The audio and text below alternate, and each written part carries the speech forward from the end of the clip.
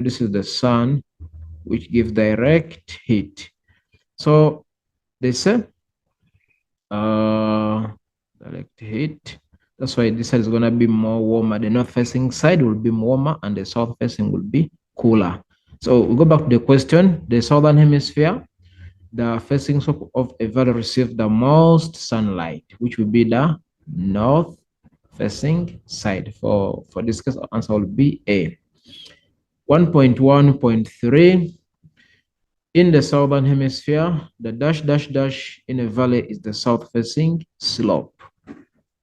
In the southern hemisphere, once again, so that will be the shadow zone. The shadow zone in the southern hemisphere, the shadow zone in a valley is the south facing slope. What does that mean? It means that the shadow zone is being obstructed or does not receive direct heat. Therefore, it will have shade, or that side will be a bit much more cooler. That is why we say in the southern hemisphere, the valley will be the shadow zone. 1.1.4, katabatic winds occur at night due to terrestrial dash dash from the valley slopes. All of us know that during the night, the land loses heat through a process called terrestrial radiation, where the land loses the heat. This is one of the reasons why at night we do cover ourselves with blankets, because the temperatures seems to drop. When they drop, that means the heat, or sorry, the land is losing the heat through a process referred to as terrestrial radiation. Number 5, a temperature inversion occurs when a layer of cold air develops dash dash a layer of warm air. And all of us know whenever we talk about inversion, so that is a point where temperatures increases with height. Now, when they say a temperature inversion occurs when a layer of cold air develops dash dash a layer of warm air. So this is gonna be beneath. So a layer of cold air develops beneath a layer of warm air. Something like this. This is the cold air. Yeah, this is cold air. Then here we have the warm air. The warm air which forms our inversion. So that's why we say cold air develops beneath the layer of warm air. Number 6, dash dash is stroke are most likely to occur on the valley floor during winter. So on the valley floor during winter, they will form frost pockets in a valley. Like this, we know that whenever cold air subsides in the valley bottom, so it's going to collect at the bottom here, forming our frost pockets.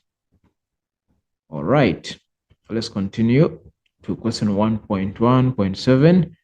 Fog in a valley is formed by the process of condensation of water vapor.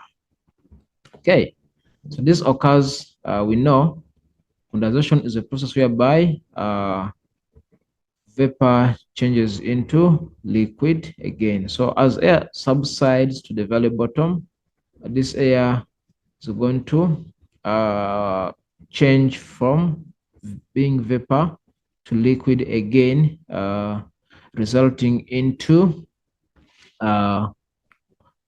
formation of radiation fog.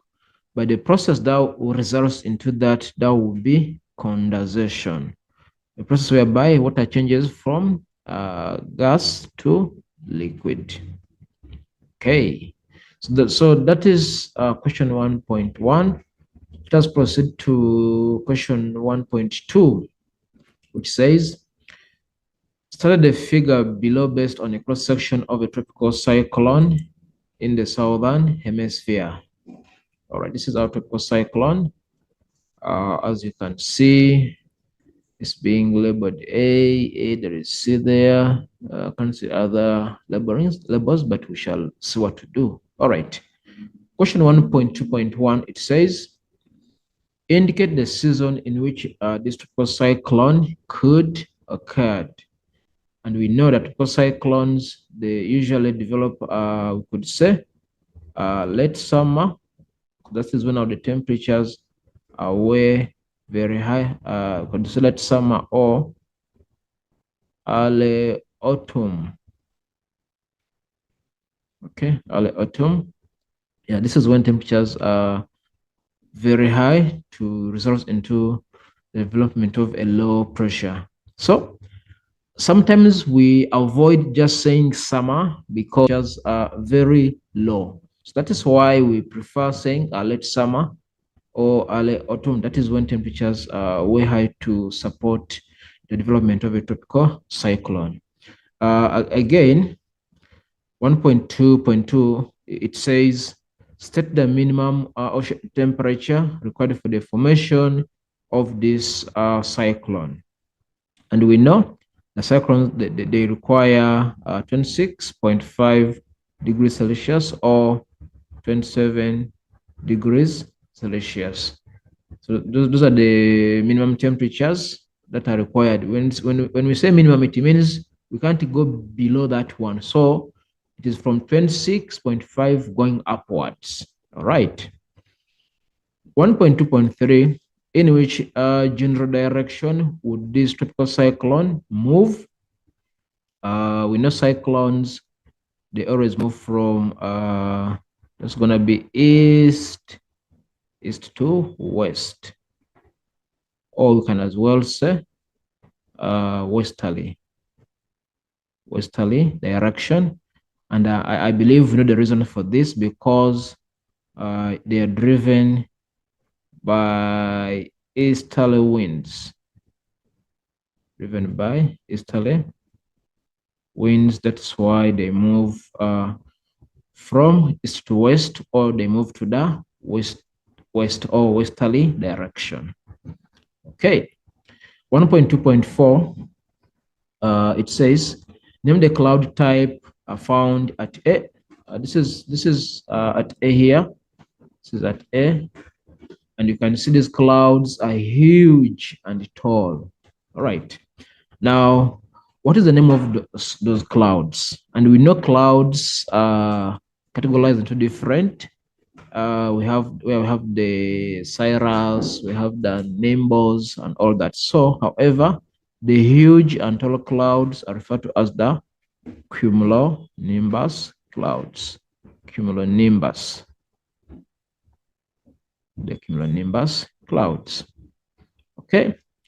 Now, question 1.2.5, it says, state the precipitation likely to occur from cloud type A. Now, we know that the cumulonimbus clouds are associated with heavy rainfalls. We could say heavy rainfalls. Heavy rainfalls. We could say torrential rainfalls. Torrential rainfalls. We could say thunderstorm showers. Thunderstorm showers.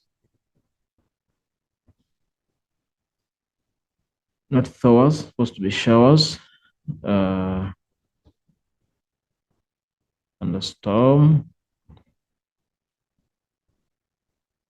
showers, etc. So basically, we say heavy rainfalls, torrential rainfalls, or stroke thunderstorm showers. Okay. Question 1.2.6, is the air surface pressure at area C low or high? The air surface pressure at C, is it low or is it high? Let's go and look at C. So we are here. This is point C here. They're saying, is the air pressure at this point high or low? I think the first concept, we need to know that at this point, at point C, we see air converging, like converging, air moves towards the same point. After converging, then it rises. Now, the mere fact that air rises, it means when air moves away from this point, a low pressure is going to develop. So that is why we say the pressure at sea will be low pressure due to a rising or ascending at that particular point after converging. 1.2.7, would the airflow at sea be described as diverging or converging? And I think I just explained that one in the previous question. So they're saying, would air flow at sea be described as diverging or converging? So remember, to diverge is when air moves away. It is to diverge, and to converge is when air moves towards the same point. So this is to converge. Now, if we check point C, if we check at point C, you can see that this is our air with black arrows indicating air moving towards this same point C, which means for our answer would be converging for question 1.2.7. All right.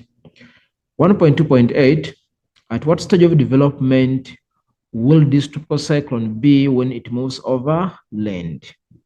And all of us know that whenever cyclones move towards land, over the land, it means they will lose their energy. There will be less latent heat, times cooler conditions, inflow of dry air, which means the cyclone will be in its dissipating stage. You could say dissipating, or decaying, or degenerating stage,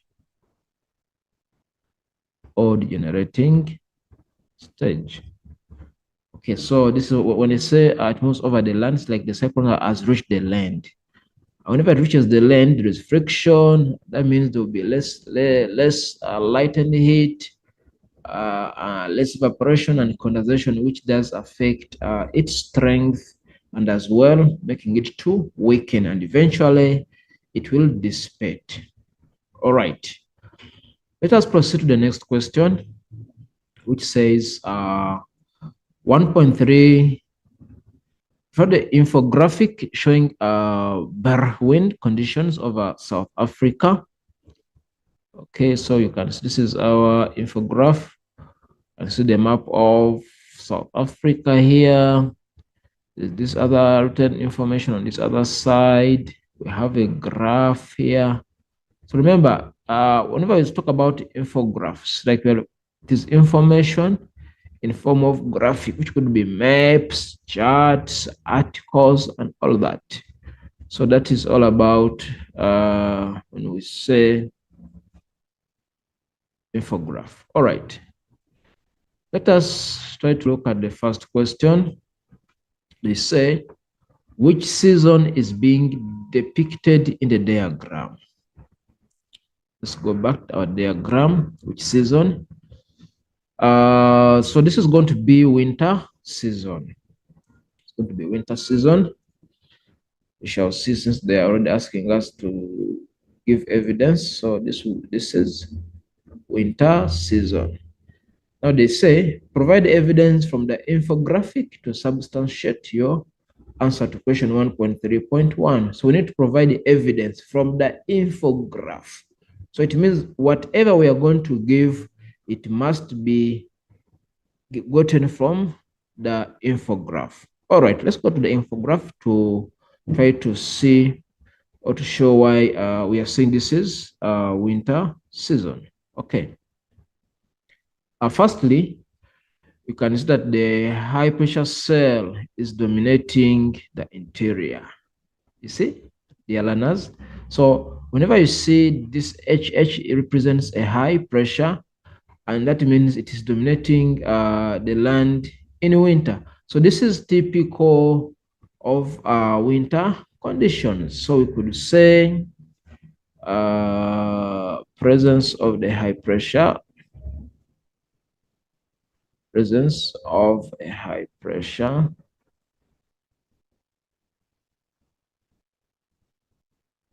dominating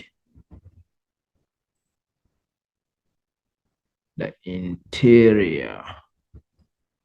That is one evidence. As well, we can look for other evidences.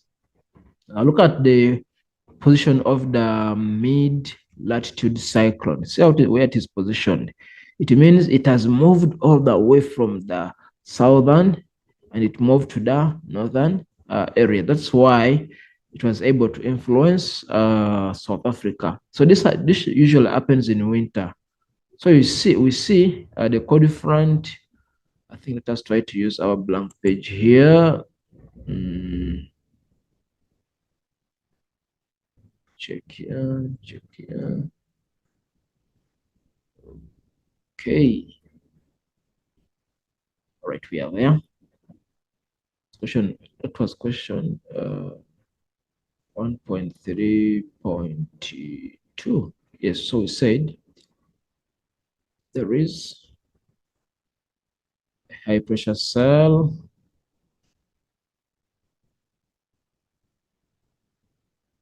over the land or dominating the land. Second, we said the cold front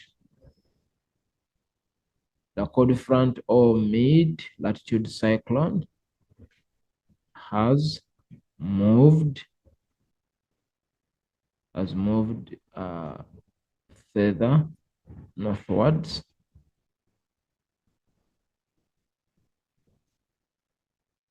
over the land. So let's check again for clarity. So you can see, like we mentioned, the cold front has moved further northwards over the land. Another evidence, we could as well look at the position of the high pressure cell. You see, this high pressure cell that we refer to as the Indian high pressure cell, it has well moved northwards. Normally, these high pressure cells in summer, they are situated a bit further away. Could be somewhere here. The MLC or the mid-latitude cyclone could be somewhere here in summer. Okay. Then in winter, they move in that direction. They move northwards, close or towards the land. So that's why we are saying we're now seeing the mid-latitude cyclone over the land here. We see the South Indian high pressure cell, which as well moved northwards over the land. Okay, so that's why we say, we could as well say the South Indian high pressure cell has moved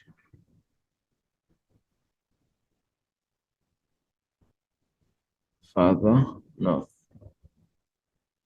Okay, let's try to check the other evidences. We could as well talk about the big wind conditions. You can see this. This is a coastal low. This is a high pressure cell. So it means there's a pressure gradient here, meaning winds will be moving from the high pressure cell, the low pressure cell, high pressure over the interior to the low pressure cell over the coast, resulting into a development of the big wind condition. So we know that big winds as well develop during winter. So you could say there are big winds or big wind. Yes, so wind is fine. Big wind conditions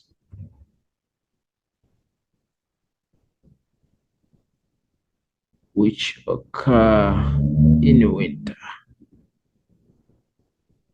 All right, dear learners. So that is for question 1.3. It's true. Okay. Let us proceed.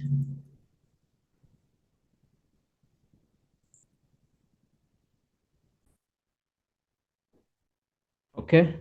So question 1.3.3 says, state two atmospheric conditions evident in the infographic that have resulted in the formation of big winds. Like I think we saw this in the previous question. They're asking what conditions does result in the development of formation of the big winds. All right, like we mentioned before, you can see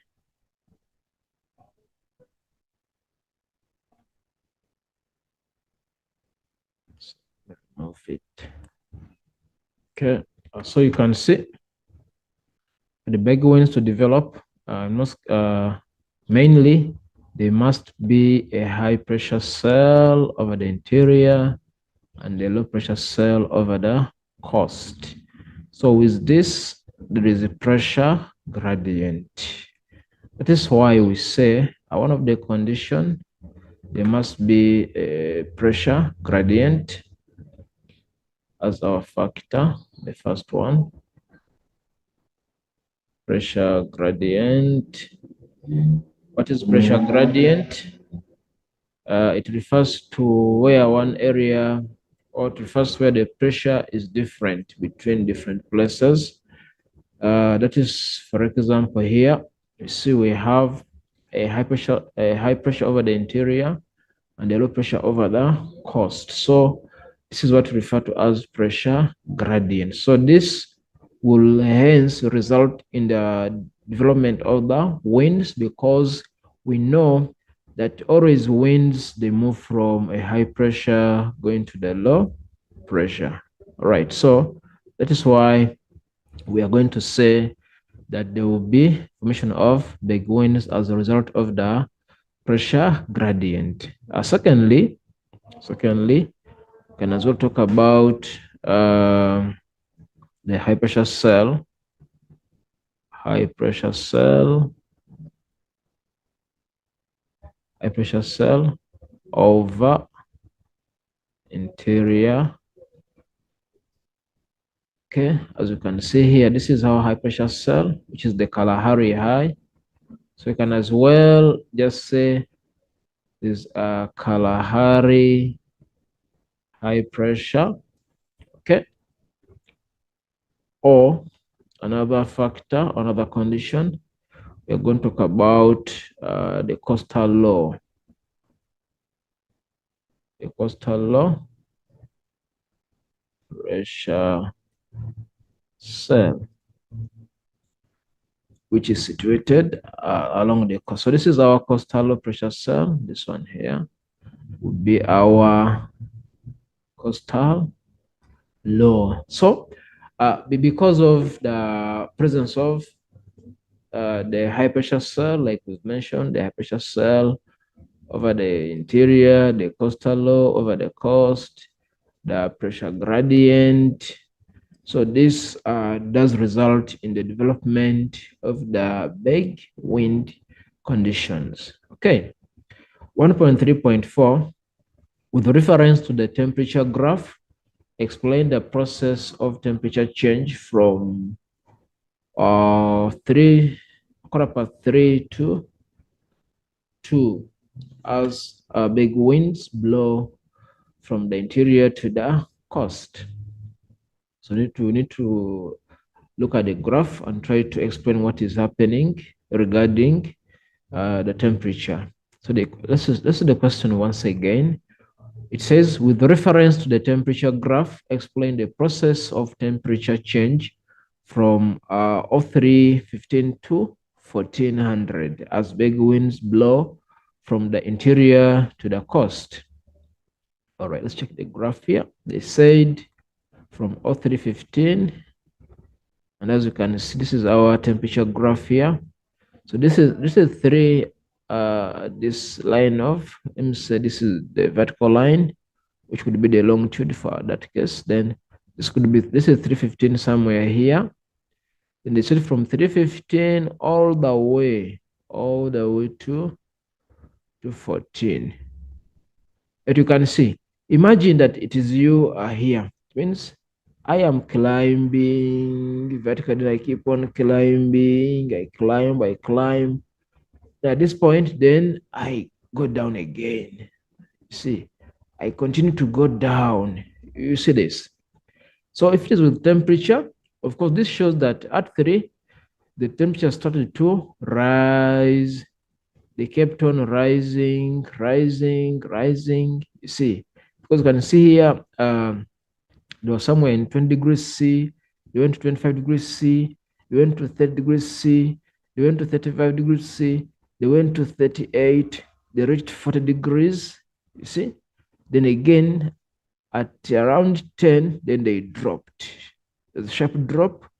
Then here there was a gradual drop, you see, to 2 o'clock. So we are going to say, with the reference, let's use our blank page. It is question 1.3.4.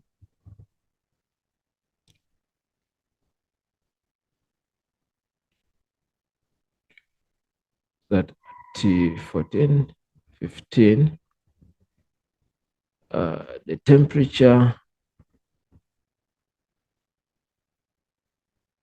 temperatures were rising.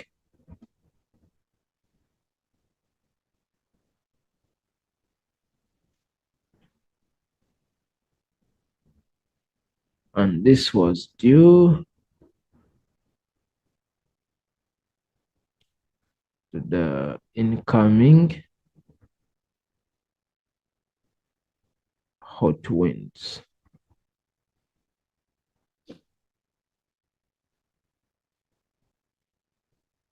Okay, let's check again. So like we mentioned, try to remove this.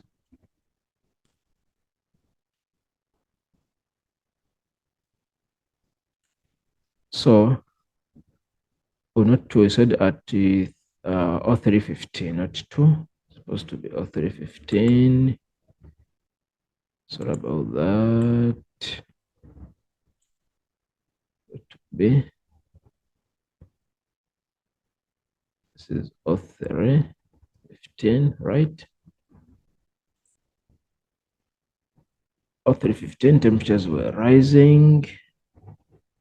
Well, let's hear the question once again. With reference to temperature graph, explain the process of temperature change.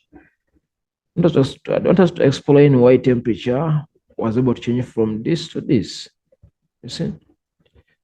And that's why here we said temperatures were rising, and this was due to the incoming hot winds, which are the Berg winds. And that's what we could say.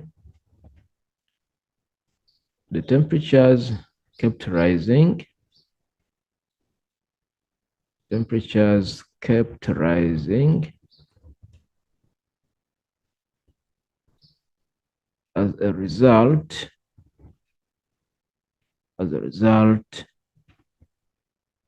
of a diabetic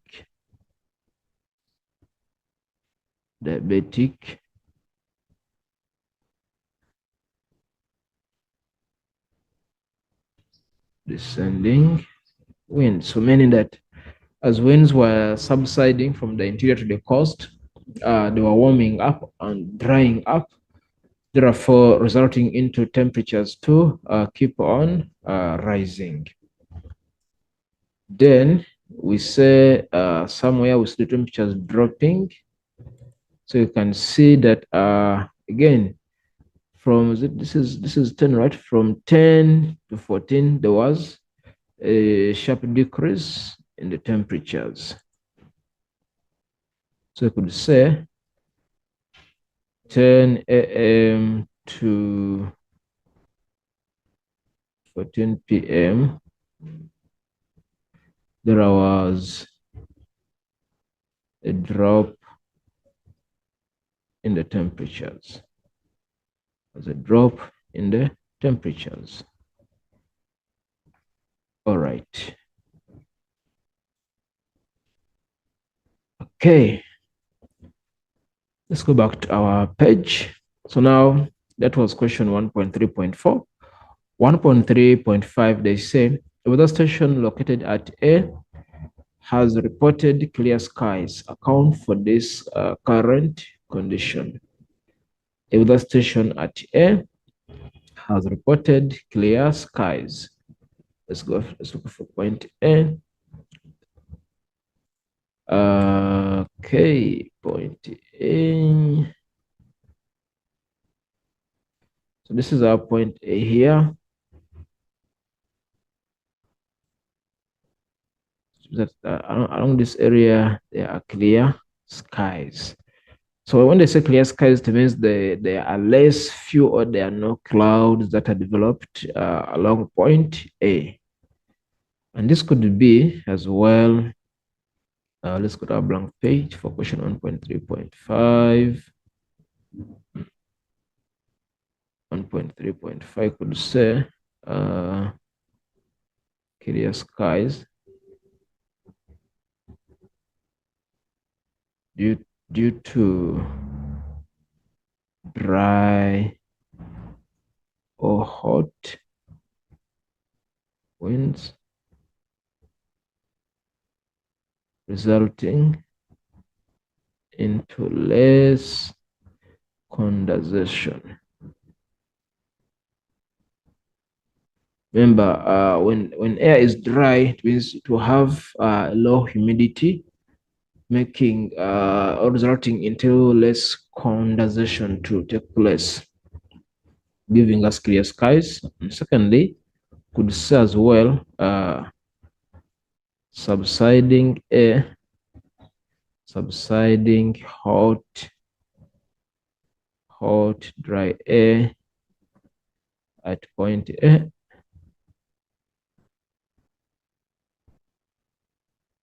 results into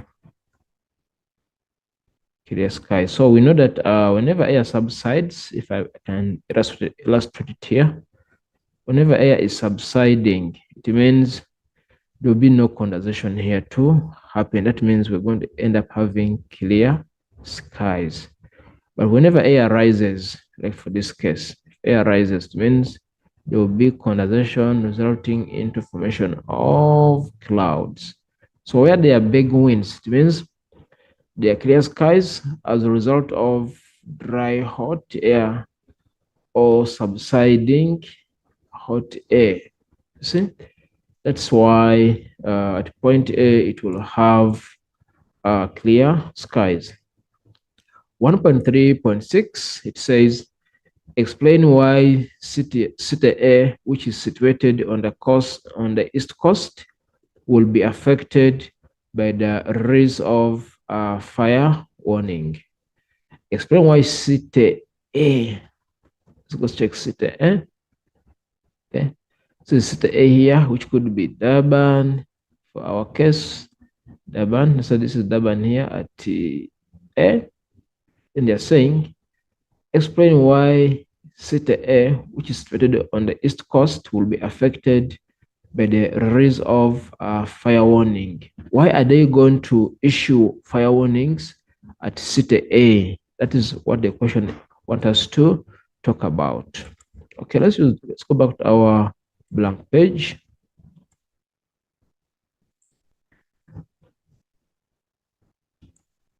Okay. Okay.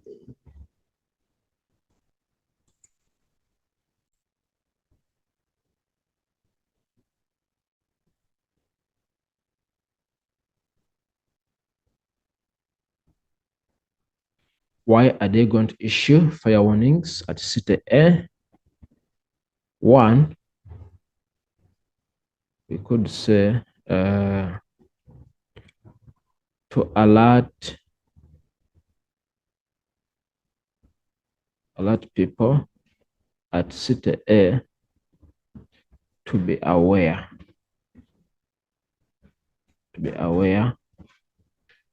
of the fire outbreak. Fire outbreak. 2, to ensure that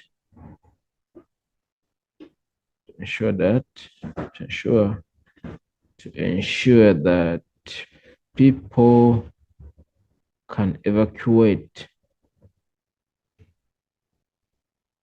away from that area. Another reason why they issue warnings there, to make sure, to ensure that people are not at risk of fire. So could say save lives. So they're going to issue warning to save lives for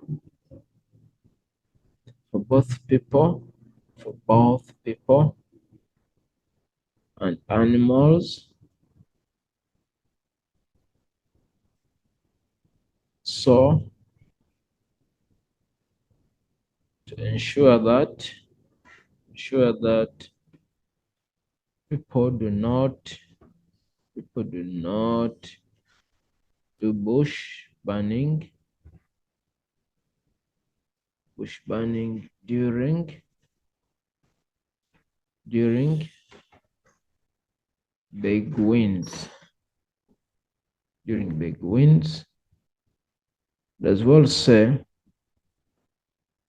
to ensure that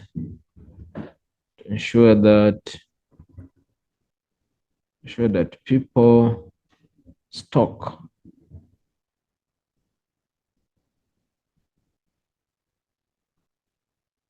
enough water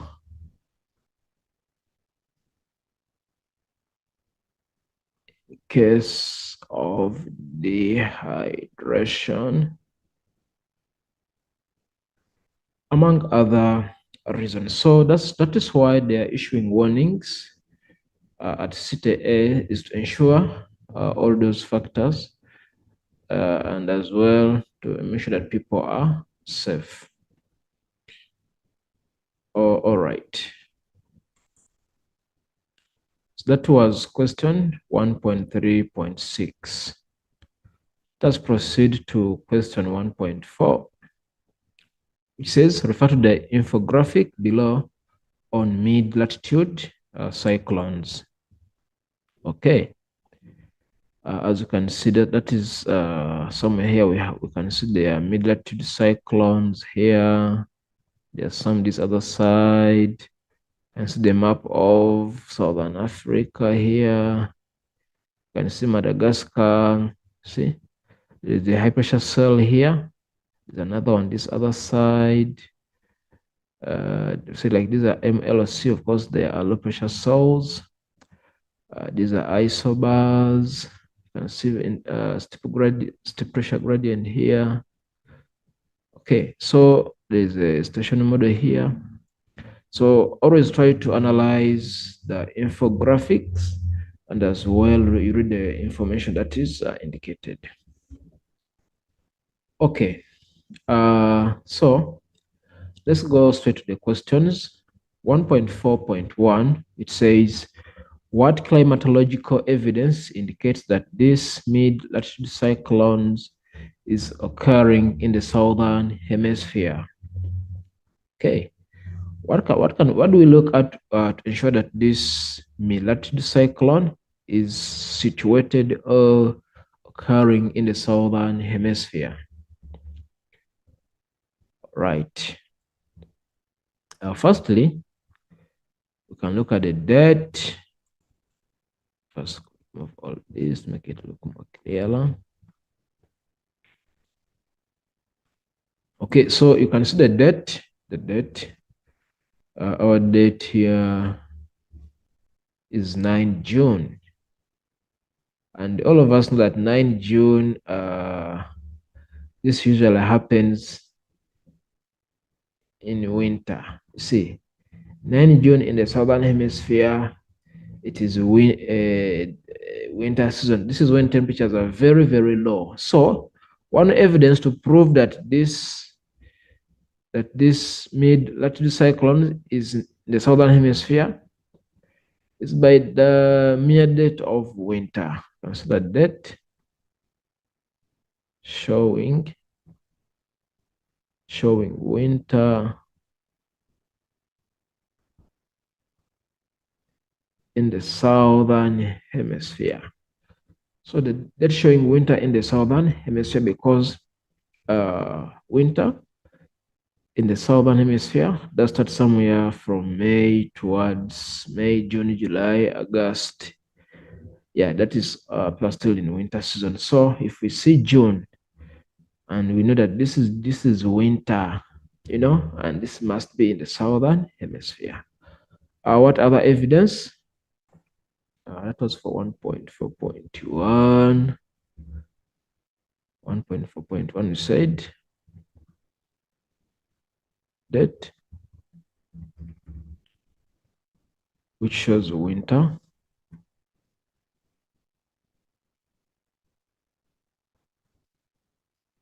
in the southern hemisphere. Okay, which other evidence? Let's check. We can as well talk about the position of the mid-latitude cyclone. So you can see that they have moved further northwards. You see, this normally occur in winter. So the position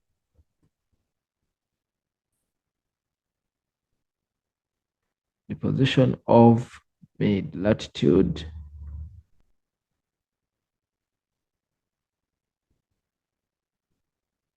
cyclone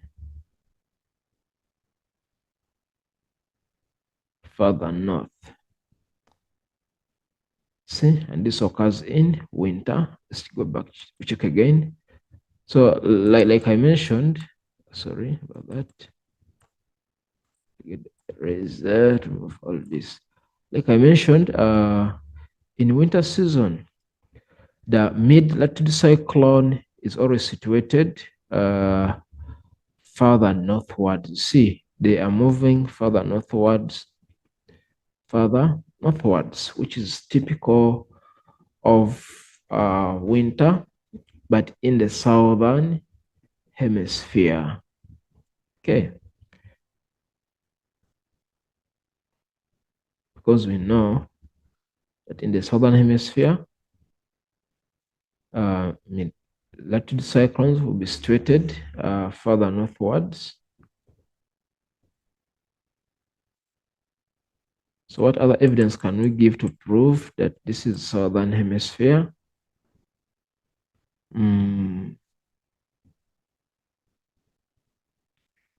Remember, we need to be very careful with this question. It talks about climatological. Okay, wait for my pen to react. Okay.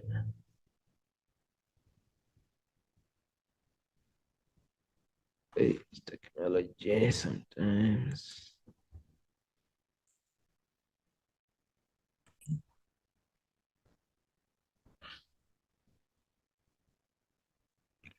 So just to recap, we said 1.4.3, the stage was the mature stage.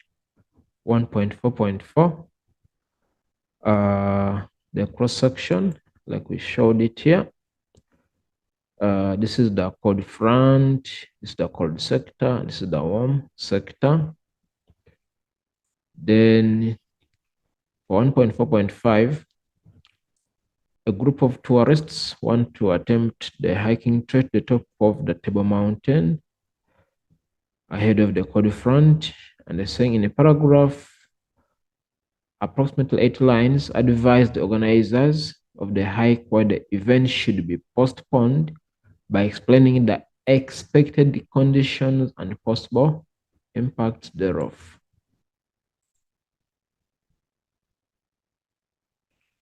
Okay, 1.4.5. So we need to look at the possible conditions and the impacts thereof. All right. Let's do like this. Sorry. Okay.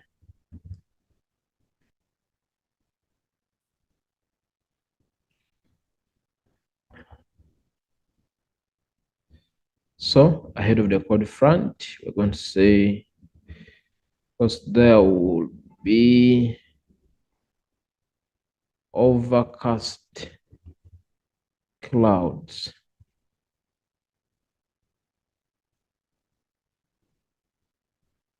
starting into poor visibility.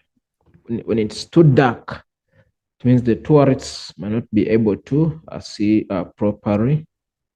As well say the cold front lowers temperatures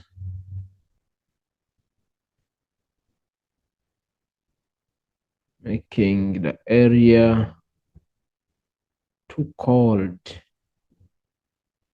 and unbearable. Because whenever there is a cold front, temperatures will drop. They need to be very, very cold. And as well say tourists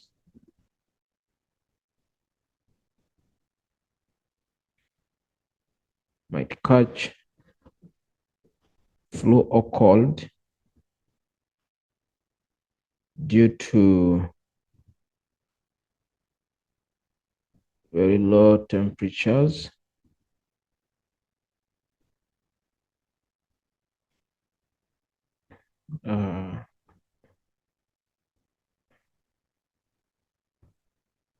The area will experience snow,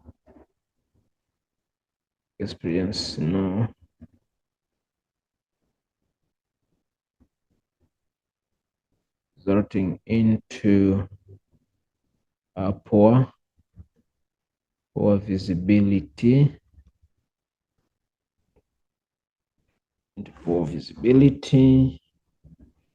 As well say there will be heavy rainfalls.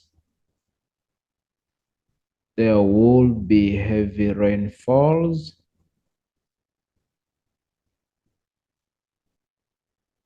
which could trigger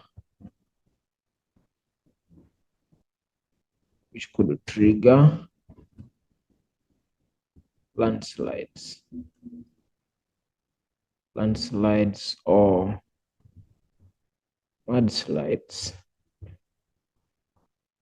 As well, heavy rainfalls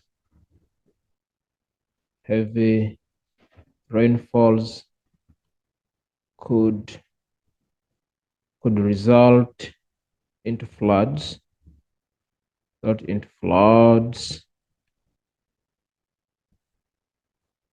which might impact on tourists.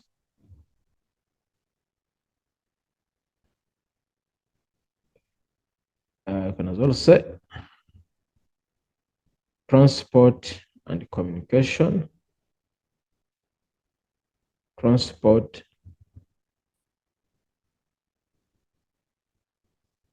and communication will be disrupted,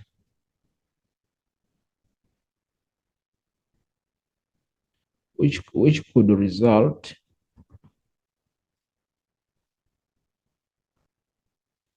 into tourists getting lost.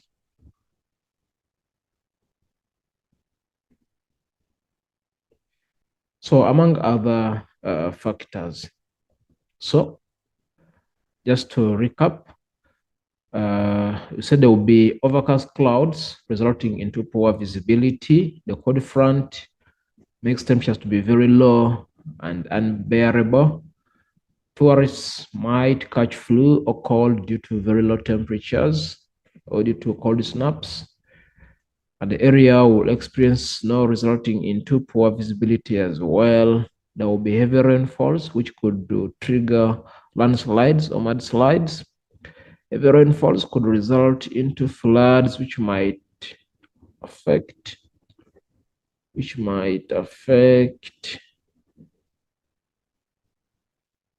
on tourists. Transport and communication will be disrupted, which could result into tourists getting lost, among other factors. All right. So that is for that question. Let us proceed to question 1.5. 1.5. Okay. Refer to figure 1.5 below, showing a pollution dome. Excuse me.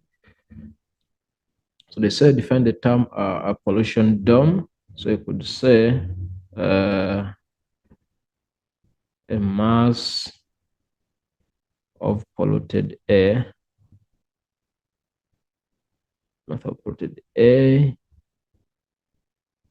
above the city. That's a pollution dome. As you can see here, this is the city. The city. So you can see pollution taking place here. So all this now is a dome which has formed as a result of trapped pollutants in the warm or in the heat island, resulting into a pollution dome. So that is why we define it as a mass or a lot of polluted air above the city. Okay. 1.5.2, they say at night, the pollution dome is lower in elevation than during the day. Explain why this occurs. At night, the pollution dome is lower in elevation than during daytime. So explain why this occurs. Okay. So we're going to look at, let us try to use the blank page to illustrate the two.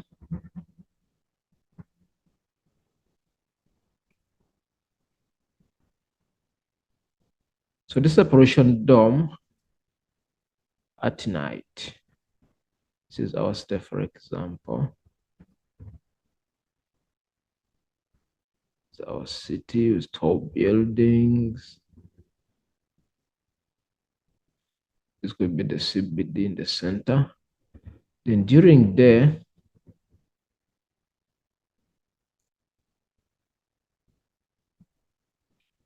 so you can see the elevation at this one. During daytime, the pollution dome is way above the city, you see? But at night, it is way close to the city, you see? So what causes this? Why is it that during day, the pollution dome is way far away from the city, then at night is much more closer to the city? What could be the cause of this? Okay, so that's what we need to answer. Okay, let's look at the answers here. We could say that at night,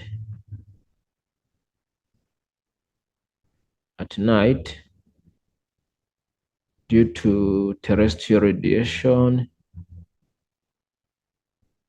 this is when the land loses the heat. Due to terrestrial radiation, the dome subsides close to the city. So at night, we know temperatures are low. Therefore, the dome cannot expand upwards. Instead, it will be contracting, moving towards the city or towards the surface as a result of cooler conditions. Secondly, at night,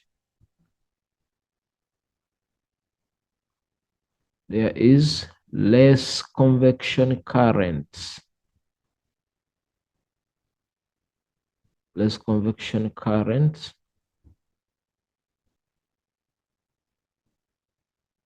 results or resulting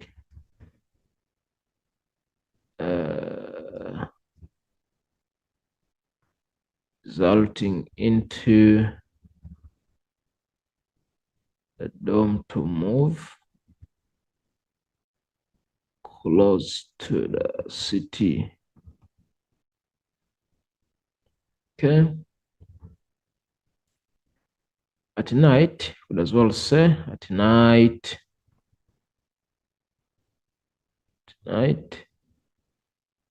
there is a lot of pollution,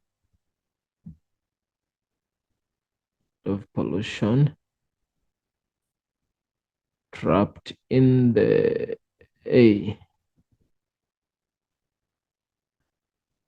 Okay.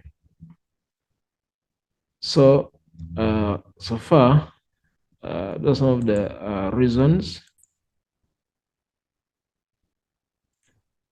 Okay.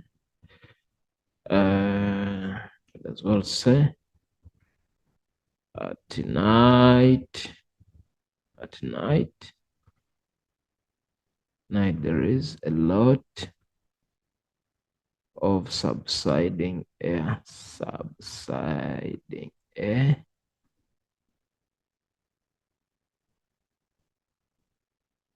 pushing the dome downwards. Okay.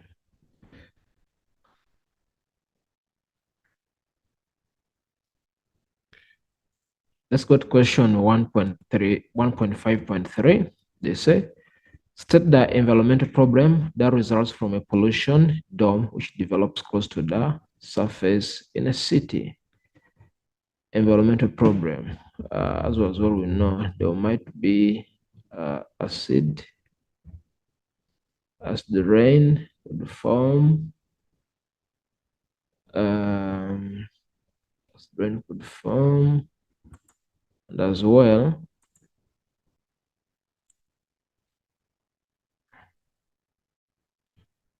we'll talk about the heat island,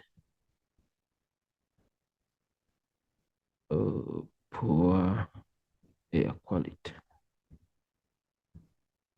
Okay, so there could be a formation of as the rain, development of heat islands, or poor air quality. Okay. 154. Describe how the environmental problem identified in the above question develops. Let's go to 154. Let's use our blank page. 154. About as the rain could form due to the reaction of water, gases, and pollutants above the city. So when those mix up, the chances of experiencing as the rain will be high. Then poor air quality will be due to pollutants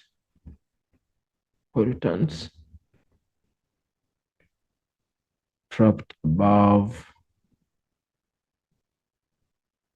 the city.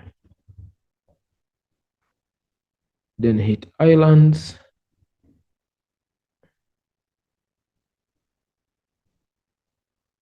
their temperatures are rising due to heat being trapped above the city. So all this could result into those factors mentioned. Okay.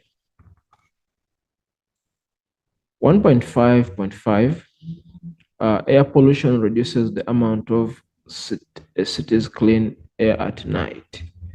Explain this statement.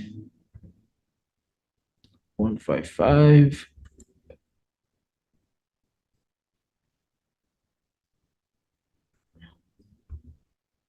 I could say that at night,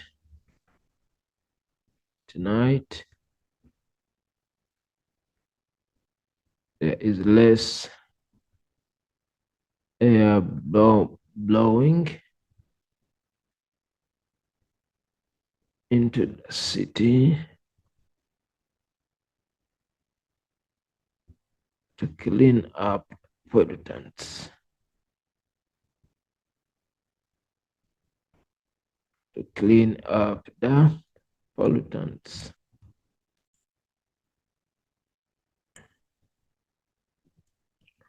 So we would as well say that at night there is too much pollution taking place. Also, you could say the pollution dome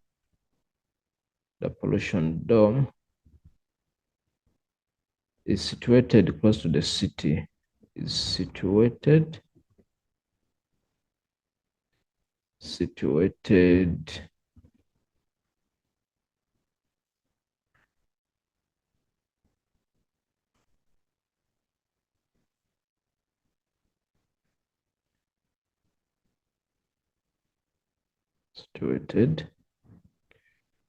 close to the city, among other factors. Okay, 1.5.6 provided two sustainable strategies that can be implemented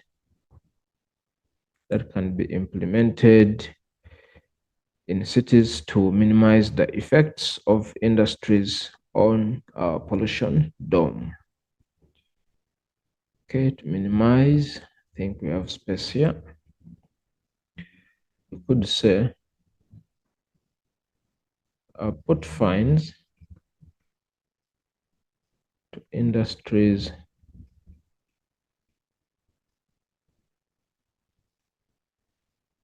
that do not respect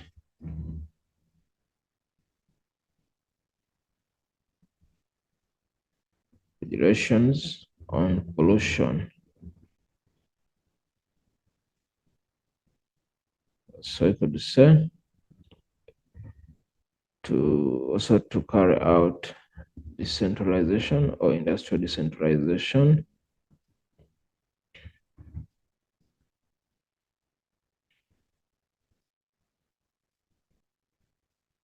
Industrial decentralization, so that industries are moved away to other areas.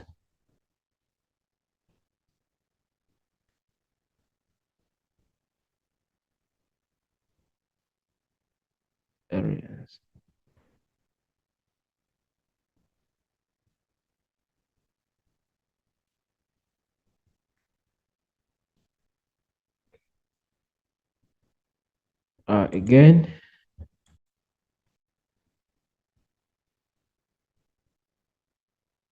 okay, technology. Excuse me.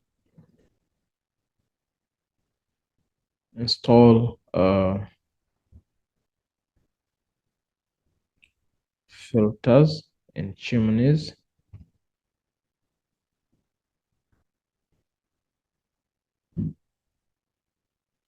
To reduce on pollutants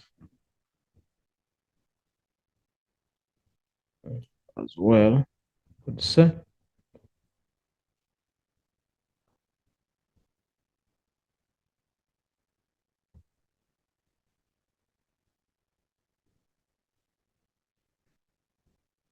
enforce programs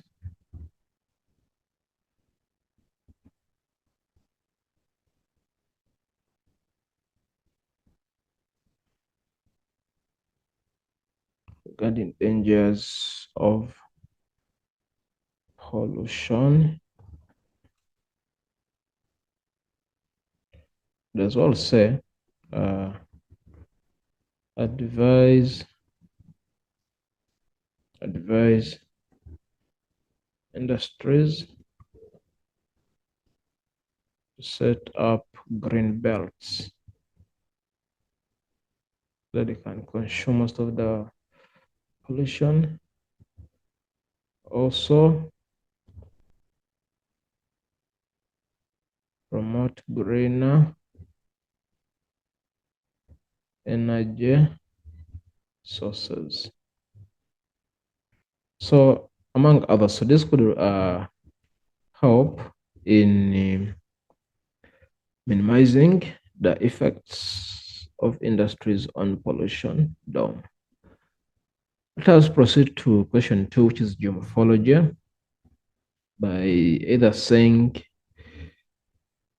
they say refer to read the following statements and choose the appropriate words in the bracket that will make the statement true. Okay. An increase in rainfall in the middle course of the river valley will result in increased, because we know in the middle course of the river valley, usually there is more of lateral erosion. So I could say there will be more lateral erosion. But as well, even vertical erosion could as well be a correct answer, because we know the more the rainfall, the stronger the river, increasing its vertical and lateral erosion. So both options could be correct. 2.1.2, the amount of load that a river can carry is determined by its gradient. Remember, the gradient refer to the steepness or the gentleness. So the steeper the gradient, for example, like this, so the river will be able to carry lots of sediment from upper course down to the lower course due to the steepness of the gradient. So 2.1.3, the volume stroke velocity of water is higher in the upper course than in the middle course. So I think we are going to say that the volume that is the amount of water, and we know it is less in the upper course. So this goes with velocity or the speed. So the velocity of water is higher in the upper course than in the middle course. Like, because we know that the upper course, that's why it is very steep. So if water is flowing over a steeper gradient, its velocity is very high, meaning water will be flowing so fast. 2.1.4, the V-shaped valley in the upper course of a river is a result of vertical erosion, because we know when they say the V-shape, we are referring to this. See, and this is caused when the river is eroding, going downwards. When it goes downwards or vertically downwards, so it's going to result into the V shape. So that's why we say that will be due to vertical erosion. 2.1.5, at the mouth of a river, there is more deposition, which results in the formation of a delta. So what is a delta? Delta is a landform which develops due to deposition at the river's mouth. Okay. 2.1.6, lateral stroke vertical erosion in the middle course results in the migration of a meander downstream. We know that meanders cannot form because of vertical erosion. So instead, they'll form as a result of lateral erosion, because it means the river is winding side to side. 2.1.7, rejuvenation closer to the source of the river will result in more erosion stroke deposition in the lower course. So remember, rejuvenation is all about the river gaining energy. Therefore, there will be more erosion in the lower course. So it means it will start eroding the channel vertically after gaining strength due to more water, or due to gaining more energy. Okay, let's proceed to question 2.2, which says below and refer to figure below and choose the correct letter that matches the description. Okay, so 2.2.1, it says drainage pattern that formed from rivers flowing into a depression or a lake. Okay, that's going to be F. As you can see, the streams are all flowing to one central point. Okay, we need to be careful between this one and this one here. Yeah, with this one here, they are showing, as you can see, the streams are flowing out. Look at this tributary joining, then it continues like that. Then here you can see tributaries are joining like this, and the river, they continue. They come, they join, then continue. They come, they join, then it flows. So they are flowing to the one central point. That's why 2.2.1 will be F. A drainage pattern formed from rocks of uniform resistance. We know that's going to be dendritic, which could be typical of A, because it looks like dendritic. Even I think it's not dendritic. Take A, as well take C. So, but the most appropriate one will be A. Okay.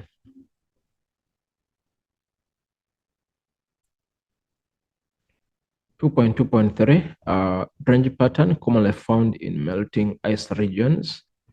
I think that is typical of G, which is the drained, because you can see with drained forms in glacial areas where streams do not have a clear pattern of flow. They are haphazard, you see. Then 2.2.4, a drainage pattern that occurs on common slope down a linear mountain. That would be C. That would be C.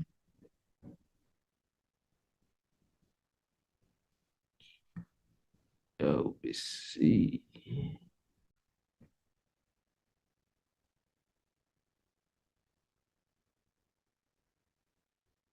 Okay, 2.2.4, a pattern that occurs on a common slope down a linear pattern.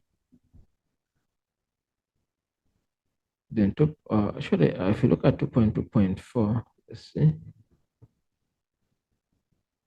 Sorry, 2.2.5, a drainage pattern that develops on alternate layers of hard and soft rocks. It has to be trellis, which is B. 2.5, that would be B. Then 2.2.6, a drainage pattern that commonly forms on areas of volcanic mountains. That would be D. Areas of volcanic mountains, that would be D. Then 2.2.7, a drainage pattern formed where prominent ridges lie parallel to one another. That's to be trellis, which is B, because with trellis it looks like dendritic, though we look at the tributaries that are too short and they join the main, you see, too short. So with trellis, the tributaries are too short, which is going to be B.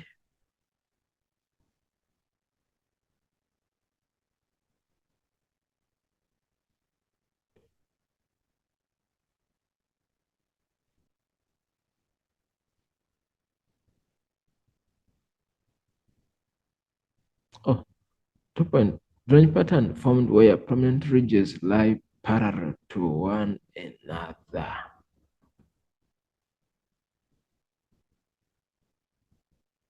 Let's check this question once again. Sorry about that. This technology. Okay. A pattern found where prominent ridges lie parallel to one another. That's gonna be C, which is a parallel pattern, right? Then 2.2.8, a pattern in which the main streams and their tributaries display many right angle bends. That has to be rectangular, which is E.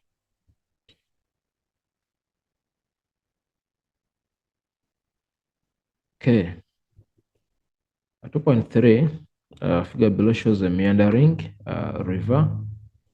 You can see this is our meander. This is a feature here, the feature here. Okay. So what is a meander scar? So all of us know meander scar. A featured fluvial landform.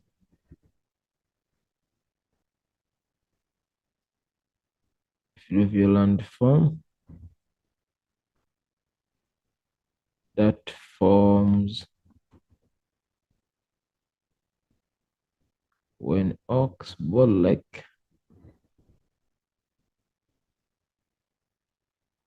dries up. Okay. 2.3.2, in which stage of the river can a meander loop and a meander scar develop? I think they are more developed in the lower course.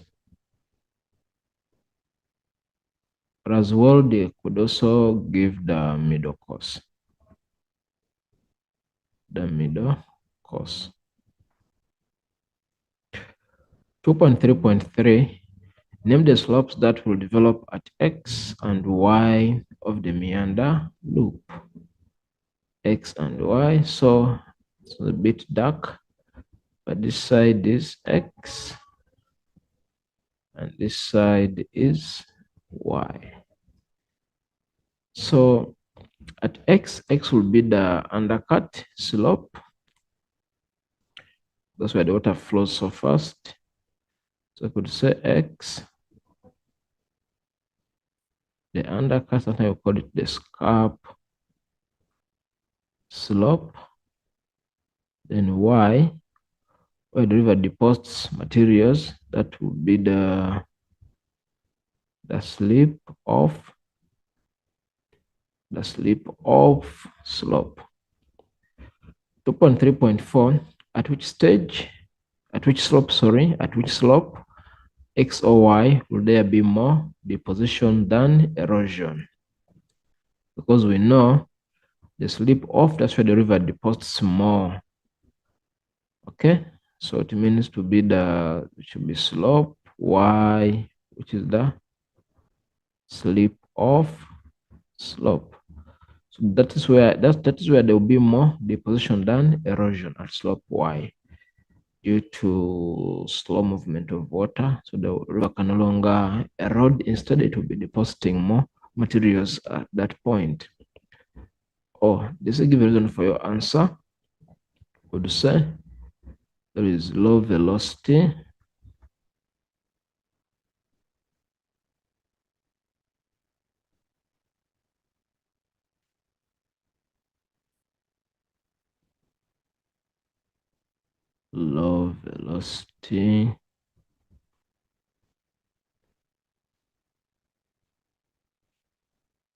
the slope is shallow. So we talk about gradient. So all this will result into the river to deposit more materials than to erode. 2.3.6, explain how a meander scar is formed. I think when I use this space here, I would say, before we look at the meander scar, we need to understand Oxbow Lake. We say a river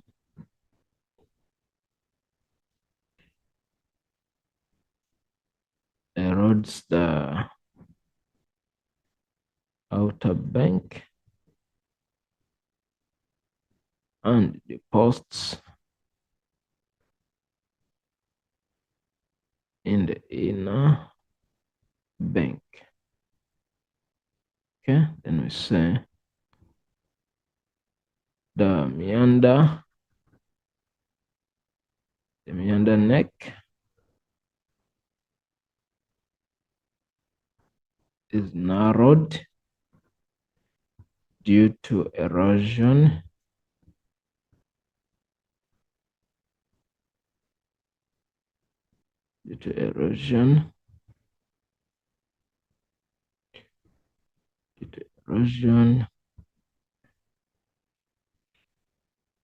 which eventually breaks,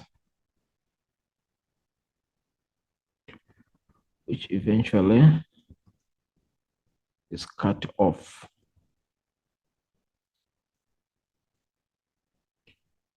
Forming the oxbow lake. The oxbow lake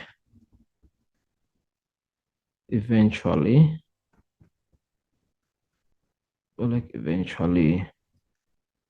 dries out, forming a meander, scar. All right, let's proceed to question 2.4, which says start the figure 2.4 below on river capture. So they say define the term headward erosion.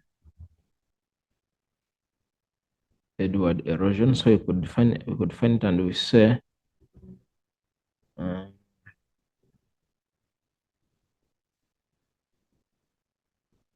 depends when I'm gonna write it on top here. A river erodes backwards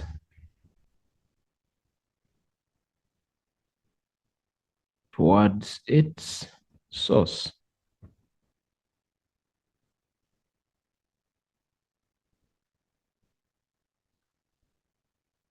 lengthening its channel. That is headward erosion.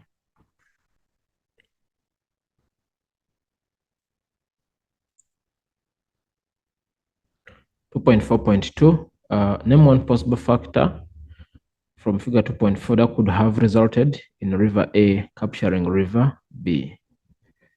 River A, so that river A, this was our captor river, which was more stronger.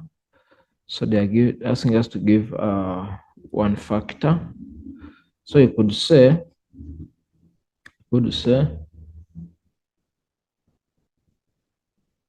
that river A, I think let me use our blank page so that I have enough space.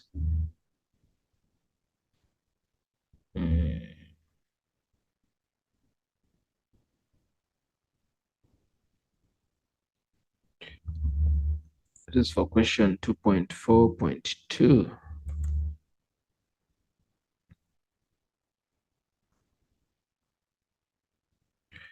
So I could say that river A was flowing on less resistant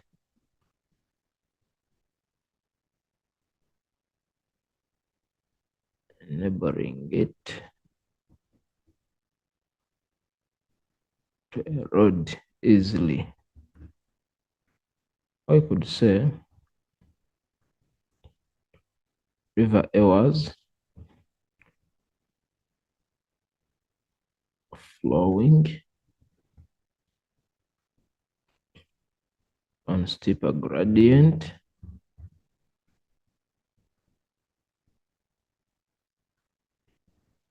making it more energetic. energetic, or river A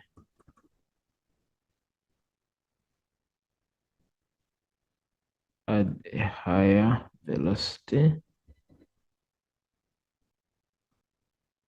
and strength, or river A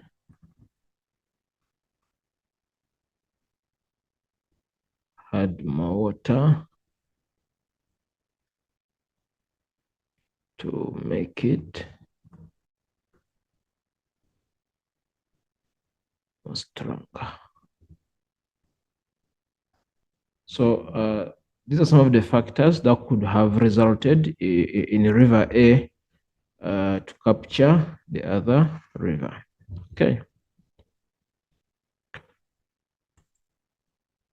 Question 2.4.3, explain how the process of headward erosion contributes to river capture. So 2.4.3.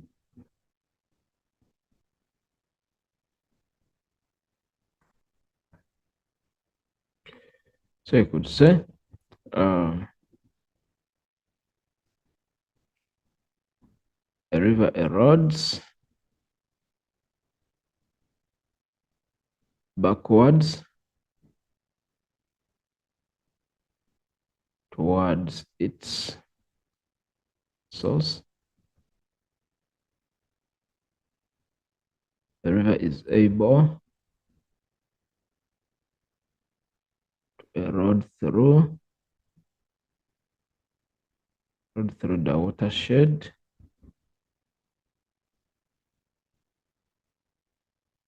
and will still the other area. So that's how you can explain how headward erosion could contribute to river capture. Okay.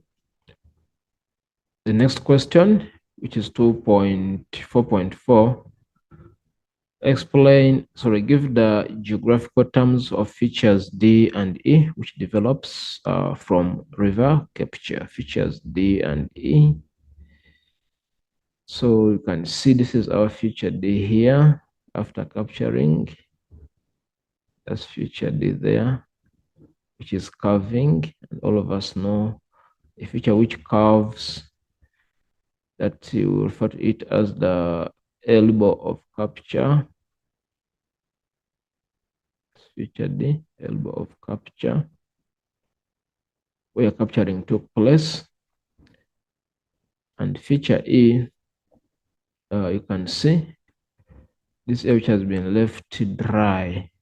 You can see the river continues the other side, but then this area has been left dry, and we refer to it as a dry pen or a wind gap. So feature E is going to be our wind gap or a dry pen. 2.4.5, discuss three physical changes that will occur in river A as a result of river rejuvenation. So what's going to happen to river A? Would say its erosive power.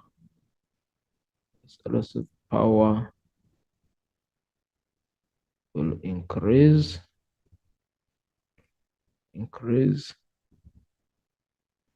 its energy and velocity will increase.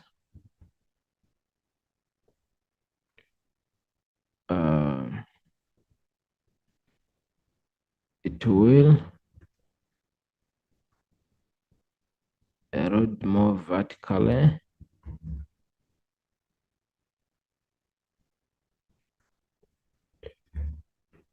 It will have more volume of water.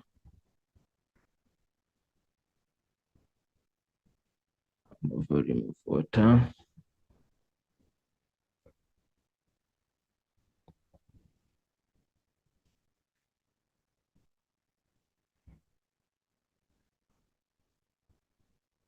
will develop various landforms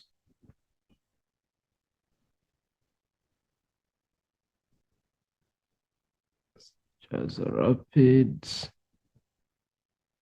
to see, among others. Right. Question 2.5 below, which is an infographic on Cascade River catchment area.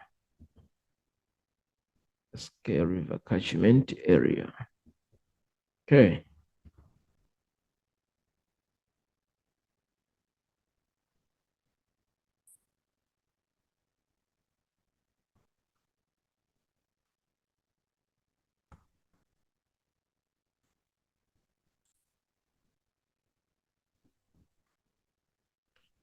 Okay. So 2.5.1, they say define the concept river catchment area. So a catchment area, but as well define it, area that supplies technology. Sorry about that. Okay, so I could say area.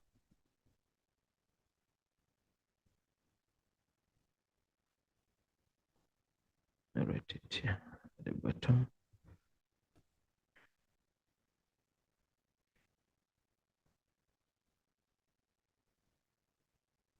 Area that supplies a river with water.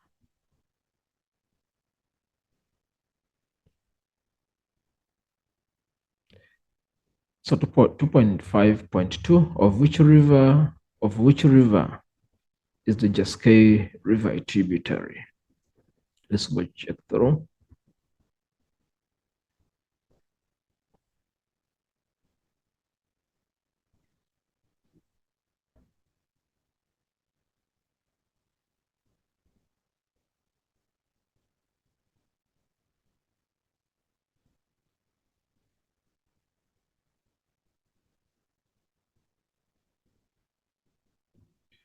So of which river is the Cascade River a tributary?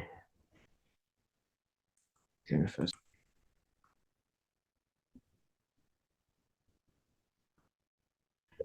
Okay.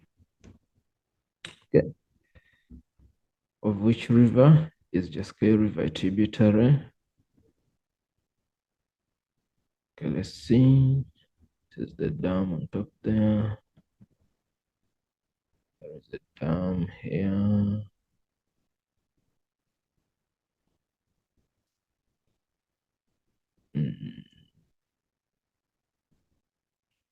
So this is Cascade here. So this is an area, Chalami. So it comes, it's flowing into which other river? So here they mentioned the Crocodile River. This is Crocodile River.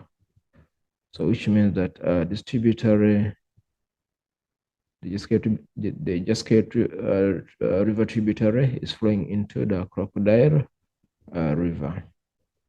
That's why we say the Crocodile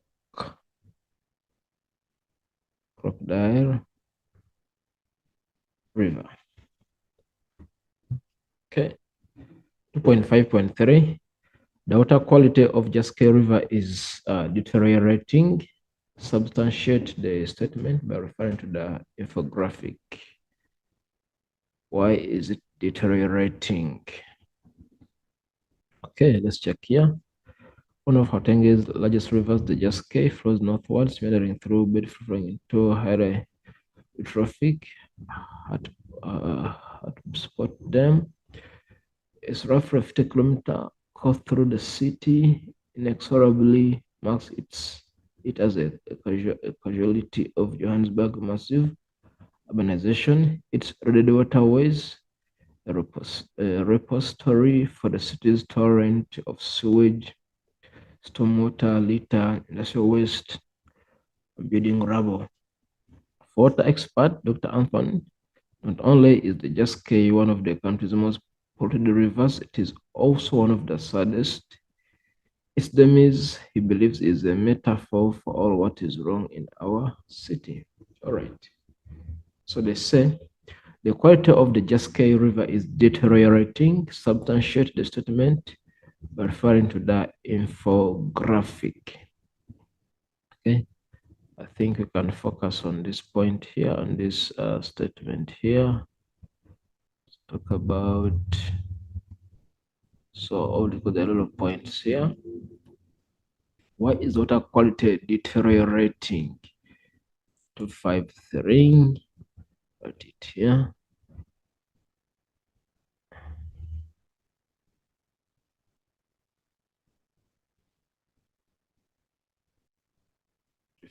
Three.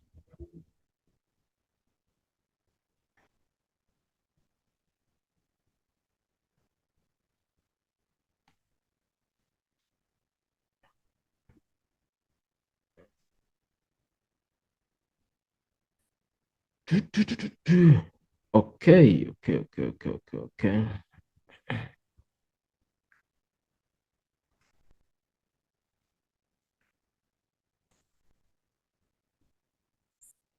Check.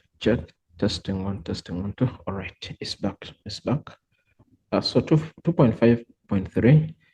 The water quality of Jaskei is deteriorating. Substantial statement by referring to the infographic. Okay, let's go back to 5.3. So remember, we had identified, they said, the torrent of sewage. So talk about sewage from industries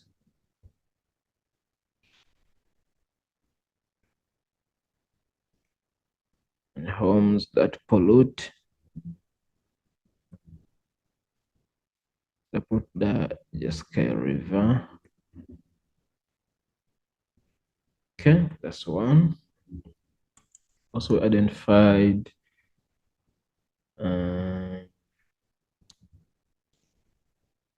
also this other part here about urbanization.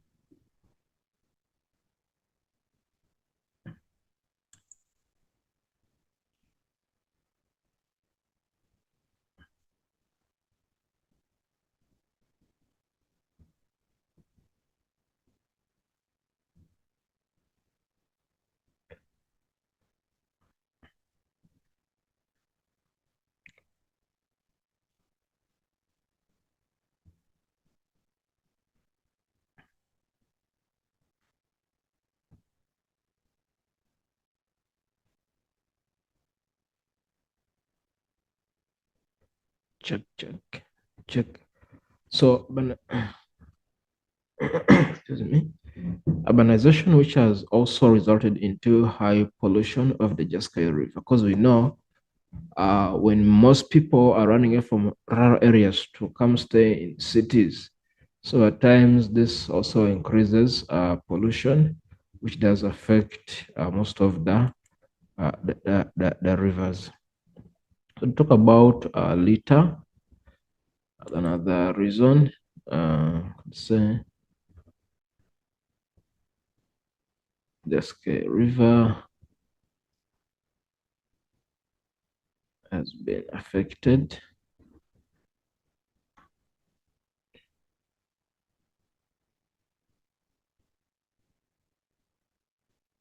due to too much litter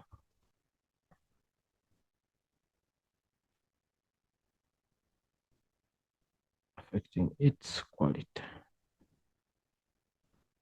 affecting its water quality. Okay, what else could we talk about here?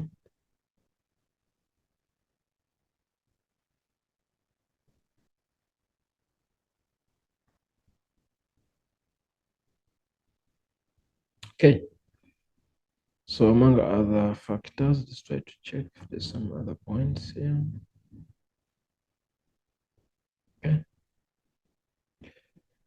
So in a paragraph 2.5.4, in a paragraph of 8 lines, suggest possible strategies that can be implemented to deal with the problems identified in question 2.5.3.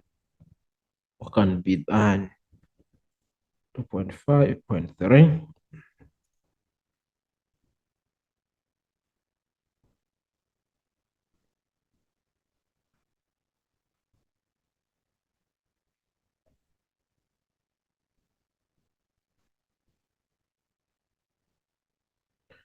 It's a buffer around, buffer around river to prevent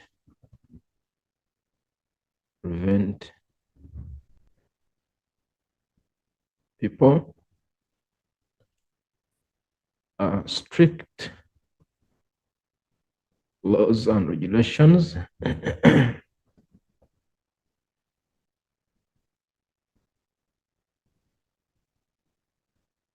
regarding pollution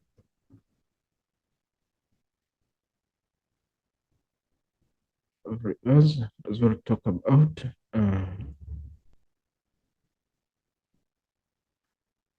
Environmental campaigns, environmental campaigns to educate people, get people on importance of rivers. So rivers. So talk about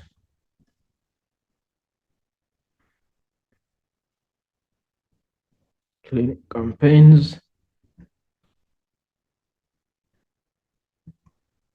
to ensure that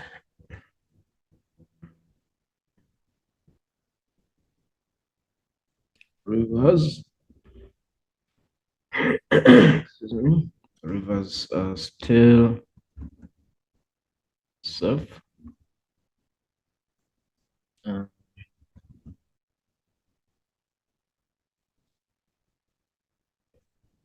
Fix sewage pipes to avoid leakage into rivers.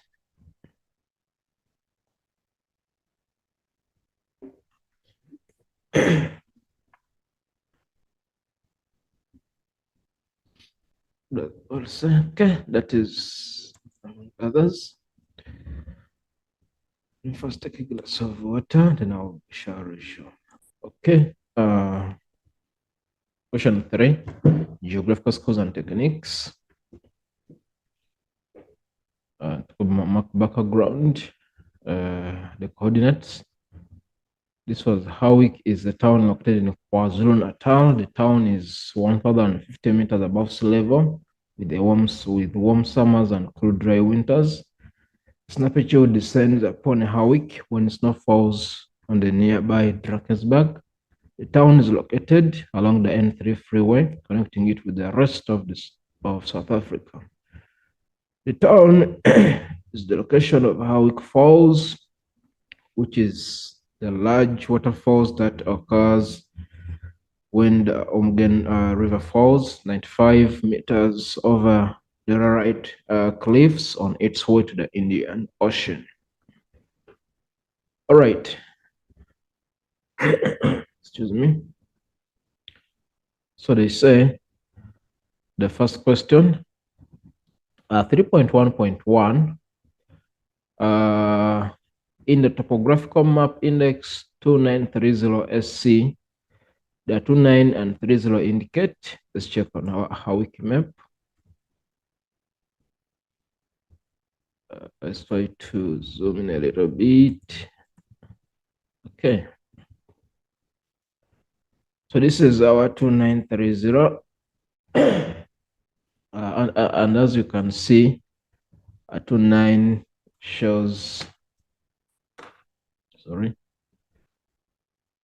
29 shows a latitude and 30 shows a longitude. I know the latitudes are numbered south, longitudes increases to the east.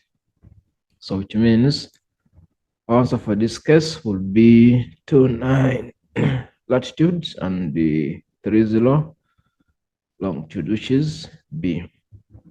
Howick Waterfalls is located in which province? Remember, as we read, Howick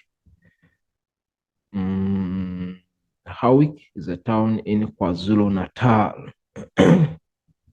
which is supposed to be A. So always for such information, do not forget always to read through those given infos or infographics. Sometimes learners miss out on such easy questions. Okay, 3.1.3. What is the difference in height between spot height 1030 in block E3 and spot height 784?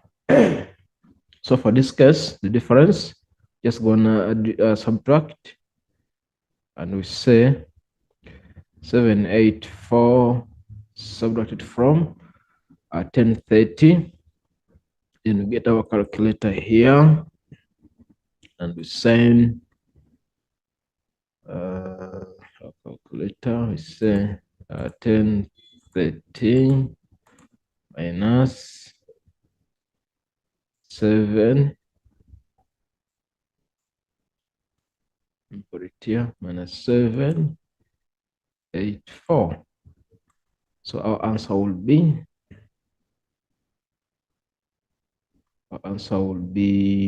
246 meters.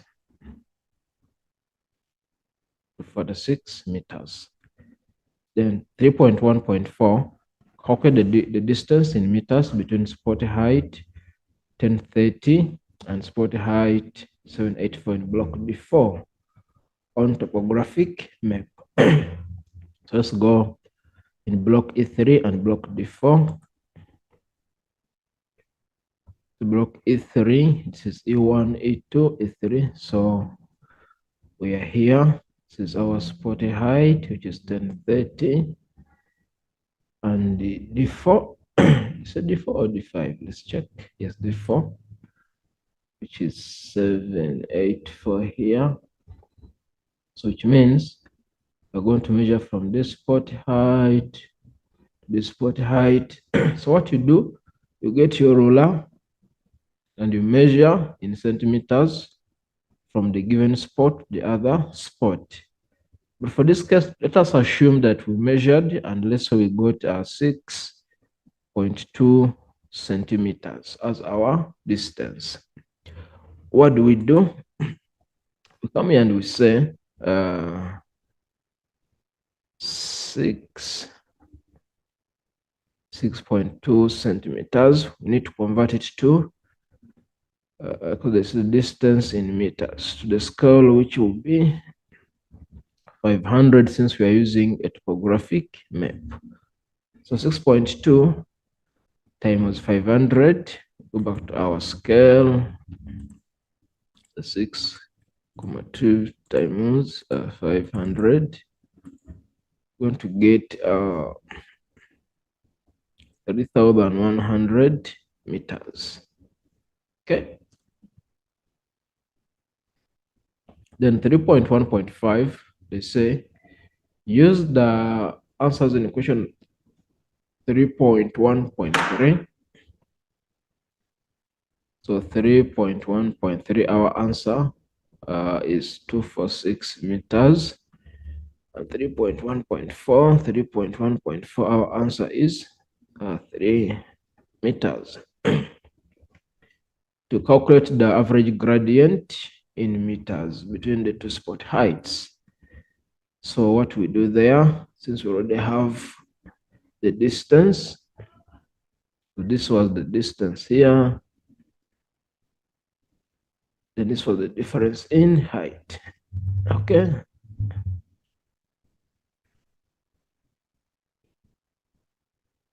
difference in height. So what we do here, as our formula states, vertical interval over horizontal equivalent. So meaning our vertical interval, that is the difference in height, which is 246 meters, over the horizontal equivalent, which is the distance in meters.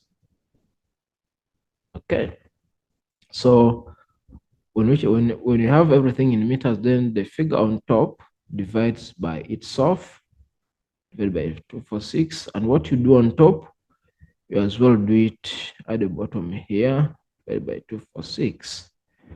Then you say 246 divided into 246, that will be 1. Don't forget that our answer for gradient must be in a ratio. So it's going to be 1. Then 3,100 divided into 246, divided by 246. So our answer is 12,6. That's our gradient. Okay. Then we proceed to 3.1.6. Choose the correct answer from the option provided below. Write only the letter A to the next to the question number.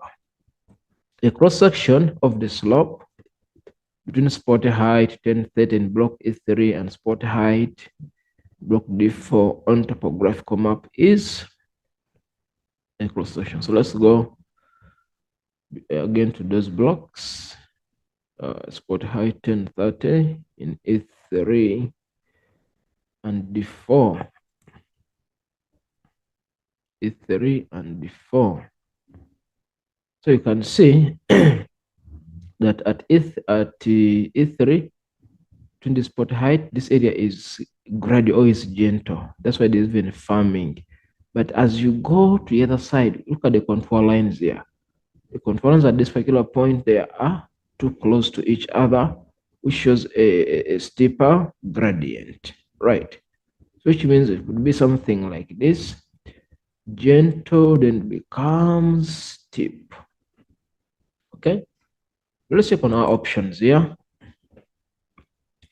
So when you look at option B, you can see it is gentle, then it becomes steep. You see? That's why we're going to take number B as our correct answer.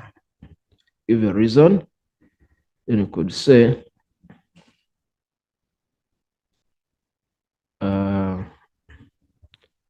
at E3,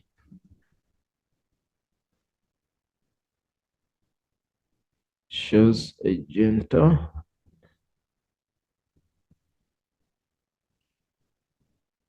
gradient and steeper at D4. Okay. Then 3.2, refer to the valley at G in block B2 on topographic map. To the valley at G in block B2. Let's check. Sorry about that. Block B2. Okay. The valley at G. So this is where we are at G. Block B2. All right. Choose the correct answer from those given below. Write only the letter to the number. The nocturnal or nighttime wind that develops during the night in this area is called, that will be katabatic winds, because we know that katabatic winds develop in the valley at night. Explain how wind promotes the formation of dense fog at G. So let's go back to our blank page.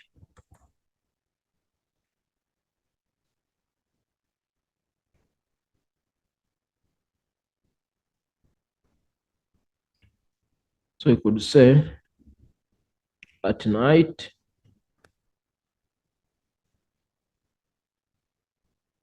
cold air subsides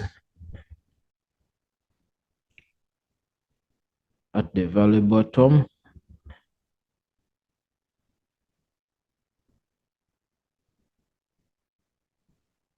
forming frost.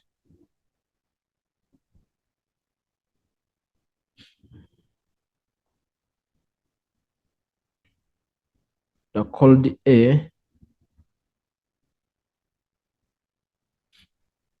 at valley bottom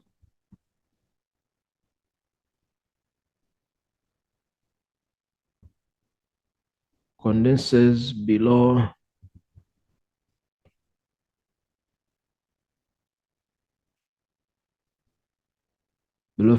freezing point, forming the fog.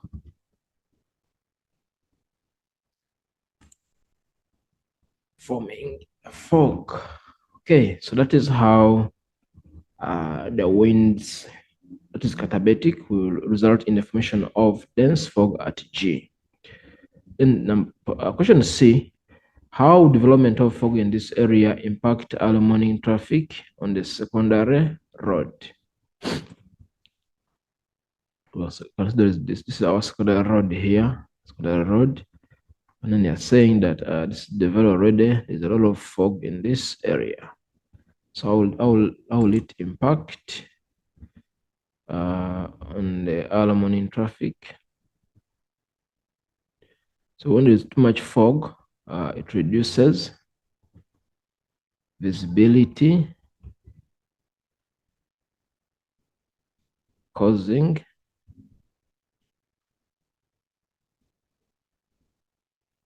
traffic to move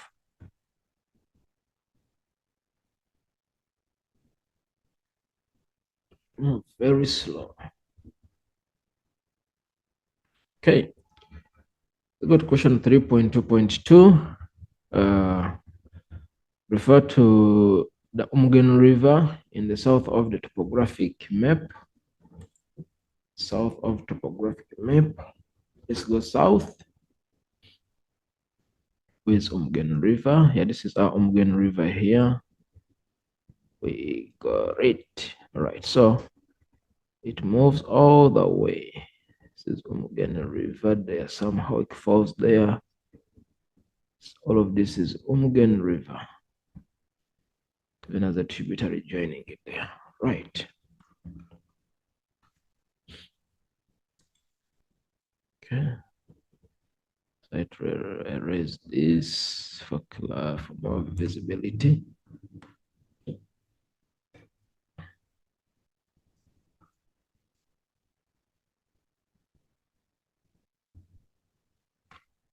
Okay, so let's go back to the question. It says, in what general direction does the Umgen River flow? Let's check. So you can see that this side it is too steep, right?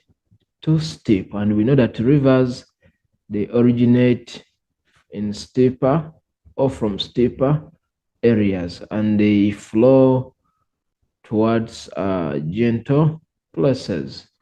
So it means that this river was flowing, if we put our compass like this, our compass, it was coming from the northeast, going to the southwest. Why do we say southwest for this case?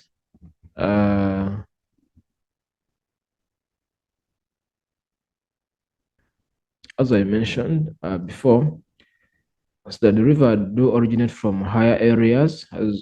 So this is visible by looking at the contour lines. I think you can see our contour lines are too congested here or close to each other.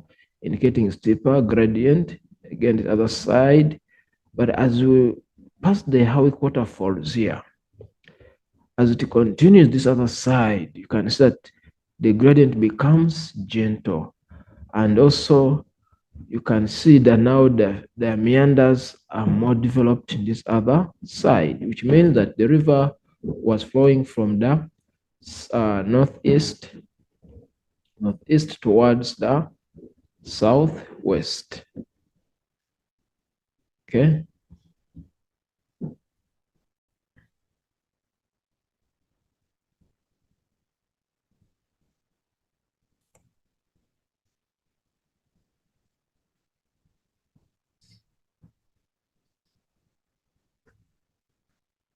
Okay. So that's why we say that this river is flowing to the southwest direction.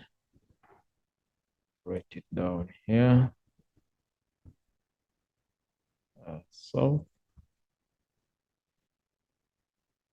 Southwest direction.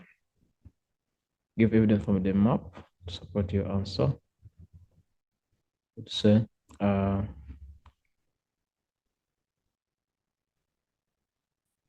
gentle gradient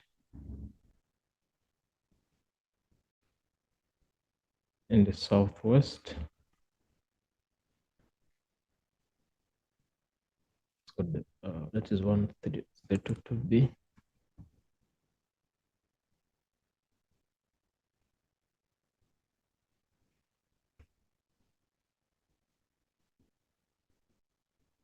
Gradient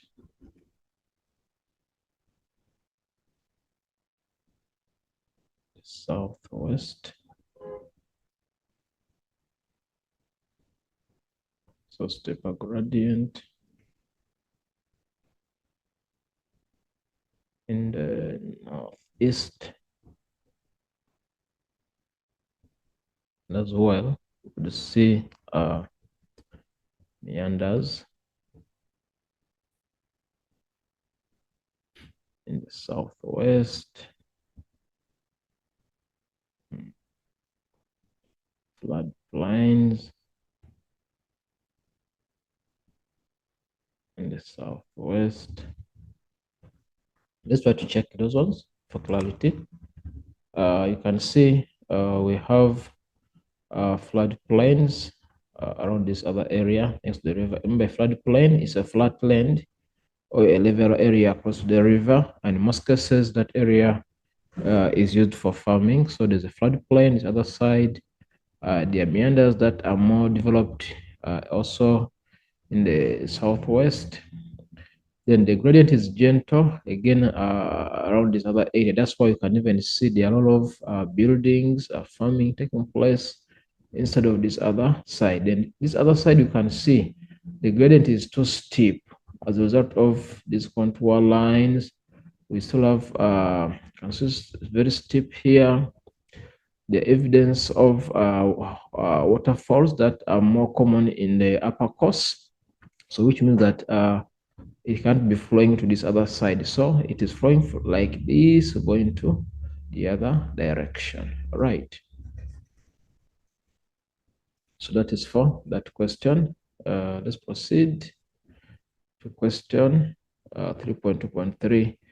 Identify the stream order at H in block F4 on topographic map. Block F4.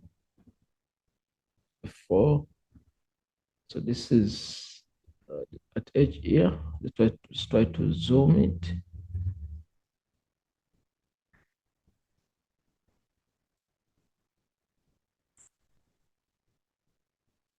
Okay, so you can see at this point, this is H here. If we draw this stream nicely, you can see the other stream, this other stream, right? It means there is 1 and 1, which will give us a 2-order stream at H. Right to back. So meaning order would be a 2-order stream. 3.2.4, landform 8 on the orthophoto map. Let's go to the orthophoto map.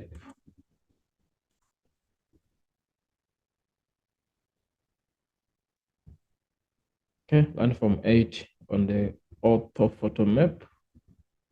Let's check orthophoto map. Landform 8.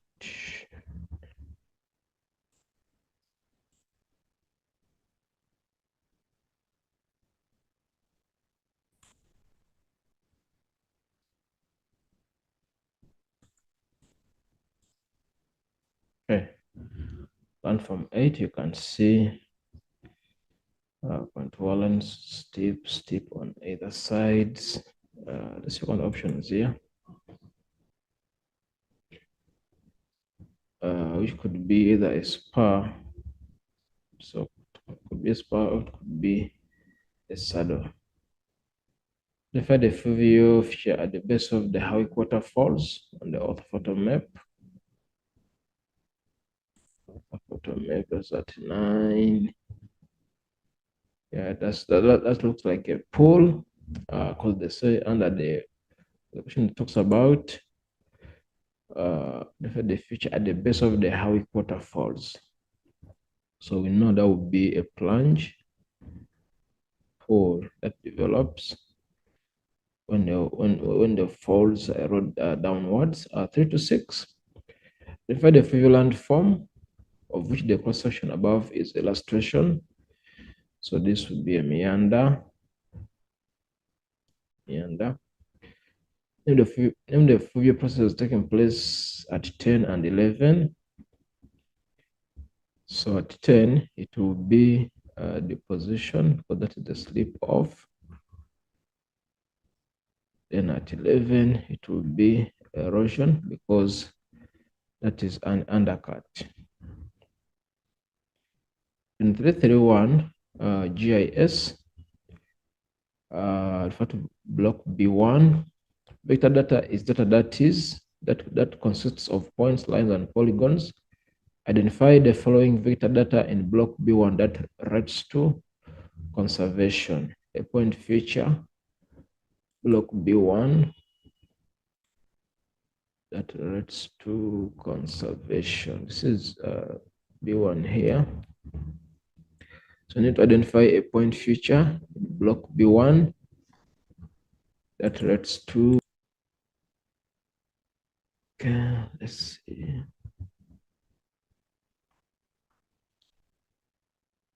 Our map, is that clear? Let's try to zoom in and see.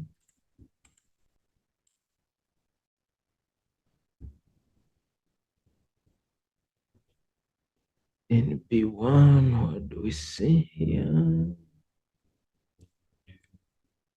That feature.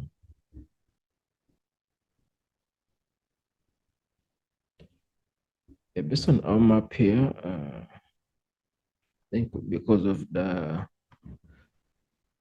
resolution, you can't easily see the lookout, identify a point feature there. But let's try a polygon. So a polygon is a polygon that could be woodland. See, full of woodland, that is in block B1, which is woodland. Then refer to the Howick waterfalls in block E2. So they say the location of the Howick Falls at F in block E2 on topographic map is an example. The location that is going to be spatial data, because we know spatial data deals with the location of objects. So since they spoke about the location of the Howick Falls, that would be spatial data. Then 3.3, refer to Imgen River, which runs through the town of Kwa Mevena in block E1. Define the term buffering. This is drawing rings around a feature or demarcating a zone around a feature.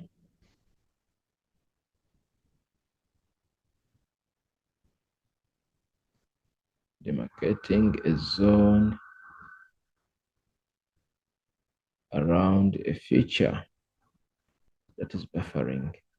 So number B, do you think buffering was applied in the development of the town in block E1? Let's go and check. Block E1. Do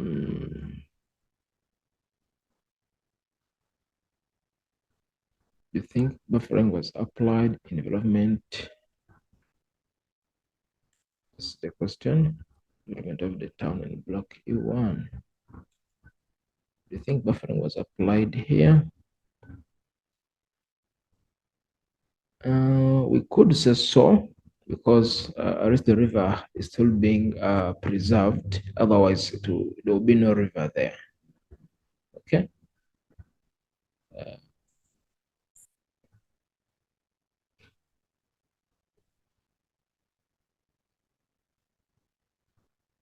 But as well, I think let's go with a no, because let's say no, buffering was not applied. Give a reason. The town encroaches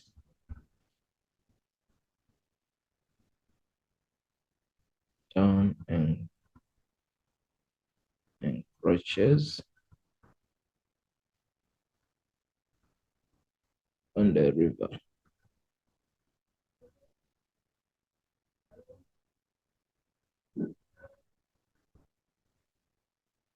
Town encroaches on the river.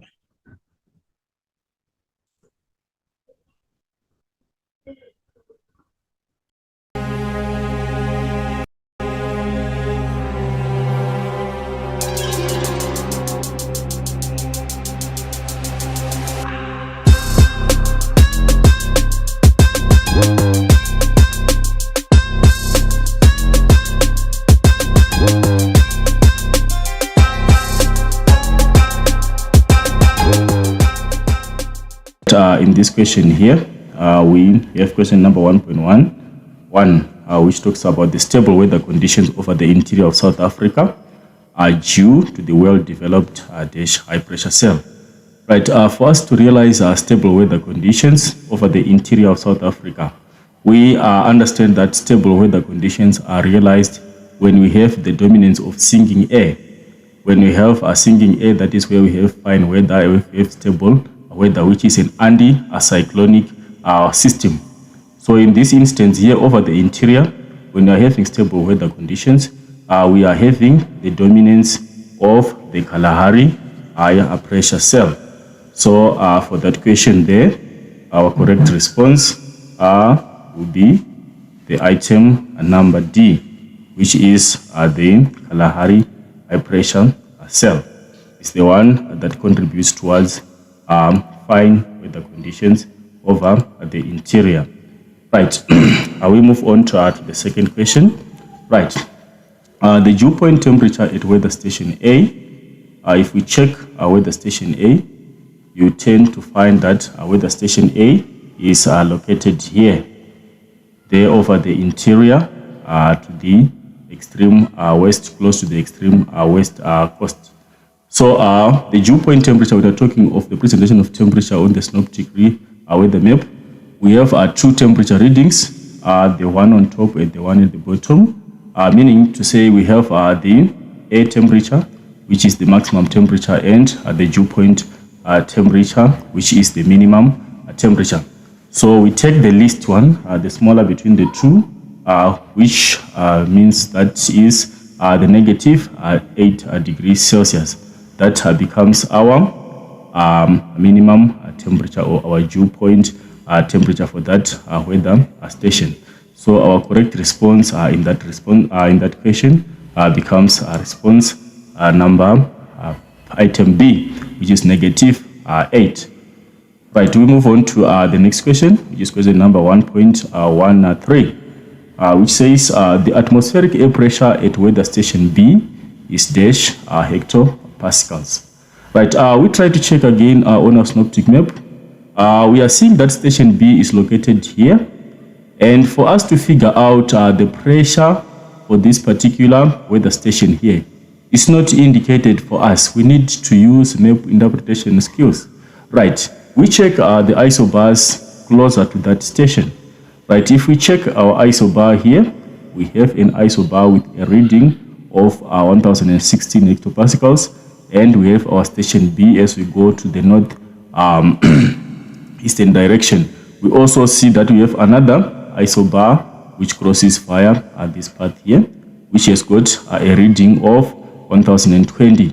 So if we check here our isobaric interval, it represents that it has a 4 hectopascal interval from 1016 to 1020, 1016 to 1020. There is a difference of 4 hectopascals. So if we can try to estimate before we even check on the responses, our response definitely has to lie within the range of 1016 and 1020. It should be between the values of 1016 and 1020, which will mean that it can only be 1017, 1018, 1019. Those are the possible responses for that particular station. So if we try to check on our responses here, definitely there's no response which coincide, or which is there are no two responses which definitely fall within the range of our responses expected. So the correct answer for that question comes as response number C, which is 1018 hectopascals for that question. Then we move on to the next question, which is question number 1.14, right, which talks about the low pressure cell at C is known as a dash low. Right. We go to our synoptic map and try to identify C. Our C is here. Right. If we see the location of our pressure cell there, we can actually see that the pressure cell is located along the coast, along the coastline. And if you check on this extreme western side, we are over the Atlantic Ocean, and as we get to the eastern side, we are getting inland. So this low pressure cell is along the coast, along the coastline here. So low pressure cells that we tend to find along the coast, we call them the coastal low pressure cells. So we check on our responses, and on our responses, the correct response there becomes a coastal low for that question, which means our item number D becomes the correct response. Right, we move on to number 115, which says the type of precipitation found at town D is dash. Right, we go back to our map and try to identify where town D is. Right, we check there. Our D is there, indicated by this letter, and is pointing to that symbol there. Right, what does that symbol mean? What is the type of precipitation indicated by that symbol? You can see D is pointing at a dot. Right, we have several symbols that are used in synoptic weather maps. We have symbols for different types of precipitation. We have symbols for fog, symbols for mist, symbols for hail, drizzle, rain, whatever form of precipitation, snow. They have different ways of presentation on the synoptic map. So for this one, for this dot here, the correct response is rain. That is the type of precipitation that is represented by that symbol on the synoptic map. So we check the response of rain. Right, we go to the next question. Right, the type of precipitation, to answer question number 1.15, is caused by, right, what causes the rain is, we want to look for the first item of the type of winds which will cause that type of precipitation. Definitely in that instance, when we talk of offshore and onshore winds, we are looking at offshore, we are looking at winds which are coming from land going over the water body or going over the ocean. And onshore, we are looking at winds which come from the ocean over the land. So definitely for us to have rain conditions, we need to have onshore winds. So we pick our item number 2. Then we look at the conditions of the winds which are onshore, conditions which are likely to cause rainfall. For us to have effective condensation taking place, we need to have warm and moist air.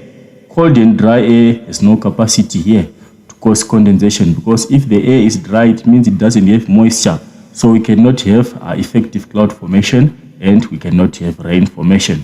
So in this instance, our item number 116, the correct response you are picking the response for onshore, and you are also picking the response for warm and moist, which gives us a combination at D with item number 2 for onshore and item number 4 for warm and moist, which gives us the response item D for that response for question number 1.16.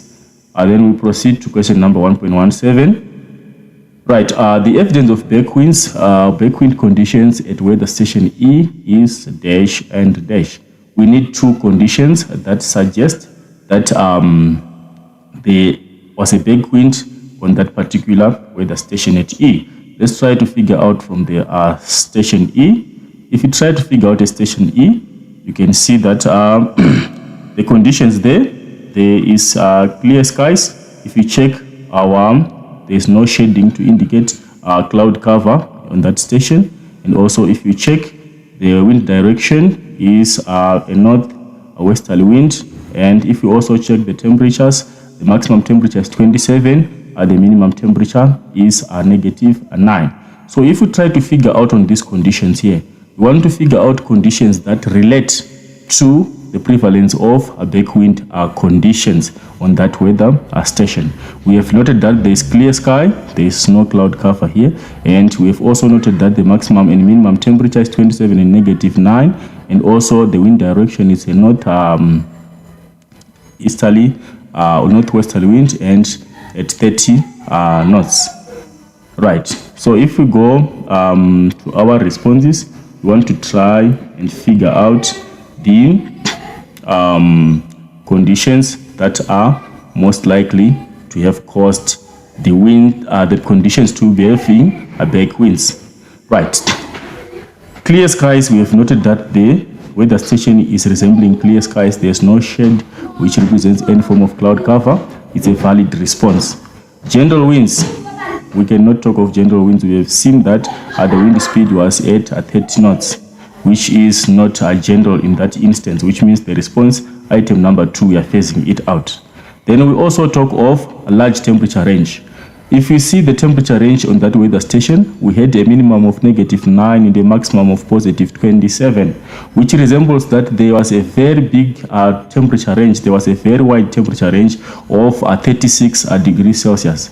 And the implication is such that the conditions before the coming of the backwinds, it was extremely cold with a temperature of a minimum of -9, and then with the coming of the backwinds, the temperatures rose from that minimum until they got to a higher temperature of 27 degrees. So a large temperature range is a possible response. Then southeasterly winds. The wind direction, we've seen that is not even a southeasterly wind, so we are phasing out the last response. So the remaining response is clear skies and a large temperature range, which gives us a combination of item number 1 and item number 3. The combination falls at option number A, which is the correct response for that question number 117. It gives us the response at A. Right. That was our question number 1.1. Then we proceed to item number 1.2. Basically, it's a question which is based on urban climates. Right. And before you figure out the questions, we need to familiarize with the concepts of urban climates and how the climate conditions are modified by the urban environment. Because you remember, an urban climate is a micro climate, which means it's a unique climate for a particular geographical region, for a particular smaller geographical space, which is an urban setting. So there are different factors that shape and that determine the climatic conditions that are realized in an urban settlement. Right, now let's look at the questions. We got question number 121. Slopes in a valley facing the equator are warmer because the area covered by insolation is dash, with the responses Y and Z being smaller and greater.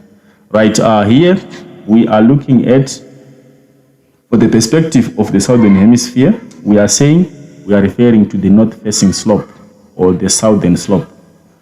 The north-facing slope in the southern hemisphere is the one which is facing towards the equator.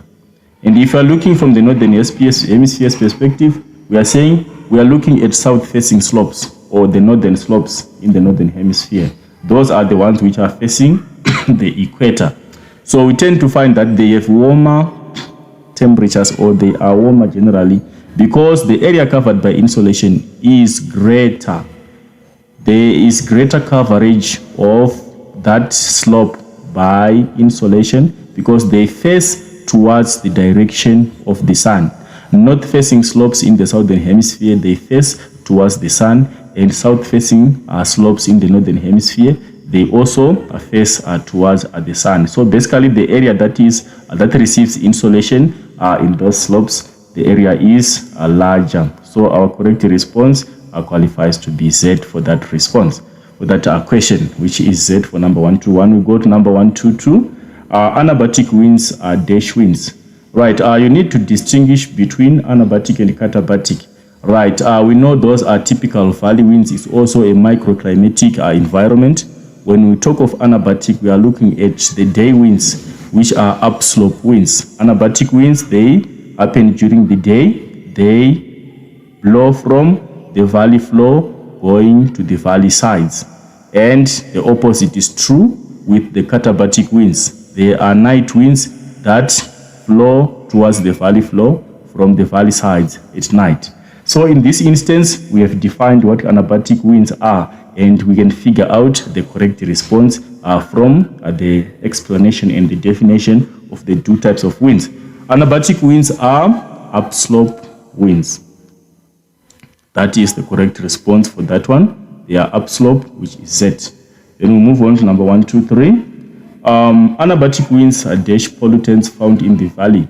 Right, when you talk of an upslope winds and you are talking of pollutants being concentrated in a valley, when there is an upslope winds, it means it takes with itself the pollutants within the valley as it goes up the valley sides. So it means it disperses the pollutants from the valley, which implies that the correct response for number 123 is a letter Y.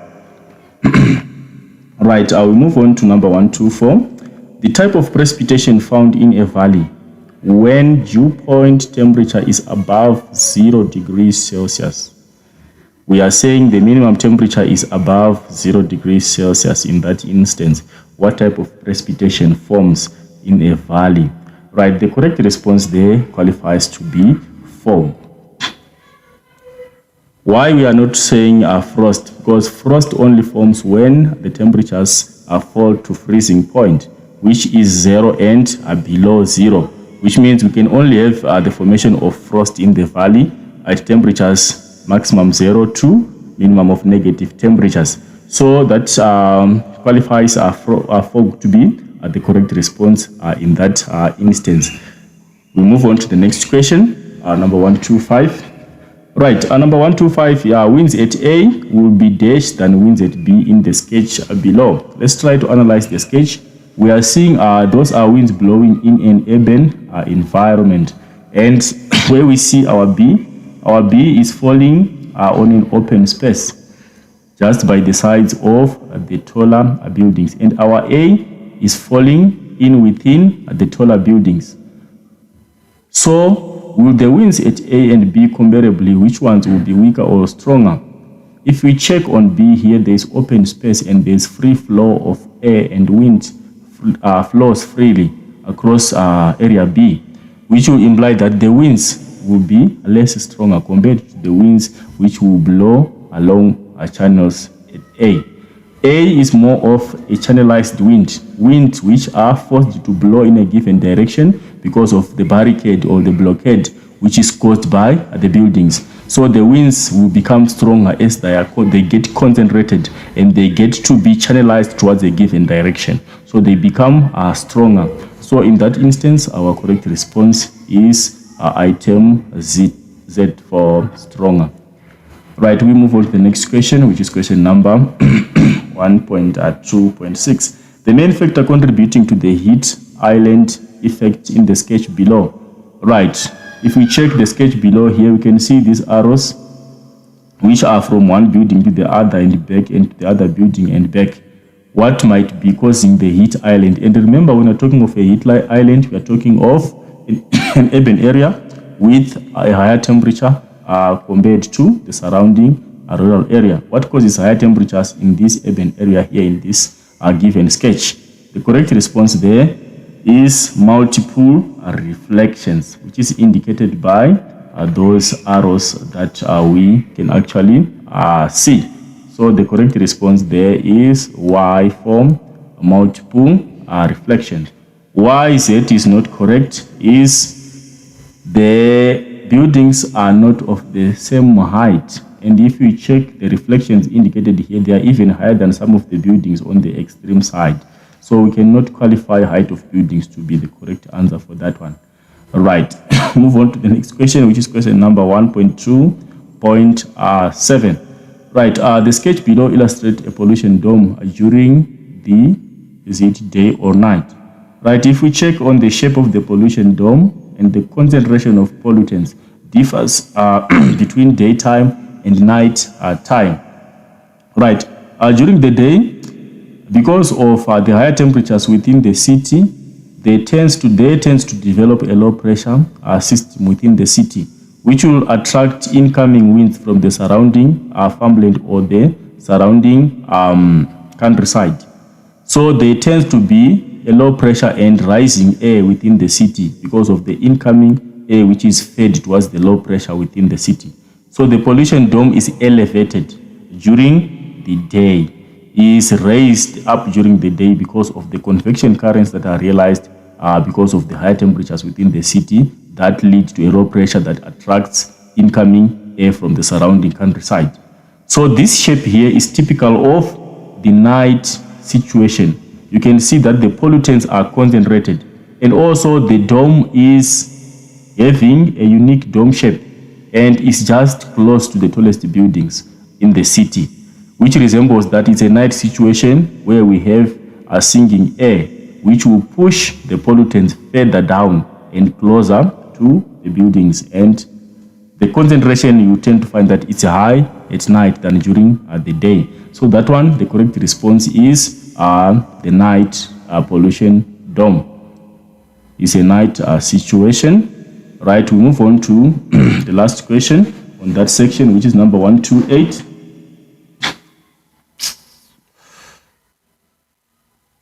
The type of pollution dome in question 127 is because of what causes that in relation to convection. Right, convection is low. There are no convections like what has been discussed earlier on. When you have convection, the pollution dome is raised and the pollutants are dispersed up into the upper atmosphere. But when there is low convection, it means the pollutants will become concentrated and the pollution dome will be lowered down. So it means there's low convection for that response. Right, that's the end of question number 1.2. We move on to the next question, which is question number 1.31. That is basically a synoptic, a satellite image on a mid-latitude cyclone, which is likely approaching South Africa. Right, the question is talking about point A here on the synoptic map. Right, you can see if we try to figure out this illustration of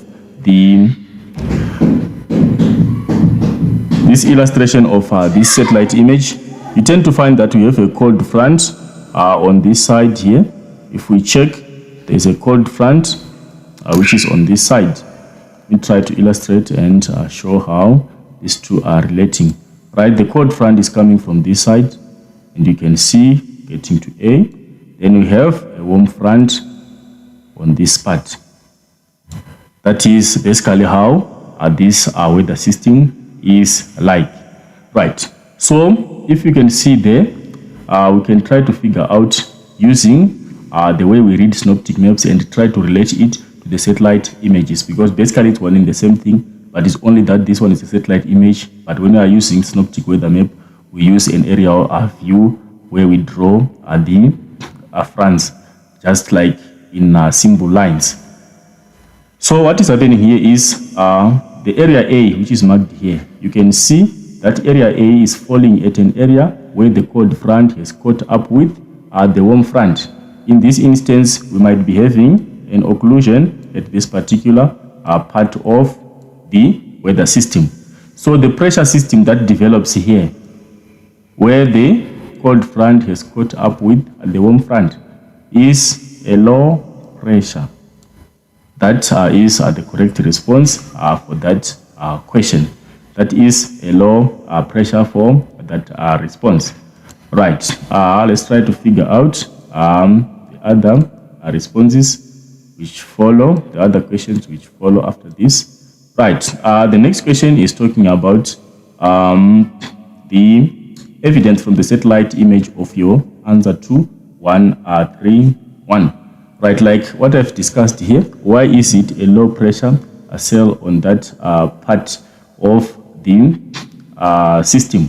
Right, you can see also that if we try to use the argument that we were using there of that drawing, you can see that's the point where the cold front has caught up with the warm front, or where there is an occlusion on that part of the weather system. And you can also see based using on the density of the cloud. The cloud there, you can see that there is a dense cloud around that particular area, right, which resembles that warm air has been uplifted from that particular section, causing high condensation level on that particular part. Warm air has been displaced from the ground surface. So basically, that's the evidence that we can use to support that is a low pressure around point A. Then we move on to question number 3, 1.33. Describe the rainfall usually associated with the cloud type at warm front. At the warm front around here, what kind of clouds do we tend to find? Right, maybe if we can try to illustrate this drawing using a cross-sectional view, we can tend to find that we have something that looks like on this part here, we have the cold front, and maybe on this part, we have the warm front going in that direction. And we are saying our weather system is moving in that direction. So we are looking at the clouds that develop along, we are saying this is our cold front, indicated by this, and this is our warm front, indicated by this. We want the type of clouds that develop around this area here, which is the area along the warm front. We know well that around this area, we have incidences of towering cumulonimbus clouds, but that is not where our question is coming from. Our question is solely based on this part here. We want the type of rainfall that is a resultant effect of the clouds that form along the warm front. Right, in that instance, we have light to moderate rainfall over a wide area. The rainfall there will not be as heavy as the rainfall that we receive here under the cumulonimbus clouds. The rainfall here will be light to moderate rainfall, which will be extensive. it covers a wide area and often lasts for several days. The rainfall here will be prolonged rainfall. It's not very heavy, but it's moderate to average rainfall, but which lasts for quite a number of days. Why does it last? Is because this warm front moves gradually, and this cold front is the one that moves faster. So it means clouds will form gradually and will produce rainfall gradually as they are pushed by the coming cold front. And this area will keep on receiving moderate to light rainfall for prolonged periods until the coming of the cold front, which will completely displace the warm and moist air. So the correct response there, we should highlight that the rainfall is light to moderate and covers a wide area and is for a prolonged period. Right. We move on to number 134. Give a reason why the interior of South Africa experiences clear conditions. If we check on this map, the interior here is basically clear. Why is it clear in that instance? Right. We can relate to the coming of this weather system here. If we check this weather system, it's just very close to South Africa here, which means it's likely to impact on the western coast of South Africa. When does that happen? This happens during winter. We have the coming of cold fronts or the mid-latitude cyclone affecting South Africa during the winter season. And that is also where we have to find out that we have clear conditions over South Africa. The reason being that during winter, and we have the dominance of the Kalahari high pressure cell over the interior. We have the dominance of sinking air, which creates stable weather and clear skies over the interior during this particular time of the year, which is the winter season. So basically, the clear conditions are attributed to the Kalahari high pressure cell, which causes stable conditions over the interior and giving us a clear skies. Right. We move on to the next question, which is question number 135.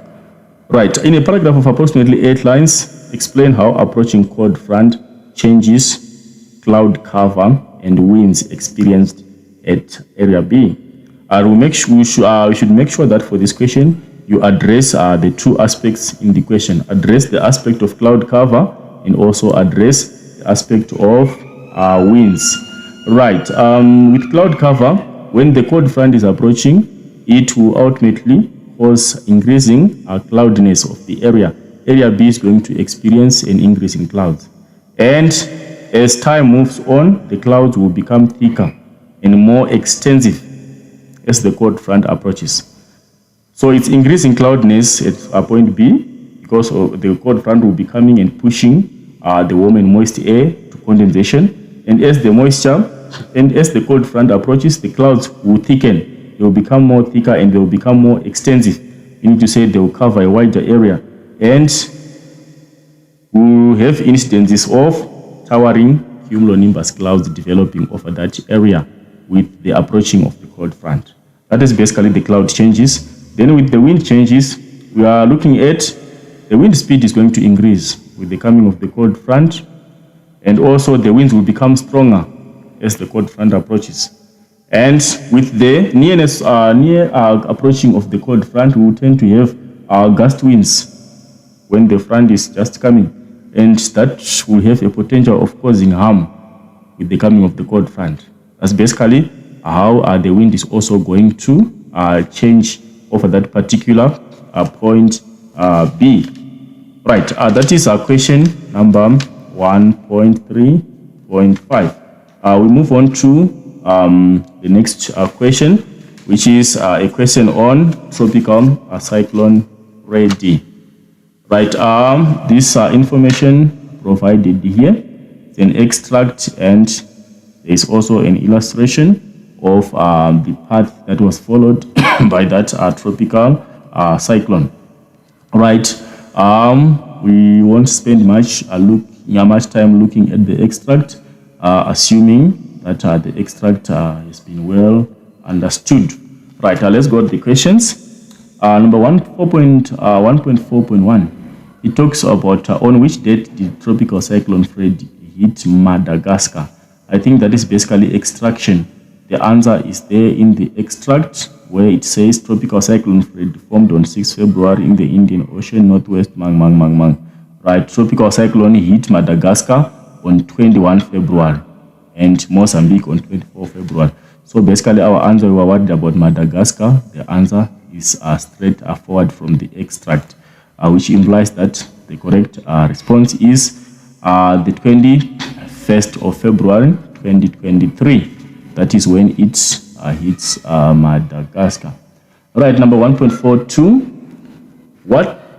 Why was the impact of Tropical Cyclone Freddy more severe or destructive in Mozambique than in Madagascar? Why did it cause more harm in Mozambique than in Madagascar? Right, the reason there is the tropical cyclone, if we check, Madagascar is here and Mozambique is there, which will mean that for this cyclone to come from Madagascar to get to Mozambique, it has to cross through the Mozambique channel here. From the 21st of February, when it hit Madagascar, it crossed the Mozambique channel and reached Mozambique on the 22nd of February. So the reason why we are saying because the impact was more destructive in Mozambique is because the cyclone re-intensified, or it went through cyclogenesis over the Mozambique channel. It strengthened over the Mozambican channel, or it went through a cyclogenesis process, which means it gained more power as it was crossing the Mozambique channel. Right, let's go to the next question. Refer to the path of the tropical cyclone. Give 2 reasons why Tropical Cyclone Freddy changed from a tropical cyclone to a tropical depression from 21 February to 22 February. Right, you can also relate these 2 questions. They are almost related from the way the question are appearing, because you are looking at 21st February in Madagascar and 22nd February over Mozambique. Right, so the reasons why, because we have said it re-intensified over the Mozambique channel. What reasons can we give here? Because we know that a tropical depression is more destructive than a tropical cyclone, which means the wind speeds are different for a tropical cyclone and for a tropical depression. Why is it that the winds were more destructive? And what happened for it to transform from being a cyclone to become a depression? Right, the reasons that you can give there is because of the warm ocean water over the Mozambican channel. Remember, for tropical cyclones, they need warm oceans. So it went through cyclogenesis because of the warm ocean waters over the Mozambican channel, which provided it with energy to revive its power and to revive its circulation and become more stronger and cause more damage over Mozambique. And also we can talk of high humidity. Humidity fuels the cyclones. They strengthen using the power. When they release latent heat, they gain more power. So also because of the Mozambican channel being having warm waters, it also meant that it was fed with high humidity, and which also contributed towards the cyclone being more stronger as it went towards Mozambique. Right, we can move on to the next question, which is question number 1.44. Why is the northwesterly path taken by Tropical Cyclone Freddy considered unusual? Right, before I answer this question, I would maybe want to clarify on the normal path that tropical cyclones form. Right, we know that tropical cyclones, in this instance, in our hemisphere, the southern hemisphere, they move in a direction which is from east to west. And that is the ordinary and that is the general movement path of tropical cyclones under normal conditions. They move from east to the west, right? And why do they move in that direction? Is because they are under the influence of the trade winds or the tropical easterlies. That is why they move in that direction. But if we check for this path here, for this tropical cyclone Freddy, we also tend to find that because of the combined effect of this movement of the tropical cyclones being driven by the trade winds. The trade winds also are influenced by a Coriolis effect, which will also cause them to deflect. And if we try to check or to refer back to our trade winds deflection in the southern hemisphere, we tend to find that our deflection is to the left, which will mean that the tropical cyclone, if it's being deflected with the movement of with the effect of Coriolis force and with the movement of the tropical easterlies, which are also under the influence of Coriolis force, we tend to find them twisting towards the south. But in this instance, it defied that. So why was it unusual? Why is it unusual? It is unusual because the northwesterly movement, it defies the typical clockwise rotation of tropical cyclones. We tend to find them having to twist slightly to the left or to the anti-clockwise as they get inland over Africa here because of the influence of Coriolis force. But in this instance, it's unusual because it's going against that circulation, that rotation. It's defying that rotation, which means it's an unusual movement of that tropical cyclone.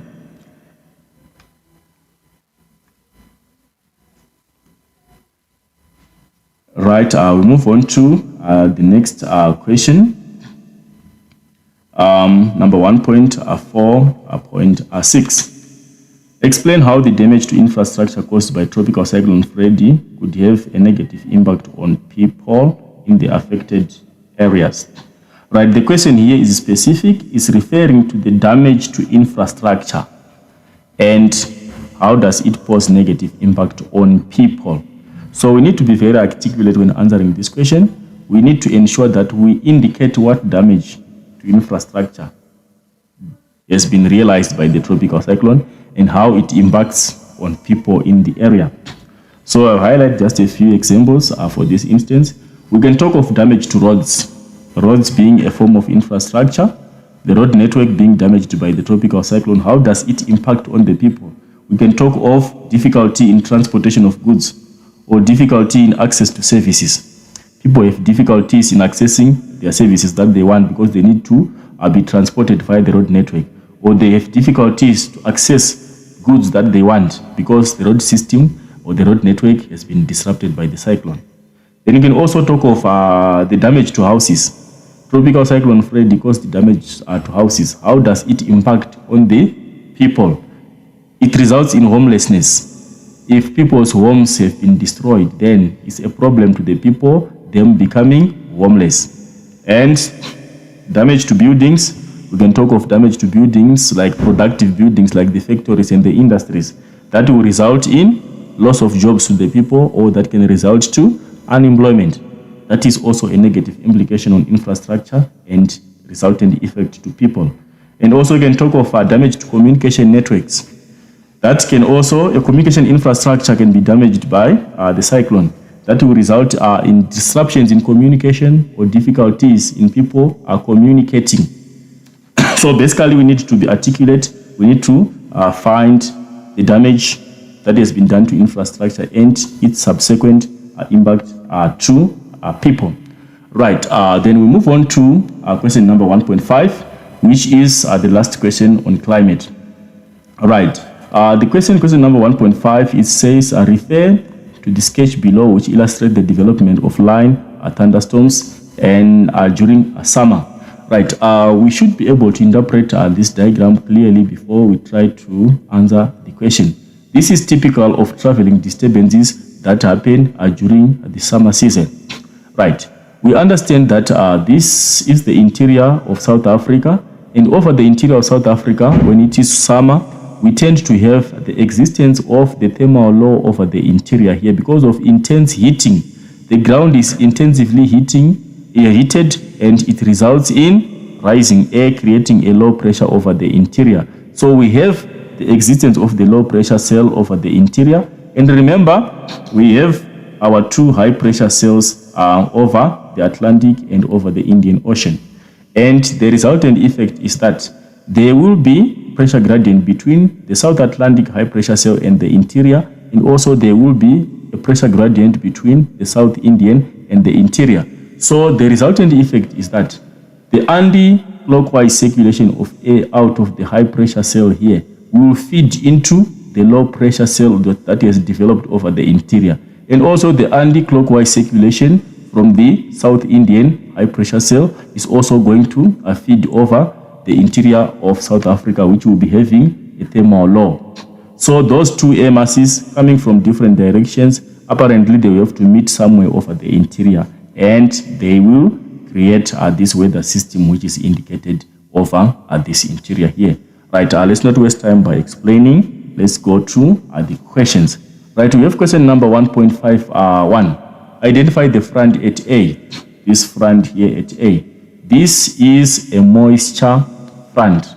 It's a moisture front in that instance because of what happens at this front here. We have incidences of cloud formation and heavy rainfall forming along that front. So it's termed a moisture front.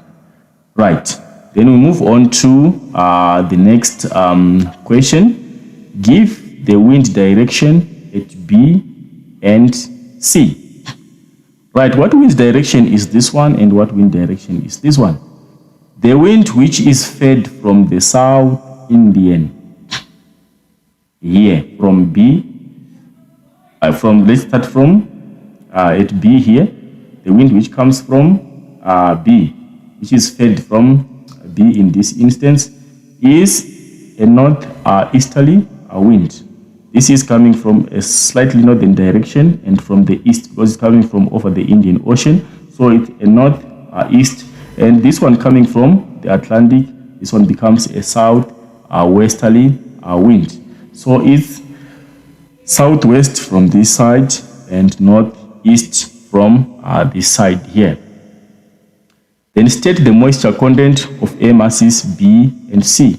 Right, the moisture content we figure it out from the nature of the oceans from which these high pressure cells are located. This one is located over the Atlantic Ocean, and this one to the east is over the Indian Ocean. So the implication is over the Indian Ocean, remember it's a warm ocean, we tend to have a warm ocean current here, and the resultant effect is that the winds which come from this will be warm and moist. And here over the Atlantic, it means for the fact that it's a cold ocean, it means we have a cold ocean current, and the winds which blow from this high pressure cell will be cold and dry. So when you are comparing the moisture content here, we are saying the winds which are coming from B here, in this instance, the air mass B will be moist or will be humid, and this one coming from this side will be dry. So it's humid, moist from B, and it's dry from C. Right, explain the formation of line thunderstorms over the interior of South Africa. Right, we'll try just to summarize on that one there, how the moisture front forms. Right, the basic instance is that the high pressure cell over the eastern part, which is the South Indian, it feeds in warm and moist air, and the high pressure cell over the Atlantic Ocean, the South Atlantic, it also feeds in a warm, cold and dry air. Because of its anticyclonic circulation, it feeds in cold and dry air. From the South Indian, it feeds warm and moist air. And the existence of a low pressure cell over the interior attracts these two air masses because of pressure gradient, and they meet along the moisture front. As these two air masses meet, we know well that cold air is denser than warm air. So at the front here, the air coming from the Atlantic Ocean, it undercuts the air coming from the Indian Ocean, resulting in an upliftment of the warm and moist air and formation of clouds on the side of the warm and moist air. So the front forms by that fact that there is air which is fed from the South Indian high, which is warm and moist, and air which is fed from the South Atlantic, which is cold and dry. They meet because of the pressure gradient created by the thermal law over the interior, and as they meet, because of the differences in density and the differences in temperature, they cannot mix. This one is cold and dry from the side, and this one is warm and moist. This one, which is cold and dry, it undercuts or it wedges under the warm and moist. That is how the moisture front forms. And the line thunderstorms will develop as a result of the development of the clouds. As this warm and moist air is forced to rise, it's going to create cumulonimbus clouds that will result in thunderstorms happening along the moisture front in a line, which we call the line thunderstorms. Right, let's move on to the next question. What is the positive impact of heavy rainfall associated with line thunderstorms on the physical or natural environment? Right, the responses here are just simple. We are looking at the implication of having moisture being fed to the natural environment. How does it impact? We can talk of replenishing of water sources, which will benefit the aquatic life. We have different aquatic ecosystems and aquatic life. Those creatures and those animals and plants, they will benefit from the replenishment of water sources. And also it can argue that it adds soil moisture that promotes vegetation growth. That is good for the environment, for the natural environment, that we have the growth of vegetation because of the feeding in of moisture to the ground. Or we can argue that it provides water for the wildlife, which is also part of the benefits to the natural environment. So basically those are the expected responses from our first question on climate and weather. Right, we quickly move on to the second question, which is geomorphology. Right, geomorphology, we are doing fluvial geomorphology. In this instance, we are looking at the study of rivers. Right, I will go through the questions in as quick as is possible. Right, we look at question number 2.1.1. This is a column question. Right, dendritic stream pattern, is it Y or Z? Right, in this instance, we know well that the term dendritic is a derived term from the Greek term dendros, which means a tree and its branches.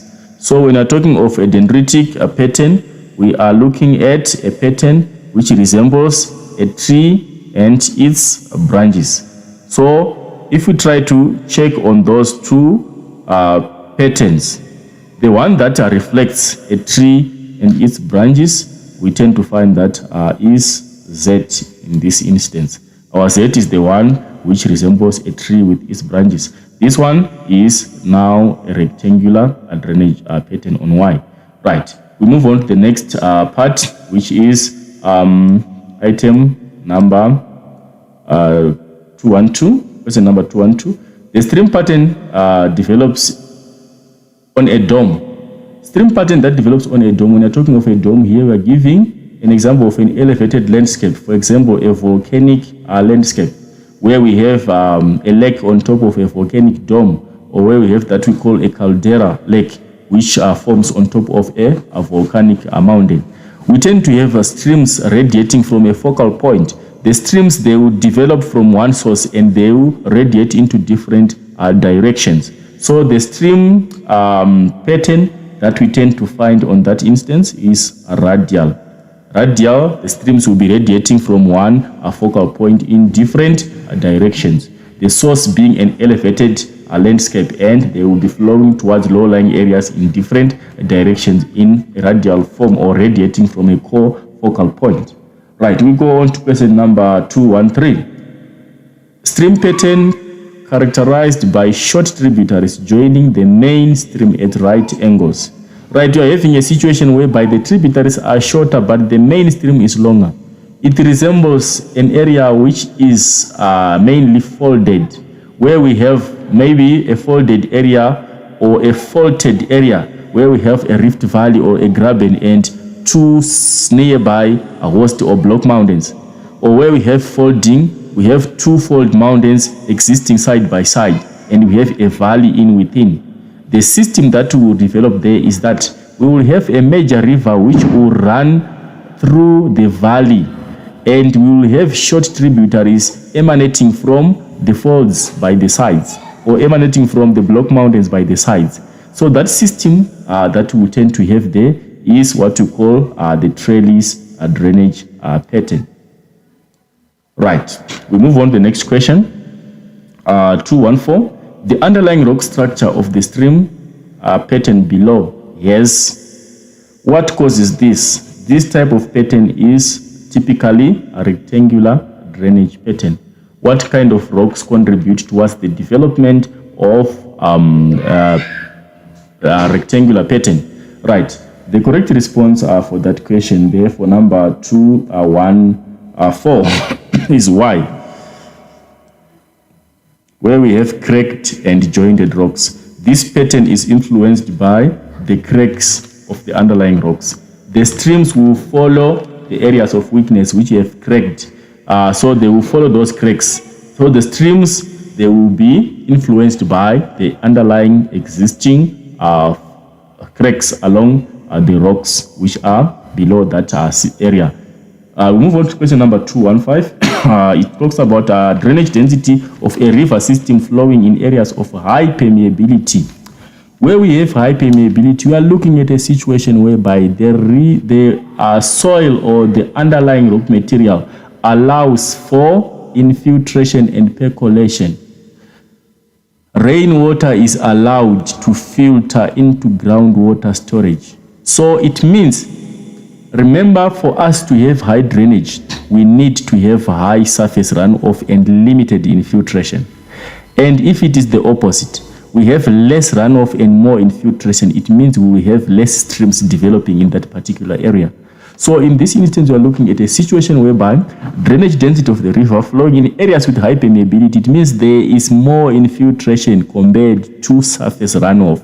So we tend to have limited number of streams developing in that particular area. So the correct response for number 215 is low. We'll have a low density in that area. We have limited streams. Right, let's move on to question number 216. Question 216 is on stream ordering. Right, the stream order at X. Right, before we even answer that one, let's try to elaborate and try to simplify how we come out with the stream orders. Right, I will try to illustrate and show how we do the ordering of streams in the basin.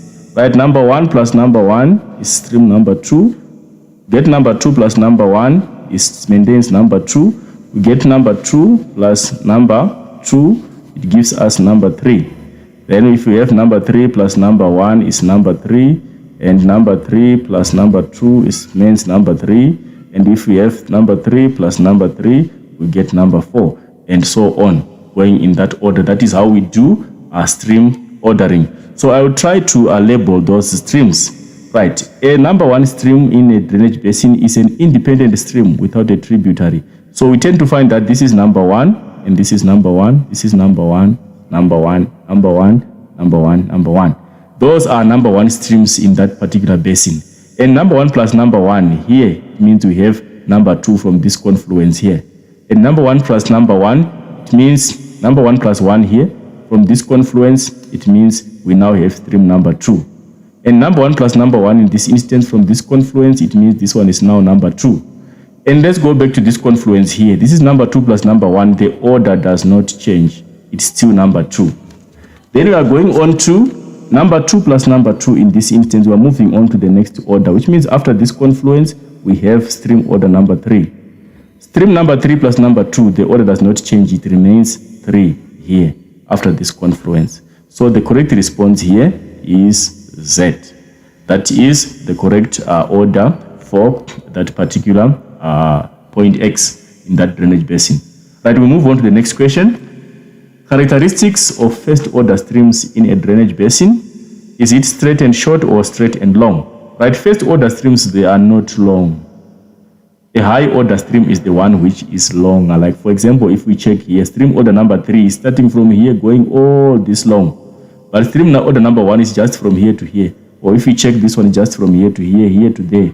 This becomes a shorter stream. It's straight and short. Right. So the response here is Y, number 1, 2, 7. Right. We can move on to the next question, which is number 2.2. Quickly is on the concept of stream piracy or river capture. Right, it has river R to the extreme west and river Q to the extreme east, then there's a watershed in between, then all those processes happening there. Let's quickly go to the questions. We want to answer the questions as fast. Right, number 2.2.1, it says the sketcher illustrates A or N. Is it a longitudinal, plan, oblique, cross profile? Right, this one here, it qualifies to be a plan view. We cannot say it's a longitudinal because the longitudinal profile shows the gradient of the river from its source to its mouth. And in this instance, it's not one river. We're looking at the river R, river Q here, and river S, which later developed after the process of river capture. So this qualifies to be a plan view in that instance. Right. Then number 2.2.2, a river capture is taken place because tributary P flows on dash rock and over a dash gradient. Right, for river capture to take place, we need conditions where one river is flowing, is more energetic than the other river. And the energetic river advances through headward erosion towards the less energetic river across the watershed. It cuts through the watershed and approaches or intercepts the headward waters of the less energetic river on the other watershed, on the other drainage basin. And remember, the energetic river is usually the one which is on a lower ground, which is less elevated. It cuts through headward erosion until it cuts through the watershed until it intercepts the headward waters of the less energetic river on an elevated platform. So in this instance here, if we check our river tributary number P, if we try to figure out using that argument, we can say the nature of rocks. For this river to effectively erode headwardly, it needs to flow over softer rocks. So item number 1 qualifies, we disqualify harder. And what kind of gradient here? The gradient for this river to be energetic, it needs to flow over a steeper gradient. It approaches a river which is high-lying, so that it erodes headwardly across the watershed and be able to reach the other drainage basin. So item number 2 for harder and item number 4 for steeper gradient are the responses which are relevant to that question, and the combination comes with letter option B, which is item 1 and item 4. Right, we move on to tributary, question number 2.2.3. Tributary P, as illustrated in the sketch, is a dash stream. Right, the labels for this water, let's just label all the aspects here, river R and river Q. Right, this tributary P is the one which intercepted the headward waters of river Q. So it means this one is the captor. Captor is the one that intercepts the water. Then this one is the captured. And where the stream pirates took place, this particular point here, the bend around here, this is what we call the elbow of capture. Then this river here, which continues after river capture, is what we call the beheaded stream. And then this part here, which marks a gap between the old river which was feeding into this one and the new river starting from here, is what we refer to as the wind gap. So basically, those are the concepts related to stream piracy. We have the captor, the captured, we have the able of capture, we have the wind gap, and we have the beheaded stream. Right, so if we are going back to our question, stream P, we have illustrated and we have labeled everything on that particular section of the river capture process. Tributary P qualifies to be the captor. It has captured headward waters of the stream on the other drainage basin.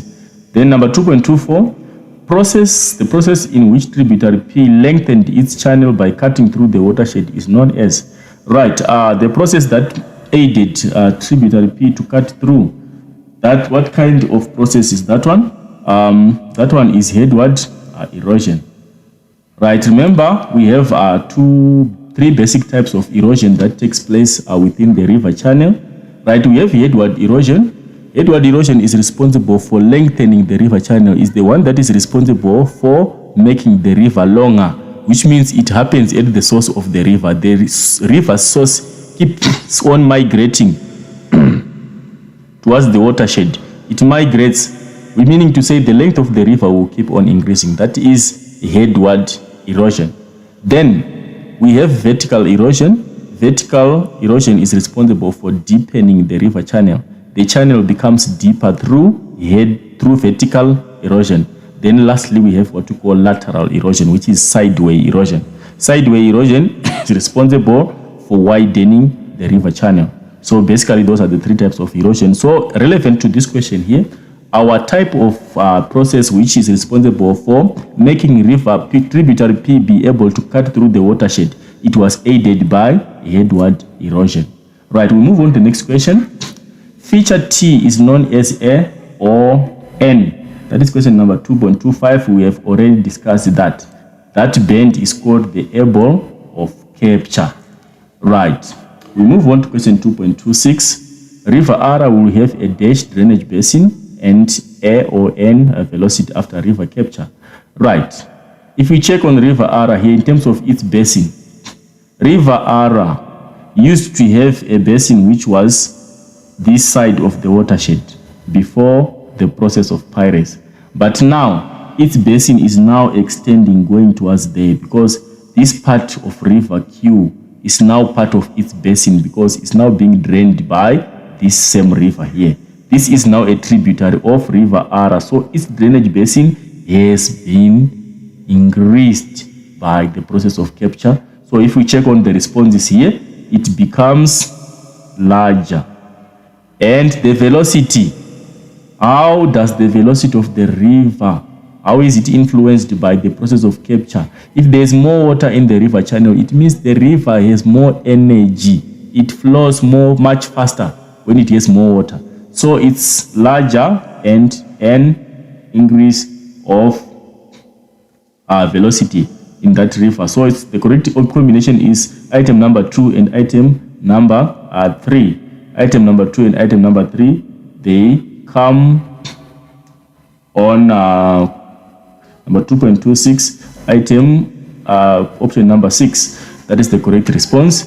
We move on to the next question. Refer to area U on the sketch where the river rejuvenation occurred. To answer question 227, 228. River rejuvenation occurred due to A or N and dash erosion that took place. Right, river rejuvenation. Some of the causes of river rejuvenation is isostatic uplift, which is indicated. Increase in volume of water, yes, is also a cause. We can also talk of other causes like an increase in the rainfall received in the area is also a cause or a contributing factor of rejuvenation. But in this instance, our cause is direct. The rejuvenation or the revival of the river's erosive power is being contributed to by the increase in the volume of water.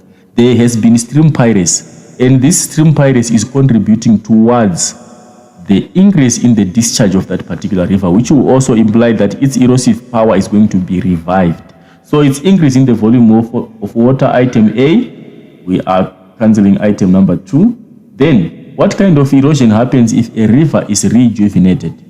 When a river revives its erosive power, it regains energy to cause vertical erosion. It regains power to erode vertically and deepen its channel. That is why we tend to find that we have the development of landforms like valley in valleys after rejuvenation. The meanders, the entrenched meanders rather. The entrenched meanders, they are a result of incision by the river, which will mean that the river will be deepening its channel through vertical erosion. Or when we have the paired terraces, those terraces are realized because of the development of a channel in the old channel. So it will mean that the river will be regaining its capacity to cause vertical erosion. So the correct response is item number 1 and item number 4. Those two responses, they correlate at item increased volume of water and vertical erosion. Increased volume of water is item number 1 and vertical erosion is item number 3. 1 and 3, which means the correct response there should be item number A, response A.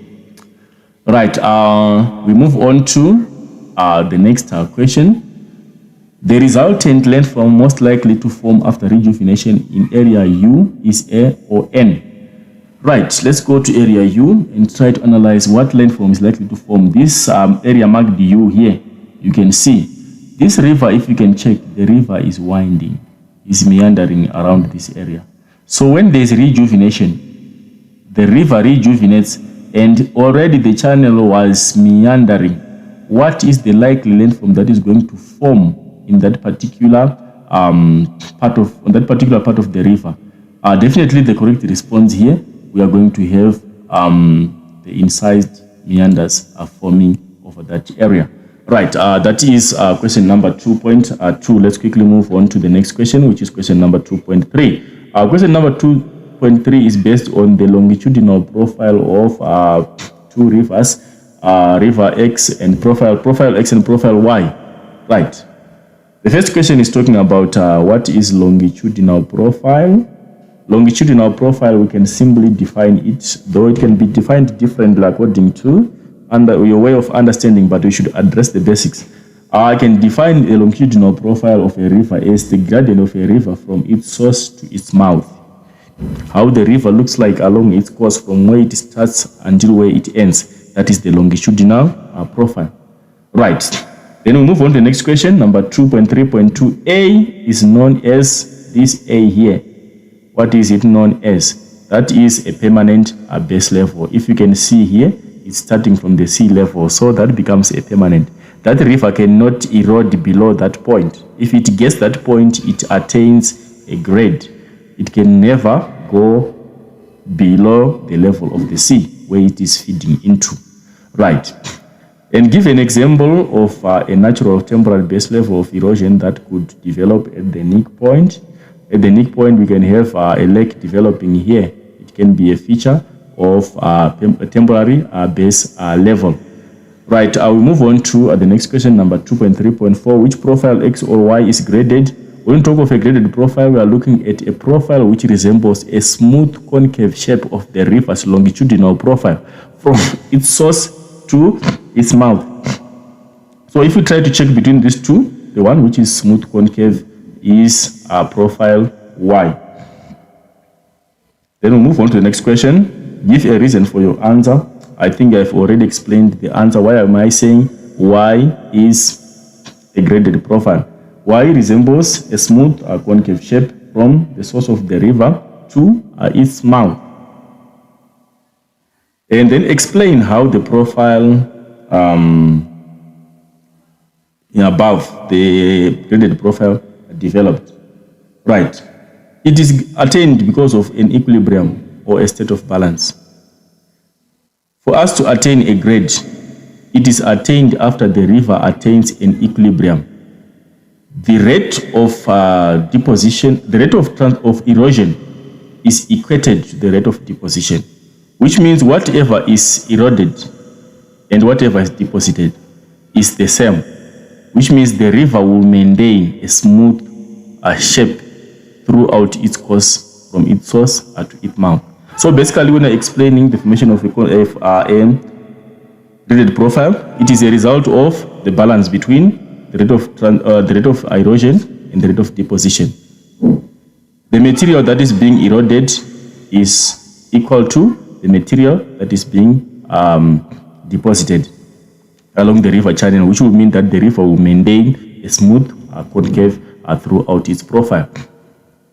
Then number 2.3.7, draw a rough cross profile of the river valley at B. Right, if you check point B here, we are very close to the source. We are still in the youthful stage of the river.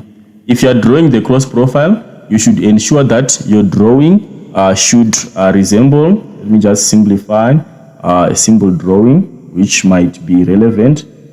Right, we are saying the river will be having something like a profile, like something like this. Right. What happens with this profile is the profile should have a narrow valley, and the valley should be deep. Those are the basics that should be addressed by that part, because the river is still in its youthful stage. It's still in the youthful stage where it is eroding vertically. It will mean that the river will have a deep valley. The valley will be deep and will be narrow. The river will still be in the young stage or in the youthful stage. So basically you can draw a profile which resembles something like that. A river which has got a narrow valley and which is deep. That is typical of a river. And also the discharge of the river will be very minimal. It will be having limited discharge because it's just in its youthful stage. Then give reason for the shape of the cross profile. I think I've explained before I answer before getting to the question. The reason why we have a narrow and a deeper valley is because the river is predominantly eroding vertically, and also the river is still in its youthful stage. That is why the river valley is still narrow. There is less discharge in that particular, and the type of erosion does not allow for the widening of the river channel, but rather it concentrates on the deepening of the channel. Right, we move on to the next question, which is question 2.4. Right. Number 2.4 is based on a sketch of a fluvial feature along the river channel. Right, before we look at this, let me try to explain the aspects of this diagram here, so that when we are answering the question, it becomes clear. This part of the river here, this fluvial landform, is what we call a meander. It's a bend along the river channel, which is in the river's lower course. I think you can see that the sea is illustrated here. The river is getting into the sea and it's winding its channel. The channel is winding. In that instance, it's bending. And along these bends, we have what we call the outer bend of the meander and the inner bend of the meander. Right, what we call the inner bend of the meander, for example, is this part here. This part A is what we refer to as the inner bend. And also this part here is the inner bend. And this part here, we labeled B, is the outer, and this is also the outer bend of the meander. So what happens is, as water is flowing past the bend, we tend to have that flow velocity of water here is much faster. The water flows faster. The water which goes via this outer bend will be much faster than the water which goes via this inner bend. The water here will be slower, will be having slower velocity, and the water here will be having a higher velocity. The same happens as the water is going again via past this bend here. There is fast velocity on this part. The water flows faster, and the water which comes via this side will be flowing gradually. That is what happens along the bend there. So this is what we call the outer bend, and which we call, this is the outer part of the bend, and which we call geographically the undercut. It's called the undercut of the meander, and this is called the slip off. It's called the slip off slope of the bend. Yeah, right. These are the two parts of the meander that we are going to look at. And because of the limited velocity here, we tend to find that there is deposition taking place. Remember, whenever the energy to transport a load the falls below the minimum required to transport that load, the river will deposit the load.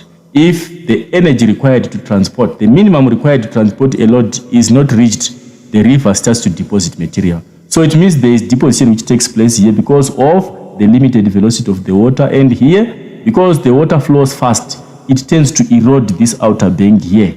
This bank is eroded and is undercut. That is why we are calling it undercut. It means it's being cut by erosional processes happening. And the material being taken here will be deposited on the inner bend where there is limited velocity. That is what happens along the river channel and along a bend in a river channel. So from that discussion, I think we are able to figure out the responses to the questions which will follow. Right, we'll quickly go through the questions and figure out the most probable responses. Right, number 2.4.1. The fluvial landform or feature illustrated in the sketch above in the sketch is we have already highlighted the correct response. That one is a meander, it's a bend along the river channel. Then we go to question number 4.2.4.2. Give a characteristic of a river in the lower course in which this fluvial feature named above develop. We are looking at features in the lower course. What are the features of a river which is now in its old age? Right. The river there will be having a wide channel in the lower course. It's one of the features. It has a wide channel. And also the discharge volume is high or is large. The river has got very large volume of discharge. And also there's slow velocity. The water is generally slow in terms of its velocity. And also if you can check, the river is shallow. The river becomes shallower because of increased deposition.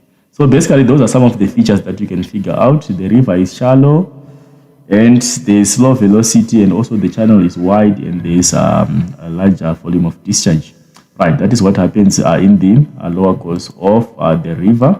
Then we can figure out question number 4.243. Explain how gradient influenced the development of the fluvial landform in the sketch. How do meanders form in relation to the gradient? Right, what you should know that is the gradient of the landscape where the river is going towards its mouth in the lower course.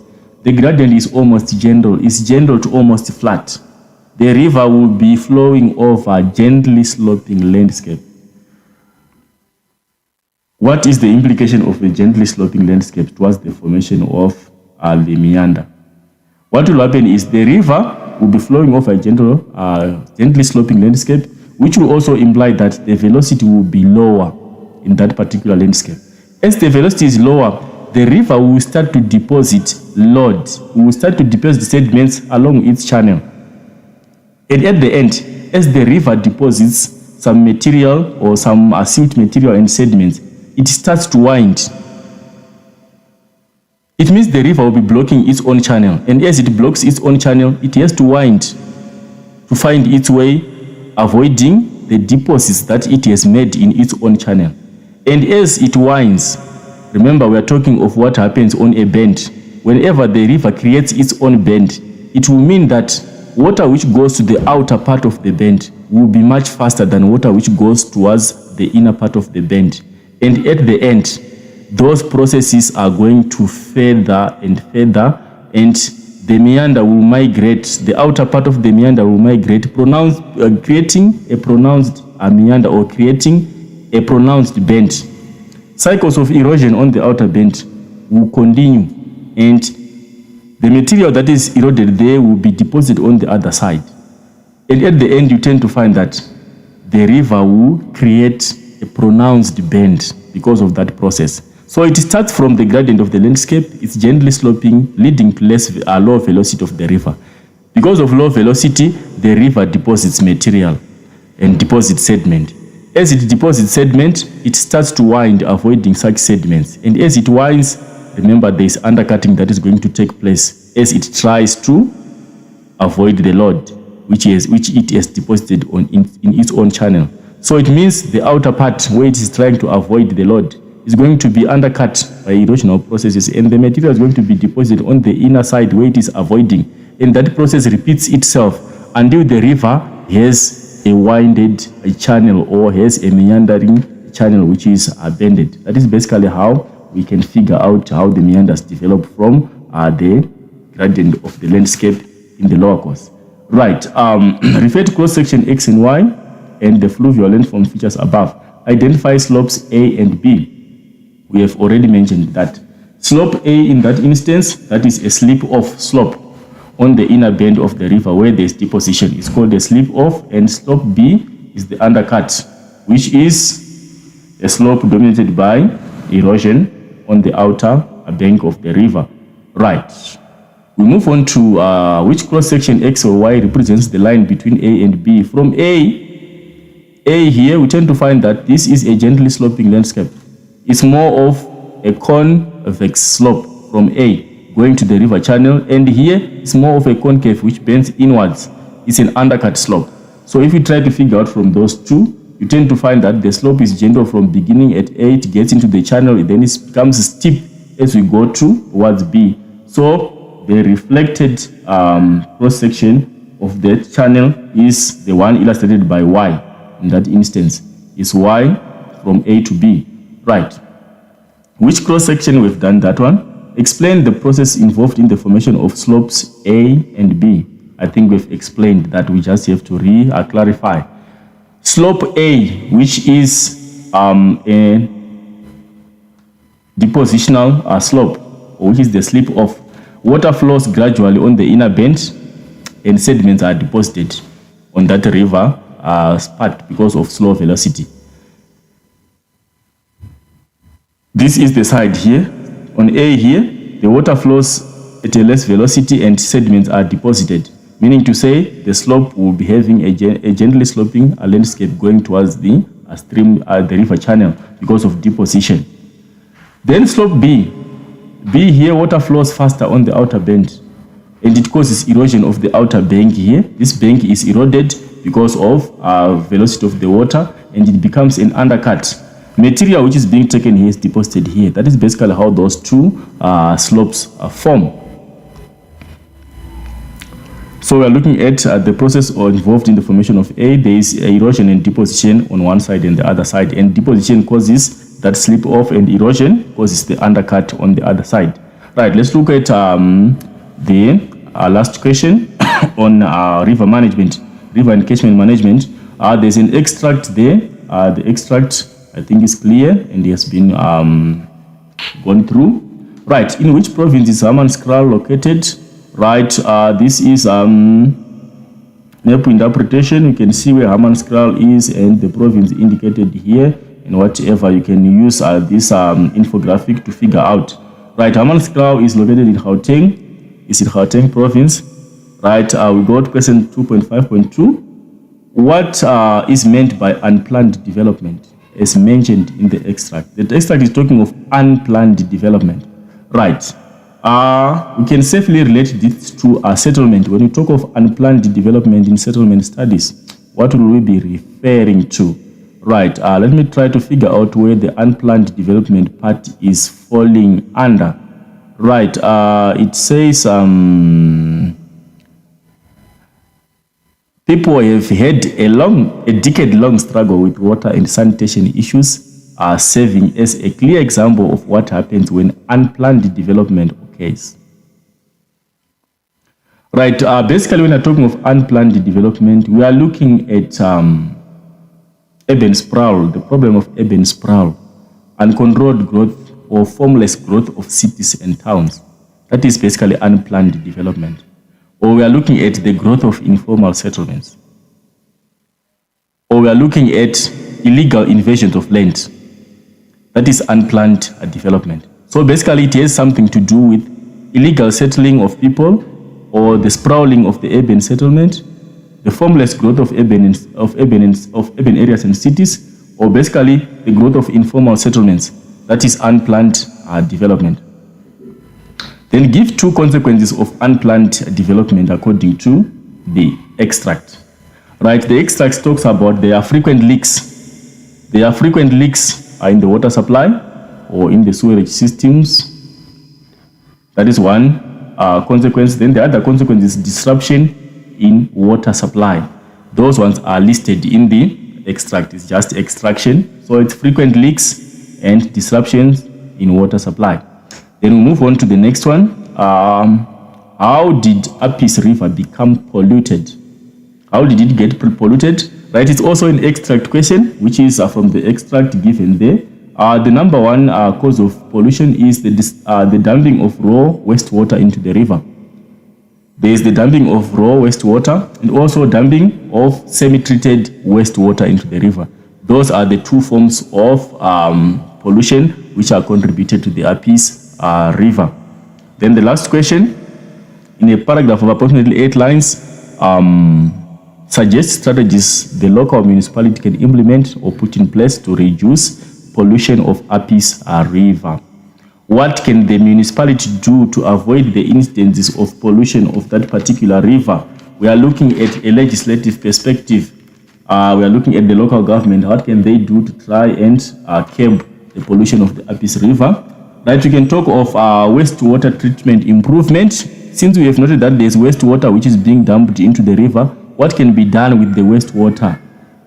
How can we improve the wastewater treatment system? So we can upgrade existing systems, upgrade the existing water treatment system, or we can do regular maintenance of the water treatment system so that we do not have disposal of untreated wastewater into the river or semi-treated wastewater into the river. That is number one. Then we can also enforce legislation. We use the ruthless hand of the law to curb the problem. Enforcement of legislation by imposing penalties for violators. We can impose hefty penalties for those who cause pollution of the river. It's also an act which can be implemented. Or we can talk of intermunicipal cooperation. Municipalities can work together with other municipalities in the surrounding so that we manage the very same river which flows through the jurisdiction of the different municipalities, what we call the intermunicipal cooperation. Coordinated efforts of municipalities to try and curb the problem of pollution of rivers. Then we can also talk of private public partnership. The municipality can partner with private businesses to find solutions to the problem of water pollution, of river pollution. Engaging with private entities, it can also help enhance resources in case the municipality or the local government is crippled in terms of its financial capacity to deal with the problem. It will imply that if they engage private partners, they might also chip in with financial assistance that will help us solve the problem of the pollution of the water sources. And also with knowledge, we might also tend to find that there might be private entities that will cooperate expertise towards the solving the problem of the pollution. And also we can promote public awareness. One of the major reasons why people pollute rivers is because of lack of knowledge on the implications of polluting rivers and the resultant effects of thereof when they pollute the rivers. So people need to be educated on the importance of river conservation and impacts of pollution. It's also a way that can be implemented to curb the problem. Then we can also talk of the protection of riparian zones. We can implement buffer zones around the rivers to limit development close to the rivers. We can fence the rivers so that we limit development close to the rivers, and also we limit unwanted activities happening close to the river. It's also an act that we can put in place along the rivers or along the wetlands. We can buffer.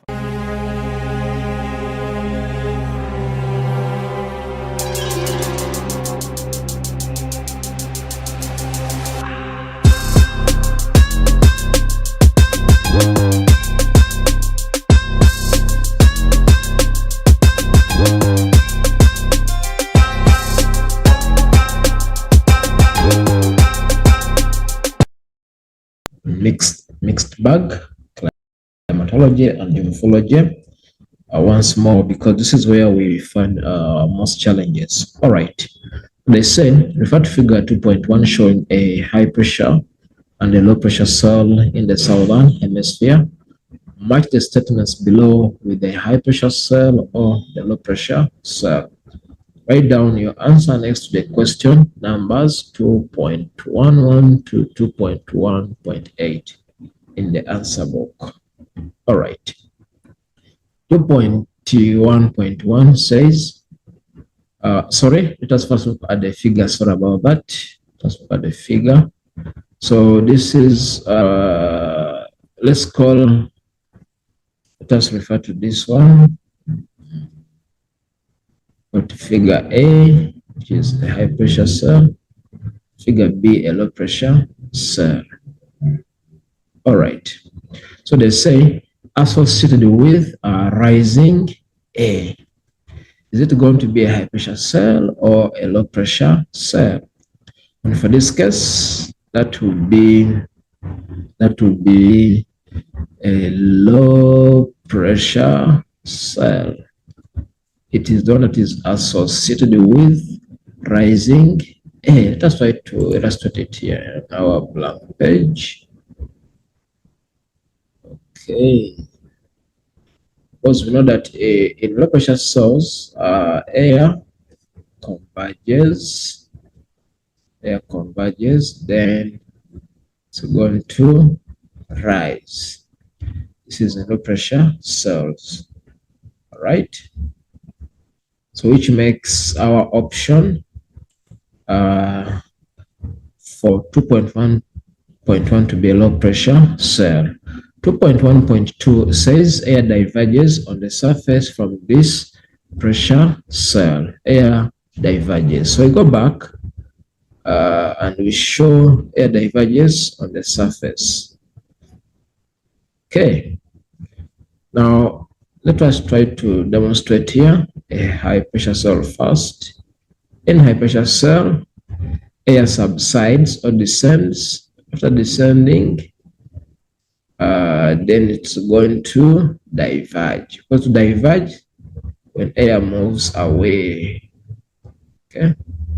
So air subsides, then diverges. This is the surface.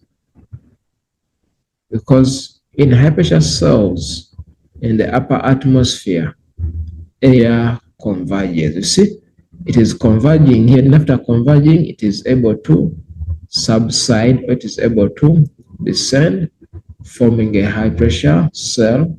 Then eventually it diverges out on the surface. So which means if we go back to our options, 2.1.2, it will be a high pressure. 2.1.3, associated with clockwise movement of air. Don't forget, they said these pressure cells are situated in the southern hemisphere. All right. So which one between the low pressure cell and the high pressure cells move in a clockwise direction? Go back to our blank page to try to illustrate. If we have this globe here, which shows northern hemisphere and the southern hemisphere. So we know that in the northern hemisphere, low pressure cells, so in the southern hemisphere, low pressure cells rotates in a clockwise direction, and they rotate anti-clockwise in the northern hemisphere. This is typical of low pressure cells. And then high pressure cells, they rotate clockwise. These are high pressure cells. They rotate clockwise in the southern hemisphere and anti-clockwise in the southern hemisphere. So these are high pressure cells. But our question is saying associated with clockwise movement of air in the southern hemisphere. Clockwise movement in the southern hemisphere, which is this one here, is clockwise movement in the southern hemisphere, which is typical of a low pressure cell. 2.1.4, unstable weather conditions over the interior. So remember, when they say unstable weather conditions, so they are referring to things, for example, rainfall, winds, overcast condition, etc. Right. We can as well talk about, let's say, thunderstorms. So all these are examples of unstable conditions. Now, how do these develop? We try to illustrate on our blank page. We know that rainfall develops as a result of air ascending. When air ascends, it condenses, forming clouds and as well rainfall, accompanied by thunderstorms. Right? So, does air rise in low pressure cells or in high pressure cells? And we did indicate up here that in low pressure cells, air rises. See, when it rises, There will be formation of overcast clouds, and there will be rainfall. So which means that unstable conditions are associated in low pressure cells. In low pressure cells. 2.15 associated with ridging. What is ridging? This refers to the elongation or extension of isobars away from a high pressure. So the moment I say high pressure, definitely you know what our answer is, right? Because it says associated with ridging. So ridging is common in high pressure. So what they mean? Something like this is happening.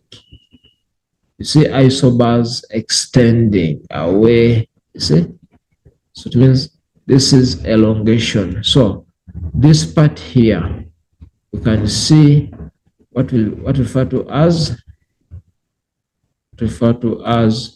ridging. Isobars are extending, you see, towards that other point. So that is ridging, which is common of high pressure cells. So we say high pressure. Okay. Associated with heavy rainfall and hail, this will of course be a low pressure, because we say that in low pressure cells we say that air rises. When it rises, it condenses, forming cloud that is accompanied by heavy rainfalls. That's why we say that to be a low pressure. 2.1.7 dominates the land in winter. That will be a high pressure cell. In the winter, the high pressure cell dominates the land. How do we show that? If we illustrate it down here, regarding a high pressure cell, this could be the map of South Africa, and normally they're going to show something of that sort or that nature, indicating a high pressure. When this happens, now this shows a high pressure cell dominating the land or the interior in winter. If it was summer, it was going to be like this, because in summer, a low pressure cell dominates the land. So this is winter and this is summer. Okay. So big wind conditions develop when it interacts with a coastal low. That will still be a high pressure. A high pressure cell. So if I can as well illustrate that on a diagram, it's going to be, because they say big wind conditions develop when it interacts with a coastal low. Okay. So it means if this is our high pressure cell, for example, it means we're going to have our coastal. Yeah, you can see L, meaning a coastal low here. So if we have a high pressure cell, now there will be a pressure gradient, indicating now winds are moving from a high pressure to the low pressure, and these winds are referred to as the big winds. Right. So they develop between the interaction of a high pressure cell over the land and the coastal over the coast. All right. So that is For question 2.1. 2.1. Okay, question 2.2. They say choose a concept from column B that matches this description in column A. Area drained by a river and its tributaries. That will be a drainage basin. So number D. Number 2.2.2. A highlying area that separates two different drainage basins. That will be a watershed, which is F. 2.2.3, starting point of a river. That will be the source, which is G. 2.4, term that describes the main river and its tributaries. That will be E, which is the river system. Point where the river enters the sea, that will be the river mouth, which is H. Elevated land that separates streams in the same drainage basin, that will be an interflow, which is B. Point along the river where two or more streams meet, that will be C, which is the confluence.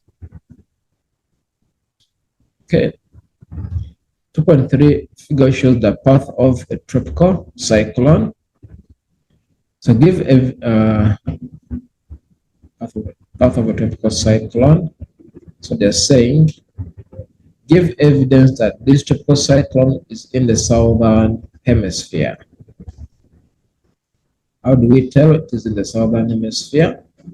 Firstly, can we indicate the clockwise rotation, clockwise symbol, clockwise symbol.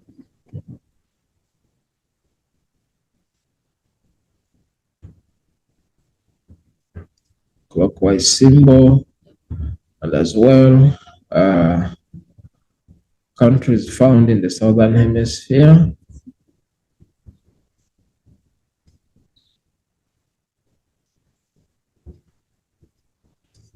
Countries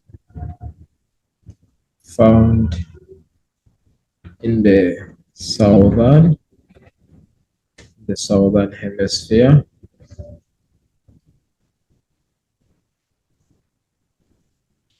In the southern hemisphere. What else can we look at? The date, which is April.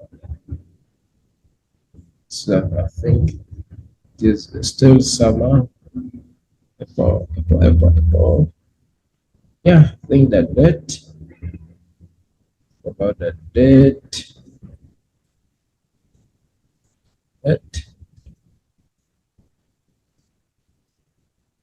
Which shows summer. Which shows summer in southern hemisphere, because April is still not yet winter. We're still experiencing high temperatures. What else can we look at?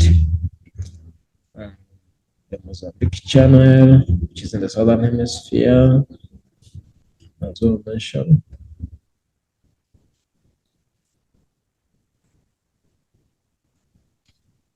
The Mozambique Channel found in the southern hemisphere. All right. Now they say 2.3.2. Why is the Mozambique Channel usually ideal for the increase in temperature within the tropical cyclone? So consider Mozambique Channel experiences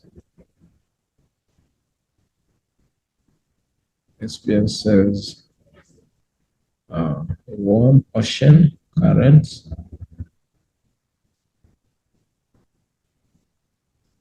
which rises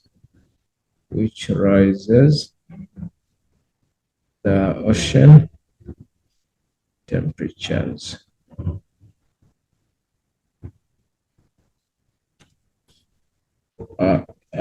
Experiences warm ocean currents which rises ocean temperatures. 2.3.3, Explain how the intensity of the cyclone increased as it moved from area A to area B. Area A, area. So explain how the intensity of the tropical cyclone increased as it moved from area A to area B. So you can see area A to area B. This is the Mozambique channel. So don't have to explain how the intensity of the cyclone increased. Okay. So one set.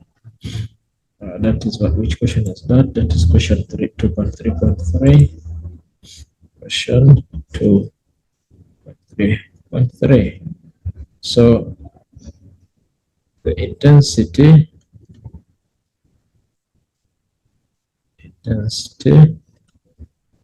increased massively. The warm temperatures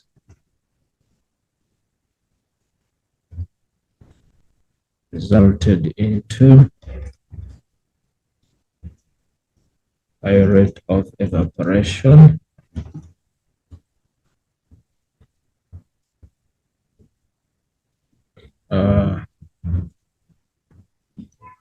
There was high rate of condensation.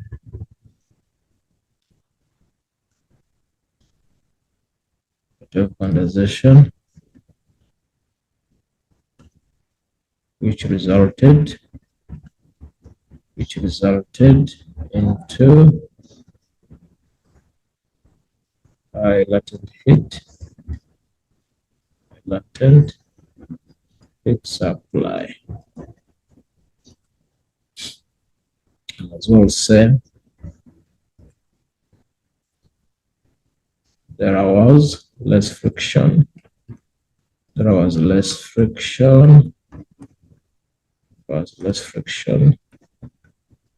With the land to slow down the winds and intensity of the cyclone. As well as and this area due to high temperatures,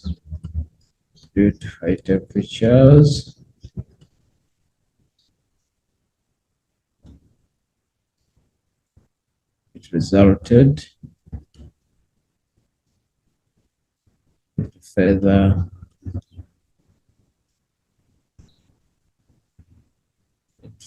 development of a low pressure. So that's how the intensity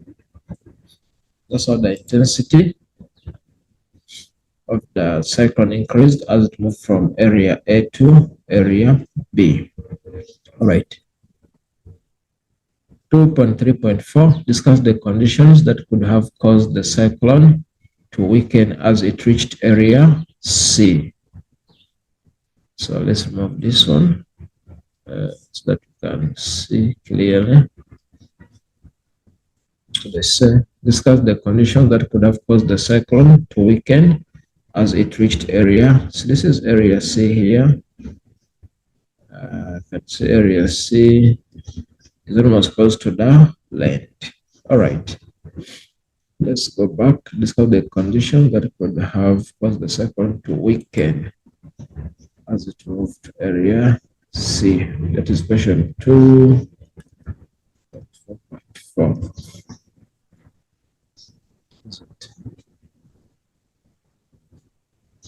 2.3.4. This is 2.3.4. 2.3.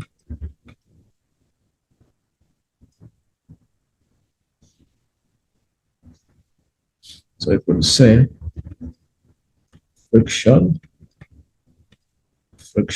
with the land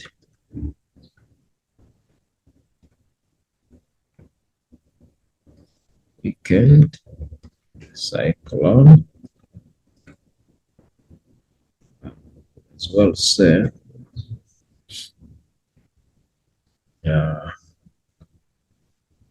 cyclone moved into cooler areas, because we know that cyclones, they love warm conditions. So if they move towards cooler areas, this as well weakens them.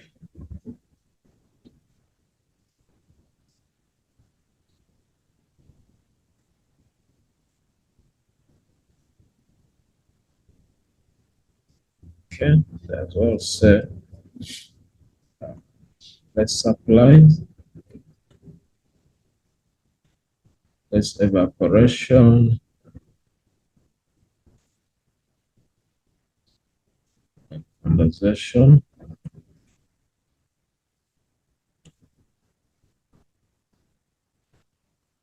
meaning less supply of latent heat.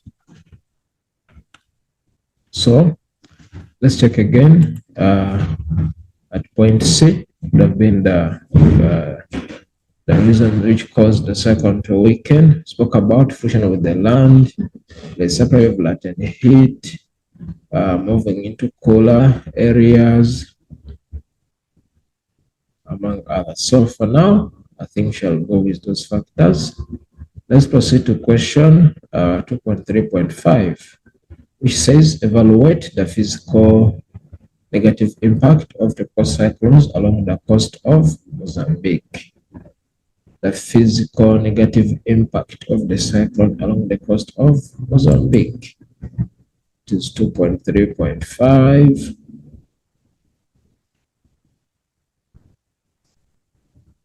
The negative, say,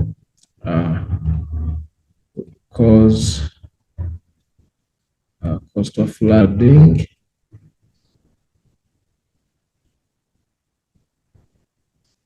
destroying the coastal areas, results into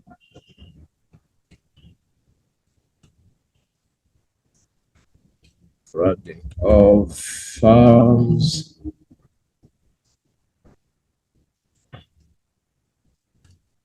causing soil erosion,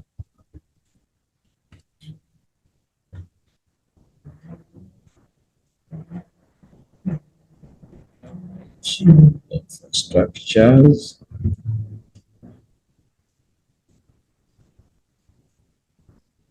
such as roads, buildings,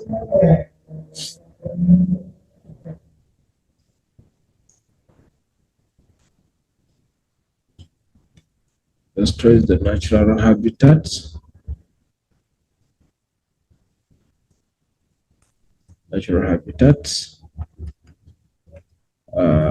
disrupts the ecosystems,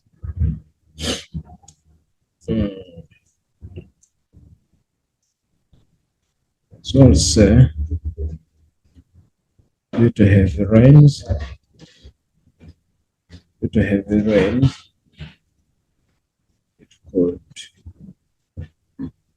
could cause landslides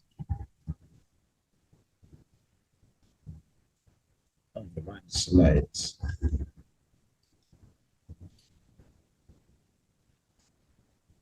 So, among other physical impacts. All right, so that is for question 2.3. So we're going to go to 2.5, which says, refer to figure 2.5, which shows a river capture or stream piracy.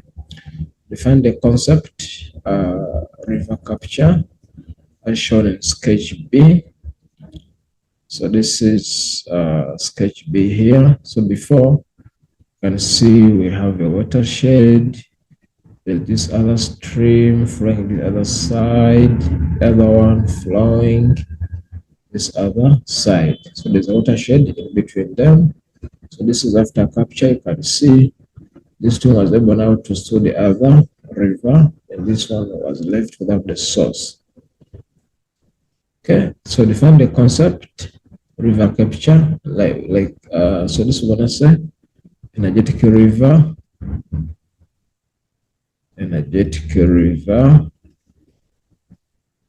steers headwaters of a weak river steers, or can as well say robs. Okay, steers or robs. Identify features 1 and 2 of river capture in sketch B. Features 1 and 2 of river capture. So feature 1, the elbow of capture.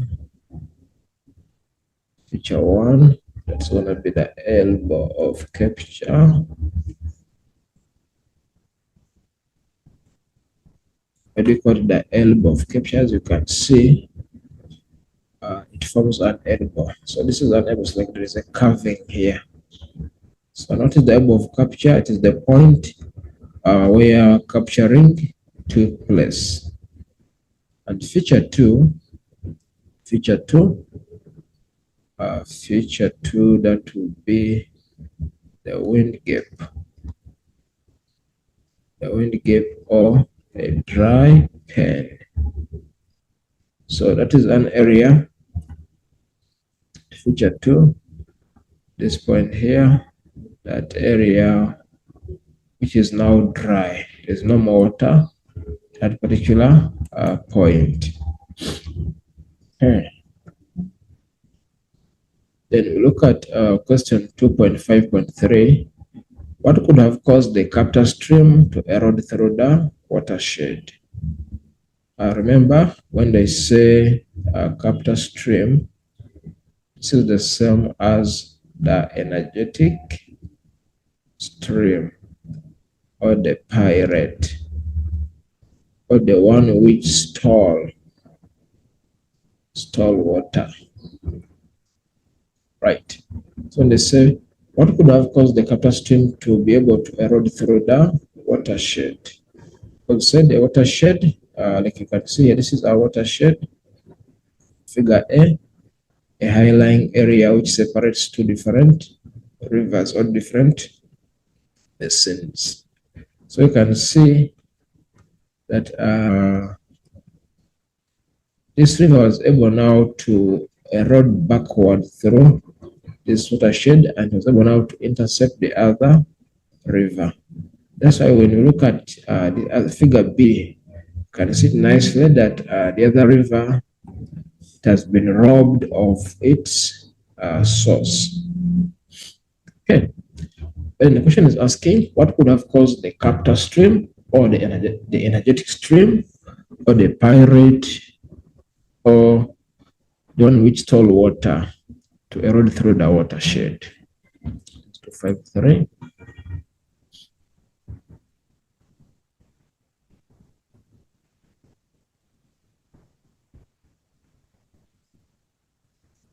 So you could say it was flowing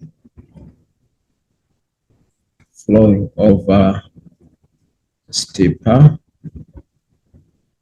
gradient. That's why it was able to erode faster. Steeper gradient able to erode watershed faster. Or as well as say it was flowing over less resistant rock. less resistant rock to erode faster.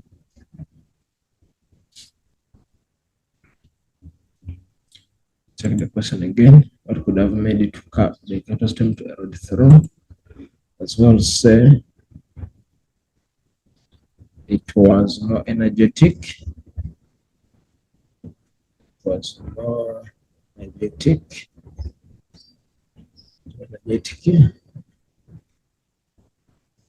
Making it able to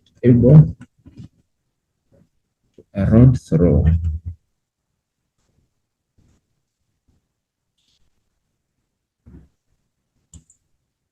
Okay. 2.5.4 explain the process that resulted in the formation of the misfit stream. Which one is a misfit stream? You can see this is our misfit stream.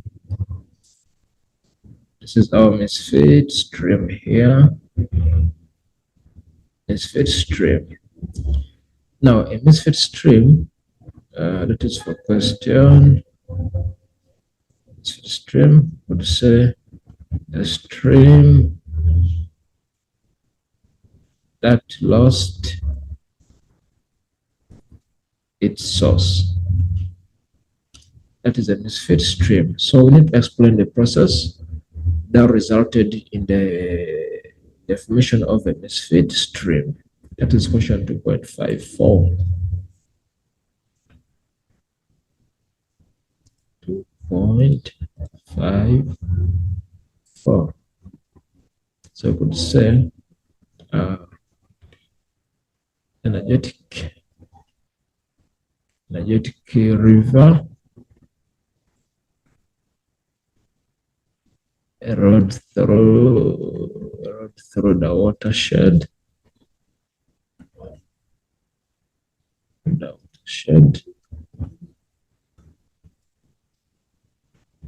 Energetic river intercept and stills the headwaters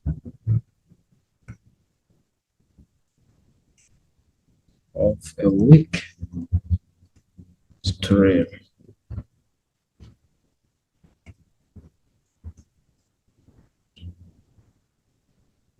The lower part of the weak stream is left without a source.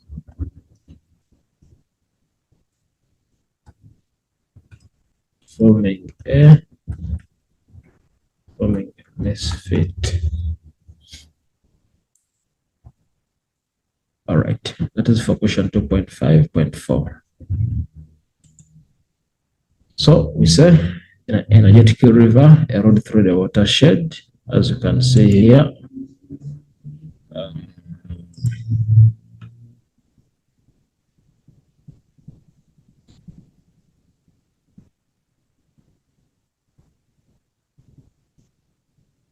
So this is our energetic river. She was able to do the erosion through the watershed.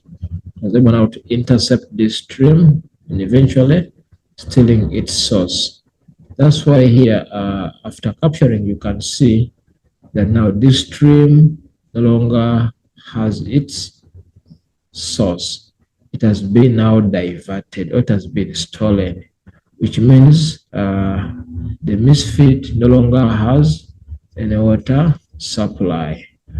That is how we could explain the formation of a misfit stream.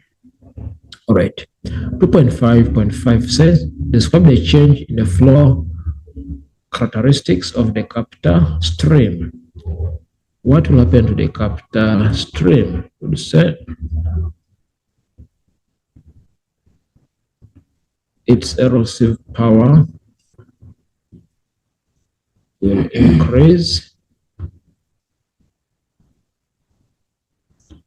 its velocity will increase as well. We're flowing so fast, it will erode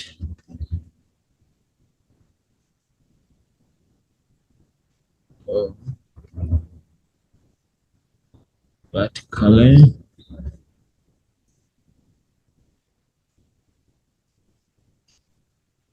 be rejuvenated, to gain more water, to gain more volume of water,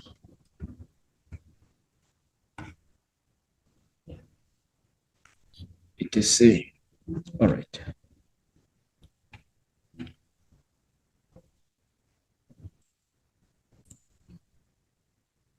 So question 2.6 says, figure 2.6 shows a river profile. All right. So 2.6.1 is the river profile in figure 2.6 graded or ungraded. So our answer for this case is going to be ungraded.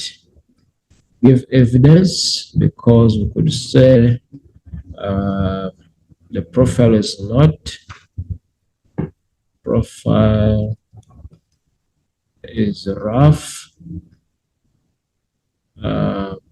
not smooth.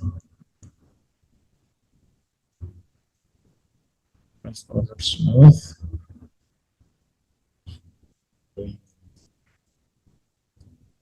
As well say it has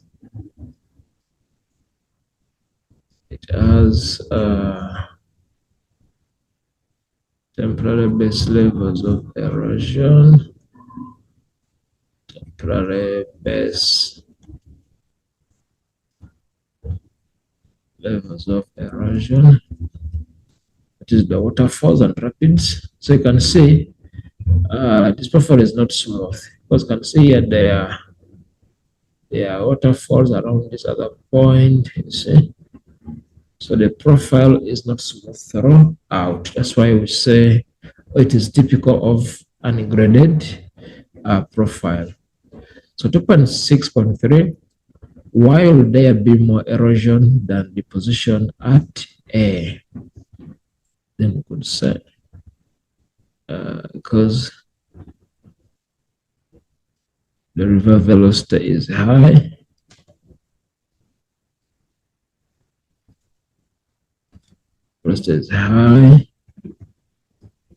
gradient is steep. Let's go, I think we'll see this on our blank page, 263. We said river velocity is high, the gradient is steep,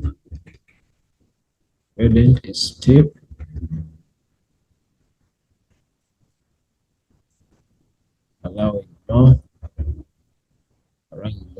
erosion. Okay, so that's why we say that at A there will be more erosion than deposition. Look at the gradient. It is too steep. That's why there's a waterfall. Too steep. So where it is too steep, we don't expect materials to be deposited. Instead, the river will be eroding vertically, and as well, due to steep gradient, the velocity or the speed of the river is going to be high. Therefore, it will be eroding instead of depositing materials. 2.64, it says in a paragraph of 8 lines, explain the fluvial processes that a river undergoes to reach a graded profile. As we know, we say that this profile is ungraded as a result of temporary base levels of erosion like waterfalls, the rough surface, etc. So let's see explain the fluvial processes that the river undergoes to reach a graded profile.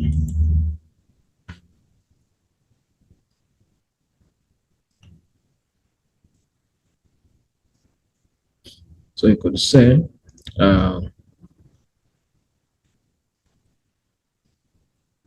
river erodes away the temporary base levels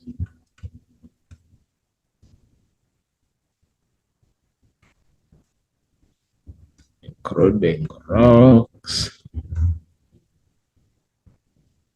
rapids, waterfalls.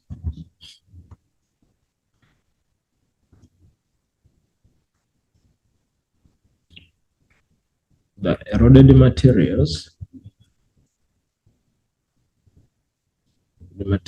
are transported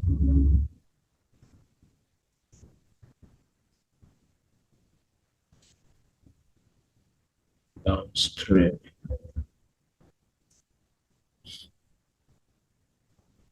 The profile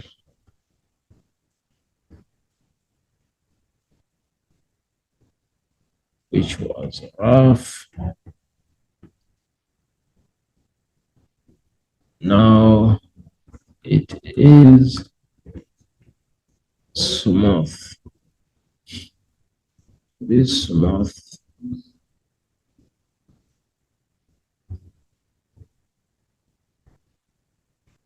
therefore we shall have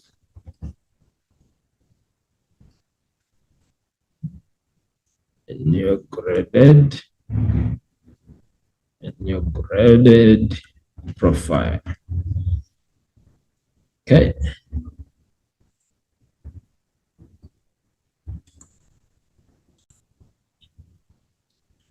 So question 1.3 are based on climatology.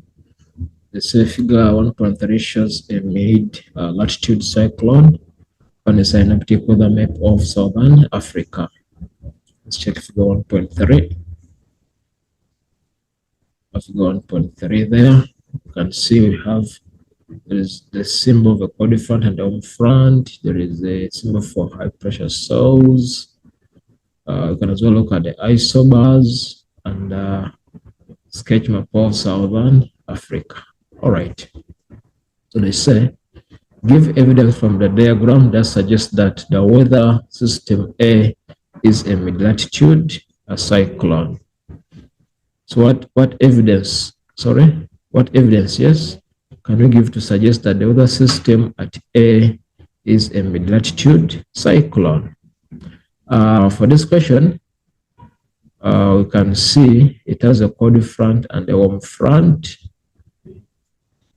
You can say because of the cold front, the symbol for the cold front, the symbol for the warm front as well. Symbol for the warm front as well. Set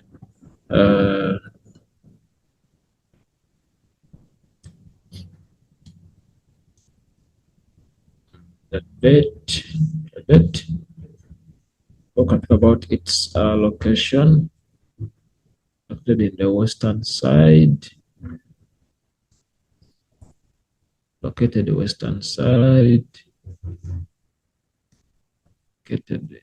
the west. That's where the MLC or the mid-latitude cyclones do originate, among other factors. Why does this weather system originate at the polar front? Then we know at the polar front, that's where we have warm winds, mid, cold winds. Okay. Because the polar front is a region where different air masses meet. That includes warm winds and the cold winds. So the mid-latitude cyclones do develop at the polar front. That is where the cold easterly winds meet with the warm westerly winds. Now give a reason for the direction of movement of this weather system. Now its direction of movement, we know they move from west to east. But the question is asking that why do they move from west to east? Then we say they are driven by the westerly winds. So if you look at the diagram, usually mid-latitude cyclones, they move from the west going to the east. Reason? Because of the easterly winds. Okay. Then 1.3.4, why is the cold front associated with severe weather conditions? Then we say because it lowers down temperatures.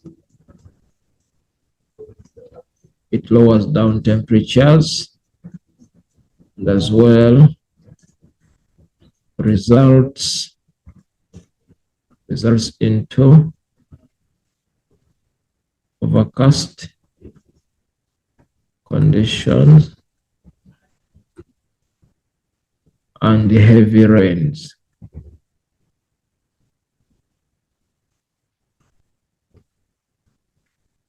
Okay. 135. Explain the formation of the stage of development shown in figure 1.3 of the mid-latitude cyclone. Explain the formation of stage of development in figure 1.3. Let's see the stage of development. I think this is going to be the occlusion stage, because we can see the cold front and warm front are mixing up, which is the occlusion stage. Okay, so I'm going to explain 1.3.5 down here.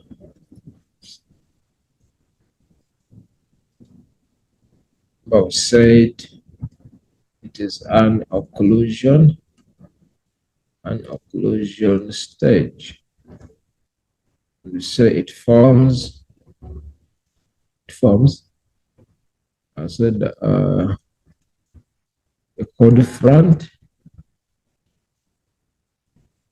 travels faster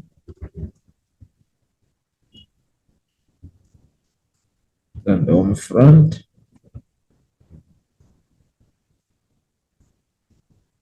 Okay. Cold front narrows the warm sector.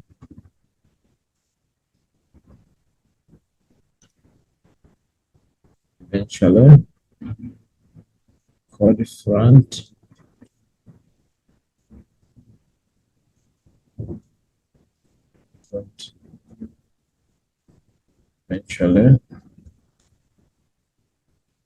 touches the warm front.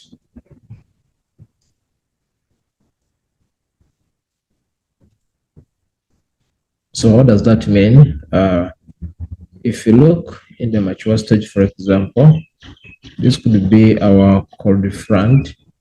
This is the warm front. But you know that the cold front is more dense, so it travels faster, so it keeps on narrowing the gap. Eventually, it will intercept the warm front, creating an occlusion. Right.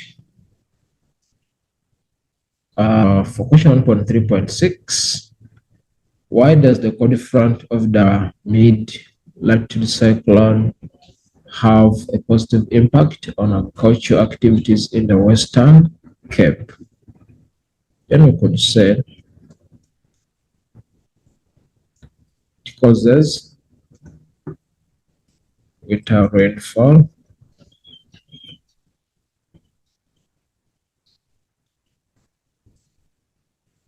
which favors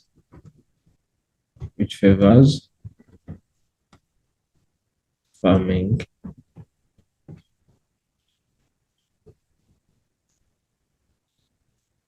It allows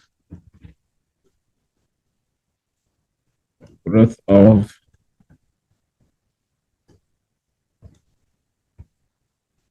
crops which are suitable for cold conditions. Okay. September, you'll be writing paper 1, which is called Physical Geography, where we're doing climate and weather, and we also do geomorphology with 30 marks of map work. Now let's look at the content that we can expect to get from the examination. There are subtopics for question 1, which is climate and weather, is subtopics: mid-latitude cyclones, tropical cyclones, subtropical anticyclones, traveling disturbances, where you are looking at the moisture front and line thunderstorm, and you're also looking at Berg winds and coastal lows.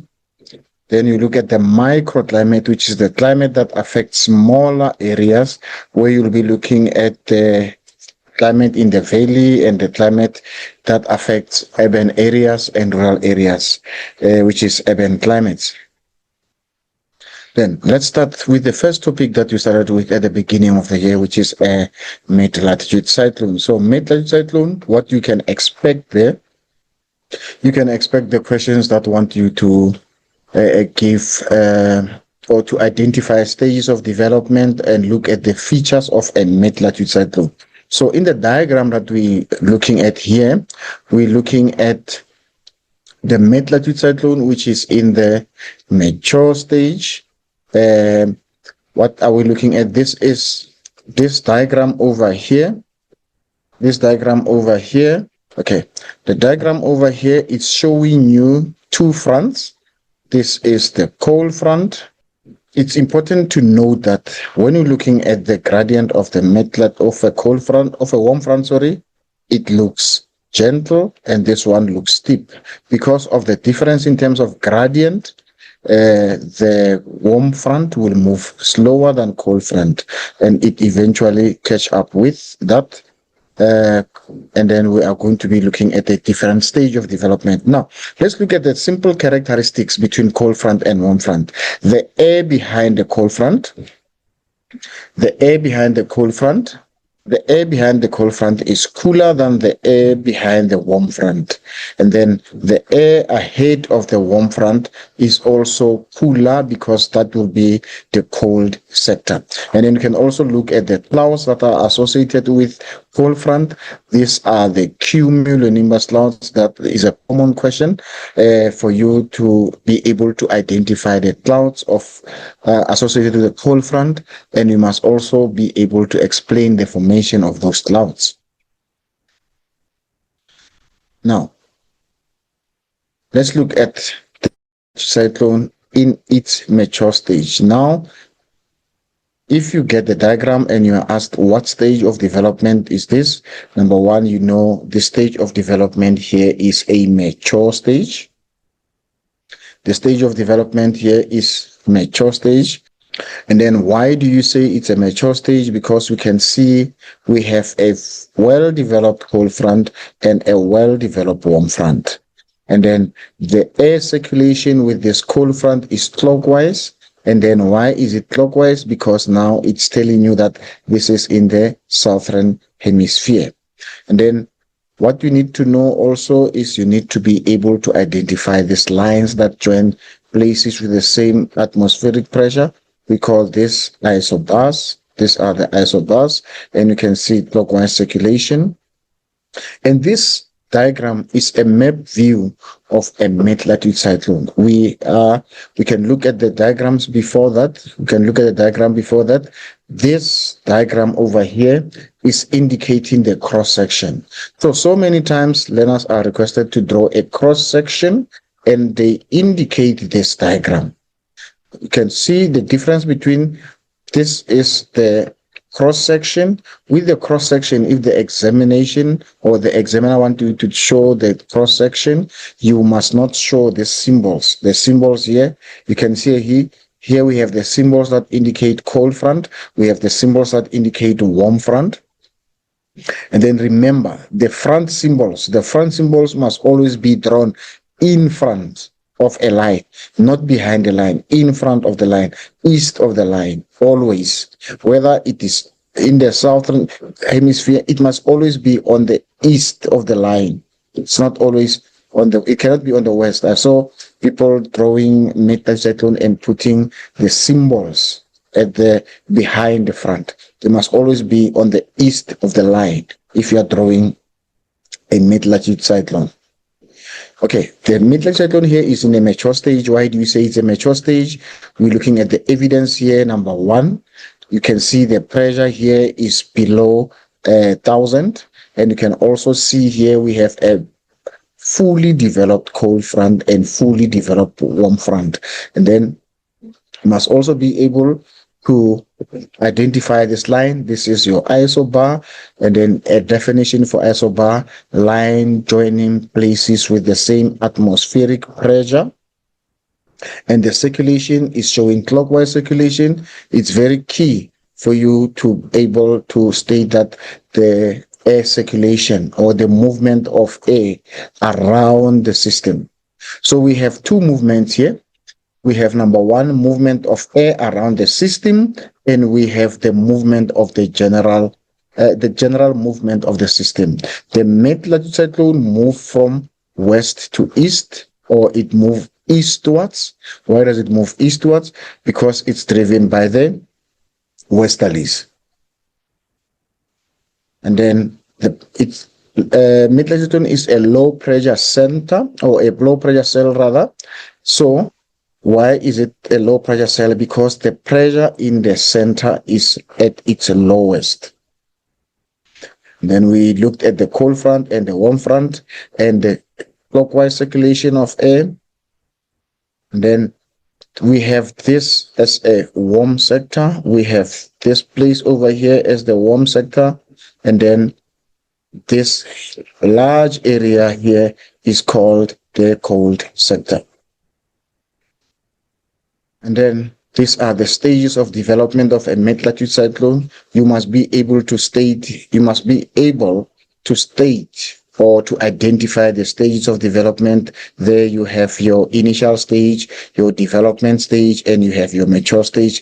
It's the same stage that we've been looking at in the previous diagram or previous slide. And then we have this stage. Also, you must be able to explain what happens in this stage. This stage is called occlusion stage. How does occlusion stage occur? Or why does occlusion stage occur? The occlusion stage occurs when the cold front catches up with warm front. And then the question is, why does the cold front catch up with warm front? Is because cold front travels faster. And why does cold front travel faster than warm front? Is because cold front has got a steeper gradient than a warm front. And as you can see now, when cold front catches up with warm front, you are going to have cold air, which is the cold sector. Then you're going to have warm air ahead of the cold front, but which is behind the warm front, which is the warm sector. But the air here should not be cold. You must change this. This air cannot be cold. This air cannot be cold. This air should be cool, because now the cold front caught up with the warm front. The cold front caught up with the warm front. So if you have warm air and then you have cold air, when they mix, they cannot remain They cannot remain cold because it's warm and cold. So it's going to become cool. The temperature will change. In the occlusion stage, the air ahead of the warm front will not be cold. It cannot be cold. It's going to be cool, even though the entire sector here, it is the cold sector, but the air ahead of the warm front will be cooler than the air which is found behind the cold front. And then what is important again, you could get the question, what identify or what do we call the linked mid-latitude cyclones or the mid-latitude cyclones that are following each other? It is called a family of depression. This is, we have Cyclone 1, Cyclone 2, Cyclone 3, there you have them like that. And now, an examiner can ask you, or in examination you can be asked to identify between these three mid-latitude cyclone, which one is older or which one is younger. So the one which is further to the west will be the youngest one, and the one that is further to the east will be the oldest one. Now, how would we identify with evidence which one would be older? You can look at this one here, looking at the pressure here, and you can look at this one here, looking at the pressure again here. And you can also see this one which is further east, it has already reached occlusion stage, but this one it's still in the mature stage. But now you must also be able to describe the characteristics of a mid-latitude cyclone in the occlusion stage, that the sector, the warm sector is narrower. What makes the warm sector too narrow? It is the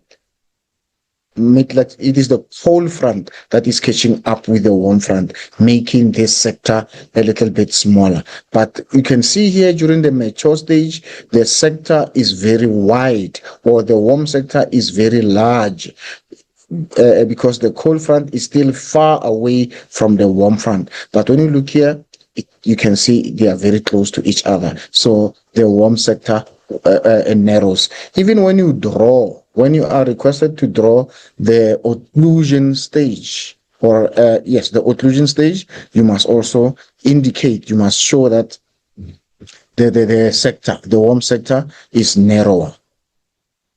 So that's your family of depression. Now, this is a typical examination question that you can expect. Write a paragraph in which you explain the development of a cold front occlusion. Cold front occlusion, not cold front occlusion. Sorry, that's a misspelling. So, when you explain the development of cold front occlusion, now you need to explain that air behind cold front is cold, and then cold air move faster than warm air. Why does cold front move faster than warm air? Because the gradient is steeper, and then it catches up with warm front. And then what will it do when it catches up with warm front? Then it's going to undercut. Cold front will undercut the warm front. And as cold front undercut the warm front, what will then happen? Cold front will undercut the warm front, and then the warm sector will be lifted off the surface. As you can see here, as you can see in this diagram here, we have only cool air here, and the cold front is touching the surface, and you can see now all the warm air has been lifted from the ground. That is why now because of the cumulonimbus clouds here, we're going to have a heavy rain that's going to be experienced, and then we have your nimbus stratus cloud and alto stratus clouds, and now we will then experience torrential rain. We'll have rain that takes place over a long period of time because of these clouds. Now, describe weather changes associated with the passing of a warm and cold front. What will happen when warm front or cold front passes? Now, let's look at the three weather stations here. Let's look at this weather station. Let's look at this weather station and this weather station. So this will indicate to us what happens when the cold front passes. Number one, this is your cold front, this is your cold sector, and this is your warm sector. So what happens when the cold front passes? Number one, temperatures will drop and air pressure will increase. Remember, temperature and pressure, they are inversely proportional. So when temperature drops, the air becomes heavier, and when the air becomes heavier, it subsides, and subsiding air creates high pressure.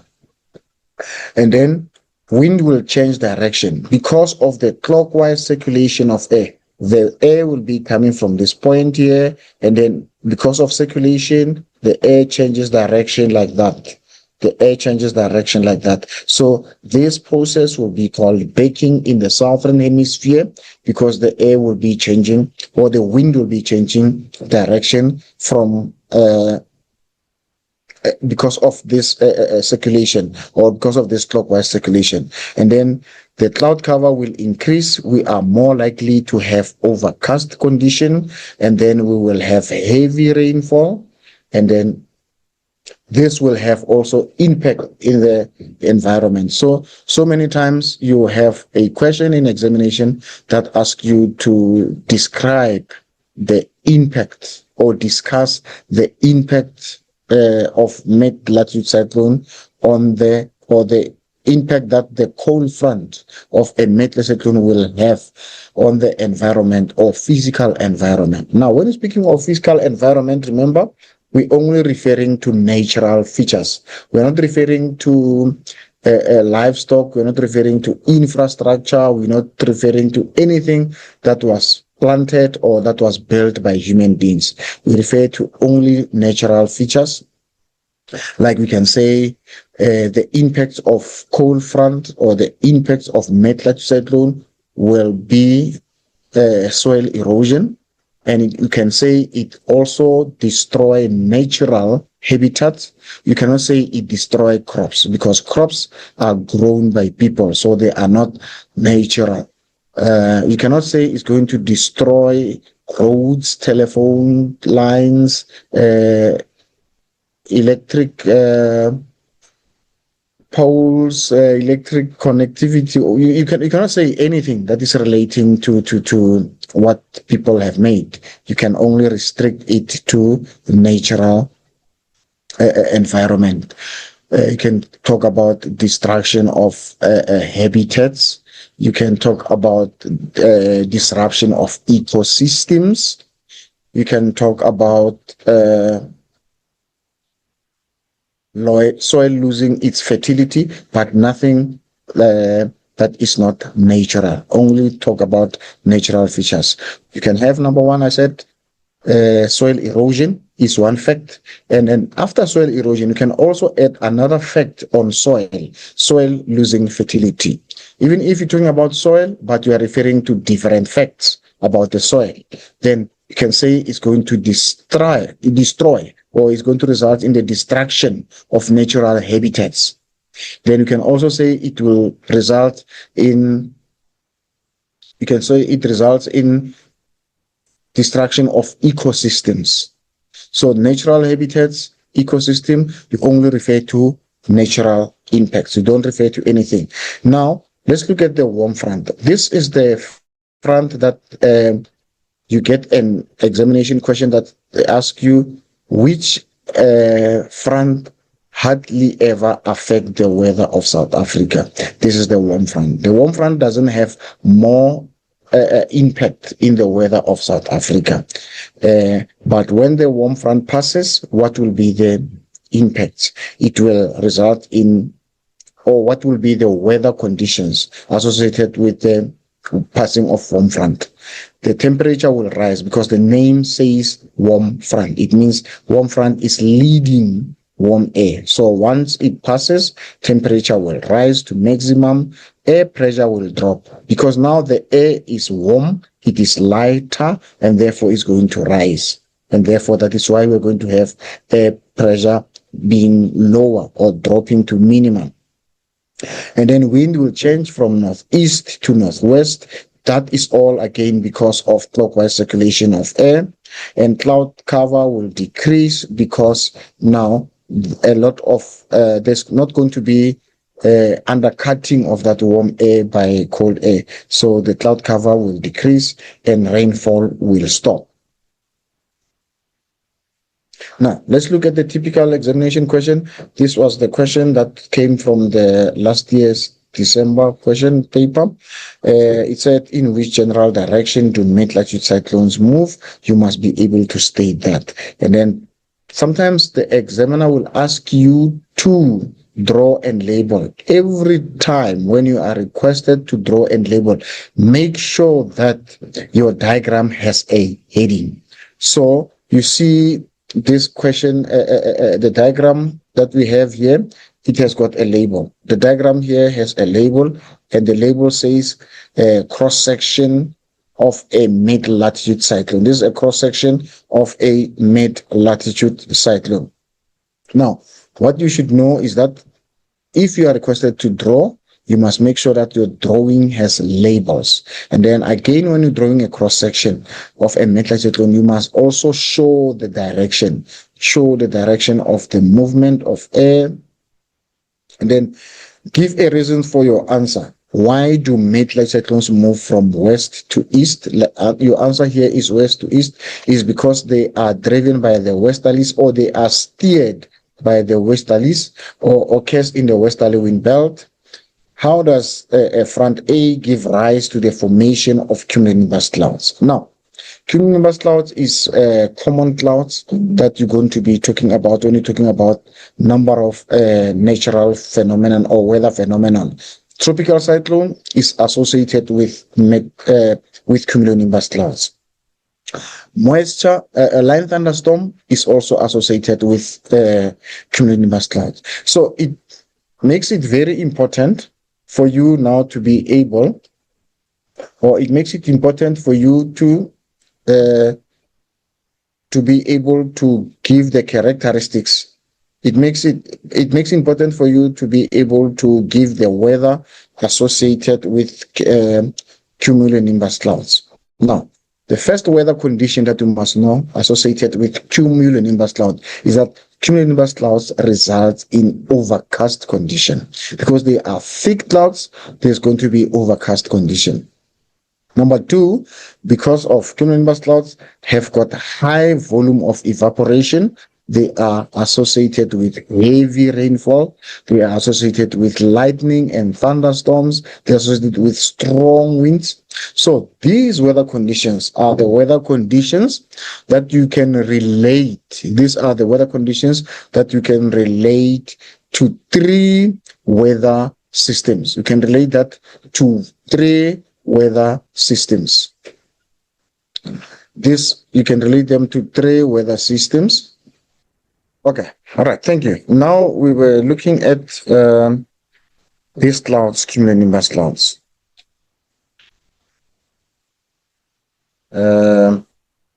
Cumulonimbus clouds are very important kind of clouds because in geography we have three phenomena, with the three weather phenomenon that are associated with cumulonimbus clouds. Number one is the mid-latitude cyclone that we are looking at here.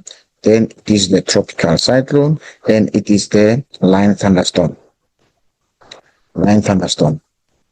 So these three weather phenomena, have got something in common, which is cumulonimbus clouds. Here we said, how does front A give rise to the formation of cumulonimbus clouds? Now, this question is now referring to mid-latitude cyclone. But now, what you should do, you should now link the development of cumulonimbus clouds to all the systems that have cumulonimbus clouds. Here, in the mid-latitude cyclone, cold front will undercut the warm air ahead of it. But now, when you're talking about other systems like your tropical cyclone and your line thunderstorm, there is no undercutting. The warm air is going to rise rapidly. It rises on its own. So the formation of cumulonimbus clouds, the air is going to be undercut when it comes to mid-latitude cyclone. But when it comes to line thunderstorm, the air is rising. When it comes to tropical cyclone, the air is rising. Why am I bringing these topics together? Is because they have common type of clouds, which means because they have common type of clouds, which means now when you're looking at the weather associated with these three systems, the weather is the same. Let's look at this. We're looking at the weather associated with cumulonimbus clouds. Number one, it is overcast conditions. That's the first condition. Number two is heavy rain or heavy rainfall, lightning, and thunder. Now, if you write an examination and you are requested to give the weather conditions that we would expect, if the question is on tropical cyclone, mid-latitude cyclone, or line thunderstorm, because they have or they are associated with similar kind of clouds, the common answers will be overcast condition, heavy rainfall, lightning, and thunderstorm. It doesn't matter. It's tropical cyclone, mid-latitude cyclone, or line thunderstorm. So you don't have to go and study the weather conditions associated with tropical cyclone, mid-latitude cyclone, and line thunderstorm. So long as you have studied the weather associated with cumulonimbus clouds, then you can look at the weather associated with mid-latitude cyclone. In particular, the cold front of the mid-latitude cyclone, because when it comes to the warm front, it will be different type of clouds. But the cumulonimbus clouds are the weather conditions associated with the cold front of the mid-latitude cyclone, plus tropical cyclone and the line thunderstorm. So if you know what is the weather conditions, you must also know, because of these weather conditions, what would you expect? How would this affect, or how will this have impact? And now let's look at the impact that it would have. And then the impact that we should look at now is the environmental impact. How will these clouds impact on the environment? Now, number one, it will have soil erosion. So if a question comes in your examination, you have to give the impacts of tropical cyclone.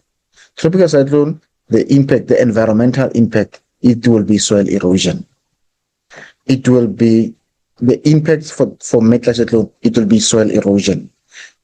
Impacts for line thunderstorm, it will be soil erosion. So that is the impact on the natural environment. It is soil erosion for all three of them, for all three of systems. So now, let's say another impact, it will destroy ecosystems.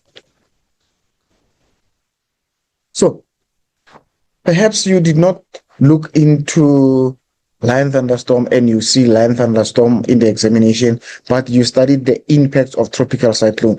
They will have the same impacts. They will have the same impact. So they will destroy ecosystem. Why destroy ecosystem? Because they have the same type of clouds, and the same type of clouds will have the same type of weather conditions, and the same type of weather conditions will have the same environmental impact. And now we can talk about habitats. We can talk about it destroying habitats. Habitats destroyed.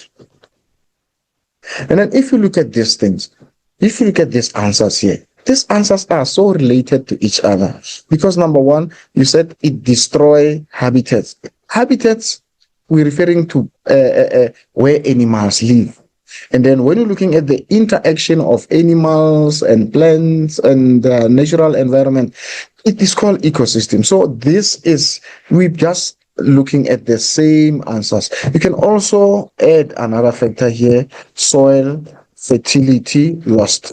Soil fertility lost. So if the soil is eroded, the topsoil contains minerals or nutrients, so the nutrients will be washed away. So these are the fact, or these are the impacts. These are the impacts that mid-latitude cyclone, tropical cyclone, or line thunderstorms will have on the natural environment. And then why will they have it? Is because of the weather conditions. It is because of the weather conditions that will be experienced. And these weather conditions will be experienced because these weather systems have got the same type of clouds. So I was just trying to link all three weather systems that we have studied with the development of cumulonimbus clouds. So the cumulonimbus clouds, the development of cumulonimbus clouds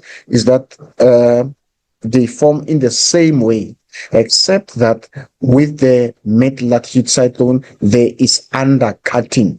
There is the undercutting of cold, of warm air by the cold front. So here there is undercutting, but with tropical cyclone, mid-cyclone, the development of cumulonimbus cloud is that there is going to be a rapid rising air and air rising higher, and then there's going to be condensation. So the subsequent processes are all the same. The only difference here is that there is no undercutting with the with the tropical cyclone and the line thunderstorm, but the formation is the same.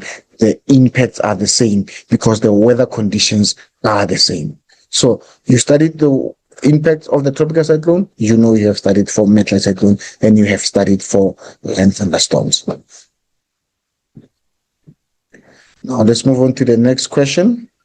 It says, in a paragraph of approximately 8 lines, explain strategies that can be put in place to manage the negative environmental impact of the heavy rainfall associated with mid-latitude cyclone. Now,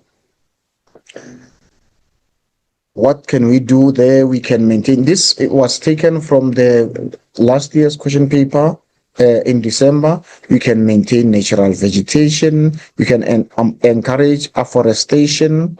We can buffer areas, create effective drainage system, use of sandbags, building of retaining walls, use of catch nets in places that are prone to rockfalls, use of canopies, areas which are prone to rockfalls as well, construction of gabions, construction of dams, constructing artificial levees or barriers to reduce those flooding, conserve wetlands so that they can reduce the volume of water that is flowing, and then implement contour plowing that's going to reduce water speed, terracing of slopes. So terraces will, contour plowing will also result in terraces, widening river channels in order for water not to overflow, canalizing rivers, making canals in rivers to defect water from one place, because if water is going to be full in a stream, now the stream can overflow. Educate people about environmental conservation, awareness, or early warning systems. So awareness and early warning systems and educating people, this is one of the strategies that you can apply for any question that says suggest strategies to reduce a certain problem. Any problem that you get from the examination question, you can educate people about about whatever feature that it is. It doesn't matter what it is, so long as we can talk about educating people and then making awareness or warning to people. So this is a common answer to most of the strategies that you can think of. And then let's go to next question. Actually, the questions are done now. Let's look at the tropical cyclones. We need to look at the conditions that favor the development of tropical cyclone, characteristics, location, weather patterns, development stages, and how they can be managed. Number one, what you should know is that tropical cyclone move from east to west, and the reason why they move from east to west is not because they are driven by the easterlies, it's because they are driven by tropical easterlies. You cannot say easterlies because we have two sets of easterlies in the circulation, so you must be specific. It is tropical easterlies, not just easterlies. Unlike with the westerlies, we only have one set of westerlies in the circulation in the atmosphere. So if you say mid-latitude cyclones are driven by the westerlies, that answer is correct. But if it's saying tropical cyclones are driven by the easterlies, that answer is correct but incomplete. You must state which easterlies. So for it to get full marks, it must be tropical easterlies. If you say just easterlies, that answer is incorrect. It's not incorrect, but it's incomplete, so we don't give marks for incomplete answers. You must also be able to give the characteristics of the eye, and you must also be able to draw the eye of a tropical cyclone. So when you draw an eye of a tropical cyclone, you must do just a reverse of a letter S. You draw a reverse of the letter S, and you just shade the middle there. So this will be the eye of a tropical cyclone. And now, what are the characteristics of the eye of a tropical cyclone? There is no wind. Why is there no wind? Is because of the cumulonimbus clouds that forms the eye wall that stops air from blowing there. And we have no rain. Why there is no rain? Because there is no condensation. Why is there no rain? Again, is because there are no clouds that are going to condense to form rainfall, because the air there is subsiding, and subsiding air hits adiabatically, and therefore it's not going to condense. So this is your tropical cyclone, typical of tropical cyclone that was called Freddy. You remember tropical cyclone Freddy was behaving like this, moving in this direction, and after moving westward, it also moved eastwards back into the Mozambique channel. So this is common characteristics of a tropical cyclone, moving from east to west because they are driven by the easterlies. Actually, not easterlies, but tropical easterlies. And now, this is what we have already discussed, the impacts of tropical cyclones. So it is the same impacts that you are going to give when you're talking about the mid-latitude cyclones, because they both are associated with cumulonimbus clouds, and therefore they are going to have the same clouds. Now, here is tropical cyclone moving over the land, is going to dissipate. The common examination question is why or what stage is that when the tropical cyclone. Sometimes you get a question that says tropical cyclone made landfall. Tropical cyclone made landfall. So when a tropical cyclone makes a landfall is when the tropical cyclone reaches the land. Now the question could be why. What happened to the tropical cyclone, or why did the tropical cyclone dissipate when it made landfall? Or landfall. It is because over the land there is no moisture, there is no warm air, and there is high level of friction over the land because of vegetation, because of hard surfaces, because of buildings, because of number of things that may going to increase the friction on the on land compared to over the ocean. So one way of monitoring the cyclones is through satellite tracking. Is through using the satellite to track it, and this process is what we call a remote sensing. When you use when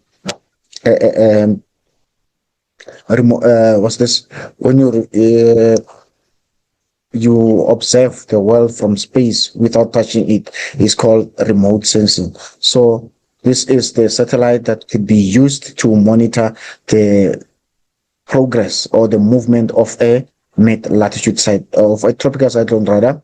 Okay, now why is it important? Why is it important and why is it effective to use a satellite when you track tropical cyclones? Is because data is received in real time. So the data or the information that you get from the satellite, it is going to tell you what is happening at that particular time. And then data can be monitored every hour, every minute. So it is also real-time monitoring of data.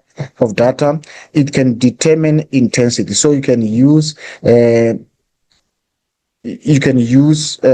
satellite to check the intensity. That is it category 5 tropical cyclone, is it category 4, or is it still in a storm? It's still a storm, not a tropical cyclone. So it is very important. And then after knowing the intensity of the storm, it will then alert or the authorities will know what to do, because they will have to prepare adequately for whatever strength of cyclone it is. And then it is also important because the satellite can be used to predict the path, even though the path of a tropical cyclone is very erratic. Tropical cyclone's path is erratic. It's not easy to predict, but we can use the satellite to just try to catch up with the occurrence and the movement and the speed at which it is going. And then satellite image also cover a large area, so it helps to tell and warn people that could be in danger, and it also warn the authorities what steps to take next. Now let's look at subtropical anticyclones and associated weather. So here what are we going to look at? We're going to look at factors that influence climate of South Africa, the line thunderstorm and South African Berg winds. This we call traveling disturbances. Now, so what we have there, we have high pressure systems. It's very important that you are able to identify them. So the question could say, identify the high pressure A, B, C. You must know their names. This is South Atlantic, this is South Indian, and this is Kalahari. And then what you should know again is their movement in the atmosphere. The South Atlantic and South Indian, they both move northwards, north and southwards. They move northwards and they also move southwards. But with Kalahari high pressure, it moves up and down in the atmosphere. It moves up and down in the atmosphere. We'll look at the next diagram that shows that. So on the east we have South Indian, and then South Indian is associated with warm Mozambique current, and therefore the air on the east will be warm and moist, and the air on the west, because it is influenced by Benguela current, it will be cold and dry. Now let's look at the cross section. So what we're looking at here, we're looking at this is the map view and this is a cross section. So these two diagrams are indicating winter season. So here, this diagram is showing us the cross section of the interior during winter. So during winter, what is happening? The inversion layer is below the escarpment, and therefore warm moist air cannot reach the interior, and therefore it results in dry conditions. Now, because of this condition, it is winter, which means now, as you can see, it means now the temperatures in the interior are low. Because of low temperatures, now the air is heavy and it is subsiding. Now, the air will be blowing from the interior. The air will be blowing towards the coast. Now, the question will be, What do we call the air that blows from the interior to the coast? Is it offshore or is it onshore? So this will be offshore winds. So during winter, we experience offshore winds because the pressure is higher in the interior and it is lower at the coast. So the air blows from the interior to the coast. And then what do you call that air? We call it offshore wind. And then these offshore winds that occur in South Africa, they have the name that we call Berg winds. We call them Berg winds. These are the hot, dry winds that blow from the interior to the coast during winter. They are hot, dry winds. Now, an important question that to be asked is, we said during winter the temperatures are low, but now why are Berg winds hot? Because it's a known fact that during winter the temperatures are lower in the interior, but we said Berg winds blow from the interior to the coast, and Berg winds are hot and dry winds. Why are they hot? Is because of adiabatic heating of air. Berg winds are hot because of adiabatic heating. And then why are they dry? Because they blow from the dry land. The winds blow from the dry land. They are offshore winds. So they are dry because they're coming from the dry land. Remember, the air assumes the characteristics of the surface that it is blowing on. So that's why Berg winds are hot and dry. And now, let's look at these two diagrams now. What is the season here? We said the season here is winter. Why do we say it is winter? Because number one, we can see the high pressure cells are closer or have moved northwards, or they are closer to the land. They have moved northwards. And the interior is dominated by Kalahari high pressure, or Kalahari high pressure is dominating the interior. And now when you're looking at the cross-section, is the same diagram. When looking at the cross-section there, we see now the inversion layer is below the escarpment. And now we also have the coastal low. Coastal low is further east. Remember, coastal low, they develop on the west side. They develop on the west side during summer, and they travel along the coast. They travel along the coast to the east during winter. So when you see coastal low here, westwards, you must know that the season there is summer, because they develop in summer on the west side, and they move towards the east during winter. And then sometimes you'll also get what you call a cold front here. You'll get a cold front here. Now, if you see a cold front here, you have a coastal low here, and you have Kalahari high pressure here, then you can see in a synoptic weather map, and they ask you what conditions are favorable for the development of Berg winds. What conditions are favorable for the development of Berg winds? What you should know is that, number one, air, according to pressure gradient, air is going to blow from high pressure to low pressure. So Mid-Latitude cyclone is a low pressure system.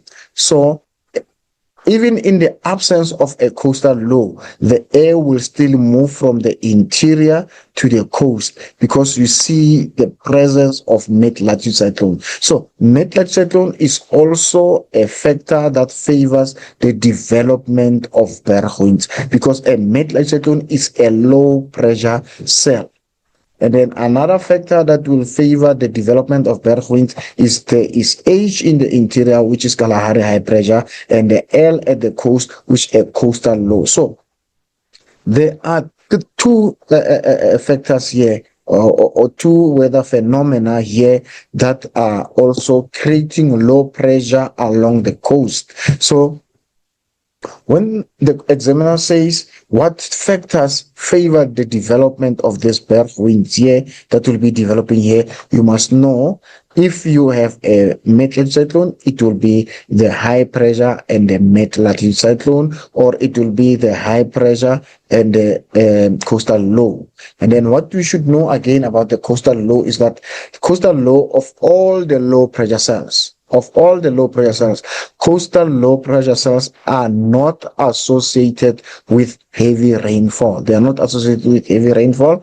They are associated with light rainfall and drizzle. They are associated with light rainfall and drizzle, mainly because of the influence of this cold, dry air that will be blowing from the interior, and then the warm, moist air that comes from the coast. So if you're looking at the coastal low here, the coastal low will be influenced by two air masses. The coastal low will be influenced by the two air masses, or by two air masses. The air circulation around the coastal low, because it's a low pressure cell and it is in the southern hemisphere, it's going to circulate clockwise. And now, because of clockwise circulation, some of the air mass will be coming from the land. And the air mass that comes from the land going into the ocean or to the coast, it will be dry. And the air that comes from the ocean going into the land will contain moisture. So that is why the coastal low are not associated with heavy rain. The coastal low are not associated with heavy rain. They are associated with light rain to no rain. In particular, where we have our offshore winds and we have our onshore winds. So the coastal low is associated with two air masses, the offshore and the onshore. And the onshore side can bring clouds and can bring light rain, but the offshore winds are blowing from the interior, and therefore they bring dry conditions. Okay, now let's move to the conditions that we experience now during summer. What happens during summer? During summer, we have L on the interior. So this L on the interior indicates low pressure, and it's important that you are able to name it or to identify it. This is called thermal low pressure cell. It is called thermal low pressure cell. So it's because the temperatures are higher in the interior during summer. So the pressure is low because the air is rising. The air is not subsiding during winter. And then what do we have again? This will be a diagram showing that showing summer conditions on the map.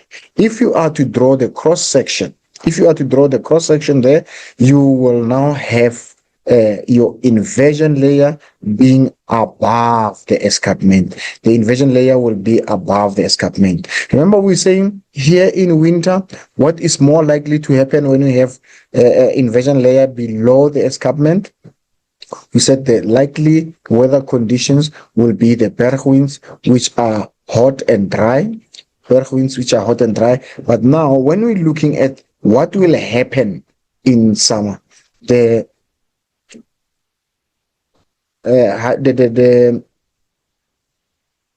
high pressure cells, the South Atlantic and the South Indian, are further away from the land. So it means they are not blocking the warm, moist air from entering the interior, or what do you call it? We call it maritime air masses. It's maritime. Why do you call it maritime air masses? Because it's influenced by the rain, not by the rain, man, by the ocean, sir. So I'm ahead of myself when I'm saying it's influenced by the rain, because I want to talk about rain in the next 2 minutes. So now, when the high pressure cells moved further away from the land, because when they were here during winter, they were blocking the maritime air mass from entering the interior. Now, when they get here, what is happening? The warm, not necessarily the warm, but the maritime air masses, which means the air from the ocean. It can be the cold ocean or the warm ocean. It is still maritime because it's air that comes from the ocean. So what will happen here now? The warm, moist air, this air here is warm and moist. This air here is cold and dry. They will move towards the interior. So when the two air masses move towards the interior, because the high pressure cells have moved further south, allowing these two air masses, the two air masses are going to move further into the land. And when the two air masses move into the land, the cold and dry air will do the same. It's going to undercut the warm, moist air and force the warm, moist air to rise higher in the atmosphere. And this air is going to rise rapidly. And what is going to happen?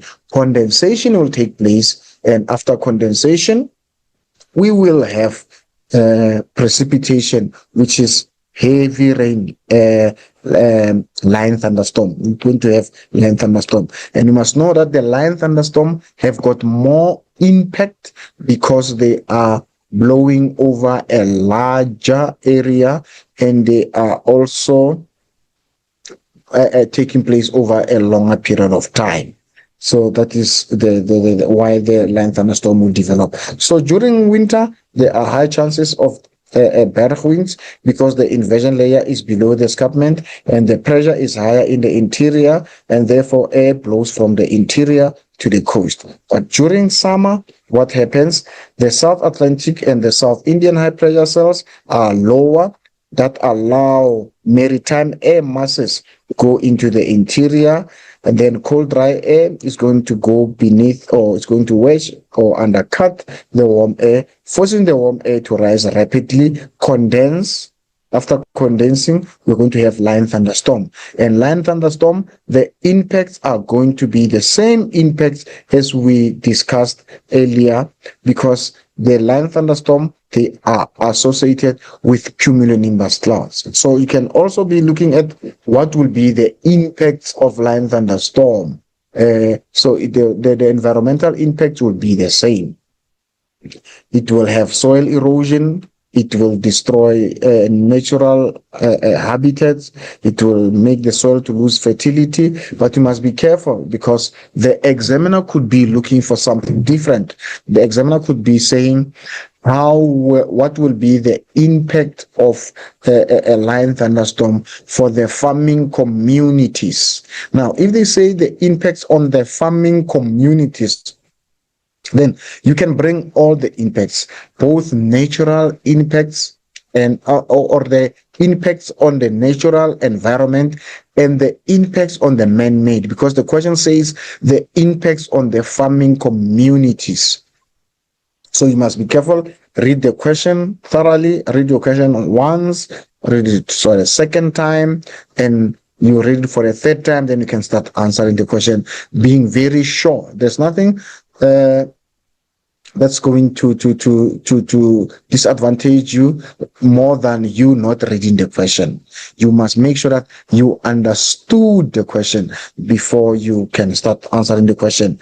Like in tropical cyclone, the examiner could ask you the impact of tropical cyclone for the coastal environment. So when they say the coastal environment, you must know you can also add man-made environment like the harbor, the infrastructure.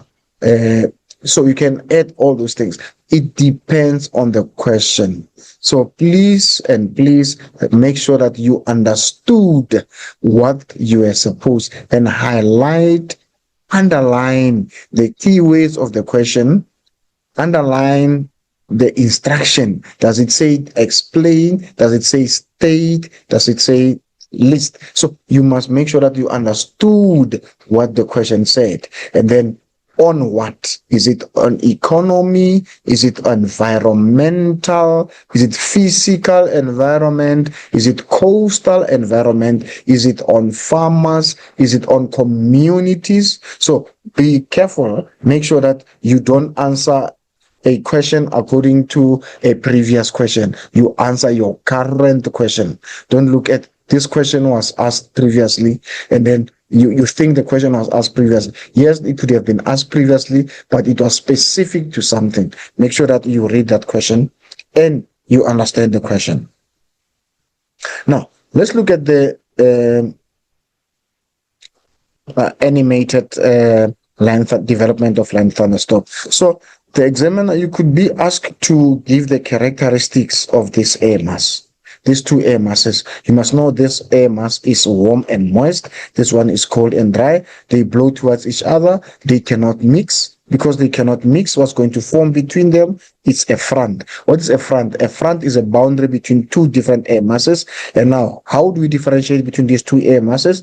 We differentiate them according to moisture content. We differentiate them according to their moisture content. So we're saying this air mass is cold and dry. This one is warm and moist. Sometimes an examiner can just ask you a question, give characteristics of the air mass here, air mass A and air mass B. You can just say this is warm and moist, this is cold and dry. So this is now on which side of the line thunderstorm, not line thunderstorm, on which side of the moisture front will the line thunderstorm develop? You must know it is on the east. Why on the east? Because on the east, that is where the air is warmer, and that is where the air is rising higher, and that is where condensation is going to take place. Now, let's quickly look at this question. Sketch A shows typical conditions. Here is your A, is this winter or summer? Summer, spring, winter. This correct answer there is it is winter condition. Why do you say it's winter?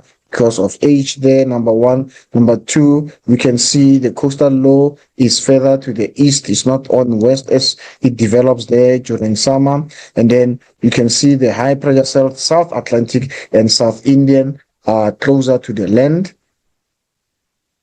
And then the low pressure system in sketch B forms due to over the land.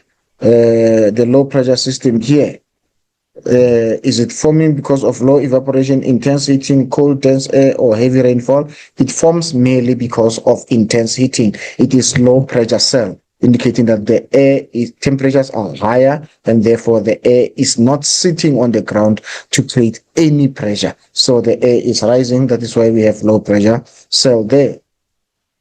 So the correct answer there will be B. Now, baking or divergence ridging will take place here.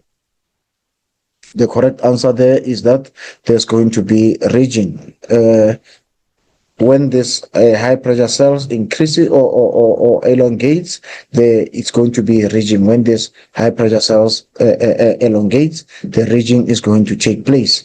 The anticyclone in sketch A and B change their position seasonally because of the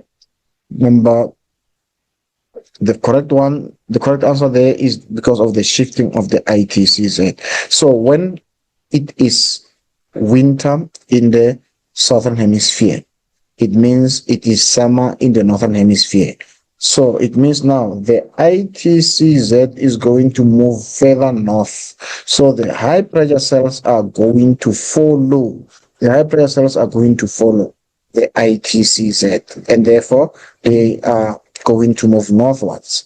Now, when it is winter in the northern hemisphere, it means it is summer in the southern hemisphere. Now, the ITCZ is going to move lower or southwards, and now the high pressure cells are also going to move. So we can see that the position of the ITCZ, but remember, ITCZ is not found in South Africa or Southern Africa. It is found at the equator. So along the equator. So I am just trying to emphasize the fact that the ITCZ is going to move further south during summer it will not be at the Tropic of Capricorn here. It will not be at the Tropic of Capricorn. It is Tropic of Capricorn down here. So I am simply showing you in terms of the movement. I'm just doing exaggeration in terms of the position of the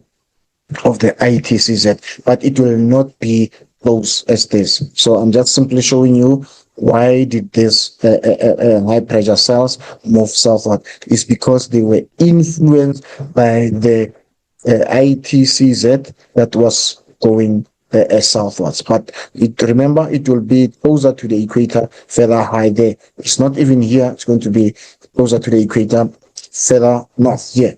I was just simply showing that. So this is not to any scale. Okay, let's continue with our questions. The South Indian anticyclone in sketch B is likely to feed more moisture over the east coast in comparison with sketch A because number one, because of the fetch, because it has a large fetch or large distance. It's because of the large distance. Okay. This answer is correct, but it is not answering the question. So this high pressure cell, it is also called a blocking high pressure. This high pressure cell is also called a blocking high pressure cell. So I'm looking at this option here. It is also called a blocking high pressure cell. Why do we call it a blocking high pressure cell? Because it can reach and stop the Mid-Latitude cyclone from going into the land. It's all from moving further into the land, so it can reach there and stop Mid-Latitude from moving, or cold front from moving further into the land. So that is why it is also called blocking high pressure cell. But the correct answer here, because the question says the South Indian anticyclone in sketch B is likely to feed more moisture, is because of the larger fetch. So it fetches water from further place, and therefore because of longer distance that it travels, it means it's going to bring more water into the interior. Now the next question is the low pressure system in sketch A will move in a what direction? The low pressure system in sketch A. So what is the low pressure system in sketch A? The low pressure system in sketch A is called thermal low. You must be careful. These are two different low pressure systems. In sketch A is coastal low. It moves along the coast. But in sketch A, the low pressure cell there is a thermal low. It's thermal low. This one is coastal low. Is coastal low. So these are two different low pressure systems. Please don't confuse them. And then the question here, the low pressure system in sketch A will move in a what direction? In a what direction? So it's going to move in a easterly direction. Easterly direction. So it's going to move eastwards, in an easterly direction, but it does not move straight eastwards. It moves along the coast. It moves along the coast, but in the easterly direction.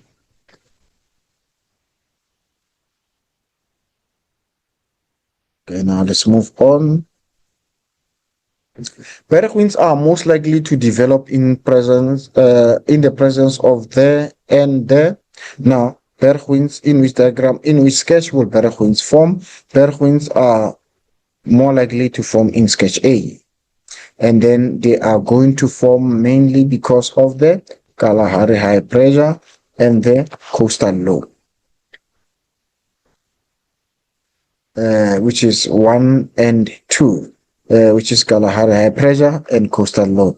The inversion layer that forms over the escarpment in sketch B will favor the formation of the inversion layer that forms in sketch B, because here in sketch B, when we have the inversion layer, where will the inversion layer form? The inversion layer is going to form above the escarpment. The inversion layer here is going to form here.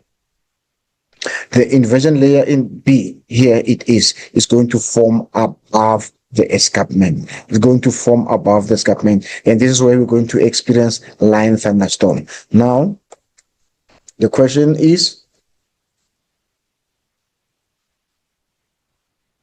the inversion layer that forms over the escarpment in sketch B will favor the formation of and what?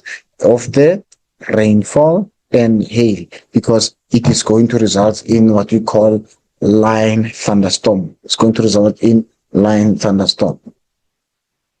Now, let's look here at the questions that were based on line thunderstorm. According to the extract, in which season do line thunderstorm commonly form? It should be during summer. Describe the temperature and moisture content of wind A and wind B. This is wind A this side, and this is wind B this side. We have already given the characteristics. We said this one is cold and dry, this one is warm and moist. And then explain why the heaviest rainfall occurred closest to the moisture front, as evident in the... Now, this is where there is a lot of moisture. Then the moisture is going to decrease when you move further away from the cumulonimbus clouds. Explain the negative or physical impact of line thunderstorm. We have already spoken about the impact of line thunderstorm. What are the impact of line thunderstorm? The impact of line thunderstorm, because line thunderstorm is associated with cumulonimbus clouds. So all you need to know is you need to look at the impacts of cumulonimbus clouds. Remember, we spoke about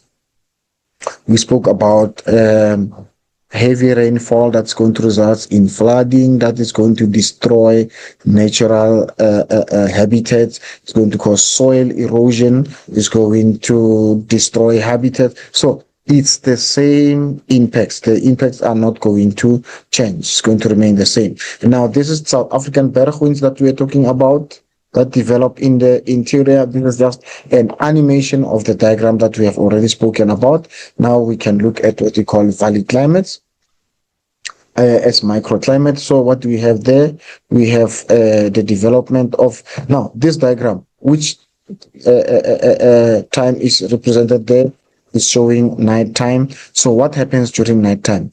During the day and during the night, we have two processes taking place during the day and during the night.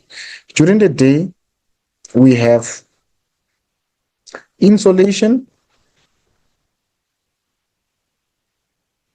and we have terrestrial radiation.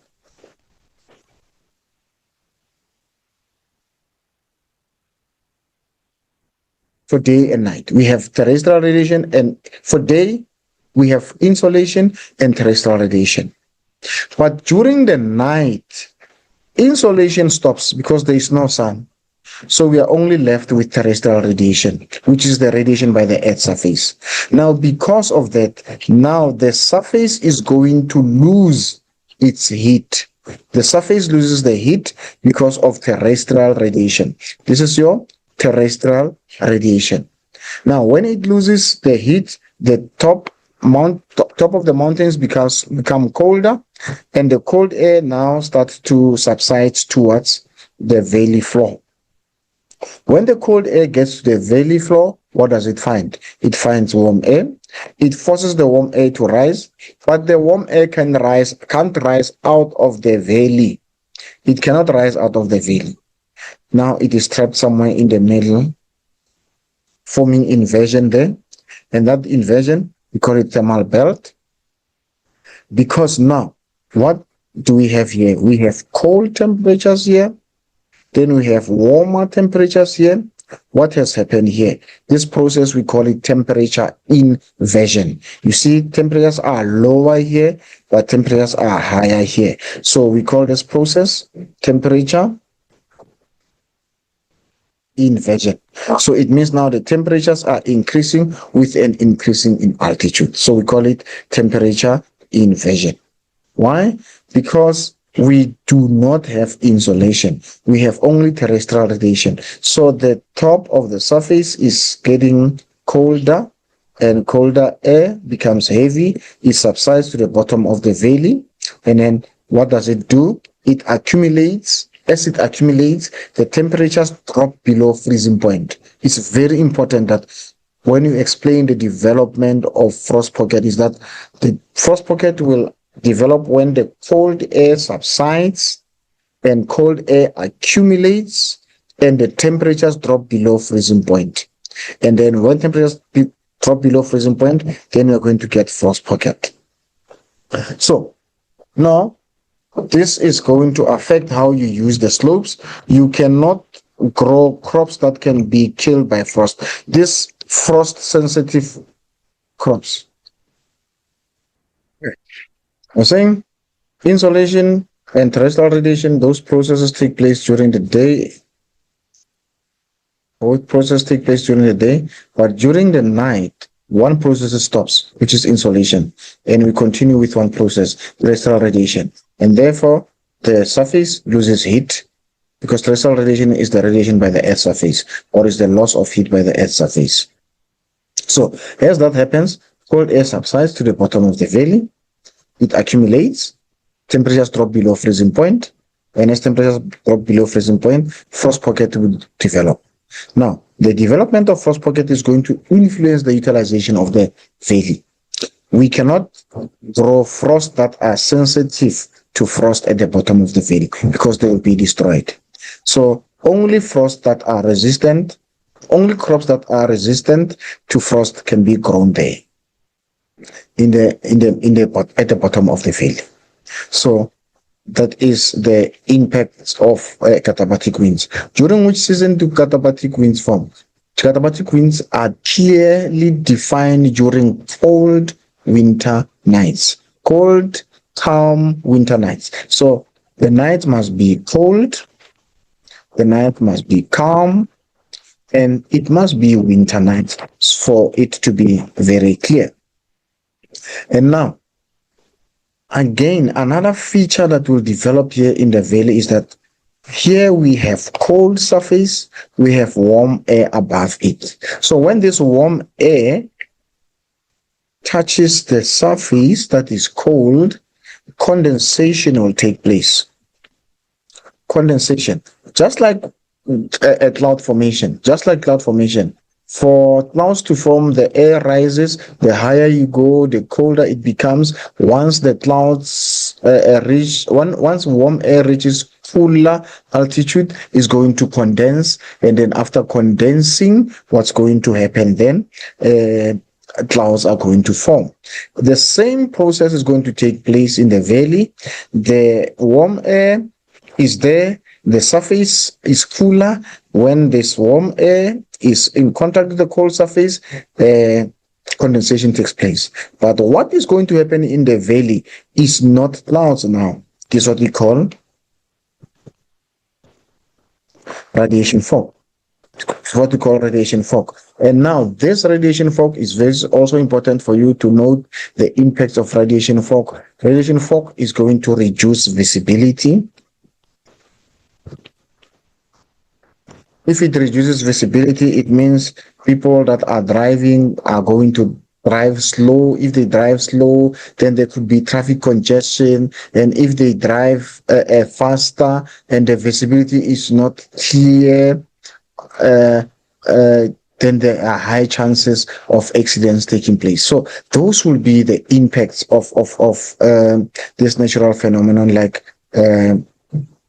radiation fog. So you can see there we have high pressure there, we have low pressure there, and then we this whole process here is called temperature inversion because the temperature increases as you move up with altitude.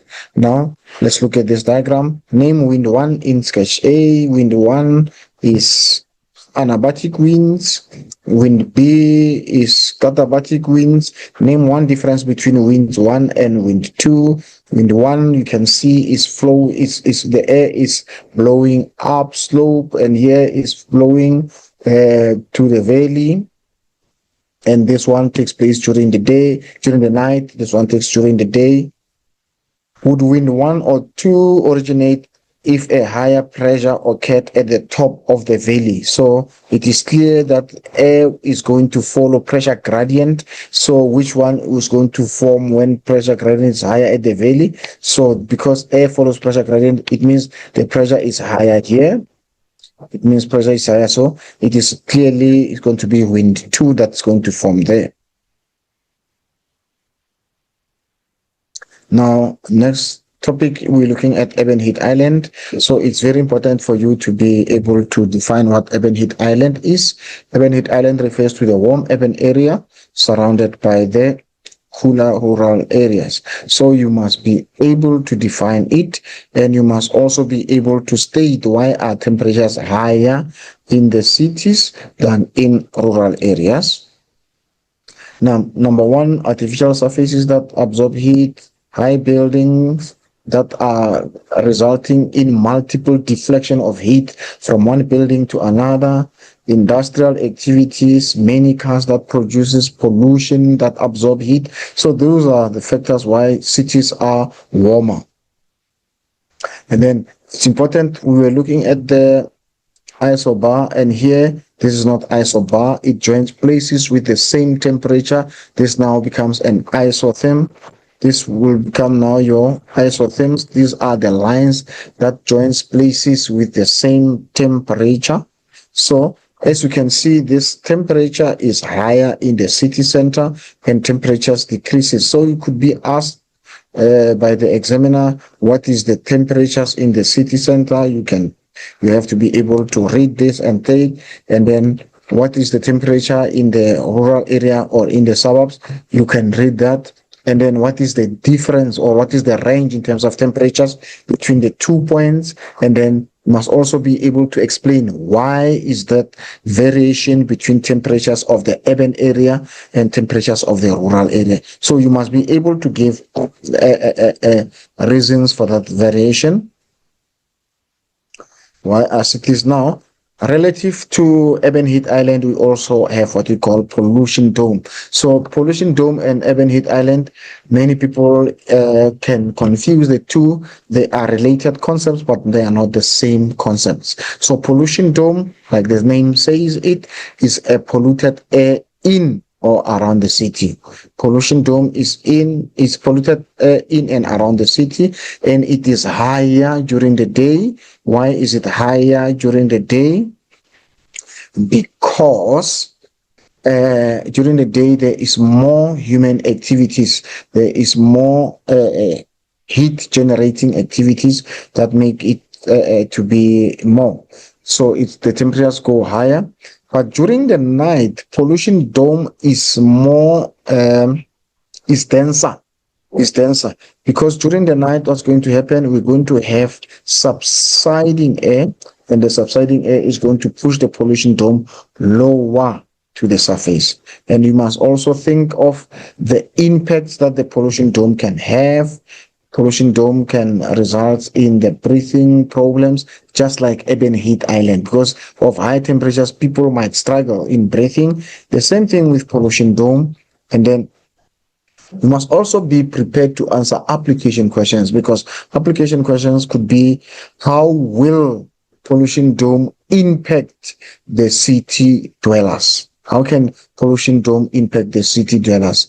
Or you can state now that people less production because people have fatigue, and then the buildings, there's going to be corrosion of buildings.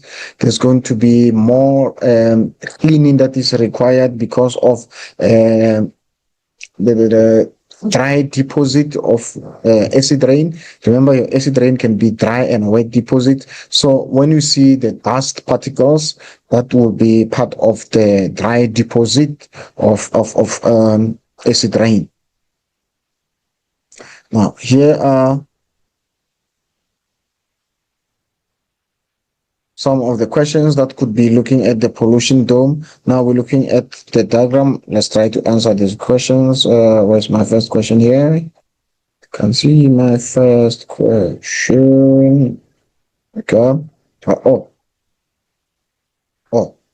Okay. Sorry.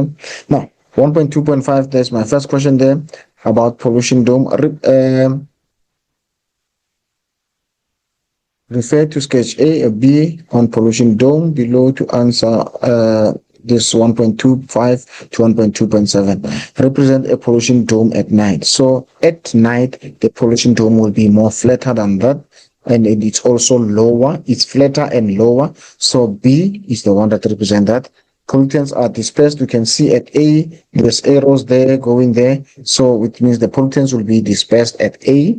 Denser concentration of pollution dome, because now the dome has come down. It means now all the pollution is trapped, is going to be denser at B than at A. Now I want us to quickly look at the strategies to reduce a pollution dome. Number one, we can plant trees, we can do roof gardens, we can do commercial decentralization, meaning that we don't keep a lot of businesses in the city center, because businesses attract a lot of people, and people travel with cars, cause pollution. Industrial decentralization also, industries in one place pollute a lot. We can have tall chimneys so that the pollution is escaping into the higher atmosphere, not being trapped. And then we can use public transport to reduce pollution by vehicles. Then we can also use eco-friendly buildings that are not going to absorb or create a lot of pollution. And this is an open-ended question. Most of the questions, most of the answers that you can think of will be correct. Now we have station models here. We can look at synoptic weather map. What is the season represented here? You must be able to identify that. This season will be summer, mainly because of you looking at the tropical cyclone there. So this is a synoptic weather map. You must be able to look at the features there. We spoke about this line many times. It's isobar, and then you can see there's coastal low. You can see coastal low is still on the west side because the season here is summer. And then how do you tell it's summer? Again, you can see there's a lot of clouds in the station models. And then the South Atlantic, high pressure cell further south, the cold front further south, and then you can also see South Indian high pressure cells. You can see tropical cyclone. Good day, learners. Godfrey is here. I'm here to take you through the National Senior Certificate Examination for 2023, Paper 1. As I finish Paper 1, we shall be starting Paper 2 very soon. You'll be waiting, you will get Paper 2 very soon. You can see 150 marks, 3 hours. We'll start from there. And here we come. I'm not going to take you through the instructions, but I will just take you through directly to the questions. Question 1 is climatology. Various options are provided as possible answers to the following questions. Choose the answer and write only letters under that. So what we do, we are given a map here. We need to start by interpreting that map. The map you have here, we have got high pressure cell here, we have got which is in the center, which we know that if we have high pressure cell in the interior, which season is depicted, it's a winter season. Okay, let's quickly go to the questions. 1.1.1. The season represented in the synoptic weather map is obviously, like I said, it's winter. So there we quickly go, and the answer is D. Okay, so we go down 1.2. The isobaric interval of the isobars on the synoptic weather map is thus in hectopascal. We come here, we're looking at these isobars. These are the isobars. So when you look at this one, this is a high pressure, and this is 1024. Okay, so this is 1020. That means as you are getting away from the high pressure, it's decreasing. But it's decreasing with what? 4. So that means A is going to be 1020 minus 4, which becomes 16. So 1016. So 1016, when you look at the various options that are here, but they say the isobaric interval. So the interval, that is the difference between the different isobars, is 4. So the answer becomes B. Okay. We go down. The air pressure reading at A. The air pressure reading at A The air pressure reading at A, the air pressure reading at A is that hectopascal. Obviously, I've just told you that A is what? -4, because this is 1024, 1024, 1020, so that -4, it becomes 1016. So 1016 is that option there. It's there, and therefore it is A. Okay. We go forward. Point 4, the dew point temperature indicated at the weather station B is -degrees centigrade. We go to weather station B, the dew point. Of course, this one on top is the air temperature. The one down is the dew point temperature, which is 1. So the answer is 1. And when you check the options that are given there, 1 is there, and which is C. So here is C. The weather station around the interior high pressure cell show clear skies due to A, and the anti-clockwise rotation around results into this kind of winds. So here we're looking at 1.5, and then let us look at the various options. 1 is saying subsidizing. Obviously, it's a high pressure. A is subsidizing. That option must be there. That option is there. Also, we have rising. Of course, it can't be subsidizing and rising. That one is out. So when we look at our options, wherever there is 2 is wrong. So that means this one is obviously wrong. Okay. So C is obviously wrong. We go to another one. Southwesterly direction. Or southeasterly direction. So there is Roman number 3 there. And when you look at Roman number 3, it can't be southeasterly when you look at this weather station. You go back here, and you check. If you like it, is it southeasterly? No, it is not easterly. We go back down there. Then we say, oh, that of course, wherever there is 3 is also wrong. So this one is wrong. Okay. This one is also wrong because there is 3. This one is also wrong. Which option do we have? We only have option B, whereby northwesterly and subsidizing. And therefore, the answer here is B. Okay. We go. We have a diagram here that shows. So we are going to use this diagram to answer 1.16 and 1.18. So when we go down here, we're looking at the map of South Africa. We have the low pressure system here, which is the mid-latitude cyclone, and the anticyclone here on this other side. The first question is CC. So this and this is what? But you can see it's a high pressure. So because this is a high pressure, this becomes what? Raging. So an elongated high pressure is raging. So the answer is A. Okay. 1.1.7, the high pressure cell D will cause weather system E to move in that direction. Which direction is that?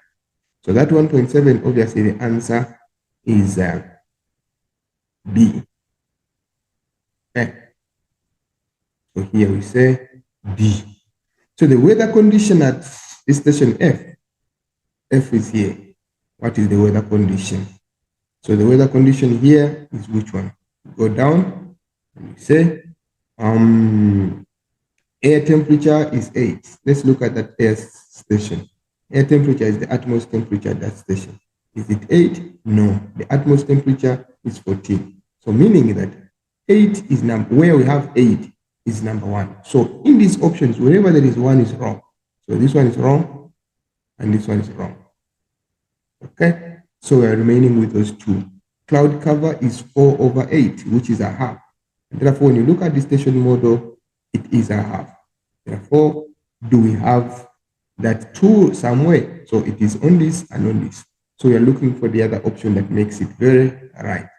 Southwesterly winds. Southwesterly winds.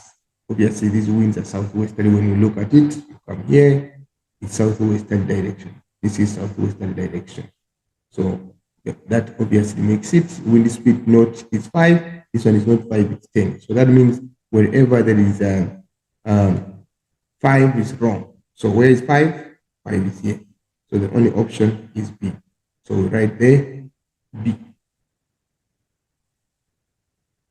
Okay, we'll go forward. Refer to this valley climate. We have the valley climate here. What we need to do, this is a cold plateau. Here we have the shadow zone. We have trees here. You can see cold air of the drainage. You can see crop farming here, and they say south, and this is north. That means this slope here is north facing, this slope here is south facing. Okay, and they show us temperatures minus. So here, actually here B is higher than up and low, meaning that cold, cool, hotter, or warmer. Okay, so we go down there, see the questions. So we are using this to answer this question. So 1.2.1, the direction in which the slope faces in relation to the insolation. Yes, that is Z, which is Z here. The sketch represents the valley, which hemisphere? The hemisphere obviously is southern hemisphere. Why? Because the slope here is warmer than the slope. So the south-facing slope is warmer than, sorry, the north-facing slope is warmer than the south-facing slope, which makes it the southern hemisphere. So here is why. The next question is, dash wind occurs due to terrestrial radiation. Which one? It can't be anabatic because terrestrial radiation mainly happens late in the night. So why answers there? So 1.24, a temperature inversion occurs between A and B due to dash and or temperature and height. Obviously, the answer here is Z, which increases. Okay, temperature increases. So 1.24 is Z. 1.25, the form of precipitation that could occur at X. Here, it's very cold here, so you don't expect dew. It was only going to be frost. So Z is there also 1.25. 1.26, fog, dash fog may form in the valley in the clear and calm nights. Obviously, that is a radiation fog. Okay.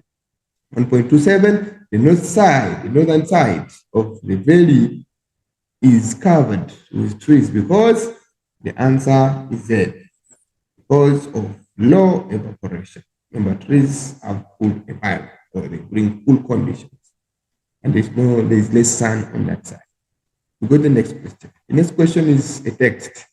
The text given here is the two cold fronts to heat Western Cape this weekend. So we have the date here, the 10th of June, 2022. And then they show us that according to South African weather, two cold fronts are expected to bring rain, strong winds, high waves, and significant drop in temperatures in South Africa. So the first cold front is expected to hit the Western Cape on Sunday evening, 12 June, ahead of the first cold front. Okay. So they say strong northwesterly to westerly winds between 10 to 60 kilometers per hour, gusting up to 80 to 70 kilometers per hour. So are expected over the southern part of the Northern Cape and the interior of West and Eastern Cape from Sunday. So the second cold front is expected to reach Western Cape by Monday evening, which is the 13th. You can see from 10th to the 13th. So bringing that continually high amount of rainfall, okay, etc. when you continue reading. So the first question is, which season do the cold front mentioned above influence Western Cape?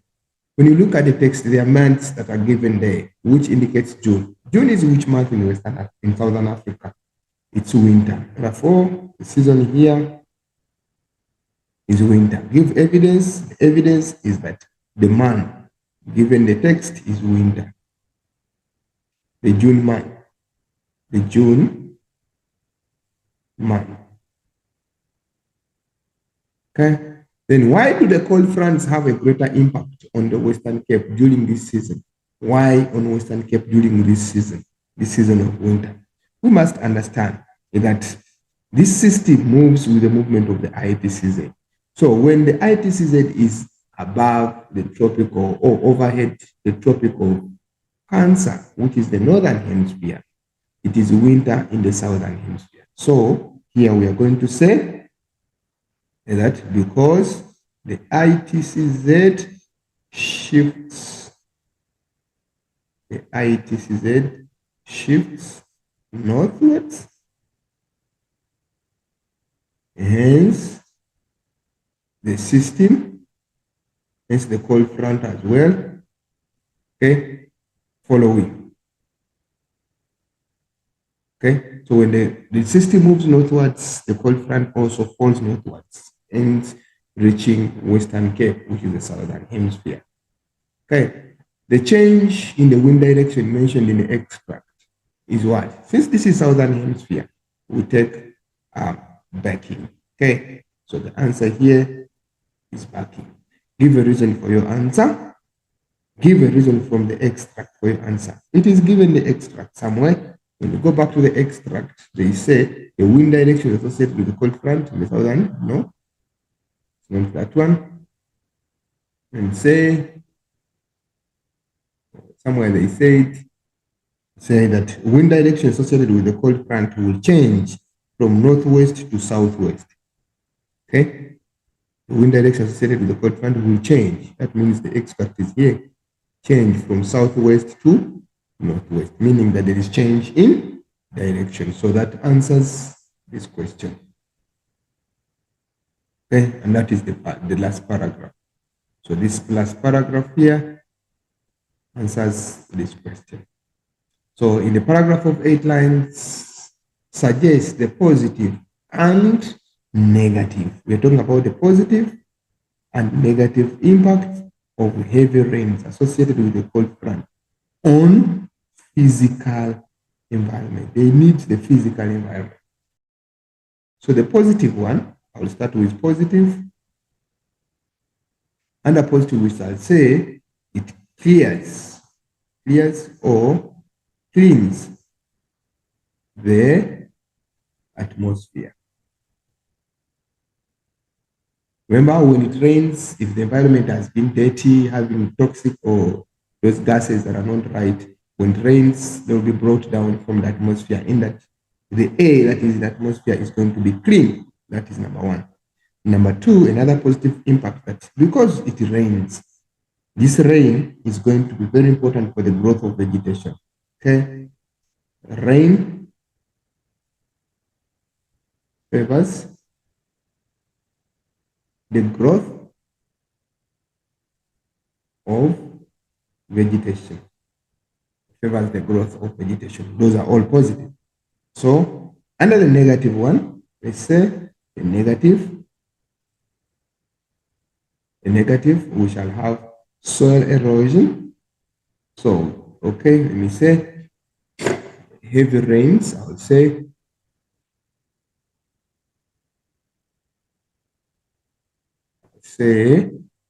that heavy rains contribute to soil erosion, which is a negative effect. Okay, then we can have another point here, and we say it also causes flooding.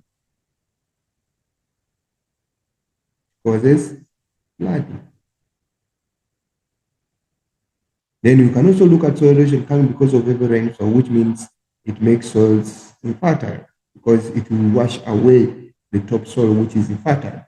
But remember, I want you to let learners that all these ones are positive and negative. Therefore, I would like you to write them in the paragraph format. So you write them in the paragraph format. Remember, when you're writing a paragraph, it must be a statement that is making sense. So you make sure that it's a statement. You don't bullet.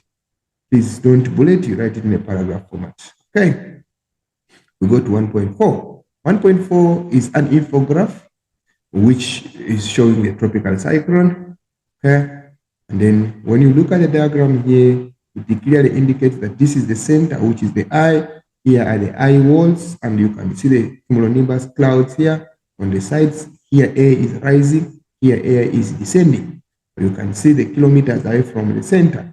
So we have the graph associated with the tropical cyclone here. They're showing the air temperature and the wind speed. This is ahead of the eye. This is in the eye.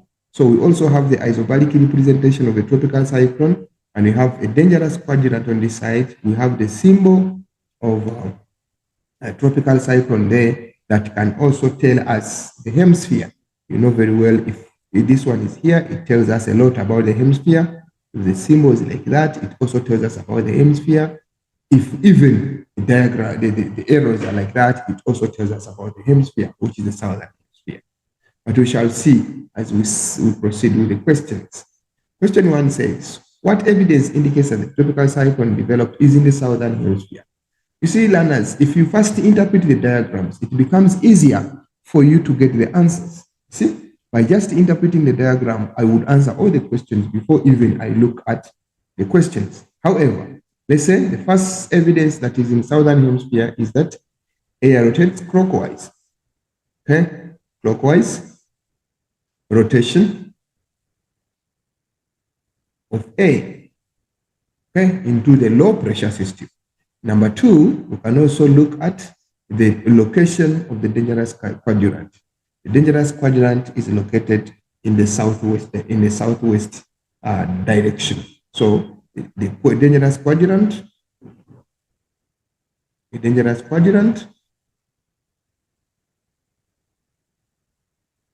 is in the southwest. Okay, in the southwest. All right. We can proceed. Give two reasons. Give two reasons. But here is one mark. So don't mind, you can write one and get all your marks. Give your mark, get a full mark. Okay. Give two reasons from the infograph that indicate that the tropical cyclone is in a mature stage. What reason do we have to say that this tropical cyclone that we have here is in a mature stage? The first reason that we are going to give there that is in a mature stage is that the eye is visible. So we say well-developed eye. Okay? Remember, mind the mark allocation is 2 times 1. So there should be 2 points. Okay? Then we can also look at the pressure, the air pressure. Air pressure is below 1,000 MBs. Okay, the air pressure is below 1,000 MBs. Okay, so all those ones are evidence. You can give other evidence. The eye is well developed. Then you can also look at from the very infograph the speed. But because here it is indicated, actually, you look at the area covered by look at this one. It covers between 500 kilometers and 450 kilometers. So it has covered a wider area, which means it is in its mature stage where it is running at a rapid speed. So you can also give another evidence. The system covers a wider area. Covers a wider area. From 450 to 500 kilometers. That is a bigger area. Okay. Give a reason for your answer. But before we reach the reason for your answer, they said, how did the descending A at A influence the cloud cover in the eye? First of all, how means a way, a method. How is it influencing the cloud cover? Here we are going to say that the descending A, that means if A descends, what happens? If A descends, it simply means no condensation taking place.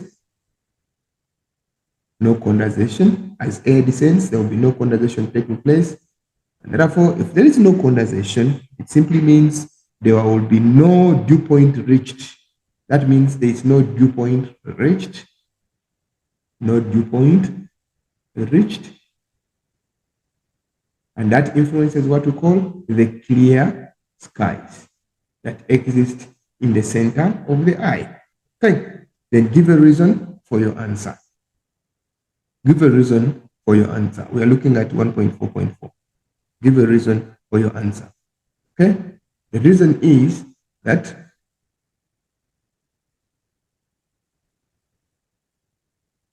it influences, okay, this one influences the clear skies. Give a reason for your answer. We shall say no dew point reached. Dew point reached. Hence, clear. No dew point reached. That's why we can have clear skies. All right. Then we proceed 1.45. 1.45, they say, what is the relationship between the wind speed and the air temperature as indicated in the graph? We go to the graph. Here we can see the increase in what? Here it shows what happens here. That is, as the height changes, look at where the air temperature is, the air pressure. The pressure is high, away from what? From the eye, but the wind speed is low. That means when you reach here, the wind speed has been high, okay, but it starts decreasing. okay, in the eye. And then also the pressure starts to do what? To drop. So here we shall say that here at the ahead of the eye, okay, ahead of the eye, what shall we have? The wind speed is low. Wind speed is low, while the air pressure is high. Wind speed is low, while air pressure is high. That is the first relationship between, remember we're mentioning wind speed and air pressure. So what about within the eye? What do you see here? Okay, then the wind speed declines.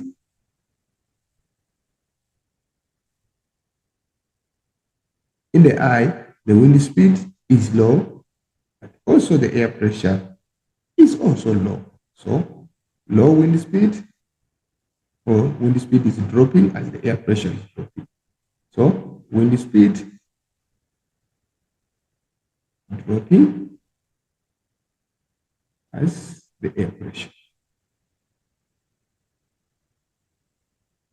Okay, so they basically, I've answered that question. So 1.46, why is B on the sketch or as represented to be the dangerous quadrant, the left dangerous quadrant? We go back to B. Why is this one indicated to be the dangerous quadrant? Okay, it's indicated to be the dangerous quadrant because hold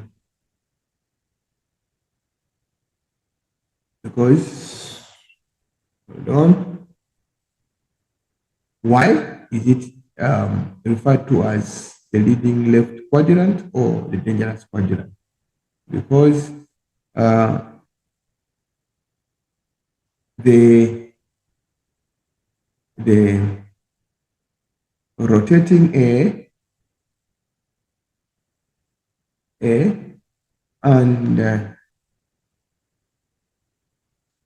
the direction of the system, the direction act respectively, the rotating A and the direction of the system, all act in the same direction within the dangerous quadrant. All act in the same direction within the quadrant B. Okay, then how does this leading quadrant semicircle develop? So we shall say that as A or wind, as A spins around the low system, the low pressure system,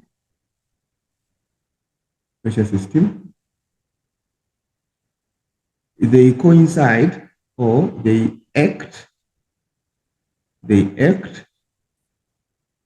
the spiral to each other. They act spiral to each other in the southwest direction. That's how it develops. That's how it becomes. So the speed at which it spins and the direction at which it is going, they are all acting in the same direction. And that results into them acting strongly, resulting it to be known as a dangerous quadrant. Okay. Then we look at the next diagram. The next diagram here. So remember I told you, learners, we interpret the diagram first. To refer to the sketch below. When you look at this sketch, it shows the cross section of the South African relief. It shows here on this other side we have the Atlantic Ocean. Here we have the mountain. We have the Central Plateau here. Then we have another mountain on the other side. Here we have the Indian. So if you to name this mountain here, this is going to be the Drakensberg, and this will be the Table Mountain. So this is the interior, and there is a moisture front there. There is anticyclone here and anticyclone here. So there is A that is leaving this side can be interior, and there is A that is leaving this side can be interior. So if you're to name this anticyclone, since this is Atlantic Ocean, this is going to be the SAHP, South Atlantic High Pressure. It's going to be the South Indian High Pressure. So remember, learners, I said you don't look at the questions immediately. You first interpret the diagram. And when you interpret the diagram, eventually you will be answering all the questions nicely. So the first question is identify the high pressure A and B. And I think I identified them. So A is SAHP, which is the South Atlantic High Pressure, and B is HIHP, which is the South Indian High Pressure. We proceed. Which season is represented in the diagram?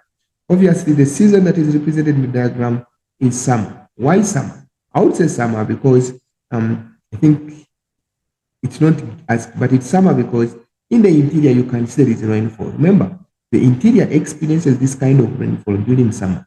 Somewhere here we have the cumulonimbus clouds that are responsible for this kind of rainfall. Another thing, we have the moisture front. Then you also have the converging air. Remember, air converges if it's a low pressure. So a low pressure in the interior develops only during summer. Okay. So those are reasons that can be given. However, it's not asked, but we're trying to find a way of answering the question. Okay. The next question says, define a moisture front. A moisture front, now in this case, will be defined as, sorry, it says which season. The season is here, sorry, summer. So after summer, they said give one reason. So the first reason is converging cold air and warm air in the interior. Okay, then you can give another reason here is that the CB cloud, the CB, which is the cumulonimbus clouds, you can see it here, the CB or the cumulonimbus clouds that are evident in the interior, and that is responsible for heavy rainfall.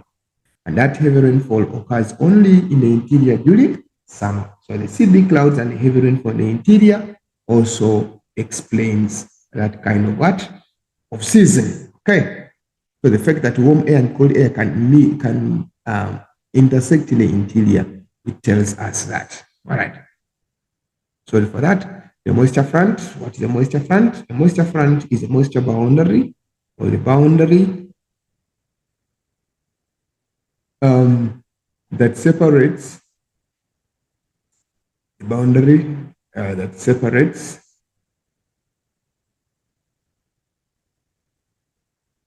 the cold dry air from the Atlantic Ocean,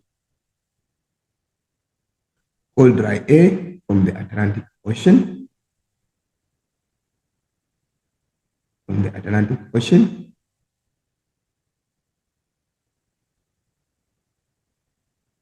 and the warm moist air from the Indian Ocean.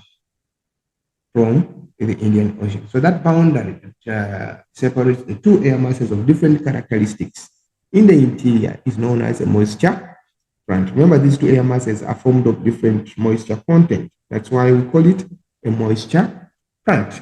All right. Give two forms of precipitation that is associated with this line thunderstorm. First of all, you can see that there is heavy rainfall. Where precipitation is any form of water in the atmosphere. So we have heavy rains, and if you expect heavy rain, you can see some kind of hail within this kind of rain. So that means another form is hail. Okay, another form of precipitation is hail. The answer, the mark allocation says 2 times 1, so we have to give 2 answers. Describe the process involved in the formation of the line thunderstorm. What is the process involved in the formation of the line thunderstorm? So the moisture front already has developed. Okay. So if the moisture front has developed, what happens? So cold dry air, okay, proceeds to the interior,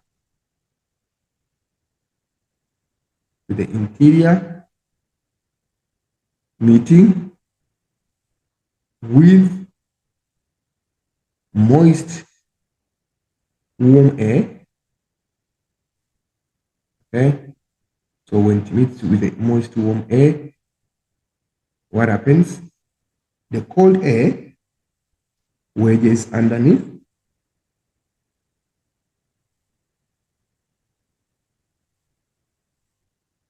and the warm air rises along the moisture front,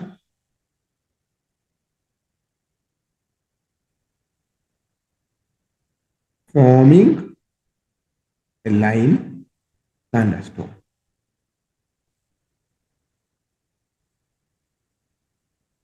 Forming a line thunderstorm, which comes with lightning and all that, with a line of clouds that forms on the eastern side of the thunderstorm.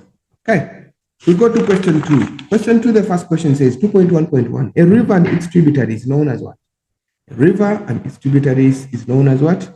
We're looking at the river and its tributaries, so it means it's a system.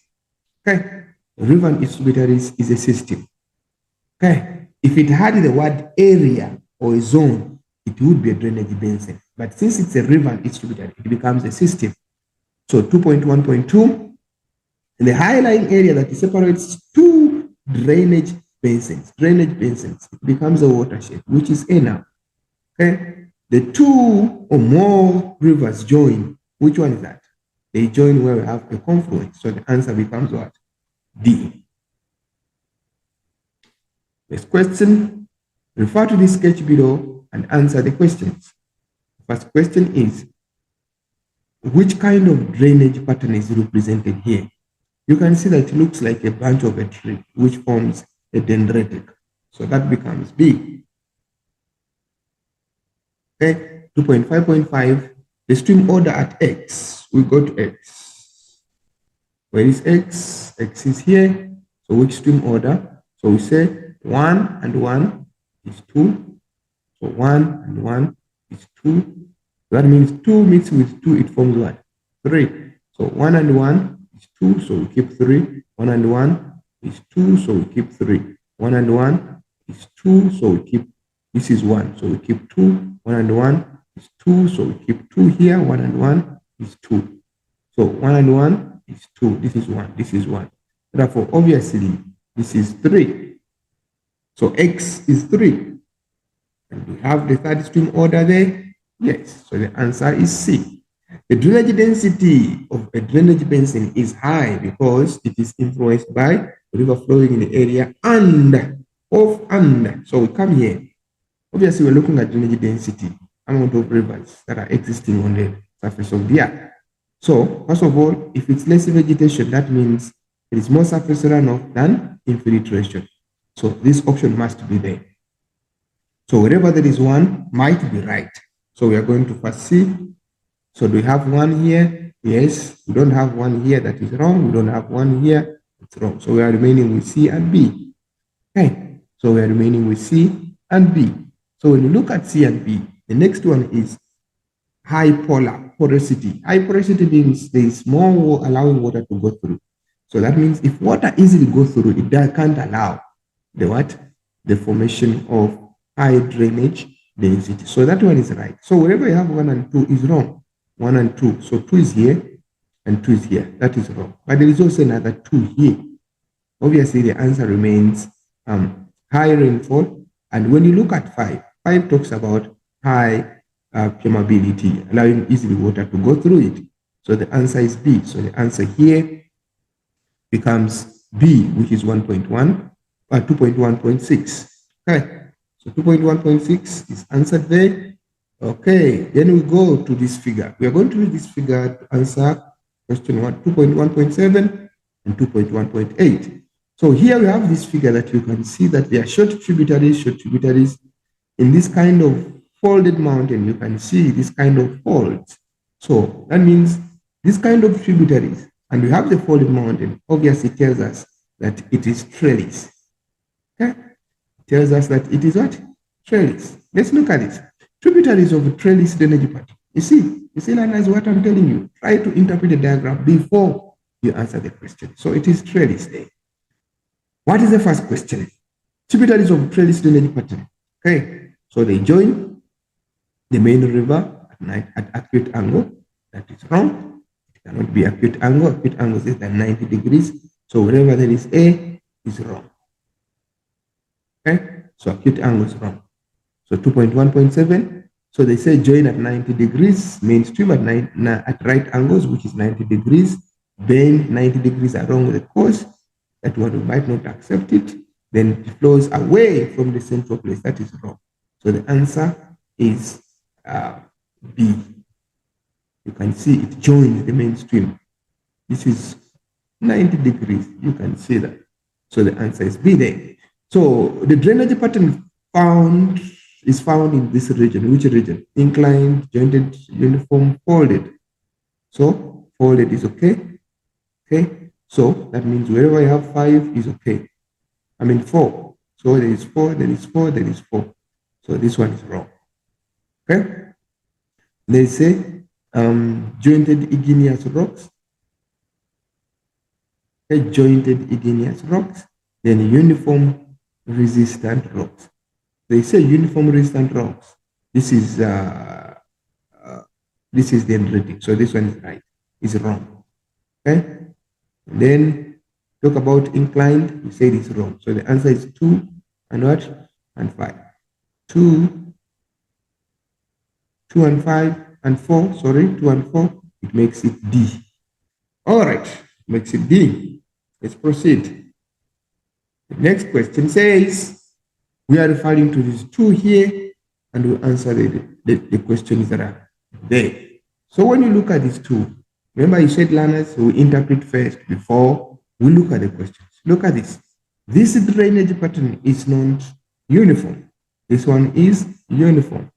So when you look at this one is disrupted by a dam and by this hard rock. So there can be a waterfall here. So that means this is temporary base level and this is concave, which can revert or which can come to a permanent base level. So if it looks like this, that means there is a balance between erosion and deposition. So there is a C here, there is permanent base level of erosion. The first sketch illustrates which profile? A and B. A and B illustrates that profile of the river. So the cross is wrong.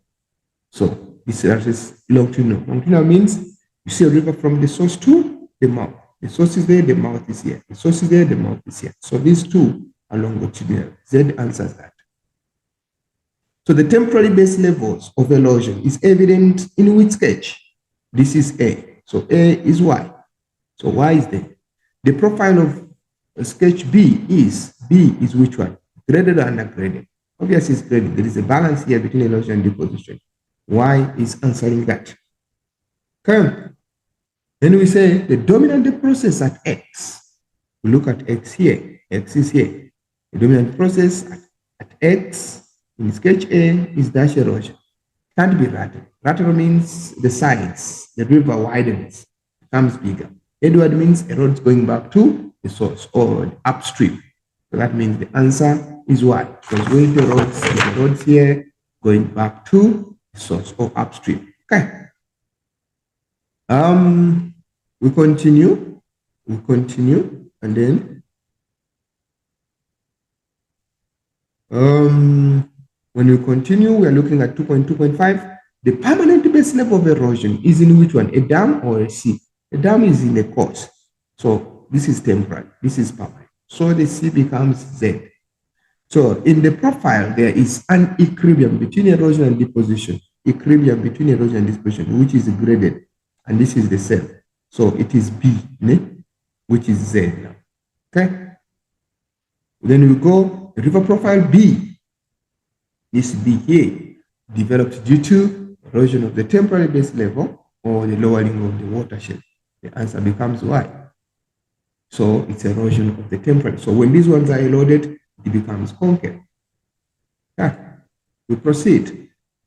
2.3. Refer to the photograph. The photograph there that is indicated is a valley below. So you look at this photograph. When you see this photograph, you will find out that at least it is a very sharp valley. Now, here is a narrow valley, here it's a V, and so on and so forth. The interlocking, the spars are there.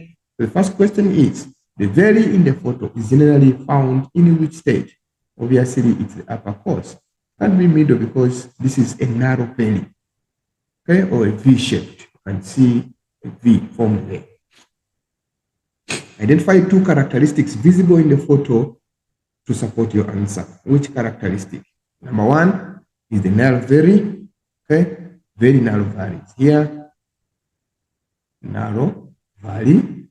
So besides the narrow valley, you can see the V-shaped valley is evident. V-shaped valley is also evident. Also, we can look at the interlocking spars. Interlocking spars. These interlocking spars that you can see there. All right. And also, we can also look at the color here of what could be the water. It is white. So that white color simply means it is in the upper course. Okay. So we can talk about the white color of the water. Okay, refer to sketches B and A, which is indicating the waterfall. So here is a waterfall there. So when you look at this, it shows how erosion will take place. But when you see there, it cannot take place at the same pace. This one, it was at the same level here. But when you check here, this one is further eaten compared to what is here, which simply means here, softer rocks, hard rocks. So if this one is soft and this one is hard, let's answer the question. What is a waterfall? A waterfall is the change in a gradient. Change in gradient, or when a river flows over a hard rock down the stream. Okay, hard rock down the stream. So match Y, Z with the figure, and then in the sketch A with the concepts related to a hard rock and less resistant rock. So we said Y is a hard rock because you can see the rate at the speed at which it is declining is not the same speed. This one is declining. So because this one is declining faster, it is softer. This one is declining at less speed, it is hard. Therefore, here we shall say Y is a hard rock. So we say Y is hard rock and less resistant. Hard rock, okay? And Z is a soft rock, which is less resistant. Soft rock. So Y is a hard rock, which is resistant. Z is a soft rock, which is less resistant. Okay. We continue. How does erosion in B, this B here, how does erosion in B cause the waterfall to retreat or move upstream? So we find out that at B, what happens? How does erosion in B cause the waterfall to retreat? Cause the waterfall to retreat. Erosion at B. So we come here, retreat or move upstream. So don't forget that as this water flows over this hard rock, okay, as water flows over the hard rock,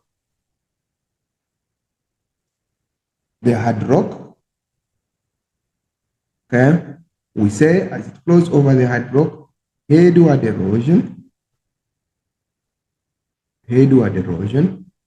takes place, eroding softer rocks, leaving behind, eroding softer rocks faster than the hard rocks,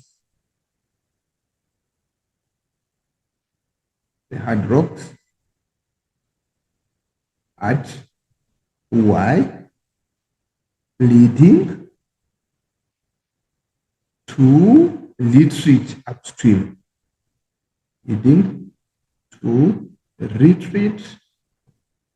upstream. Okay.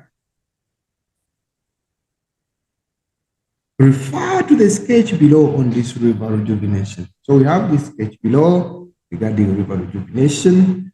Okay, we can have the terraces. You can see the terraces here. You can see the new valley, meaning that this is the old valley. This is the new valley that is formed in the old valley. It is this river that is meandering, flowing in that direction. So there is A, there is B there. So here it is indicated that these rocks that are here are a bit softer.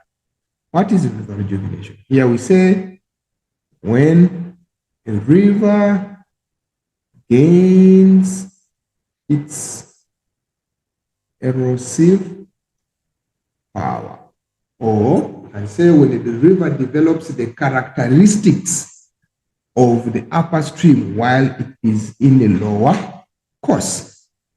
State two possible causes of rejuvenation. What could cause rejuvenation?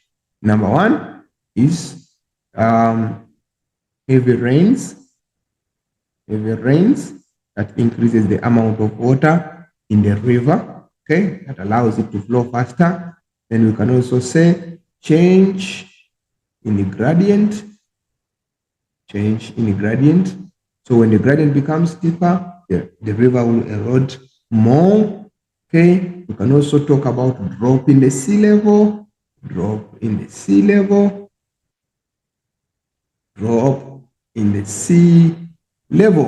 Okay, all that assists our rejuvenation to take place. Okay, the next question says that draw a freehand cross section of from A to B of illustrated rejuvenation. So here we look at it freehand from A to B. What do you see? You draw what you see. Here it comes down, here it comes down, you draw, it comes down, step-like feature. So what we are going to do, we draw this one. Okay, so let's see.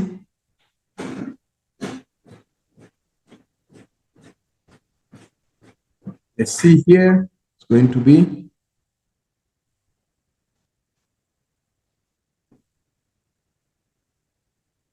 freehand cross section. They said freehand. That means they want us to indicate the shape of the rejuvenation, the shape of the rejuvenated valley. So this is the rejuvenated valley, which is the new.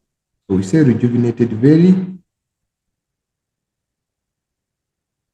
And then they say indicate the new valley. This is the rejuvenated valley. So the new valley is this one. New valley.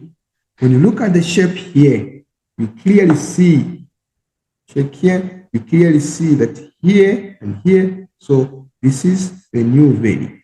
So it's no longer wider, it becomes a bit narrower compared to what it was before. And then we say indicate the terraces. The terraces, the river terraces, those are the steep-like features that are left out. So these ones are the terraces.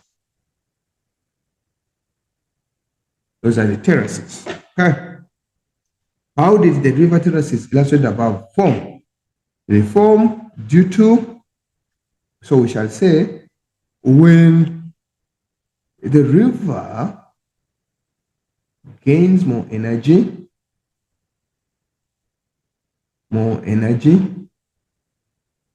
okay, what happens? It erodes the valley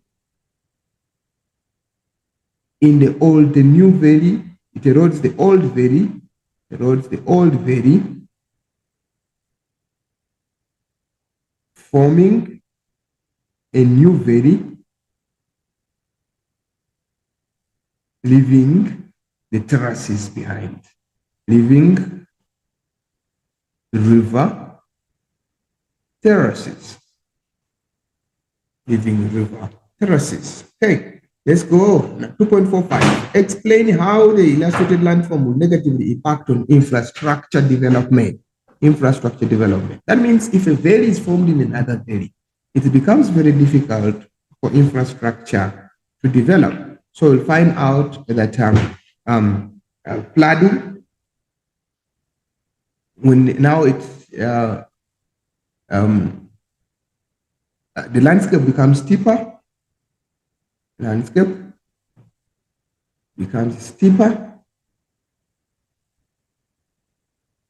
Therefore, when it becomes steeper, what happens? It becomes difficult for infrastructure to develop. The valley becomes steeper because now a new valley is loaded in the old valley. So the landscape becomes steeper. Number two, also we can say that when it becomes steeper, it simply means that also the water flow increases, the speed increases, and when the speed increases, erosion takes place. Erosion also increases, and this increased erosion means it results into, or it makes it difficult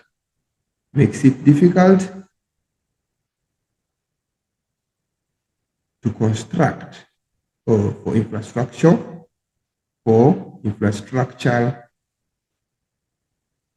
development. Okay? For infrastructural development. So that is 2.4.5. We're looking at 2.5. 2.5 is an extract. It's an extract that is given about the river catchment area and river management. So you read it, talks about the river turns black after coal mine dam collapses next to the rural community in Fluvial Geomorphology Game Reserve. So what happens here? Large volumes are potentially toxic coal mine wastes have been spilled into the rivers flowing through communities, and Fluvial Geomorphology Game Reserve. Okay, according to the US-based Union Concerned Scientists, mining and coal washing operations produce high water pollution, which can also contain toxic heavy metals such as arsenic, copper, lead, and manganese. Okay. When the Silari Dam wall collapsed on the 24th December, the residents of the affected communities were not warned about the potential hazards until 2 weeks later. Conservation managers in the neighboring Fluvial Geomorphology Game Reserve were also led to believe that the spill was under control, only to discover pitch black water flowing through the reserve several days later. By this stage, the black water had reached the confluence of black and white Geomorphology rivers. Okay, so that is the extract. Let's see the questions.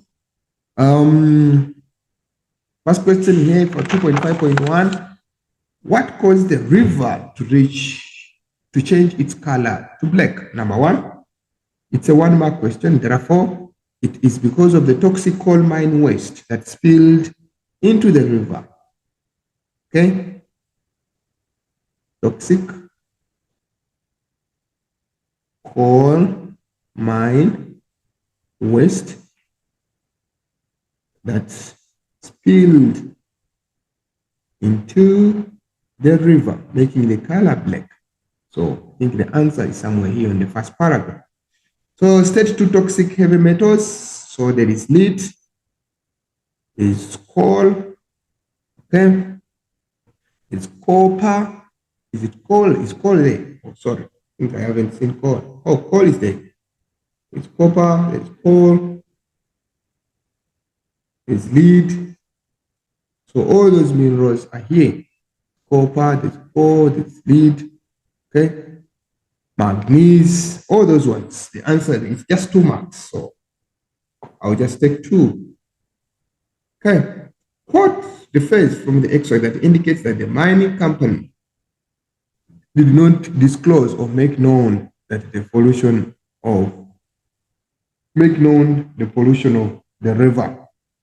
So we find out that somewhere here they say the residents, okay, that residents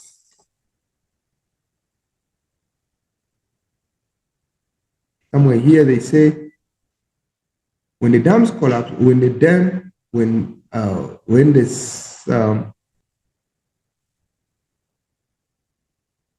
Silari Dam wall collapsed on 24th December, the residents of the affected community were not warned. That means they were not informed. So this one up to here, about the potential hazard until 2 weeks, it answers this question 2.45. 2.45. So what could have been the negative economic impact of the non-disclosure on the community? That means if you did not disclose it to the community, and this water spilled, this toxic gas is spilled in the water, that means there would be lack of drinkable water, lack of drinkable water. So the water was polluted, so the residents were affected when they are unaware, because the water was now, the water that is there was now, the water that was available was now toxic. So here we are going to say lack of drinkable water. Drinkable water. Okay. Next one, that is in the paragraph of approximately 8 lines, describe the environmental, it's basically saying describe environmental importance of managing in-forest drainage. And that means the question is 2 parts. It has got measures. We need to suggest the measures that the local community or municipality could implement to maintain the future quality of water. So we need to first of all know the negative importance. Describe the environmental importance of managing forest drainage. So if you manage the drainage system like forest, how important is it? It's going to be important environmentally because it will help to preserve or to conserve. It helps to conserve the aquatic life. So if it is well managed, it will help to conserve the aquatic life that will be found there. Okay. Number 2, also those are the habitats now that are there. Okay. It also helps to keep the water clean. If it's well managed, it helps to keep the water clean.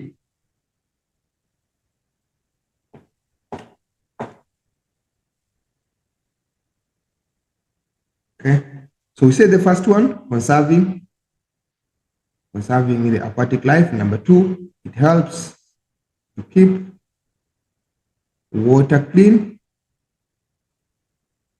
And it also helps, I'm still looking at the positive, it also helps to conserve the vegetation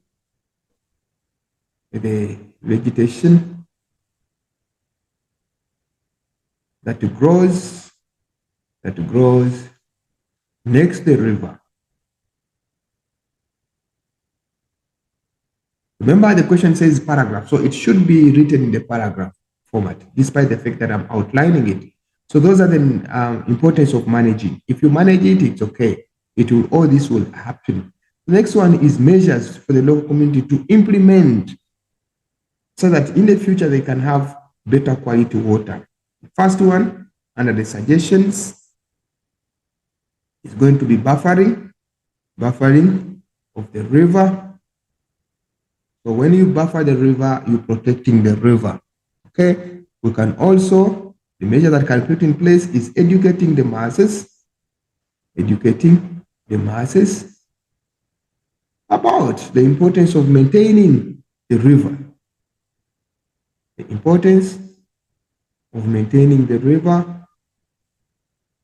After educating them, you can also say measures that can put in place that punish the polluters. All those ones that are polluting the environment, punish them. You can also reward those ones who try to maintain the water sources, but you write it in the paragraph formatting. Okay. We got the last question, that is question 3. Question 3, it talks about map skills and techniques. So here it's coming from Zerast, which is northwest. Okay, the province is northwest. You read this information, is very relevant. So don't just jump it. Zerast is a commercial town situated in the northwest, which is the northwest province. Okay, it is situated in the Marico Valley, approximately 1,294 meters above the sea level. The town is 240 kilometers northwest of Johannesburg. It lies along the N4, the main road link between South Africa and Botswana. The climate in this area is characterized by short, cold, and dry winters and long, warm to hot summers. Rain is frequent during the summer months.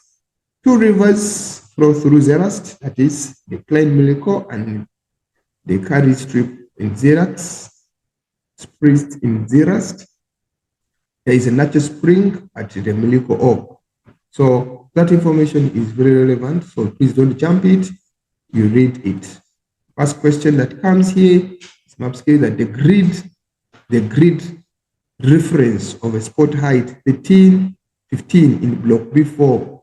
So here I have the map. They said B4, B4. The spot height is here. They want the grid reference. Remember, we start with the latitude. Latitude is 25, but the first line is 30. That means the second line is 31. So it should be 25, 31. Because it is here, it's more or less halfway. Okay. So we come here, let's see the options. So that means this one, the longitude should be 26. If this is 4, this is 5 here. This is 6 here. And this is 7. So it should be 2607. It should be 2531. Let's go and look at those options. 25, 25, 31. So the ones that are starting with 6, 26 are wrong. So there is no way the 26 can be the latitude. Remember, we start with the latitude. Check here. The latitude is 25. So since it's 25, whatever has 26 as the first line on the first line is wrong. So these two are wrong. So let's come to this one. When you check this one, it says 25, 31, 26. It cannot be 25, 7. So if you come and check here, it's 25, 30, 31. So the one that starts with 31 and it starts with S, and the rest is fine. So the answer is B. Okay, we go forward. They say the straight line distance from 1 in block A1 to Clipford Neck on the orthophoto map is dash in kilometers. Okay, let's check on the map. Sorry for that. Let's check on the map.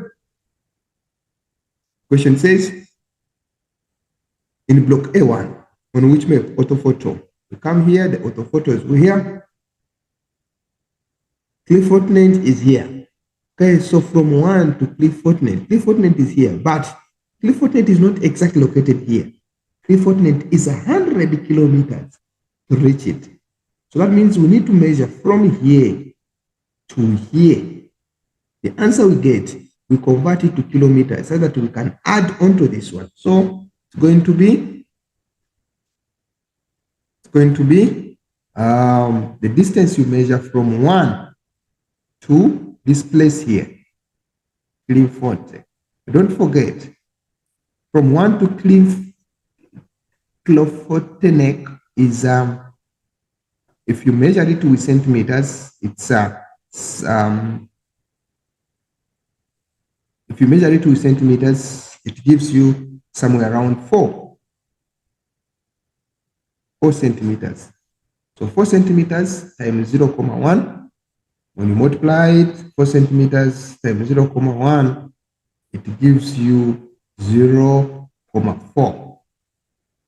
Okay, that is the distance from here, 1, to the end of the map. But from the map to reach Cliffontaine is 100 kilometers. That means plus 100 kilometers. So you get 100 kilometers, 4 kilometers. And that answer is D. So this one is D. Okay.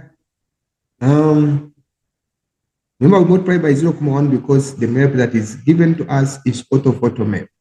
Okay, refer to the orthophoto map, coming to the topographic map.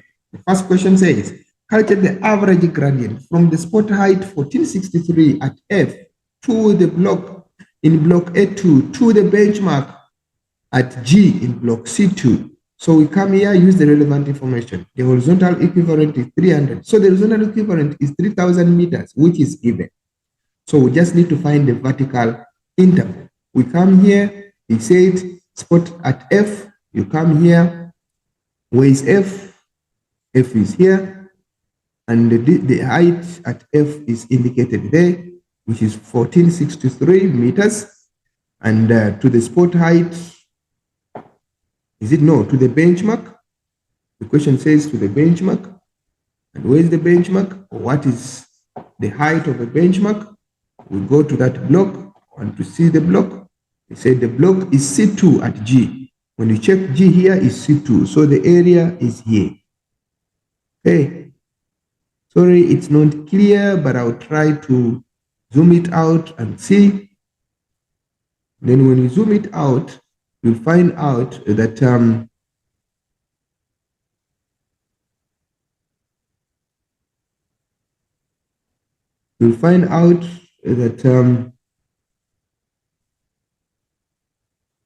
the benchmark is here. Therefore, the height for that benchmark is here, which is 1,183.3 meters. So what do? Come here, we say VI is equal to, so we have 1463, which is the biggest, 1463 meters, minus the lowest of the benchmark, which is 1183.3 meters. The answer you get here is 279.7 meters. That is the VI. But remember, the HE is given. We apply it in the formula. So it's going to be 279.7 meters over 3,000 meters. So divide by 279.7, also divide by 279.7. This goes into this once, over this goes into this how many times? When you put on your calculator, it will go in 10.7 and others. So the average gradient is going to be, therefore it is 1 to 10.7. Okay, 1 to 10.7. So go ahead, use the topographic map evidence and your answer. That means we need to use the map and the answer so that we can give the reason why it will be difficult to construct a road between F and G. We come here. When you look at F, G is here, okay? And when you look at F, F is here. What do you see? We see contour lines close to each other, which means it's mountainous. So the first evidence from the map is that it will be difficult because the area is mountainous. The area is mountainous, evidenced by the contour lines close to each other. Okay, so that is evidence from the topographic map. What about the answer? The answer given is 1 unit moved vertically, 1 unit vertically represents 10 meters horizontally, which means it is steep. So it becomes difficult for you to construct a road where it is steep based on the answer given. Okay. Wow, sharp. Let's proceed now. Refer to the rough cross-section that is between 2 in block A2 and 3 in block on the orthophoto map. We come here. Let's look at our orthophoto map. They say it is between It is between 2 and 3. 2 and 3.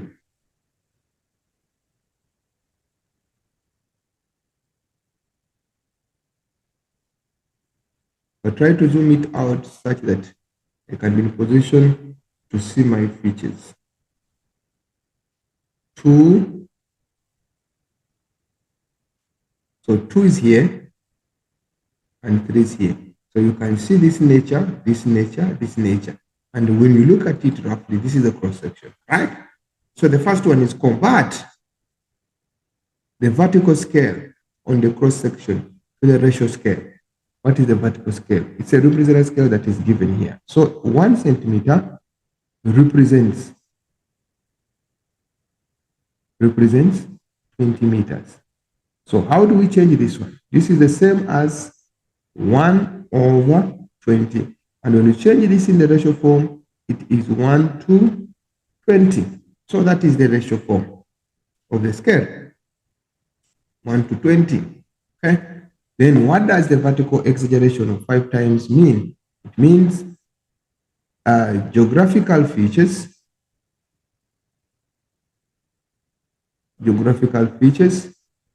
are 5 times larger or exaggerated, making it visible. So it is 5 times bigger, 5 times larger or bigger or exaggerated. Okay. We go to 3.2. 3.2, it's interpretation now. 3.2. So 3.2, we are referring to the block, refer to the block dash in E2, and that indicates the season of the rainfall. Dash is in this block E2 on the topographic map, is indicating which season of rainfall. We got the topographic map. Okay. Topographic map is here. Therefore, when you look at this topographic map, we go to E2. E2.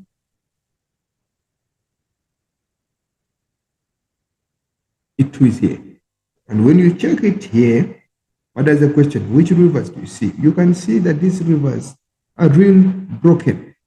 And they gave us a guide to say it indicates seasonal rainfall. So which rivers indicate seasonal rainfall? Of course, it can't be raw trees. Okay. I mean, which indicator here is for seasonal rainfall? Raw trees is raw. When your river is not seasonal, is rainfall throughout the year. Cultivated land is not answering that. The answer becomes C. Okay. So here they say refer to the graph. Here is the graph below that is indicating the average temperatures from H to what? To J. H to J. So H is here and J is here. And here they're showing the temperatures here are higher, temperatures here at J are lower. Let's see on the map. What do they say so?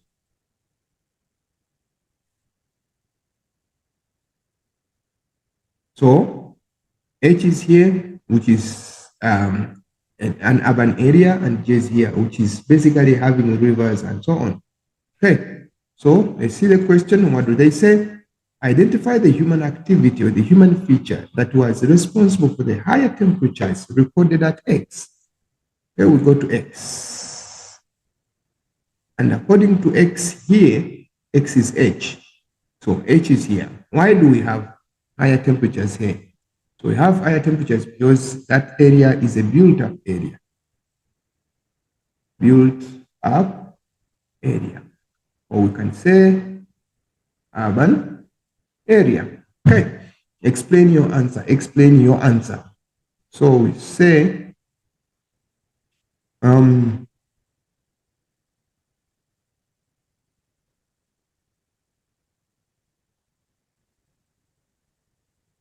let's find the human-made picture, built up, or a city, built up area. Yes. Explain your answer in 3.2. So 3.2, the urban infrastructure or the built up area. Okay. Buildings, here we say buildings, built up. The human feature is a built up area. The human feature here, buildings. So human feature here, buildings that are responsible for the higher temperature. So the high buildings would be high buildings, which is the built up. So we say buildings absorb heat,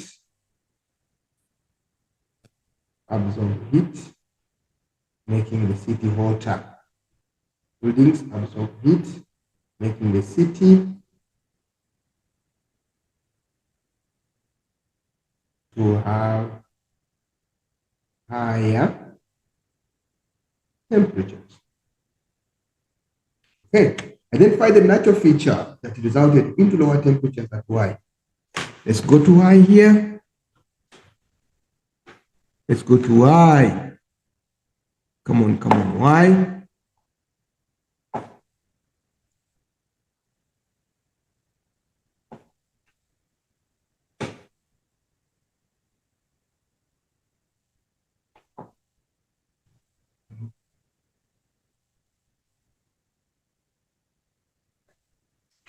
Y.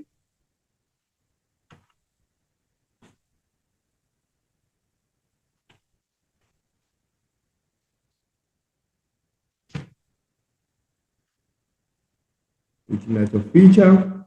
So identify the natural feature.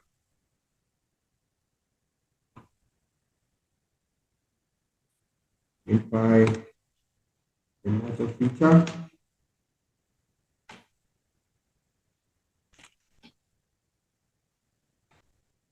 Identify the natural feature.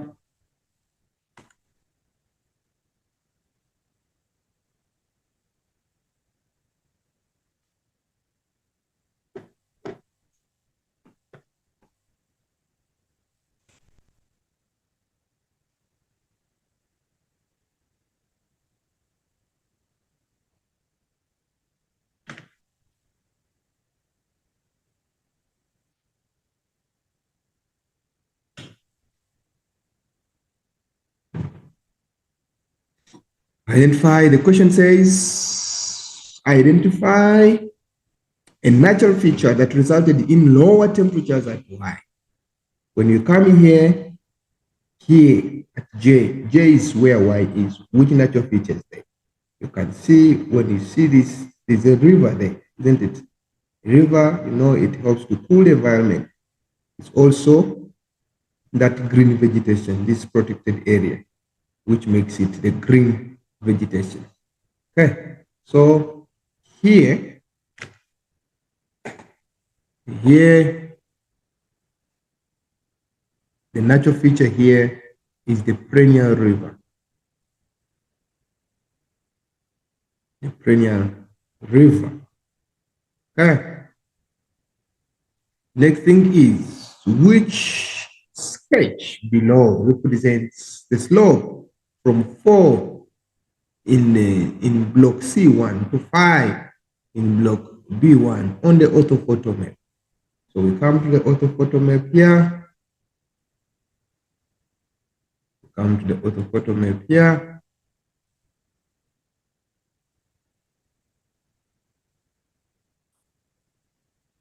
The orthophoto map here, we are looking at 4 and 5. 4 from 4 to 5. This is a higher area, it's a lower area. So the contour lines are increasing, going upwards. When the contour lines are increasing, going upwards, it tells us A. Okay. Refer to the orthophoto map. How did the topography or relief of the area favor the location of the rifle range? Let's go to the rifle range. The rifle range is here. It's mountainous, it's mountainous, it's mountainous, it's mountainous. What does the rifle range, what is it used for? This is used for people who learn or train how to shoot. So if you're shooting, learning how to shoot, it's the mountain is favoring. Okay, the relief in the area favors because the bullets and in the mountains. Or the mountains, and say the mountain shields the areas around. The mountain shields the areas around. The mountains shield the areas around. Okay. The mountain shields the area around. That is 2.6. I mean 3.26. 3.27. Describe two factors on the topographic map that limited the pollution of the Catchment Dam. You come here.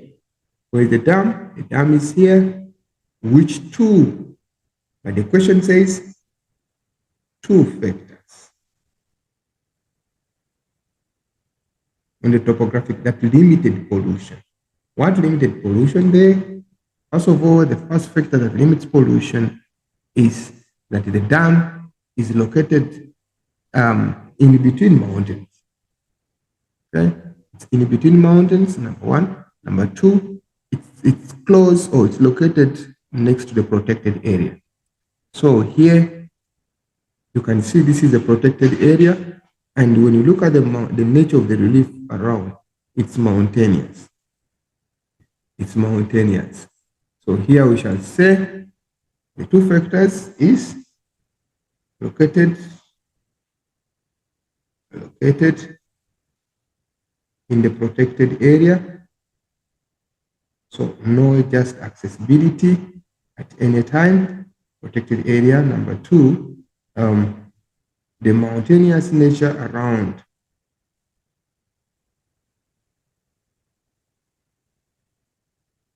Around the dam. Around the dam. That means it limits people's settlement.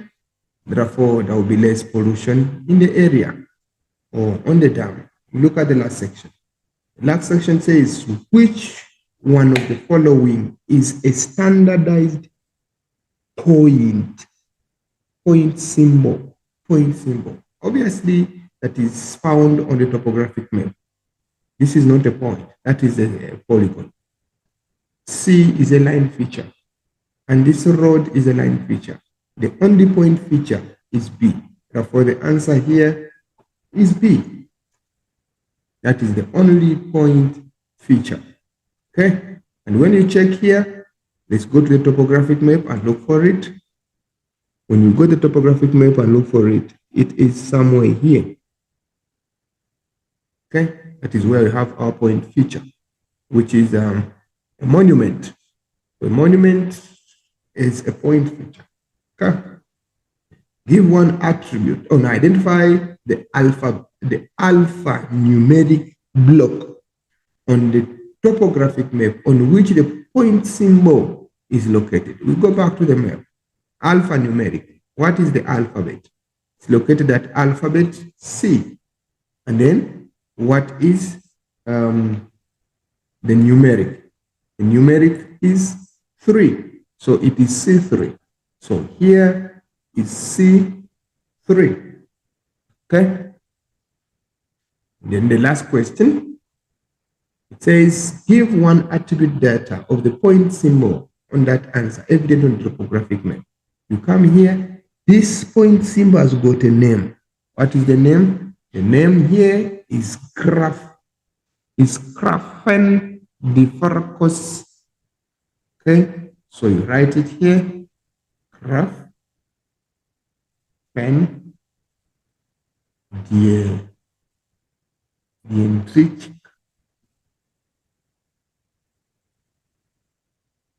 Codes. So 1820 to 1891. Okay, the last section of the paper says, identify the GIS component A. GIS component A. Where is A?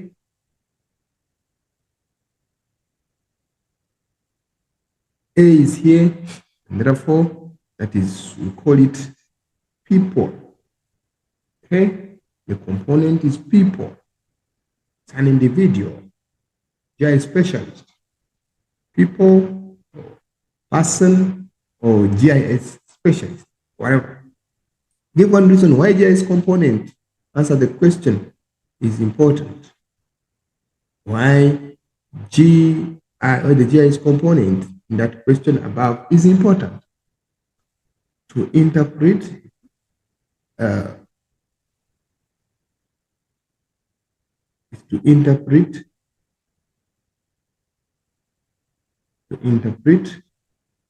and analyze data. Okay, also helps in data application.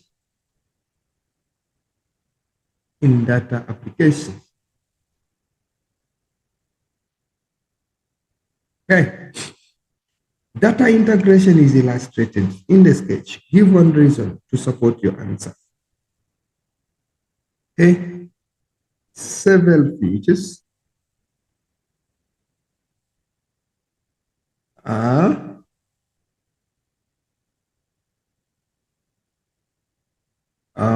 merged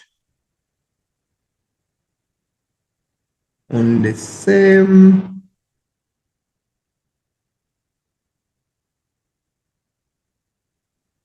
paper or area. So you can see this one was separated, and then there are some lines on this map. So they are all merged and they're all appearing here. So you can see this one was separated from this, and later it's put in one area. That is in integration, trying to interpret or to put the data together. You integrate it, you add it onto. So the features are all merged in the same area or in the same part. They are put together, they are integrated together.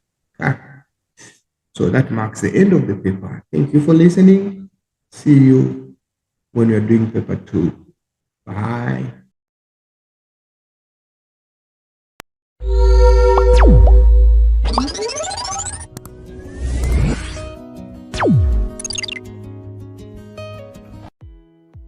Please use the link below, which is a tropical cyclone, and its effect on the South Africa's climate. Because remember, we are looking at the climatic phenomena that are affecting South Africa. Therefore, we observed the Mid-Latitude cyclone as one of them that is affecting in winter. And therefore, for now, we are going to look at the tropical cyclone, which is another aspect that is affecting South Africa, but this one is in summer. So with the tropical cyclone, we are going to look at the characteristics here, look at the stages, look at how we can manage the tropical cyclone. Therefore, how do we define a tropical cyclone? A tropical cyclone, we shall say that it's a low pressure system that occurs within the tropics, moving from east to west. I sometimes always want to add on that a tropical cyclone is a low pressure system that is basically associated with destructive weather conditions. Okay, it's associated with destructive weather conditions, but you must note with the tropical cyclone that just like a mid-latitude cyclone, tropical cyclone is a low pressure system. The difference is that this one is within the tropics, and for it is moving from east to west, unlike mid-latitude cyclone that is from west to east. Hope you get the difference, guys. So this one is a tropical cyclone, which we said it's from east to west. That is its movement, okay? But you must note that it is also a low pressure system. So be it a low pressure system, you remember that the low pressure systems associated with a clockwise movement in the southern hemisphere, pressure decreases towards the center. You understand? All those aspects, we also talked about it having unstable weather conditions, rising warm air, and so on and so forth. So that is the basics of a low pressure system.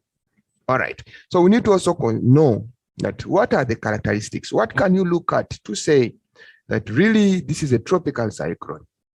Okay, number one, they develop in the late summer and the early autumn. Why do we say late summer? We know that tropical cyclone needs that high temperatures. So in the late summer, this is where it is becoming very, very hot, and the early autumn, it is still very hot.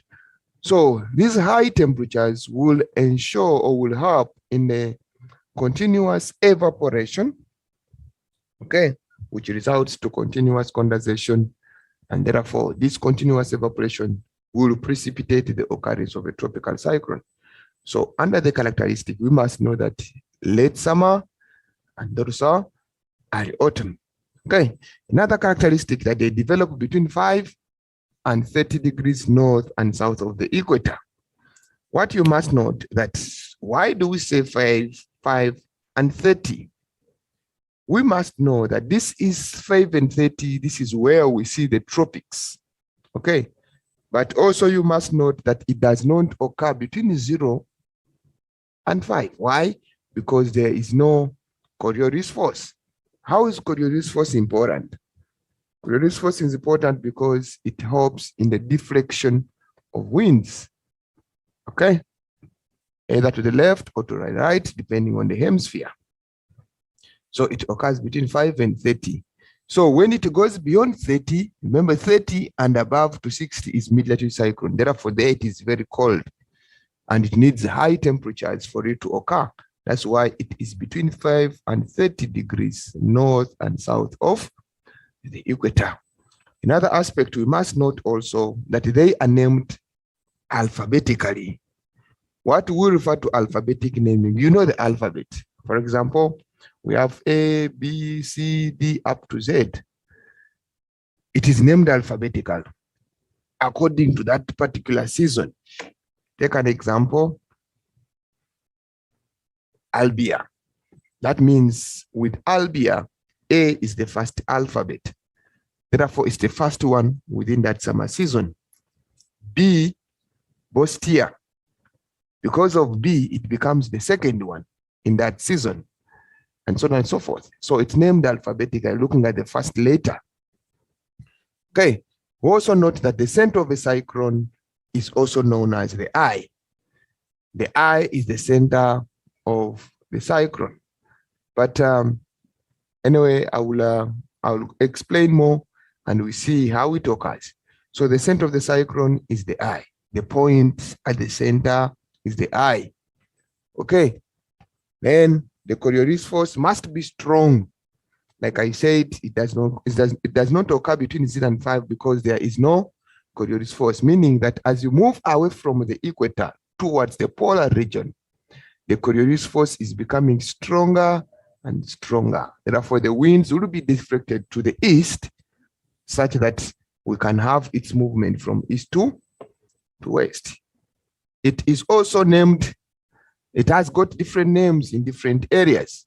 For instance, Africa, it is known as the tropical cyclone. In USA, that is the United States of America, it's known as hurricanes. In Asia, it's known as the typhoon. When I talk about Asia, I'm referring to Japan there. So those reasons of Japan, it's the typhoons.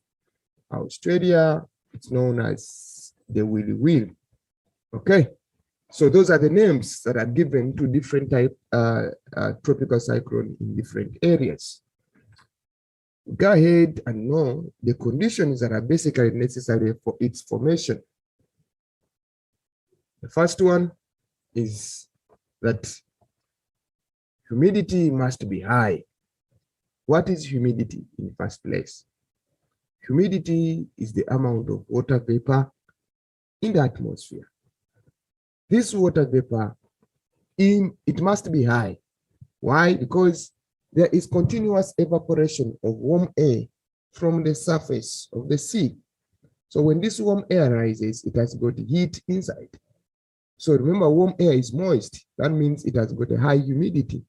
So it needs that humidity for it to condense in the upper atmosphere so that these winds can deflect, can diverge to different positions, So there is that continuous rising of warm air, and therefore humidity is necessary. Another condition is that the unstable atmospheric winds. What do we refer to the unstable atmospheric winds? We know that when these winds converge in the low pressure, the moist winds rise.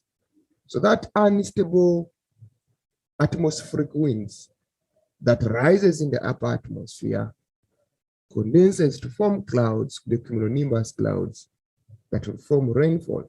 But there is that instability in the upper atmosphere because of the continuous rising of warm air. Another one is the low surface friction. We know that friction stops the movement of tropical cyclone. Another aspect that you must understand is that this tropical cyclone travels at a very faster speed. And it is therefore on that note that friction stops the movement of tropical cyclone. Therefore, it must be very low in order for us to have it moving at a faster speed. Remember, we said that it is associated with destructive conditions. These destructive conditions come because of the speed of winds that are supposed to be moving very fast. Another aspect we must note that ocean temperature must be above 27 degrees Celsius. So in this case, that the temperature of the ocean must be very hot. So these hot temperatures or the high temperatures allows the continuous evaporation from the surface of the ocean. And remember, the water that is rising has got latent heat inside, which latent heat will be lost in the upper atmosphere at a condensation point or at a dew point level to form clouds. Therefore, we need temperatures to be above 27 degrees. This is hot temperatures. The Coriolis force must be strong. Of course, we named this one and we said Coriolis force, what is its value? It's for the deflection of winds. Okay. We also must know that tropical cyclone basically occur on the eastern side of the continent. So this is the east. So we expect this to be the eastern side. Okay. And don't forget that we said it is moving from east to the west. You see that it is occurring here on the warm water, but remember, the eastern side is warm. Why is it warm? Because we have got ocean current that is blowing from the tropic, from the equator to the poles. So here you have the ocean, which is warm, Mozambique warm ocean currents. So when these winds blow over these warm ocean currents, coupled to the season, which is summer, the temperatures now here on the water body is going to be 27 and above. This encourages the occurrence of a tropical cyclone. Okay. And another thing, you must know that because it is affecting this eastern side, the area that is mainly affected is this Mozambique side. Okay. Then you see that it occurs within the tropics, and this is the tropics we are referring to. Okay. And it is starting from somewhere here, not exactly at the equator, somewhere here, because that is 5 going down, it is 5 plus. Remember 5, 30, and so on and so forth, going down. So that is the tropics, and here is the ocean. We also see that it is moving from east to west. You can see, I'm trying to show you the movement. This is the movement away from the equator. In that direction, it is moving towards this side. Okay. We also see it moving, passing Madagascar. Okay. Then coming to Mozambique and then affecting some of these parts. So I want you to understand that sometimes the tropical cyclone has less effect onto South Africa, because South Africa, in one way or the other, is shielded by the Madagascar island. So as it is moving from here, within 5 years, it's the starting point. Therefore, the eye is not that visible, no strong winds, no rainfall, no clouds. But as it is continuing away from the equator, closing the ocean here, closing, coming to the side, it affects these regions of Mozambique mainly. Okay, so, and then when it reaches this other side, it's now, remember, it is moving away from the equator, meaning that as you go down this way, the latitudes are changing. Eventually, when it reaches 30 degrees, it now changes direction and it moves, it turns eastwards at 30. Okay, turns east at 30. And therefore, that means it starts to die out. Why? Because as it is leaving this region, there will be no moisture, no warm air, and then friction will be too much. Okay, that is the characteristic. Then you look at the stages of development. Okay, and stages of development, what do we start with? We have the first stage here. The first stage here is what we call the initial stage. What you must note with initial stage is that the pressure is still above 1000 hectopascal. What is pressure? Remember, I told you that pressure is the force that air exerts onto the Earth's surface. It is still above 1000 hectopascal. Okay, remember, this is southern hemisphere. What is the rotation? The rotation is clockwise. That's why you see these arrows are showing the clockwise rotation. Okay, this is clockwise rotation. And the pressure here is still above 1000 hectopascal in the center. Okay, and in this case, you can see it above 1000. Okay, we got the next stage in the southern hemisphere. Within the next stage, we can see, we call it the immature stage. Okay, and within this stage, the pressure is now starting to drop. You can see that the pressure is now below 1000, that is 992 hectopascal. It is starting to drop, therefore, the low pressure in the center is intensifying. But don't forget that the rotation is still anti-clockwise in the immature stage. We go to the second, another stage, which is the third stage. And the third stage is what we call the mature stage. Within the mature stage is the pressure where the pressure is well below the 1000 hectopascal. You can see 956, and that, therefore, it has dropped further. We also have the worst weather conditions being experienced within here. This is where we have, we call it the left quadrant. But now I want you to look at this and understand. Someone can wonder, why do we have it here? Okay, and we don't have it maybe here in the north or here. Remember, this is southern hemisphere. In the southern hemisphere, the air is rotating in this clockwise direction. But we also know that this system is moving from east to west. East to west. Okay, and the rotation is clockwise. Hope you observe there, guys. The rotation is clockwise and the movement is east. So around this area here, we are going to find out that we have the rotation and the direction of winds coinciding. So because of the rotation and direction of wind coinciding within this area, that is why we are in position to have, that's why we are in position to have the left-hand quadrant located here in the southern hemisphere. It is the opposite to the northern hemisphere, because the northern hemisphere will be located around there. Why? Because as in the northern hemisphere, the rotation is anti-clockwise, okay? But the movement is from east to west. Therefore, the coinciding point is going to be around here in the north. Okay, hope you guys understand. Now, in this case, we are looking at the southern hemisphere. Therefore, in the southern hemisphere, we have the left-hand quadrant located here. That is where we have the worst weather condition. In other words, very destructive winds, severe weather conditions, wind speed is very high, and so on and so forth. Then we have the stage number 4, and stage number 4 is what we refer to as the dispersion or the dissipating stage. We can call it the disappearing stage. And what happens here? that the pressure rises again. Yes, you can see that the pressure is now starting to rise again. Why? Because the wind, maybe the cyclone has reached the cold region. Okay, maybe it has now reached 30 degrees. So it is now starting to move eastward.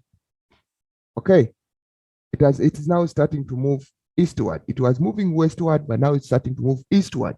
Therefore, when it moves eastward, it is now being changed and it is now influenced by the westerly winds. Therefore, the pressure is rising again. It's now starting to be above 1000. Remember, when it goes beyond 30 degrees, there it is reaching this the anticyclones or the subtropical region, whereby it is now air descending, making it cold. Therefore, it is the dissipating stage, or we can say that it is dying stage. All right. Then a tropical cyclone, will look at also its impact. Having seen the stages, the characteristics, and so on, we need to focus on its impact. Okay, but this impact should be categorized in the what you call human impact and environmental impact. So the ecosystem being damaged. And when you look at the ecosystem being damaged, we look at the fact that this system is associated with destructive winds. Okay, very strong winds, sometimes going above 120 kilometers per hour. Imagine it is the shear or the winds are traveling at that 120 kilometers per hour. Imagine a car that is traveling at 120 kilometers per hour. What will be the speed?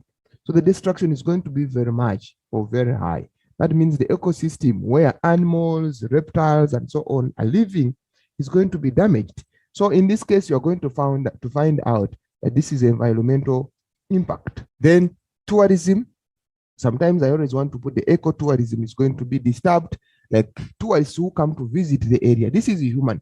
People who are going to come and visit the area to see what is taking place or what is there are going to be disturbed because the winds are so strong. It becomes very difficult for them to travel or to move from one point to another. In the same area, it is going to be very heavy rainfall. So the tourism is going to be disturbed. Floods will occur. Why floods are going to occur? Floods are going to occur because it is going to have heavy rainfall. Heavy rainfall. So these heavy rains, okay, they are going to result into floods. Okay, so the floods are going to have its other effects like destruction of the farmland, affecting farmers in the long run. Okay, or sometimes we shall see bridges damaged. We can also find out that the farmland is also damaged and so on and so forth. In the same line, we see that floods can even wash away the topsoils. And when they wash away the topsoils, they are going to affect the fertility of the soil, which affect productivity of crops, as we shall see forward. Okay, winds that are very strong can uproot trees. That strong winds, it's not only blowing out away the houses, you're going to find out that even the trees are uprooted because the winds are very strong. Imagine they are blowing at 120 kilometers per hour and above. What do you expect? Nothing will survive on planet Earth or on land. Okay, that's why where it occurs, the damage is very, very, very much. Okay, so people are also injured or killed because of the strong winds, because of the floods. People will be killed, people will be injured, and that is another dangerous impact.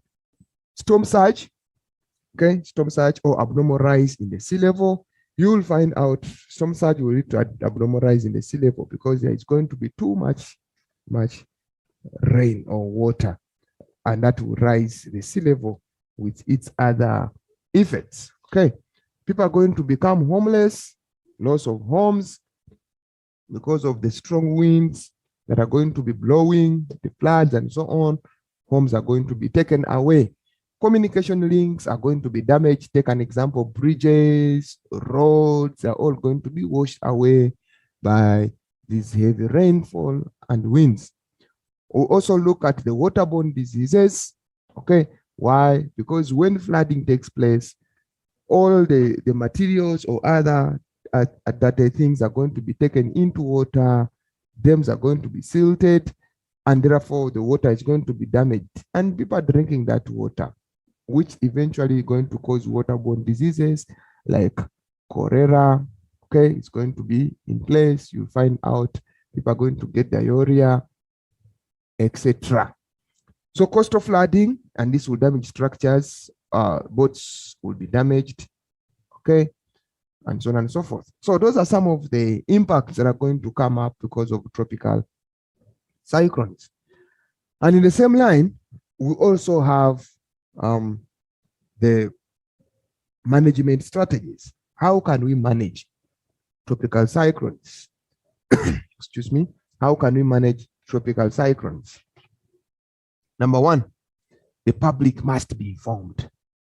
Please inform the public of what is going to take place. The government has to take the initiative after seeing or after monitoring how the tropical cyclone, the path the tropical cyclone is going to take, the intensity of the tropical cyclone that is likely to affect an area. People must be informed. We inform them using radio stations, we inform them using TV stations, newspapers, magazines, and so on and so forth. So people must be aware, and therefore they prepare in advance in order to avoid the damage. We also go ahead and say that we need to monitor the path of a tropical cyclone. In other words, you can use satellites to monitor the path, to know when it's likely to occur and which path is it going to take, so that people can be evacuated, people can be informed, people are aware. If you get to know them, to monitor the path of a tropical cyclone, people can be told to relocate, leave those areas such that we can avoid the damage. Okay. Another aspect we have there, we can say that prepare evacuation plans. Like you can say that it's going to affect area A, so please leave that area. But you just don't need, people just don't need to just leave and then they stay homeless or they become homeless. These people need to be given an area where they are going to stay. And this becomes the responsibility of the government to assist people and get them where they are going to stay. So if you get them where they're going to stay, what do you need to do? You need to build them shelters. Come up with tents, temporary shelters where they can stay, such that they are not much affected by the influence of a tropical cyclone, okay, or its occurrence. Then we also don't need to build in low-lying areas. Encourage people, tell them that the low-lying areas are susceptible to flooding. So because of the heavy rainfall, the flooding that will take place will affect such low-lying areas. Therefore, people must be told to avoid settling in such areas. Okay. We also see that in the same line, avoid crossing strongly flowing rivers. Okay. Remember, when it rains heavily, that water flows into the rivers so that it can be directed into the oceans or into other areas. So people must be told that such areas, when the rivers get full, they flow faster, they flood, and therefore they should stop crossing such rivers when they are flowing rapidly like that or strongly like that, in order to avoid losses of lives. Okay. Small boats and fishing crafts should return to ports, because in the same line, we have strong winds, we have the seas getting full, the rivers getting full.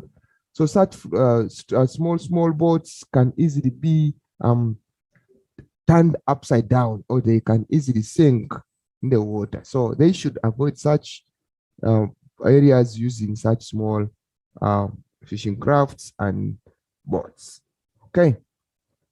Now, we also need to look at the satellite images and how they are effectively tracking the tropical cyclones. Okay. For example, this is the influence of the satellite image. And somewhere here, we have the numbers that are showing stage 1, stage 2, or different phases, 1, 2, up to the different areas. Now, this becomes the path. Okay. This becomes the path of a tropical cyclone. Meaning that if maybe it's going to affect this area, people need to be informed that please, it's going to take that path. So people are aware of where it is going to pass and how it's going to take place. Therefore, data is received and it is real-time data. You must know that satellite images are very effective in tracking because there is real-time data that is acquired. It has acquired immediately and it is accurate. Okay, you don't need to first store it, interpret it. No, immediately it is acquired, you can easily interpret it. Okay, data can be easily monitored every hour so that you know what will happen the next hour, and then you will know what is going what to do. It determines the intensity of a storm, it predicts the path, and therefore large accessible areas can be monitored. So people are going to be, or the government is going to be using this information to ensure that we control areas that are being affected by tropical cyclone and we reduce the damage. Okay. Now here we look at the different aspects. For example, somewhere here we have how to manage tropical cyclones. Okay. Here the satellite images or the satellite imagery that are acquiring data on the Earth's surface. Okay, you can also use the remote sensing to acquire data, and therefore you have observed that this is where the eye is. Okay, and therefore if you observe that, what do you need to do then?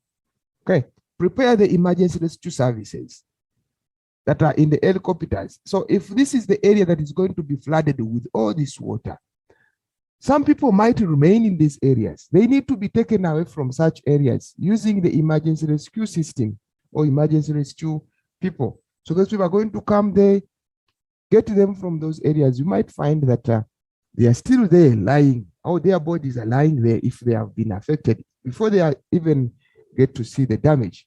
Okay. You also need to have housing, okay, on the stilts. Strong materials are going to be used to build such houses in case such areas are going to remain with people. Use very strong materials such that even when the strong winds come, those houses will remain intact. Okay. We also need to have what we call flood proofing. In other words, some areas can be flood prone or some areas can be affected by floods, but if such areas have got proof to flooding, then you are going to avoid the damage. Good communication system. The satellites are there, the radars are there. You are going to communicate to people through using radios and so on and so forth, such that they can be aware of what is likely to happen when the tropical cyclone is about to occur. Besides that, you might have clear evacuation routes. You see, the routes are very clear so that if this area is affected, you can easily rescue them, take them to different areas. Then have evacuation centers that you know that if I take those people from these areas that are maybe affected by tropical cyclone, I can put them in here where the effect is not going to be so much, or where they are not going to be affected. Okay. Then have extensive medical systems or paramedics to provide assistance. You can have hospitals. You can see here that if they are taken from there and they are damaged or they are affected by tropical cyclone, take them to the hospital. So such things are supposed to be in place. Okay. You can also have those storm warden patrols. People should, those ones are going to be patrolling these areas that are likely or that are affected by tropical cyclone, so that you will do damage control in such areas. So that is basically what we refer to as a tropical cyclone. So in this case, I'm trying to recap the whole topic of a tropical cyclone. What do we need to know? We said that it is named alphabetically. For example, Andrew, Bonnie, Carol, Deborah. In this case, the first letter of the alphabet is A. That means it's number 1 in that season. B is number 2. C is number 3. D is number 4, and so on and so forth. Then we must know that tropical cyclone originates from the ocean. Okay, not near or not between 0 and 5, it does not occur. Okay, but from 5 and above, it occurs. That is the tropical cyclone. What is its movement? It moves from east to west. Okay, away from the equator, it turns east when it reaches 30. What happens? Destruction. We look at the fact that they have got strong winds, very, very, very hard rainfall or heavy rainfall, and it's associated with flooding. Then you look at the conditions that are occurring in the eye. You must note, learners, that we have got two aspects. Number one, we have got the eye, okay? We have got the eye vertex. This is the eye wall. This is the eye wall, okay? And this is the eye. So what happens when warm air rises?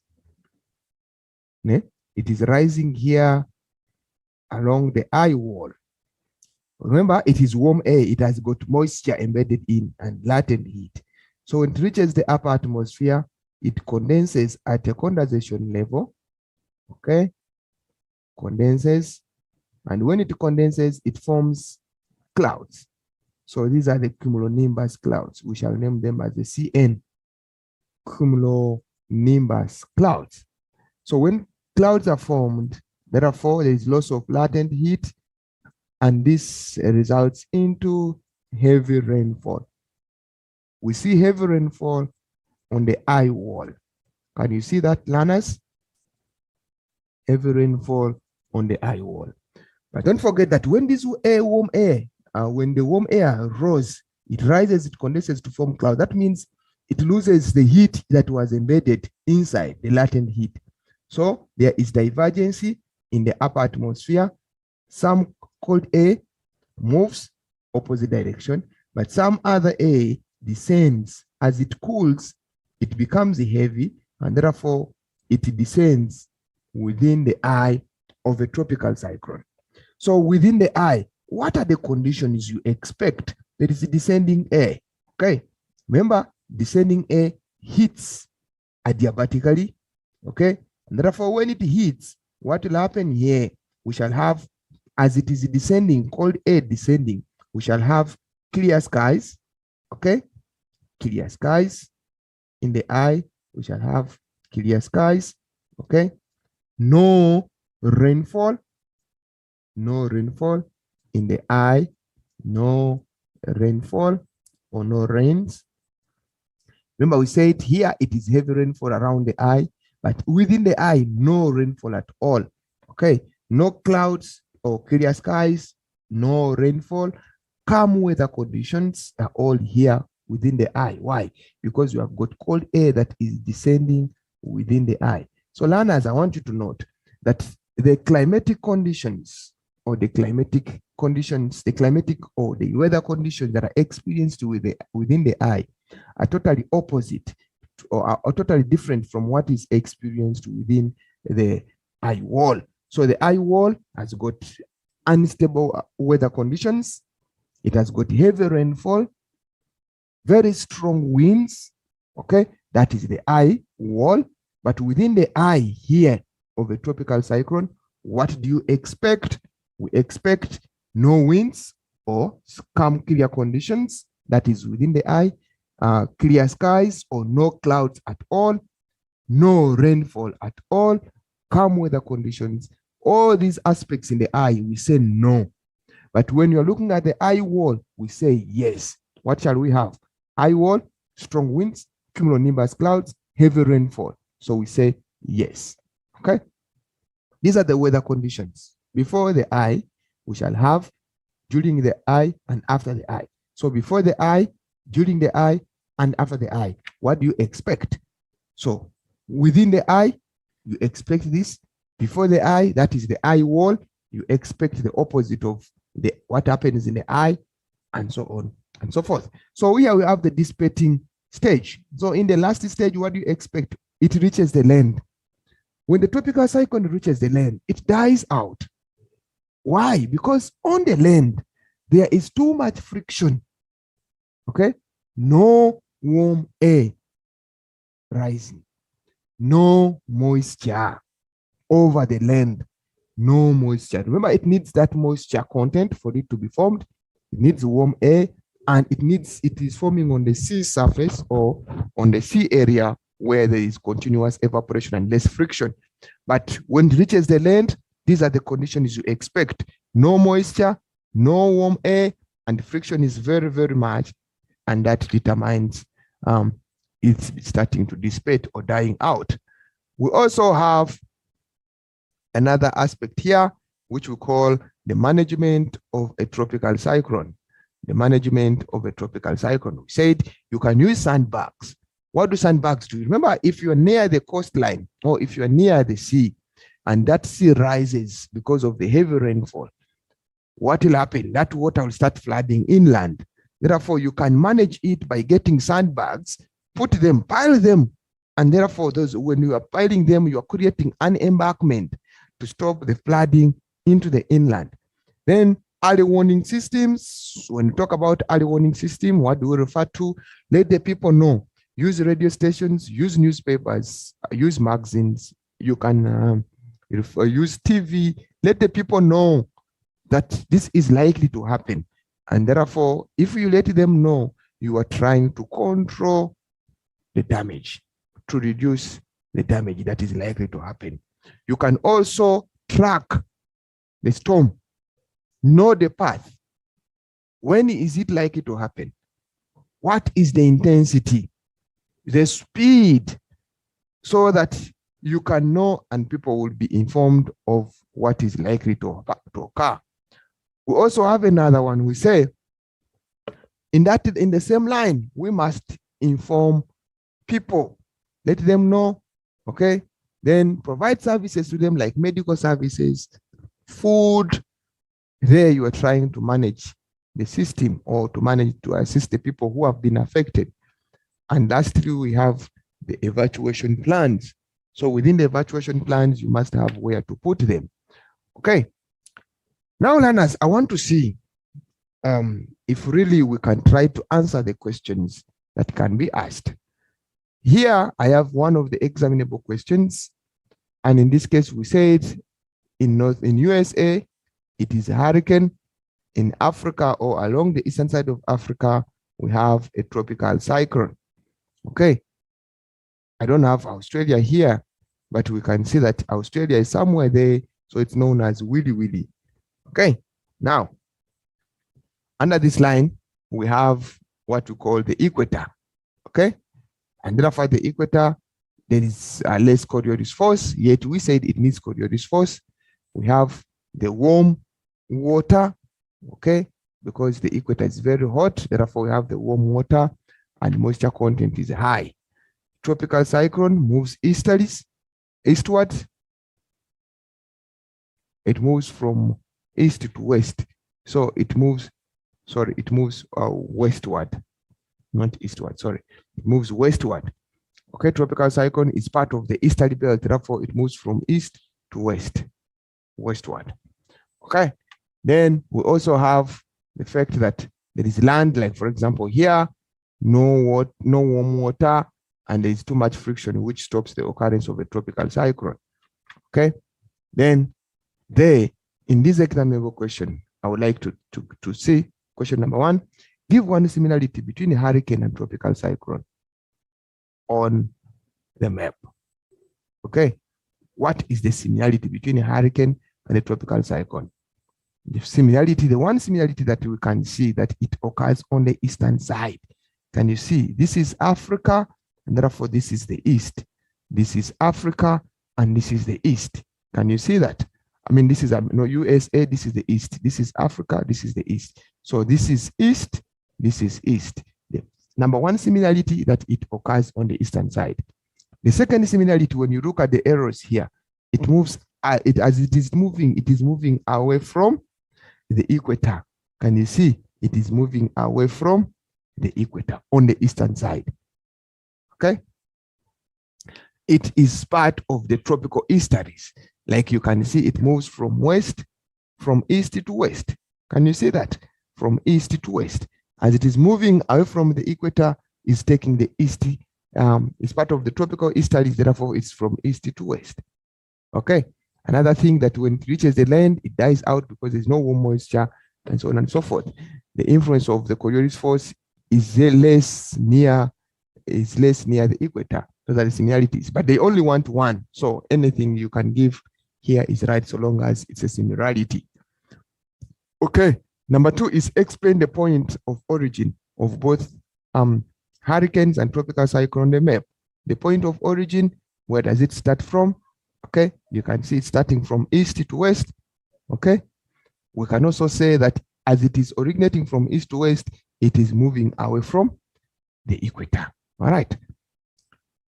You are explaining the original point, the point of origin of both hurricanes and what? And tropical cyclone on the map. So it is originating from east to west as it is part of the tropical easterlies. Okay. Number 3 is, why do these cyclones move from east to west? It moves from east to west because it is part of the tropical easterlies. Tropical easterlies, just like you hear it, tropical easterlies, originating from the tropics, and it is moving from east to west. That's why it is moving from east to west also, because learners, I want you to understand, if you are sitting in a bus that is traveling from west to east, you are also moving from west to east because you are sitting in that bus. In the same way, tropical cyclone occur within the tropics, but within the tropics, the winds are moving from east to west. Therefore, the system of tropical cyclone is also meant to move from east to west. That is why it is moving from east to west. Hope you understand, learners.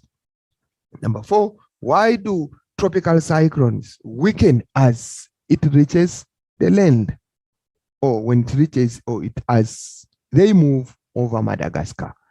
Madagascar is land. Can you see that? So because Madagascar is land, what happens? There is no warm water. There is too much friction. There is less moisture. That's why it weakens when it reaches the land. You know, friction. Friction stops, or it reduces the speed, and tropical cyclone moves faster when there is no friction. Lastly is, why is the impact of a tropical cyclone more severe in developing countries? Now I want you to look at these, learners. We are looking at developing countries. Why is it severe in the developing countries? When you look at developing countries, they lack a lot of aspects.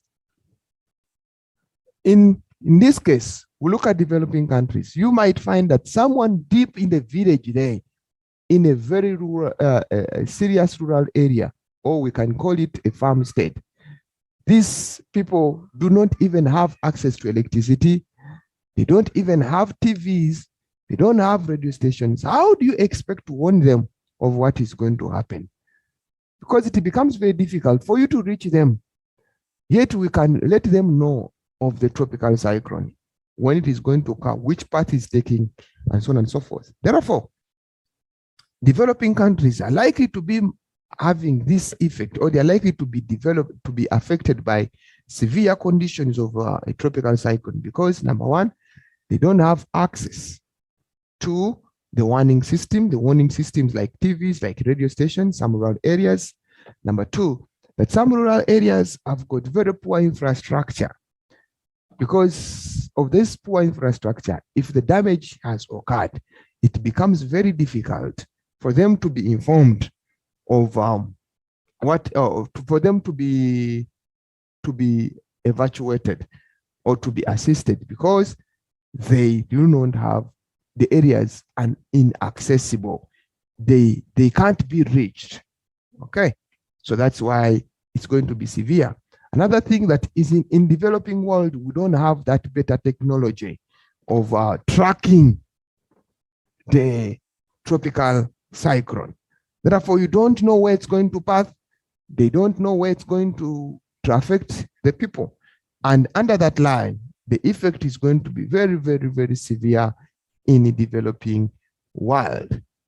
Okay, hope you understand, guys. When you explain any of those aspects, it will help us to understand tropical cyclone.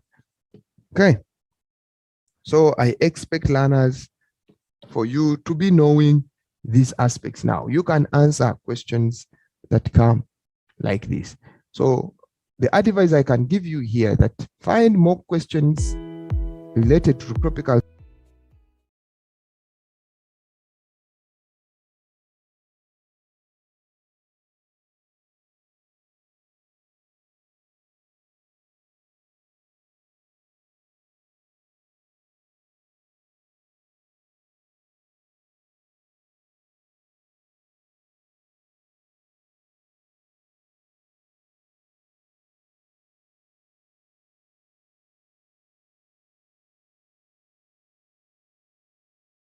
Okay. Now let's continue with question 2 now. We're looking at climate and weather, which is question 1. Question 2 now, let's look at geomorphology. What content are you expecting to be tested on? The content that you expect to be tested on will be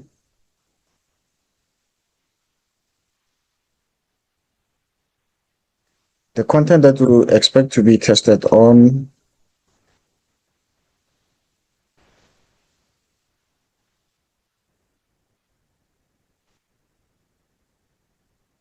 would be stream patterns, stream order, long and cross profile, fluvial landforms, stream piracy or river capture, and rejuvenation. Now, let's start first by looking at the typical examination questions. This one is on types of rivers. Now, here's the question. The river illustrated in the sketch is a permanent or periodic river. So you need to look at the sketch now. You have to check what's happening with the water table there. This is what is shown here. This is what is shown here. So that is your through flow, that is your water table. So this river here is permanent river. And why are we saying it's permanent river? Because we can see that the water table there is in the riverbed. The riverbed is crossing through the water table throughout the year. So for dry season and for wet season. So you refer to this water table in the rainy season. There's water table in the rainy season and water table in dry season. So at both instances, the water table is always above. The water table is always, or the riverbed is always below the water table. The riverbed is below the water table. So the water table is above the riverbed, which means now there's always going to be a source of water throughout the year. So during rainy season, this river will flow because it has got two sources. Number one, it has groundwater as a source. Groundwater, it intercepts through water table. And number two, there is precipitation. And during dry season, there's only going to be groundwater that is supplying the river. So this river is going to flow permanently or throughout the year. The question says, state two characteristics of the river system evident in the sketch. Now, what is it that you see in the river? Give evidence from the sketch that the surface runoff is greater at A than at B. So this is A and this is B. Give evidence from the sketch that surface runoff is greater at A than at B. So we have to give that. We'll look at the answers there. Which one of the cross sections Y or Z represents the river at point C? So the river at point C, which one? Is it this one, Z, or is it Y that represent the river at C? And then give reasons for your answer. How will a decrease in precipitation affect the following water table or type of river? Now, let's look at this. We said the river is permanent. And now, the question is, what is it that you can see? State two characteristics of the river system evident. What is it that you can see here? What is it that you can see? You can see the dendritic pattern. Can you see the dendritic pattern? Here is the dendritic pattern there. Can you see it? What else can you see? The volume of water increases from source to mouth. Now you can see the line here. There's the source. You can see the line here is getting darker to ensure that the water is increasing, and here the line is thinner. So that's what you can see there. What else? There is high water table. Tributaries are divided by interflows, second order streams, low drainage density, permanent. So how do you tell low drainage density? You can see there are few streams there. There are few streams there. That's evident that you can see. The river is permanent. The river intercepts the water table in wet and dry season. And there is gentle gradient. There is gentle gradient. This gradient is not so steep. What else can you see? The tributaries are joining the main streams at acute angle. Just because we said the river is dendritic, now those are the characteristics of dendritic pattern. Let's go to the next question. Give evidence from the sketch that the surface runoff is greater at A than at B. Now, how do you tell that it's greater at A than B? There is less vegetation at A. More tributaries feed the channel at A. The channel at A is wider. Higher volume of water at A. A is in the middle or lower course. Higher stream order at A. So these are the characteristics that you should know, that volume of water will be higher there than volume of water will be higher at A than at B, because the volume of water increases as the river flows towards the mouth. And then, which one of the cross sections, Y or Z, represents the river at point C? Now, there is your river at point C. Which one will represent the river at point C? Is it Y or is it Z? Now, how are you going to look at that? Answer there says Z. How do you determine that it is Z? So at Z, this is at the lower course where the river, where the volume of water has increased. And now you can see that the water table, or the riverbed, the water table rather, yes, it is above the riverbed. The water table is above the riverbed for both seasons, for both wet season and for both dry season. Which one? Give a reason for your answer. You give the answer. I've already given the answer. Is because the water table is above the riverbed for all seasons. How will a decrease in precipitation affect the following water table? Now, this question can come in number of ways. This question can come in number of ways. In this question, it says, how will decrease in precipitation affect the following water table? Number one, water table. If there is a decrease in precipitation, the water table will be lower. And how will that affect the type of river? The type of river will change from being permanent to being periodic. Now, if the question is not saying decrease, when the river says increase, now, you're going to give the different reason now. Let's say examiner does not say how will a decrease. It says how does the increase in precipitation. Now, it's what will happen to water table. Water table is going to go higher and the river will flow throughout the year.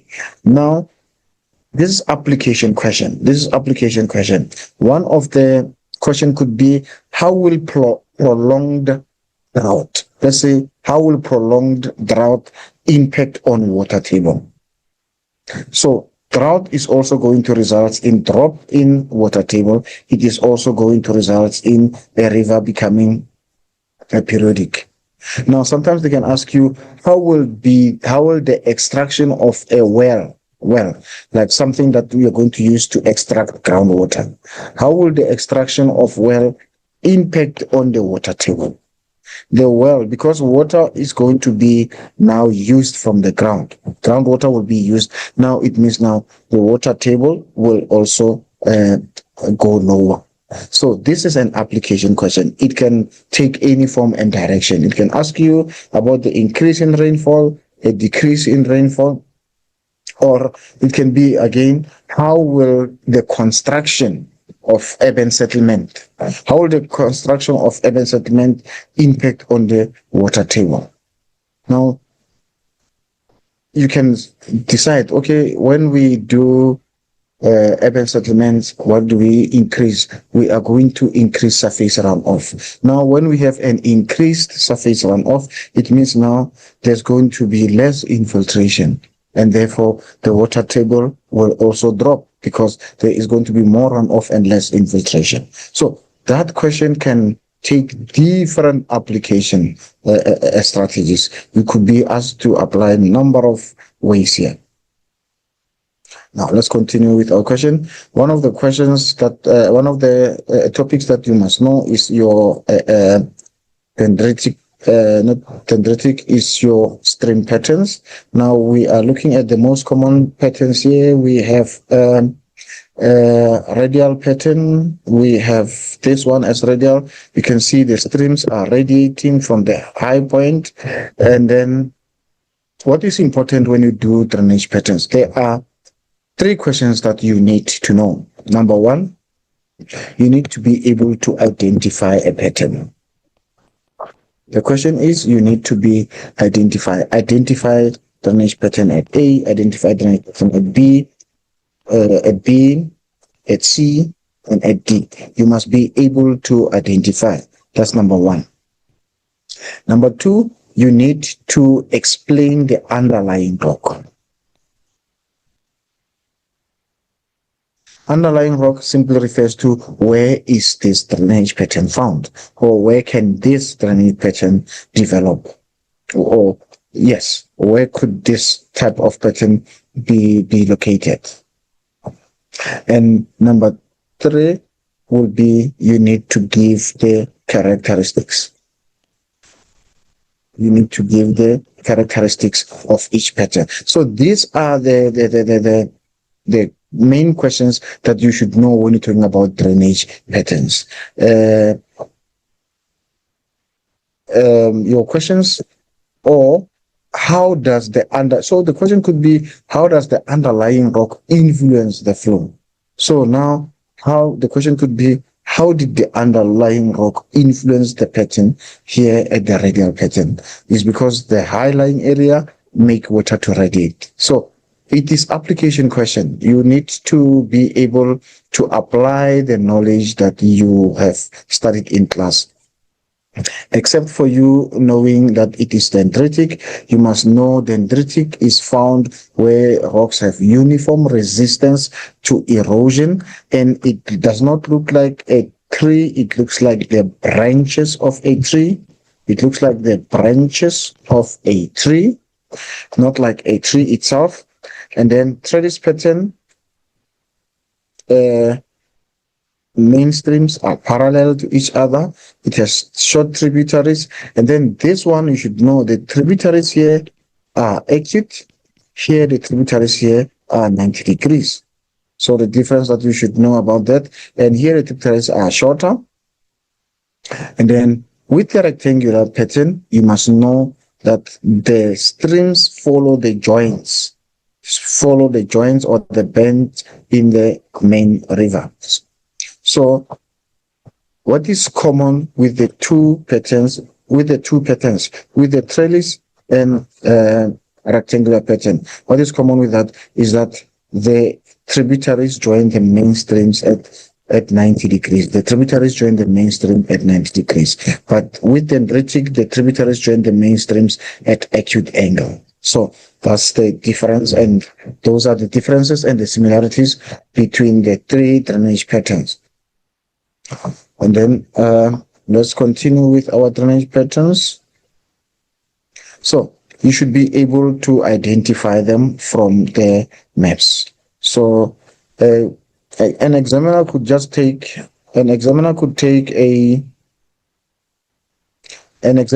a portion from the map and say in block A1, block A2, identify this drainage pattern in block A1 or A2. So you must be able to identify the patterns in looking at the particular block. And then this one over here you can see is trellis, and then the development of trellis pattern is where there is hard rock. You can see this one is hard rock, and here you have the streams. It shows the rocks here are softer hard rock. So the rocks is hard rock, soft rock, hard rock, and that is that, which is different from the dendritic pattern. Dendritic pattern, you can see the type of rocks here are the same. So it means there is similar resistance to erosion. But here you can see there's varying resistance to erosion, because at one point the stream and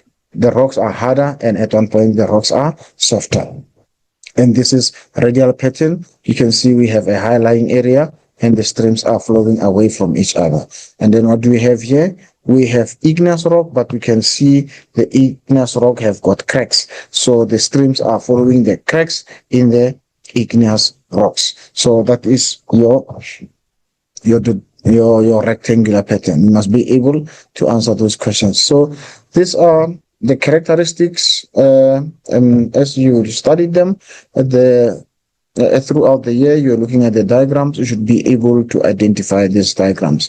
And then you must also make sure that you are able to differentiate between the different patterns. And then there is another pattern here that is missing here, which is a parallel pattern that looks more like the dendritic pattern, but a dendritic pattern that is a little bit more straighter. That's your parallel pattern. So you must be able to identify different patterns. And then how do we describe the dendritic pattern? You say it looks like the branches of a tree and tributaries join at acute angle. And then where is it found? Where rocks have got similar hardness or similar resistance to erosion. Then you have your trellis pattern. The characteristics of trellis pattern is that you have parallel main streams and you have tributaries that are short and they join mainstream at 90 degrees. So where is it found? The underlying rock is gently sloping alternating layers of hard and soft rocks. Sometimes you can also say it is fine where you have your incline strata, And now radial, like the name say, radial, it radiates from the high point. It looks like the spokes of a wheel viewed from above, and river flow away because it radiates. The river flow away from a central point. Then what do we have there? You have a rectangular pattern. So with a rectangular pattern, we can see again, like we said, the mainstream have got 90 degrees bend, and the tributaries join the mainstream at 90 degrees as well. And we have centripetal. Centripetal is opposite. Centripetal is opposite to radial. The streams are flowing towards the low-lying area. Streams flow towards a central basin, such as marsh or lake. Then we have this pattern, which is called deranged. The name say is deranged. Small streams that have no specific pattern. The streams flow into the lakes, out of the lakes, like that. So it doesn't have a definite pattern. And we have parallel pattern here. You can see the streams will look more like the streams in a dendritic pattern, but the streams will be parallel. They will be flowing parallel to each other. Usually it's going to happen where we have ridges. They will occur mostly where the area is very steep. So that's where you're going to get your parallel pattern. Now let's look at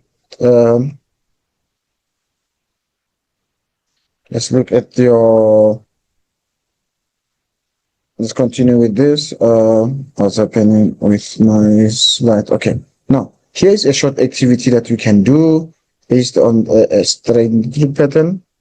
Strength patterns. So what do we have there? Indicate whether each strange pattern A, B, C refers to landscape 1. So you must be able to show which landscape will result in which straight pattern. So there they are. We can see which one develops there. This one is a radial. That's the radial there. Now you can see here they have got bends. So that's your rectangular. And here you can see the parallel mainstreams there. You can see the parallel mainstream, the hard and resistant rock. So that will be the example there. And this is coming from a previous question paper. Now, drainage density. So when you speak of drainage density, you must be able to define what is drainage density. So density, we're simply referring to the total length of streams divided by the total area of the drainage basin. So when you're looking at these two, when you divide this, you can see here at the bottom here, we have fewer streams. And then when you're looking here, above here, we have more streams. So when you have more streams, we have higher density.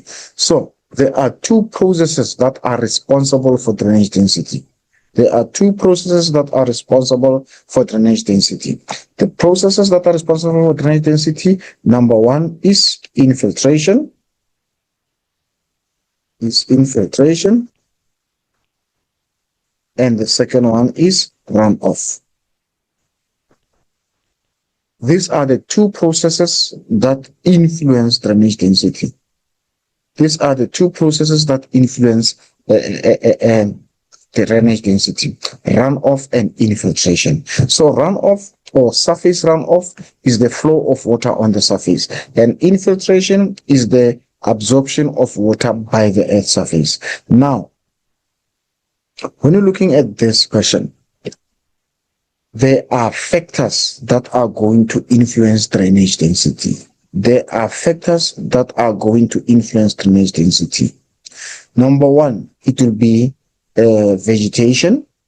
Now, if you get a question that says, explain how did vegetation influence the drainage density at A? So this is A, and this is B. If the question says, explain how did vegetation influence density at A, you will say, at A, there is less vegetation, and therefore there is more at A, there is less vegetation. As a result of that, there is more surface runoff, which results in higher density, and there is less infiltration, because you can see a lot of water is flowing on the surface. And then at B, how did vegetation influence the density at B? How did vegetation influence density at B? Then you can say at B, there is more infiltration at B. There is more infiltration, and therefore it's because now there is more vegetation at B. Because of more vegetation at B, it resulted in more infiltration and less runoff. That is why we have lower density. So when you're looking at the factors that influence drainage density, number one, remember you have vegetation.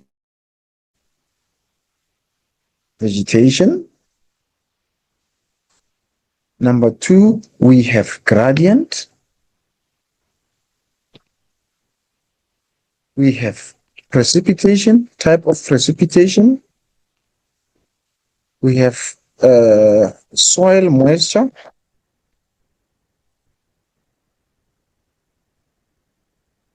Now, we've already accounted for vegetation. Now, let's look at this too in terms of soil moisture or type of soil. Now, when you're looking at A, what is the type of soil? The type of soil here, or the type of rocks here. At A, there is hard rock. Because of hard rock, what is happening? At A, there is hard rock. Because of hard rock, what is happening? There's going to be more surface runoff and less infiltration. That's why we have more water flowing, causing high density. And at B, what is happening there? There is a soft rock. The rocks here are softer, and therefore there is more infiltration and there is less runoff. That is why the density is low. And then we also look at the gradient. How did the gradient influence the density at A? It means now at A, the gradient is very steep. Because of steep gradient at A, that is why we have high runoff and we have less infiltration. That is why it resulted in what? In higher drainage density. And now, what is happening here? At B. B indicates that the gradient here is very gentle. Because of gentle gradient, what is happening here? There is more infiltration and there is less runoff.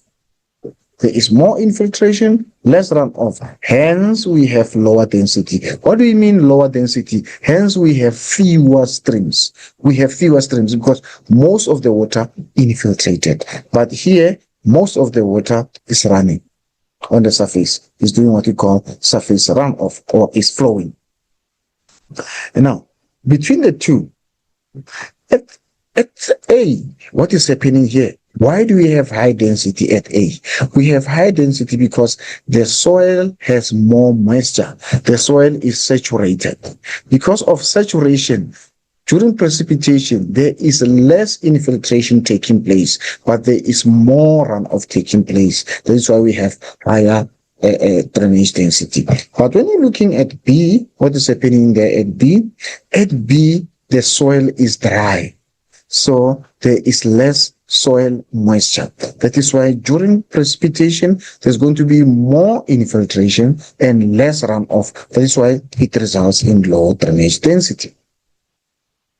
Okay, so these are the factors that are going to be influencing the drainage density at A and B. So you must be able to explain how drainage density is affected by a number of factors. You must be able to, because the question could come in a scenario question saying, how did vegetation influence density at A? Or how did gradient influence density at B? Then you must say at B, the gradient is gentle and therefore there is more runoff, there is less runoff, more infiltration. That is why at B, the drainage density is low. So that's an application question, and that is how you can answer those application questions. Now, let's quickly look at the activities here that we have. Now, we have these activities. Dense vegetation cover that prevents a surface runoff. So here at B, you can see there is less infiltration. At B, you can see there is less runoff. Why do we say there's less runoff? Because there's few streams. So it means here there is dense vegetation here. There's more trees and grass. There is more vegetation. Therefore, there is more infiltration and there is less runoff. Drainage basin that experience high rainfall. Because of high rainfall, water doesn't have time to infiltrate because it rains regularly. Therefore, there's going to be high drainage density. Drainage density that has mainly clay soil. Clay soil does not allow water to pass through easily. So we have this, what we call aquifer. We have what we call aquifer, and we have what we call aquiclude. We have what we call aquiclude. What is an aquifer? It's a surface that allows water to pass through easily. And what is an aquiclude? Is the surface that does not allow water to pass through easily. Now, a clay soil is an aquifer, and it's an aquiclude, sorry. It is an aquiclude. It does not allow water to pass through. So if the water is not passing through, it's not infiltrating, then it means water is going to flow on the surface. So A is a clay soil because there is more water on the surface. Drainage basin that has mainly permeable rock. Permeable rock meaning that the surface is porous. So it means there are many pore spaces here. It means there are many pore spaces here. And then what will pore spaces do? Pore spaces will allow water to infiltrate. So B has got a high level of porosity. Because of high level of porosity, B will also be permeable. But A is less porous. There are few pore spaces for water to pass through here. There are few pore spaces for water to pass through. So there is a relationship between porosity and permeability. The higher the pore spaces, or the higher the porosity, the higher the permeability. What is porosity? Porosity simply refers to the pore space per unit area.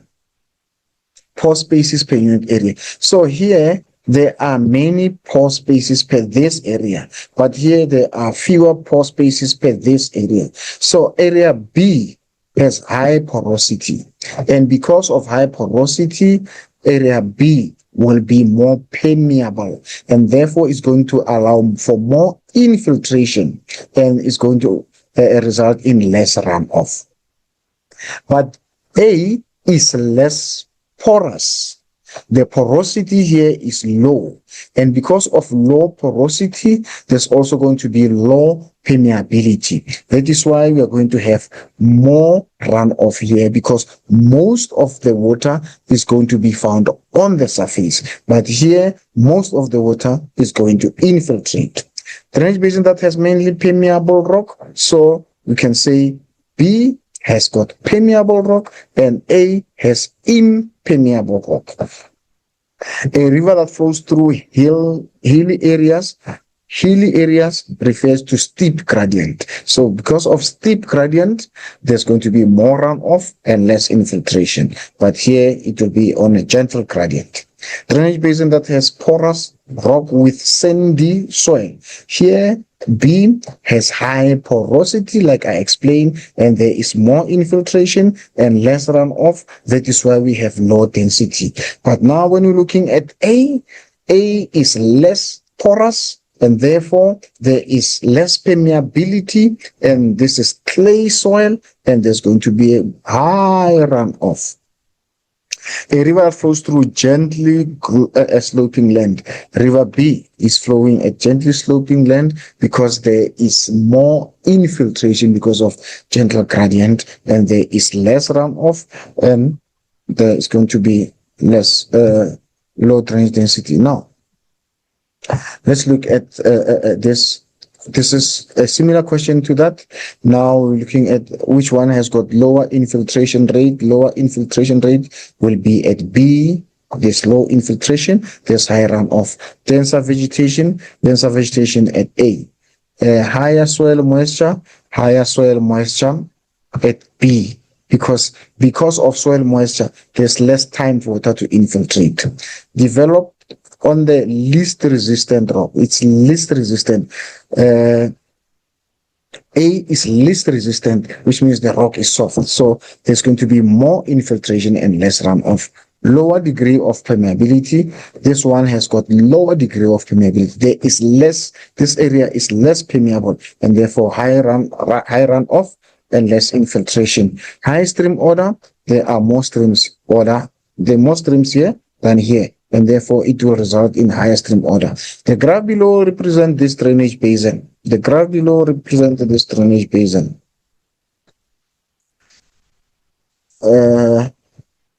Which graph here will represent this drainage basin? So, graph 1 will represent a drainage basin. Drainage basin B, and this graph will represent drainage basin A. Okay, now this is stream order. What do we look at when we're looking at stream order? First, we're looking at the streams, first order streams. All the tributaries in a drainage basin are referred to as stream order 1. Now, when stream order 1 and stream order 1 join, they make stream order 2. But you must be careful now when you look at them. You have stream order 1 and stream order 1, they make stream order 2. You have stream order 1 and stream order, they make stream order 2. But you have stream order 1 and stream order 2, they remain at 2. So when two streams of a different order are joining, the stream order is not going to change. It's going to remain at the highest order. If the highest order was at 2, it remains at 2. If it was stream order number 3 and stream order number If it's stream order number 1, joining with stream order number 3, it's going to remain stream order 3 here. It's going to remain at stream order 3 here. The order is not going to change. Only if it's stream order number 3 and stream order number 3 that are going to join. Only if it's stream order 3 and stream order 3 that are joining, it will remain in stream order 4. But if you have the highest order and the lowest order, the order remains at the highest point. You can see here, we have 1 and 1, it makes 2, but we have 1 here, then you have 2 here, they all join here, it remains 2. We have 1 here and 2 here, is also going to remain at 2 here, because they are of a different order. So stream order, we're just looking at 1 and 1. If it's 1 and 1, they graduate to 2, and 2 and 2 go to 3. 3 and 1 remains at the highest order. 3 and 2 remains at the highest order, which is 3. 3 and 3, it moves to the higher, it moves to the next level. It's 4. And then 4 and 3, it remains at 4. And 4 and 4 goes to 5. So it goes like that. 4 and 5 is going to remain at 5, and 5 and 5 is going to move to 6, just like that. So it remains at the highest order. But if they are of the same order, they move to the next level. Let's look at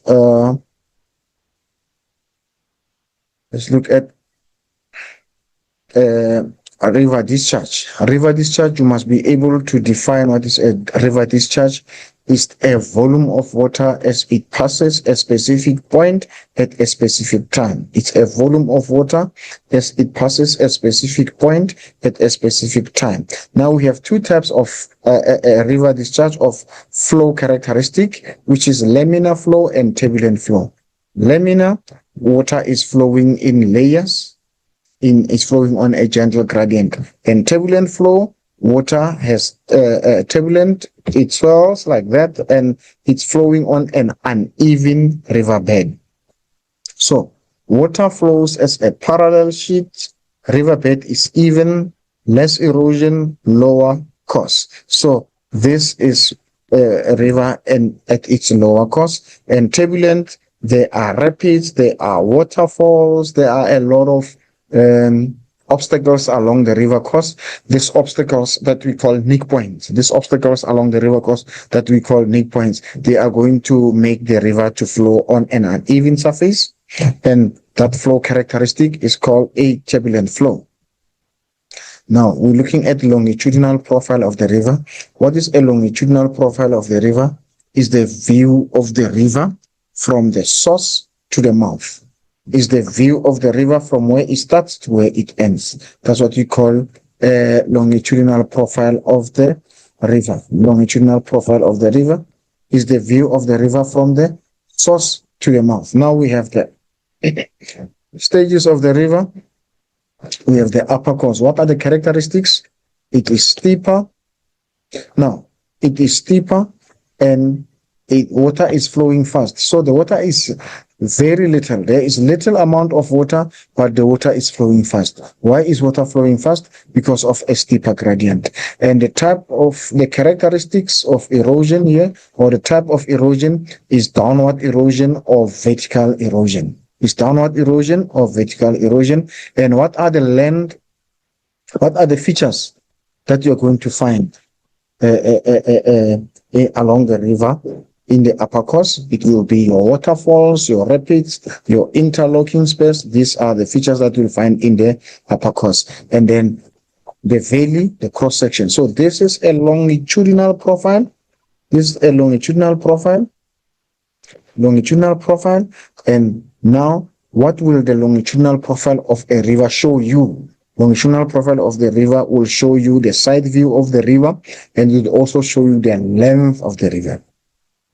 Now, when you're looking at the cross profile of the river, what will you see from the cross profile of the river? You will see the depth of the river. You will also see the width of the river. Those are the characteristics of a river that you will see from the cross profile of the river. Now let's go to the middle course of the river. Middle course of the river, what are the flow characteristic? The gradient there is gradual. The water is flowing slow. There is lateral erosion, and you are going to find the meanders that are beginning to form, and you also find the space. Remember, in the upper course, you're going to find the interlocking space, but in the middle course, you will find the space. That's what you will find. And now, let's look at the cross section of the river in the middle course. So you can see now the valley is wider. What made it to be wider compared to the upper course? So here we're saying it is U-shaped. It is U-shaped, which is slightly wider than the V-shaped. But why is it wider like that, or why is it a U-shaped? It is mainly because of lateral erosion. So lateral erosion results in the widening of the river. It results in the widening of the river, but when looking at the vertical erosion, it results in the deepening of the river. So what do you see from the cross section? You see the width and you see the depth. So the cross section, what dimensions can you see from the cross section? You see the depth, you see the width. Then you can compare, you say the river is deeper in the upper course, but it's wider in the middle course compared to the upper course. But now, when you proceed and go to the river in its lower course, you will see now the river is at its widest because it is the gradient there is almost flat. It's almost flat. It flows very slow because of a gentle gradient. And then this is the point of the river where the river has the highest volume of water. The river in its lower course, it got the highest. You can see here the volume of water here.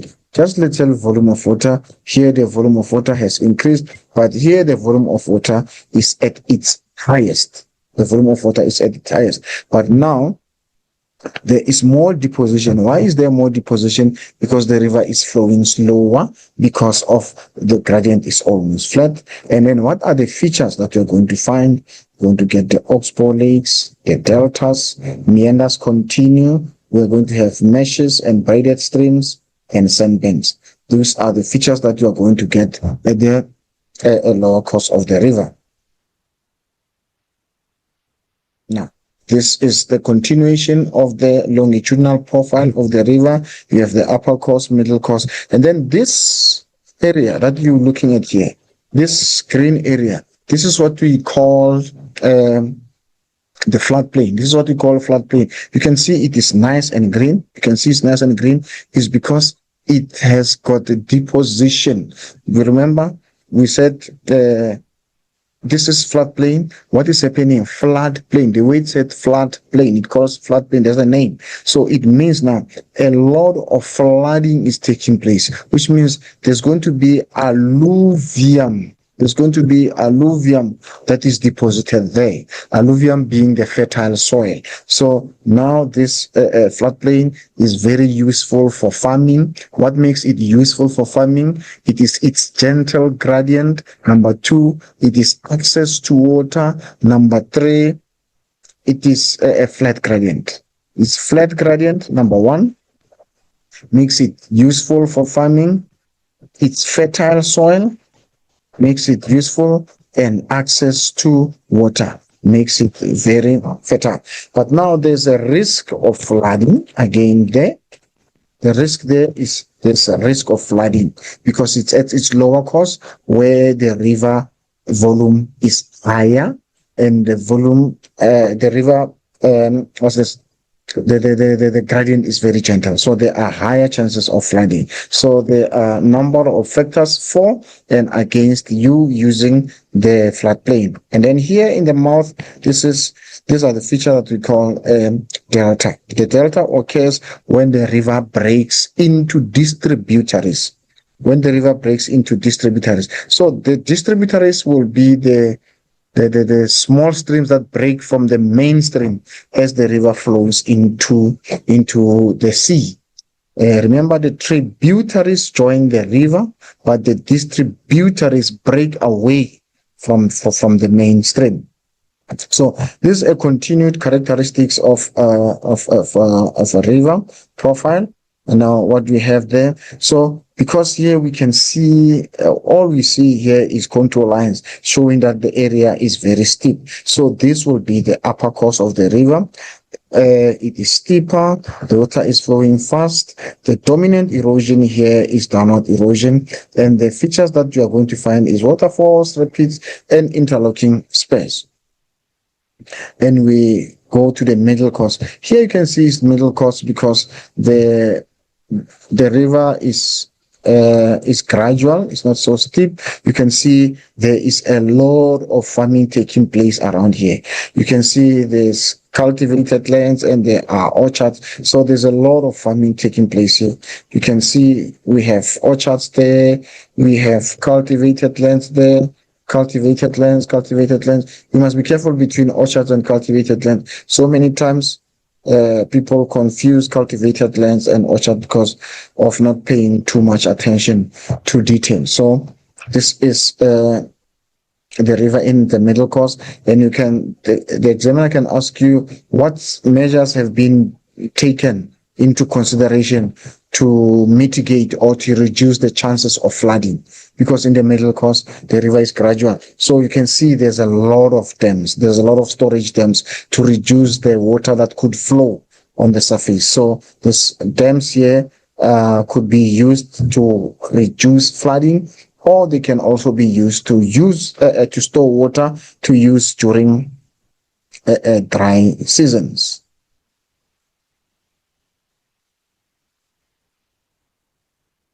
Now there is a river in its lower course. So this is a braided stream. Now you must be careful between a braided stream and the delta. So a braided stream is a river which is going to have the islands like that, the sand islands like that. It will break, but it will also join. The river will join, will break and join.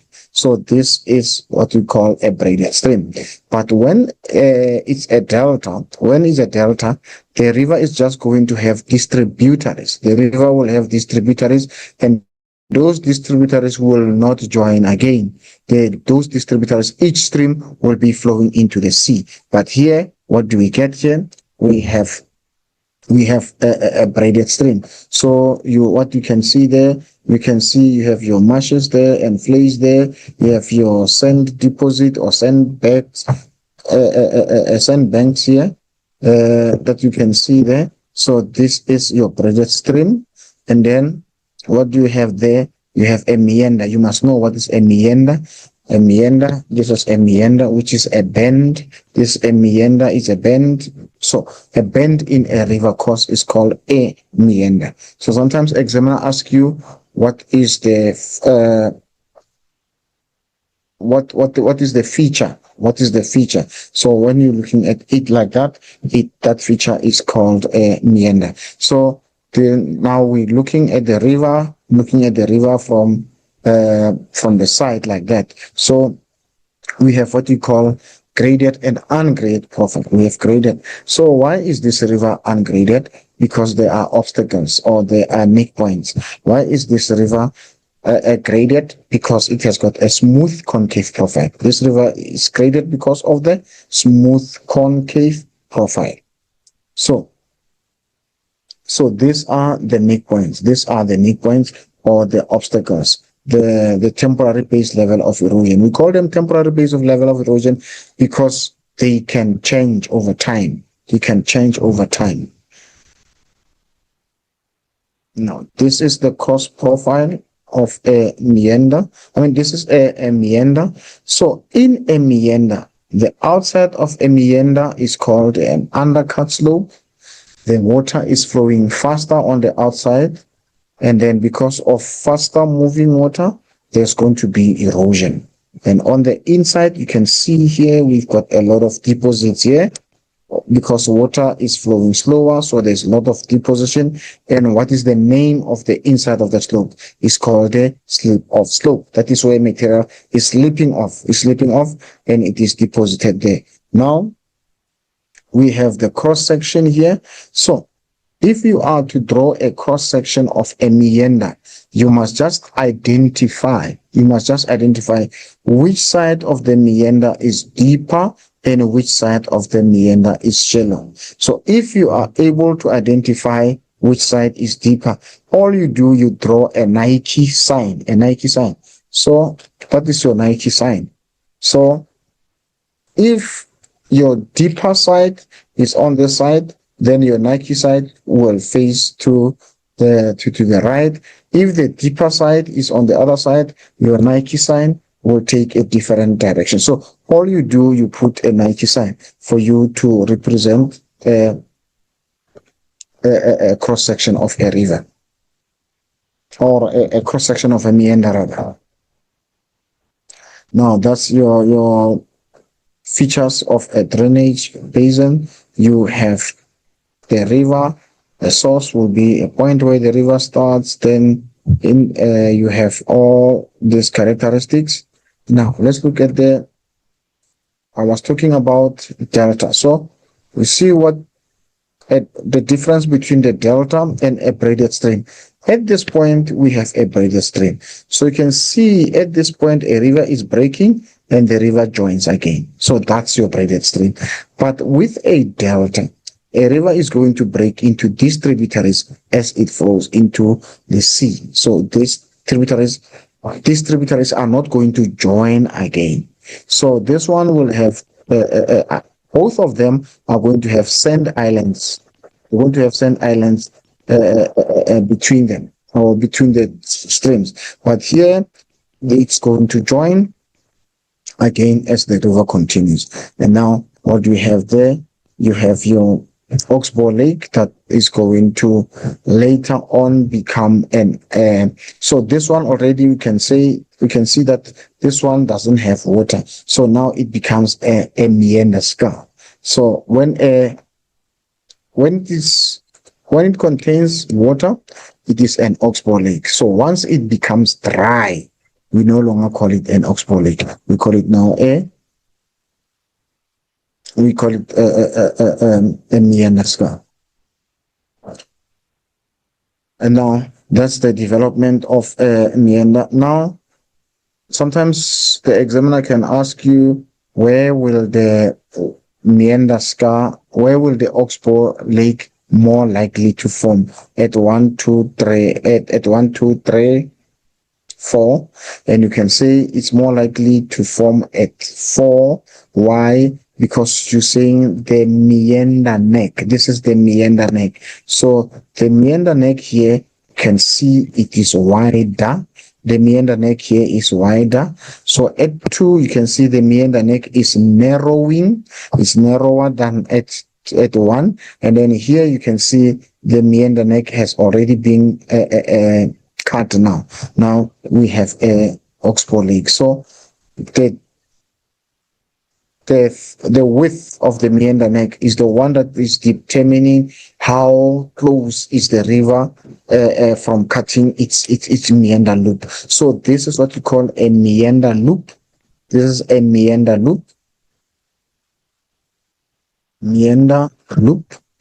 So once this meander loop has been cut from the mainstream, we call this an Oxbow Lake while it has water. Once the water dries out, then it is called a meander scar. So there is your river in its lower course. You can see the gradient is very gentle. You can see the Oxbow Lakes. You can see the meanders there, but there's no Oxbow Lake. All you can see there is the meanders that you can see. Now, the river, what you can see here, you can see this will be your Oxbow Lake, and later on it will be cut from the mainstream. Actually, this is still part of the meander because it is still a join to the river. There's still joining of the river until there is deposition this side, and this is on its own. Then it's going to become your Oxbow Lake. It's going to become your oxbow lake. But once it's still, so like this one here that is now flowing on its own, you could look at it as the oxbow lake like that, because now this has been completely cut and this one has been completely cut from the main river. And this process will also take place here again, as this river will now cut through here. It will cut through here as it goes in that direction, and that part will run on its own and becomes another oxbow lake. Now, another process that you need to pay attention to will be stream piracy. What is stream piracy? Is when an energetic stream diverts headwaters of a less energetic stream, or when a river with more energy diverts the headwaters of a river with less energy, or when a river flowing on a steeper gradient steals water of a less energetic river. I don't want to use the word steal because it is not a geographical concept. The geographical concept will be the water diverts a stream, not steal. I don't see river stealing. So we have, let's look at the process, what is happening here. So for river to divert headwaters, now we have two rivers here. We have two rivers here.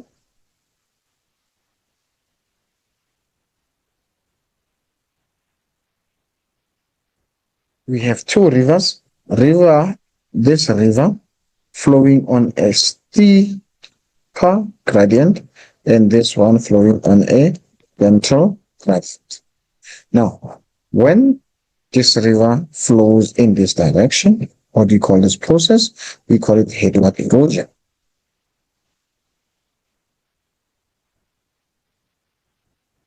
What is headward erosion? This water is flowing in this direction, but erosion is taking place in the opposite direction. The erosion takes place. So what process is going to take place here? We're going to get headward erosion taking place. And this headward erosion is going to result in the removal of this watershed. And then that process where this watershed is cut, what do you call this process? We call is this process here. We had watershed here. Now, when this watershed is no longer there, is removed, this process is called abstraction. Abstraction is the shifting of the watershed. So the watershed was this high. Because of headward erosion, it was this high. Now, because of headward erosion, it cut through the watershed. Now, we no longer have watershed here. The part of watershed that was here has been lowered and removed. Now, we call that process abstraction. Is the lowering and the removal or the shifting of the watershed. The shifting of the watershed or the lowering and the removal of watershed, that's what we call headward. That is called abstraction. What causes abstraction is headward erosion. When the river erodes towards the source. When the river erodes where it's coming from. Remember, water must fall on top here and it flows in that direction, falls on top here and flows in that direction. So this side is steeper, that is why there is more erosion. And then when this erosion continues to take place, this headward erosion, this river joins this river. Now, because now this water, the area here is steeper, water is not longer going to flow towards a gentle gradient. Water is going to flow because of the steep gradient and takes direction. So what has taken place at this point there? At this point, this is a point where we call elbow of capture. That is where river capture has taken place. That is where diversion has taken place. Where the river diverts, where the energetic river diverts the headwaters, which is the water from the source. Headwaters is the water from the source. This river is flowing from that direction, going in this direction. Flowing from that direction, flowing from that direction, going in that direction. But now, But now, because this one has steeper gradient, once it joins, water is no longer going to go that way because it's gentler there. It's going to go this way because it's steeper. Then you have this point there that we call elbow of capture. And then now, because this stream has changed direction, it's called a captured river or captured stream. And this one, because it no longer has enough volume of water, is a mass-fed stream. It's a mass-fed stream. It's not as fit as it used to be. It has lost water. And this one is called a captor stream. Now, what you should be able to do, you should be able to answer or give the characteristics of river capture before and after the process. The characteristics of captor stream before and after. So you must know here, it will be plus, plus, plus. Why it was able to do capture is because it had more water. Why was it able to do capture? Because it was on a steeper gradient. Why was it able to? Because it was moving faster. And this one is negative minus minus. Why was it captured? Because it was flowing on a gentle gradient. It was moving slower. And then still after capture, what will happen to this river? It will have lesser water. This one will have more water. This one, after capture, before capture, it had more water. After capture, it will still have more water because you have now captured another river. And this one here, it had less water. And after capture, it will still have less water. And now, you also have to give those characteristics, having less water, and then how will less water influence erosion? There's going to be less erosion, but there's going to be more deposition. What will happen on the side? There's going to be more erosion, and there's going to be less deposition. So you just look at the characteristics of increased volume of water and decreased volume of water. And this area where water used to pass, water is no longer passing here. What is passing here is the wind. So we call this place wind gap. Now, disadvantages will be water shortage, farming, fishing, recreation. But as much as you can look at the impact of river capture for the surrounding, you must also know the impact of river capture on the rivers themselves. The impact that the river capture will have on the capture stream and on the capture stream. We said on the captured stream, there's going to be less volume of water, more deposition, less erosion. Here, there's going to be more volume of water, less deposition, more erosion, high chances of flooding. And then also you must know that the wind gap, there is more gravel at the wind gap and there is less water. Okay, this is another animation of river capture. It's the same as that one. Now we can look at the characteristics of river capture. These are the questions that you can expect from river capture. Now let's look at river rejuvenation. What is river rejuvenation? When the river starts to flow faster. River rejuvenation is when the river starts to flow faster, and then you need to look at the reasons why will a river rejuvenate: because of the drop in sea level, because of the land that has risen, or because of increase in rainfall, because of faster flowing water, or because of stream piracy. These are the causes. These are the causes of river rejuvenation. In river rejuvenation, it is important for you to know the features. River rejuvenation, the features of river rejuvenation. How do you tell that a river rejuvenation has taken place? Number one, the features of river rejuvenation that you should know is that river rejuvenation takes place at a neck point. It takes at the neck point. So you must be able to define as a neck point is where there is a sudden change in the gradient of the river.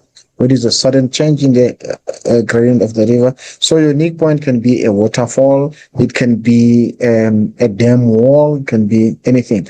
And then the features of river rejuvenation. You can tell there's a unique point, there's a incised meander, there's terraces, there's waterfall. Now let's look at this terraces. So the river was flowing down there. It was flowing up here before. It was flowing up here. This was the initial valley. Then it stopped flowing. And after some time, it did vertical erosion. So at vertical erosion, then the river flew at this point. So this will be the next valley. And then after some time, the river rejuvenated, then it flew there. And over time, it flew there. Now the river is lower there. So it shows you that a river has got steps. Now, these steps of the river are called terraces. These are the steps of the river. So it shows that rejuvenation has been taking place over a period of time. So we can look at that, those are the traces, and these are the incised meanders. So when you say a meander is incised, it simply means that the meander is entrenched, is inside a hole. So it means now rejuvenation took place when the river was already meandering. So what has happened with the meanders? The meanders just got deeper because the meanders has already started and the river has now, the river was meandering and then it lost energy. Then it gained energy to erode vertically again. So when it gains energy to erode vertically again, we call that process what? We call it rejuvenation. So once that happens now, it means now the meanders are going to be deeper. So those meanders that are deeper, we call them incised. You can see the landscape here. You can see the landscape here that the area is relatively flat. The area is flat. So it could be in the middle course of the river, it could be in the lower course of the river, but the river has gained more energy. Now, when it gains more energy, so there's going to be downward erosion. There's going to be downward erosion that is going to make these meanders to be deeper. Because now the process of downward erosion and the process of upliftment of the land were taking place. So the downward erosion was deepening the meander, and then the isostatic uplift was also making the level, the area to go higher because of isostatic uplift. But the rate of erosion was higher than the rate of isostatic uplift. That is why now the meanders got deeper and deeper because of renewed energy of erosion there. Now, another evidence that a river rejuvenation has taken place, it could be a nick point waterfall, which is a point where rejuvenation take place. I think we will stop at this point because we did not prepare more lessons on the Mapwork because of it have been longer session to do both your climate and geomorphology, summarizing them for a one lesson. I want to thank you at this point. Being shared with you. Therefore, I looked at a lot of things last time, but still I want to look at more. And this will help us to understand the concepts in Mapwork, to understand everything in Mapwork, that when you're writing, it won't be stressing you.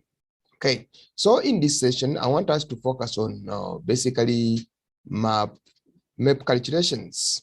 Last time, our focus was on map interpretations, how to identify features, how to know the man-made and the physical features. In other words, we did the map orientation and map interpretation. Okay, I remember very well what we explained regarding the scale, the physical features, the man-made features, and so on and so forth, map codes and everything. So we did that last time. So today, I want our focus to be on basically calculations. Okay. So dear learners, girls and boys, what you see on your screen is talking about what you need to know regarding calculations. When you're doing calculations, it is important to follow all the steps in order to get all the marks. In most cases, I see learners jumping steps, and when I'm marking, I don't mark the answer because I don't know where the answer is coming from.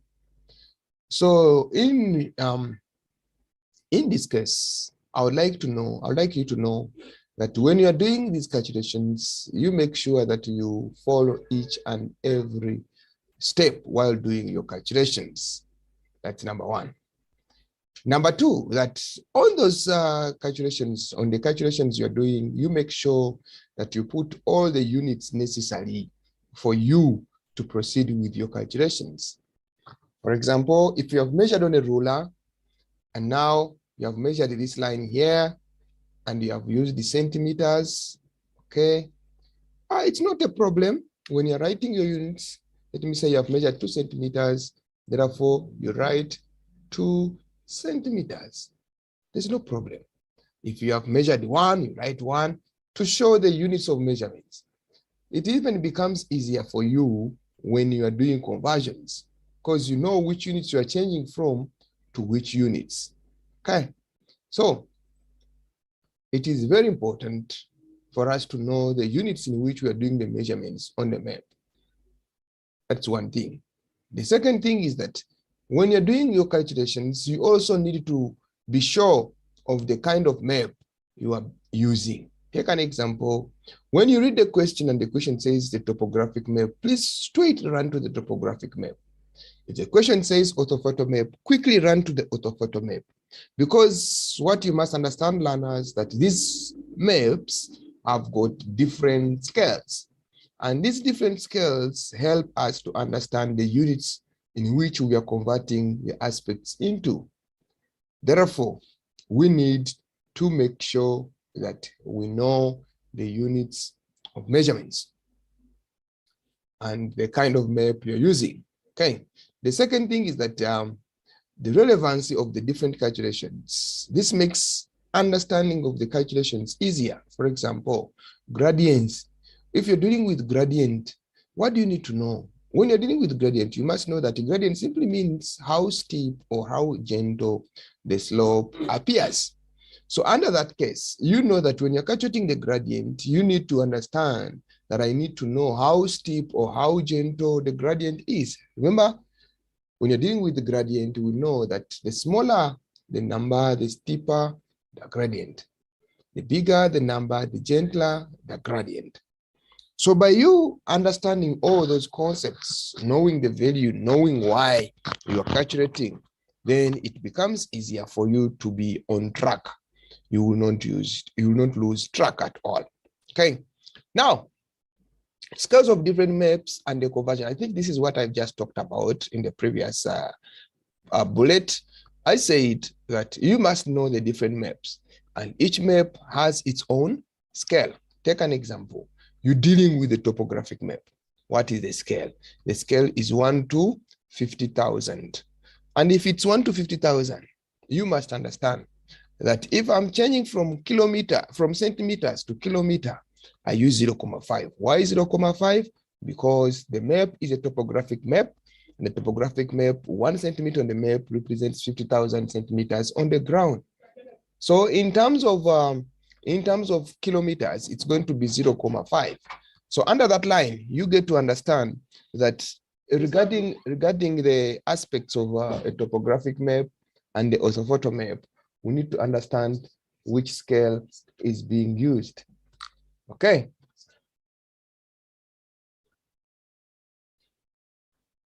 All right. So,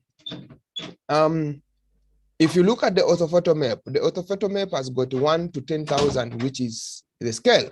So if it's 1 to 10,000 as the scale, that means 1 centimeter on the map represents 0.1 kilometer on the ground. That is in terms of kilometers. Okay. But the same way, 1 centimeter on the map represents 100 meters on the ground in actual reality. Okay. So meaning to say that the moment you familiar yourself with which kind of map am I using, how important is this map, or what is the scale of this map, it makes it easier for you to understand what you are now dealing with. Okay. Maps are always smaller than the area of the ground they represent.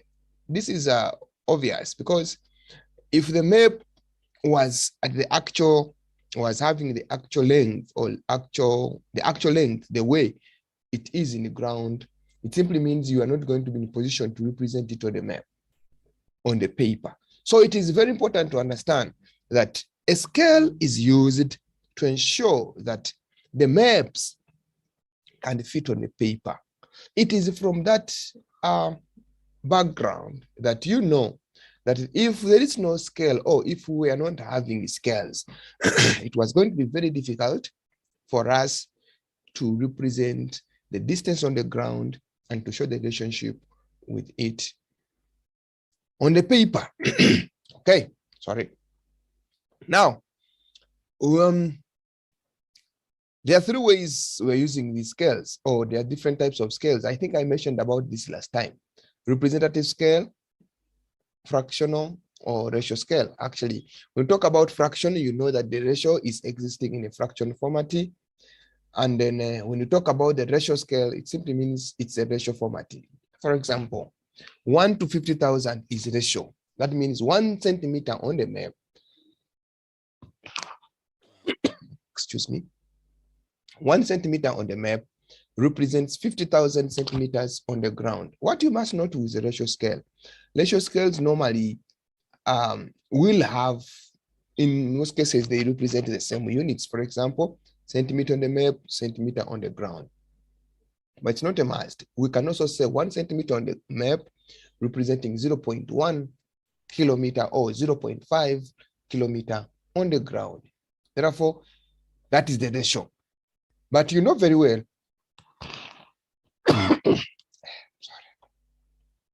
that we can convert the ratio to fraction mathematically.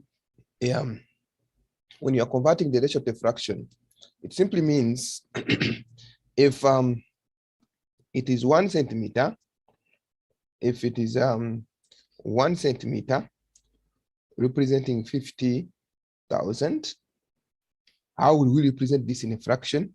You just have to have 1 over 50,000. It's the same scale, but this is ratio. This one is fraction. Okay. So you must be in position to know that. Okay. So another thing is that when you look at the representative scale, we say that 1 centimeter on the map represents 50,000 centimeters on the ground. When you say it like that, it's a representative scale. Okay, so representative fractional scale or representative ratio scale are basically the same. Literally, they are the same, but they're different in writing because they have the same values, the same digits we are using. But when you're writing, it's a fraction, it must be a fraction, a ratio, it must be a ratio. Okay, now,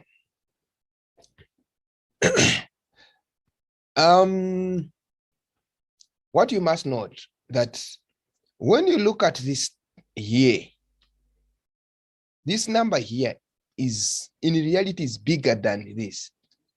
Okay, when you look at it mathematically, 50,000 is bigger than 10,000.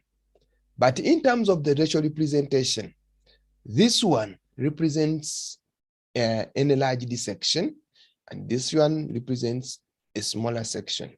However, this one will have more details than this. Let's check. The larger the denominator, the smaller the scale, and the lesser the details it can have. Meaning that this one has got less details compared to what this one has. What is going to happen that this one is larger, it's exaggerated, it's enlarged.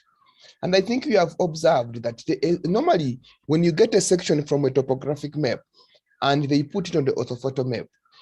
At times, you might not be in position to see the street names or the streets on the topographic map. But because that small section has been enlarged, you will see the street names in most cases on the orthophoto map because it has been enlarged, and therefore you can be positioned to see exactly. So the larger the scale, so the more details it can have. I mean, the smaller the denominator, the larger the scale, and so more details can be shown on that map. And also a larger the scale is used, large scale is used if the map shows a smaller area. For example, 1 to 100, a lot of details can be seen on such a map. This is what I said, like 100, when you look at it mathematically, is smaller than 10,000. But in terms of details, it will have more details that you will see on that area because it will be larger, it will be enlarged. In other words, it's like it is zoomed out. So you'll have a lot of things to see there. Okay, that was the first scale. The second scale that we are going to look at is what we call the linear scale or line scale. Linear scale is coming from the word line. Okay, so when you look at this word here, a line, this one is a line, just like you can see a line. I think you can see this here. Sorry, you can see this line here. Okay. When you look at this line, it has got two sections. Can you see that, learners? Look at it. This line has got this section here, this one here, and it has got from 0 to 9, this section here. When you look at here, here it is indicated meters. Here it is indicated kilometers. What you must understand that from 0 going this way is kilometers. From 0 going this other side is meters. So this linear scale has got two sections. It has got the meter scale or the meter section and the kilometer section. What do we need to note? We need to note that when you look at this from 0 to 100 to 1,000 meters, it's the same as 1 kilometer. But this box here, 0 to 1,000 meters, this meter section, it has got 10 small sections. What does that mean? If it has got 10, the whole box has got 1,000. So when you divide 1,000, when you divide 1,000 by 10, you will find out that you will be having 100, meaning that each box here represents 100. In other words, that means the answer you can get when you're doing calculations with the calculator, you will have to be in position to get the same answer when you put it on a linear scale. I think I will do that in the later stage to show you how we can use a linear scale in order for us to get the answer. Okay. So we know that this horizontal line drawn on a map, which is divided into a number of equal parts. A line scale is accurate and no calculations are used. A line scale is divided into parts. This is what I said. It has the kilometer and it has the what? The meters. Okay. So hope you understand that, learners. But as we proceed, I'll teach you how we use this line scale in order to get the answers. It's very accurate, very, very accurate. Actually, it's accurate more than the calculations that you use with the calculator. All right, but we shall see how we get the accuracy is acquired. The word scale is another type of scale. A word scale is words, and this means that they are said verbally. Okay, it's a verbal statement. Just like the ratio scale is 1, 2 when you're using those dots. Now here you say it verbally. That 1 centimeter, 1 centimeter on the map represents. I want you to look at this word. The word says represents. It doesn't say it's equal to. Some of you learners make a mistake and you write this scale in terms of equal to. That is very wrong. For example, if you say 1 centimeter represents, okay, sorry for the ratio, represents 50 or 500 meters. This is very right, because 1 centimeter on the map is just representing. It is not equivalent to. So some of you write it like 1 centimeter equal to 500 meters. This is very wrong. Please avoid it. It will never be equal to 500 meters. It can't be, but it represents 500 meters on the ground. So understand, learners, that this one is very wrong. It must represent 2. So the right word to use is either represents or ratio. Okay.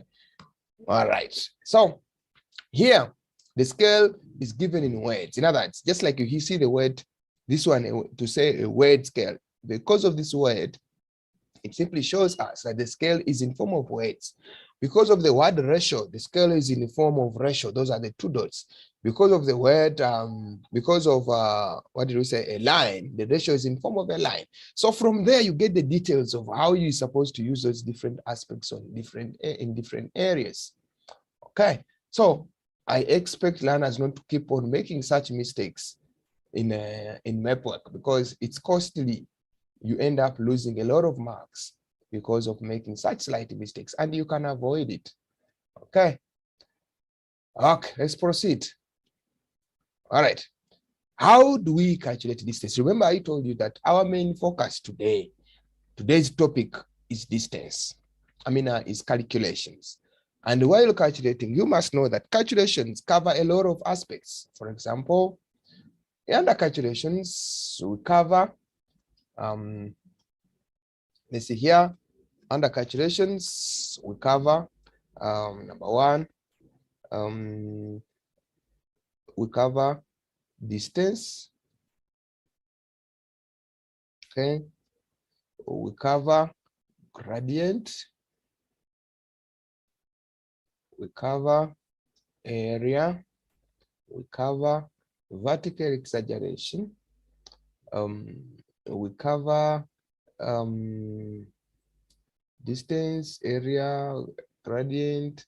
Under calculations, we also cover magnetic declination and magnetic bearing. Okay, then under calculations, we also cover what else? Okay, if you look at all these aspects and you put them in your head, then there's no calculation you will find that will give you trouble. Okay, maybe we shall add on others as we proceed, but I want you to understand that these aspects are very important. So in case you as a child, you're going to write your paper, please make sure that you don't go to a paper minus putting all these aspects in your head before you write.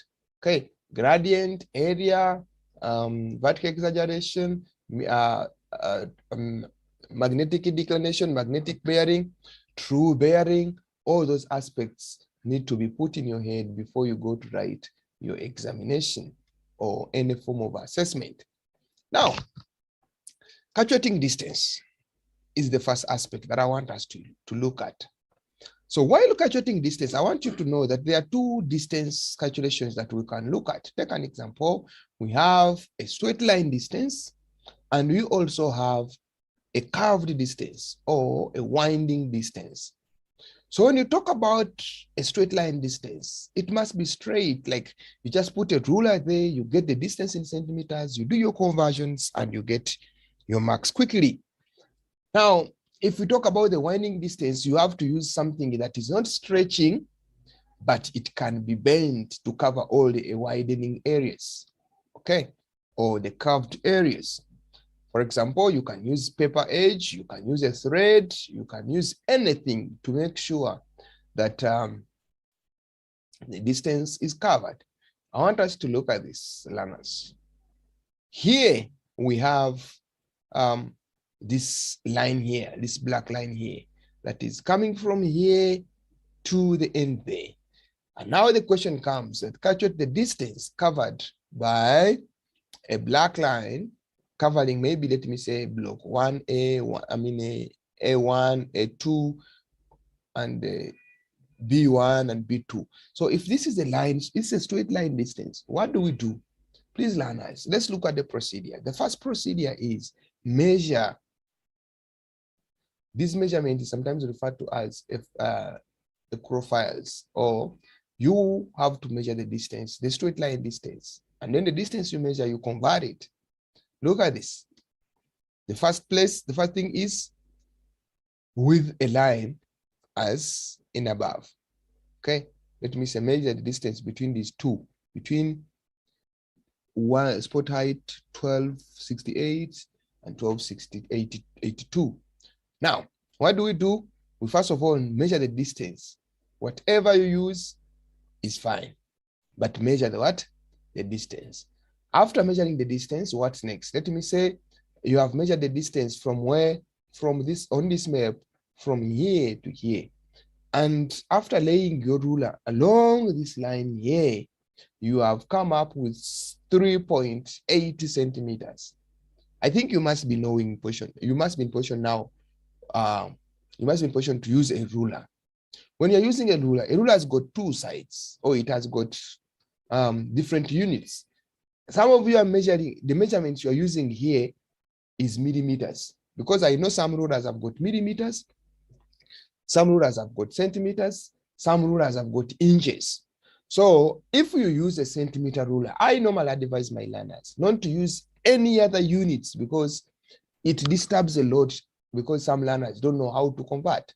So I preferably ask my learners to use centimeters, because when you're using centimeters, it becomes easier for you to know what to convert to. So when you look at this kind of map we're using, it is meant to be, or it is a topographic map. When you know that, when you understand that it's a topographic map, what comes in your head? What you get in your head is that a topographic map has got a scale of 1 to 50,000. Okay, so what does it mean? If you measure from this point here to this point here, and after putting your ruler along with this point, the units you are getting is 3.8 centimeters. So that is your measured distance. So what shall we say? We shall say that measured distance, or map distance, times the map scale. What will you get? You will get the answer there. So what have we measured along this line? We have measured that along with this line, it is 3.8 centimeters. I want you to see you're putting units. Why? Because you measured it in centimeters. If when you measured it in millimeters, you can put in millimeters, but you must be in position to do what? To convert. If you can't convert, it's going to give you a hard time to understand. So it's 3.8 centimeters times the map scale. Since this is a topographic map, what is the scale of a topographic map? Just a pause for a second, think about it. Okay, I'm just pausing for 1-2 seconds. What is the scale on the topographic map? Okay. Yeah, I can see learners are thinking about the scale. So the scale is 1 to 50,000. Okay, and if this is the scale we have, and what shall we do here? We shall multiply by 50,000. Okay. And after multiplying by 50,000, remember, what does this scale mean? 1 centimeter on the map represents 50,000 centimeters on the ground, meaning that this 3.8 centimeters is what you measured on the map, on the piece of paper. So if this is what is on the paper, you must convert this distance to reality distance. What will it be if I go where this map is coming from? But you know that each unit on the map is representing 50,000. So what will I have? And what will it be? What will be the units? So what shall we do? So we multiply. Okay. So after multiplying, what will you get? After multiplying, what will you get? The multiplication is going to be that 3.8 times 50,000. What are you getting? You are going to get 175,000. 175,000. But this is what? Centimeters. You see that? Meaning that The map distance that you have is 3.8 centimeters. The ground distance or the reality distance is 175,000 centimeters. So that is the ground distance. But according to the question, in this case, the question is saying that the distance, the answer, let me say the answer, the examiner wants the answer in kilometers. Okay. The examiner wants the answer in what? In kilometers. What shall we do? We shall say that this answer you got here, divide it by 100,000. And what will you get? You'll get the answer to be 1.75 kilometers. Meaning that this distance you are seeing from here to here, it is the paper or the map distance. But in kilometers, in where this map is coming from, it is 1.7 kilometers. That is one way of getting the answer. But don't forget that if you go this way, you still get the same answer. If you cannot go this way, what do? You come here. I want you to see here. When it is a topographic map, 1 centimeter represents 50,000 centimeters. Also, 1 centimeter can represent 500 meters. The same way 1 centimeter is representing 0.5 kilometers if it's a topographic map. If it's an orthophoto map, the same way, because the scale here is 1 to 10,000. So in terms of meters, we're going to use 100. In terms of kilometers, we're going to use 0.1. So we come back here. And we say, this map we are using here is a topographic map. So when you check here, topographic map, if I want the answer in kilometers, what am I multiplying with? 0.5 kilometers. So I come here, I would say that 3.8 centimeters times 0.5 kilometers. What will I get? The answer you're going to get is going to be 1.75 kilometers. Do you see that it is the same answer, guys? It's the same answer. But now you must understand that here you must have this in your head, that if it's a topographic map, I use 0.5 if they want the answer in kilometers. If it's an orthophoto map, I use 0.1 if they want the answer in kilometers. If they want the answer in meters and you are dealing with the topographic map, please learners, don't forget, we use 500 for the topographic map. We use 100 for the orthophoto map. Hope learners, you won't make any mistake anyway, okay? Because those mistakes cost you a lot. Imagine this section or this part here is saying 4 marks, and then you lose all the 4 marks because of that, or 2 marks, and you lose all the 2 marks because of that. And that mistake can be avoided. So you have 2 ways. You can either go this way or you can go this other side. Whatever is easier for you, you can use it such that you can get everything right. Hope that is okay, learners. That is for the straight line distance. In scenarios, I want you to look at it in the same scenario here. Can you see? Then check which scale is it using, multiply, and you see that you get the answers here in centimeters. Then you convert the centimeters to meters. Then you convert the meters to kilometers. It depends on how you want to go about it. Okay, it depends on how you want to go about it. But all in all, that is how we do the calculations. Okay, so if it is orthophoto map, I expect learners to be knowing that. Let me take an example here. When you look at this area here, it's coming from the topographic. Imagine, please just imagine. I'm not saying this is the orthophoto map. Just imagine. This is orthophoto map. Okay. And this distance that this line that you are having here is drawn on the orthophoto map. And after measuring this distance here on the orthophoto map, it is giving you 3.2 3.8 centimeters, what will it be? So I think you know what to do.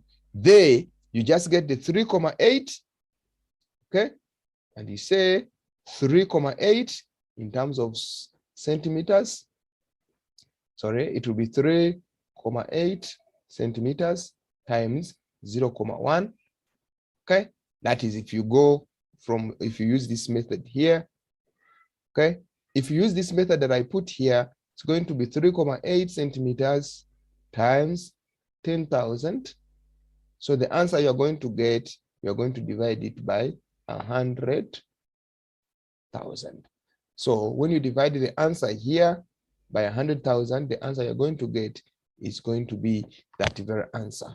Okay, so what you'll get will simply means that will be the distance in kilometers. In other words, 0.38, okay, times 0.1, I think you'll have to get 0.38, okay, and this is going to be kilometers.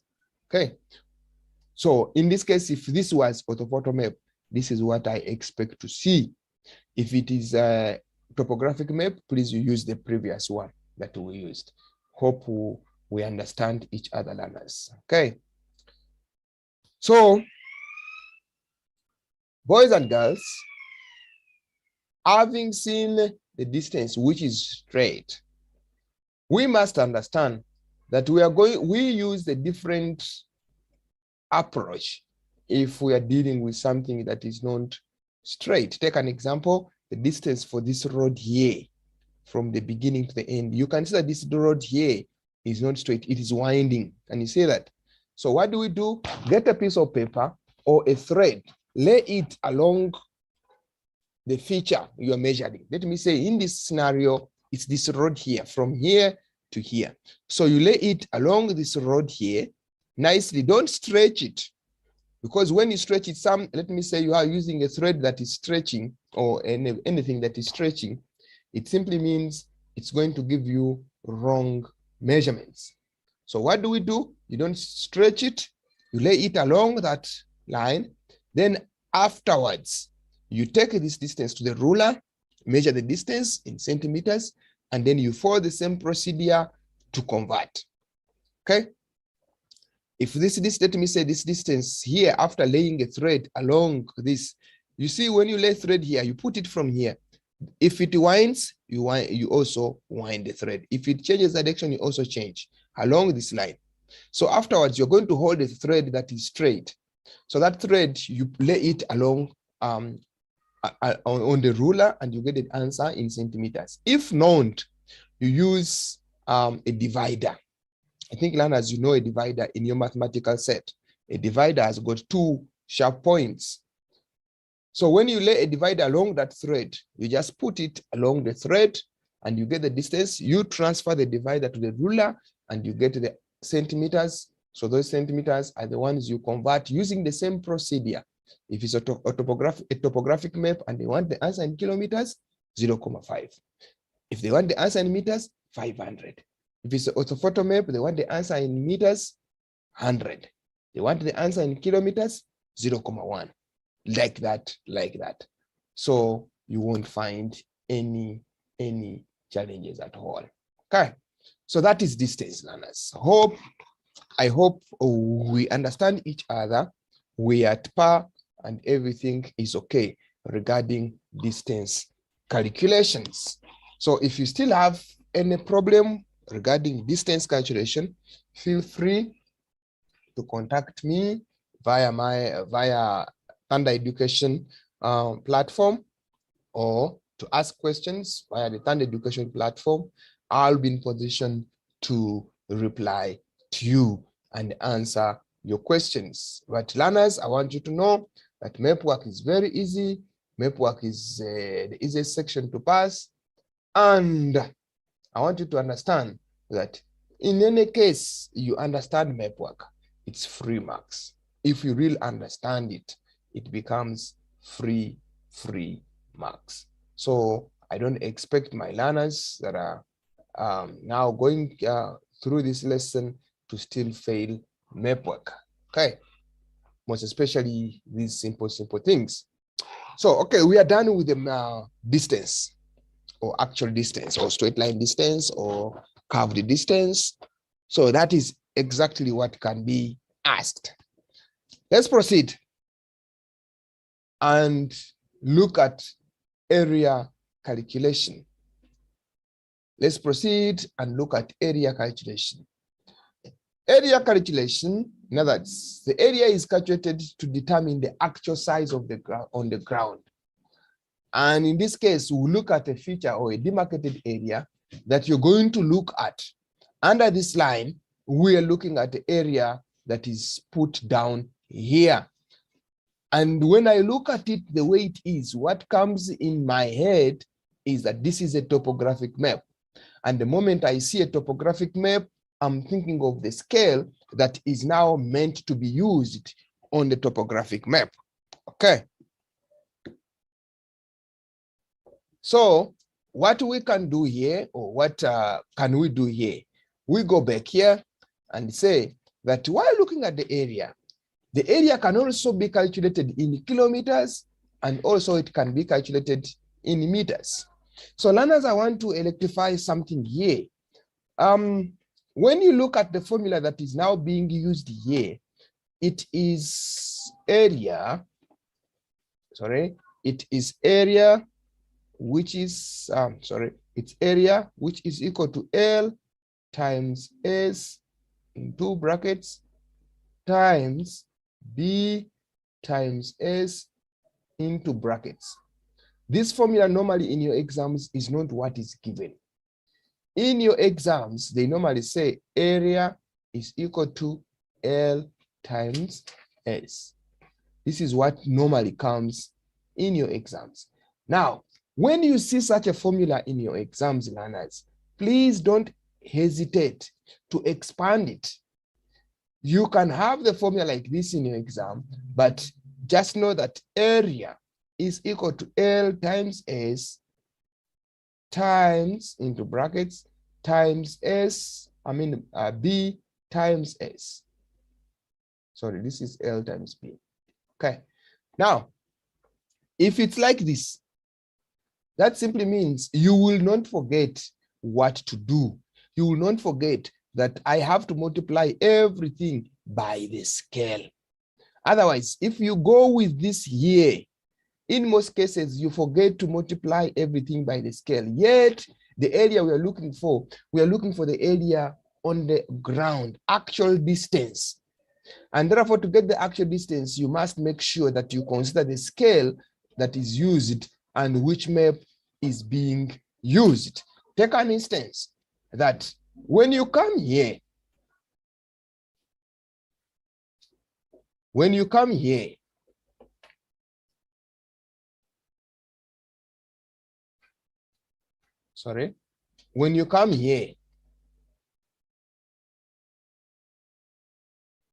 oh, I want to create space, sorry for that. When you come here on this area that the part that is given, look at this. By looking at the way it is even indicated area covered by the orthophoto map. But this must be on the topographic map. The way you see it's in color, you can see the features with symbols. Remember, a topographic map basically uses more of symbols and so graphs and so on and so forth.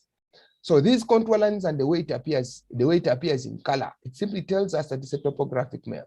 What are we measuring? We said that according to the formula, we need to measure the L and the B. You come here. When you look at this part here is 7.4 centimeters. This part here is 9.8 centimeters. By you looking at the units or the answer that you got after measuring, it clearly tells you which one is the length. Okay, normally the length is longer than the breadth. So you will find out that the L must be bigger than the B. In most cases, even if this part here is turned upside down and this part is here, this part is up here, you must note that even if it is turned upside down, This line that is longer should be the length. Though I know after calculating, you will get the same answer, but you have swapped the concept. The concept is that length is the longest part than the B. So if you just put this under the length instead of under the B, instead of putting it under the L, you will lose marks. Sometimes you will be penalized for that. So please let us try to avoid some such minor mistakes. So when you're given this formula, which is L times B, normally I tell my learners to expand it, write it in an extended formatting. The moment you write it like this, it is going to come into your brains that what is A? A is the what?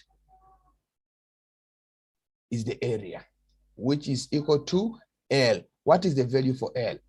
L, you have just measured it that it is 9,8. So you will come here and you say 9,8 centimeters times the scale. What is the scale? Which map am I using? I'm using a topographic what? A topographic map. Oh, I'm using a topographic map. What is the topographic map scale? The topographic map scale is 50,000. Put it in brackets. Remember, this is also what? Centimeters. Okay, put in bracket times. What is B? The value for B is 7,4. I come here, I say 7,4 centimeters times. What is the scale? Obviously, it's a topographic map. Okay, oh, the topographic map, what is the scale? Is 1 to 50,000. So you say times 50,000 centimeters. You cross the brackets.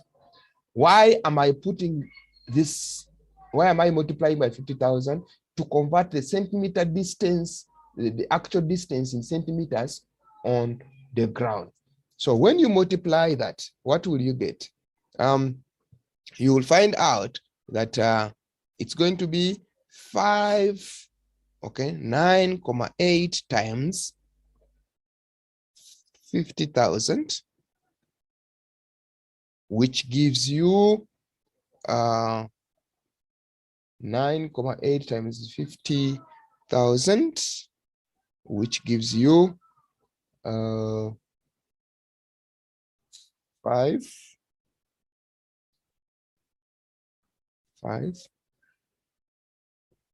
Okay, 50,000, 9,8. This is centimeters. Okay, then you go, sorry, it is multiplication. It is 9,8 times 50,000. It gives you 4. It gives you 4,900. Okay, 490,000. Okay, this is centimeters. Then you come here, 7,4 times 50,000, and you get that is 370,000 centimeters. Okay, so I have this. It's all centimeters. Okay, it simply means that the paper has got 9,7, but in reality, where the map is coming from, it is 490,000 centimeters in reality. Just the same way the B has got 7,4 centimeters, in reality, it is 370,000 centimeters. Now, these are centimeters, okay? But according to this, the question wants the answer in kilometers, okay? So because the question wants the answer in kilometers, here, can you see it in kilometers? So what do? I come here, I change the centimeters to what? To kilometers, okay? So that means this divide by 10,000,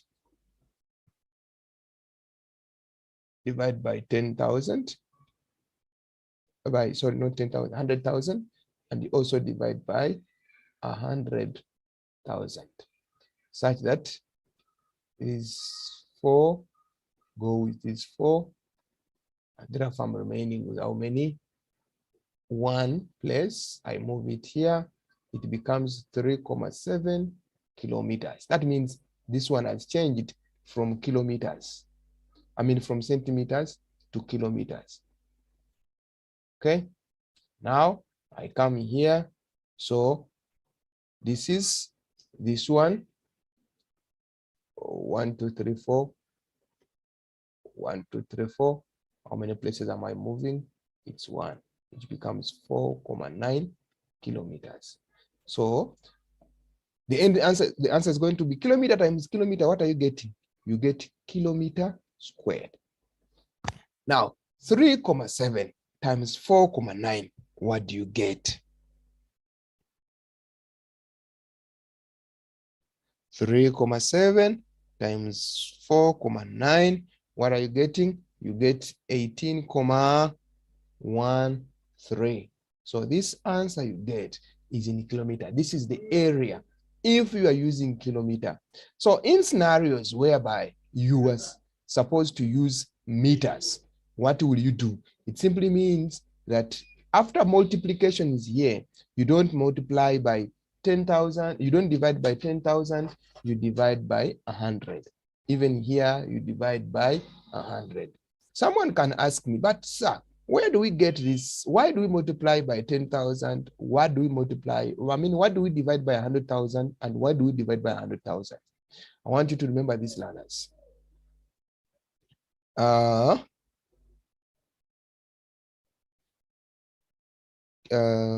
Remember this so that you don't forget.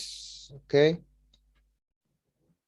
King Henry does not mind drinking cold milk. I just want to deal with what I'm dealing mainly with, kilometers and what? And meters. So this is kilometers, this is centimeters, this is millimeters, and this one is meters. Most important. So if kilometers, how many spaces shall I have? Those are the spaces. This one, those are the spaces. This one, those are the spaces. This one, those are the spaces. This one, those are the spaces. And here, those are the spaces. Meaning to say, if I am moving from here to here, okay, I will divide by what? The spaces, the numbers are here. You see, it's 100,000. That's why here I divide by 100,000 to change the centimeters to what? To kilometer. The same way here, if I'm using meters to kilometer, I will come here and I will use this number here. You see that? So that means I will divide by 100 here, which gives us the answer that is very, very okay. Okay, so if you're changing from centimeters to meters, that means you are going to be here, still using 100. So while looking at those aspects, it is going to be very easy for you to remember. That's why I encourage learners, if you're given L times B, extend it so that on the extension of this area of this formula, it will be very easy for you to remember what S stands for and what B stands for. Under the same line, if I put this one away, I want to see if really, because I don't want you to say, but sir, that we are forgetting, or that site is too long, we can't remember. That's why I'm giving another option. Okay. The other option here is that, what shall we have? We shall say that area, still you expand it, area is equal to L times S into this B times S. What is the value for L? The value for L is 9.8 centimeters times 0.5. And here the value for B is 7.4 centimeters times 0.5. You know that this 0.5 is the scale. But why are we multiplying? We are multiplying so that we can convert the paper distance or the distance on the paper to the reality distance, the ground distance. So that when you multiply this by this, it still gives you, okay, 4,9 kilometers times 3,7 kilometers. So the final answer you're going to get is going to be 18,13 kilometers squared. I want you to understand that the moment you put kilometers here and you put kilometers here, I will know where the kilometer squared is coming from. But if you don't put kilometer squared and you end here and you put kilometer squared, the question is whether this kilometer squared comes from. It's coming from kilometer times kilometer, kilometer squared. 4.9 times 3.7 gives you this one. That's when you get the final answer. So there will be no way you'll be penalized for that. So please ensure that you put units. And like I told you at the beginning, that while doing calculations, you follow all the steps. Okay, you follow all the steps. So everything you do, you make sure that the steps are catered for. Every step you do, it has a meaning. So if you don't respect the steps you are doing, it simply means that you're going to be affected, and eventually you will jump other steps, which will result into loss of marks. And remember, we are doing this to maximize marks. So I don't expect my geography student to fail to maximize calculations, GIS, and interpretation. Those 30 marks, they look to be for free. Okay, but you can apply your geographical skills, and then, yeah, we proceed. Now, I think you have seen this, 4,9, 3,7, and the answer is there, which means the final answer is this. And how do you get this? I've taught you how to get that. Okay, remember, I'm reminding you that don't forget to put units. That's why you see here there's kilometer square, there's kilometer here, there's kilometer square here. So that here at the end, this times this I get kilometer square, this times this I get this. If you don't do that, you are missing a point somewhere. Okay. Now that is area. So this question is basically asking area in kilometers. What about if they ask area in meters? Area in meters, you just need to take away this other.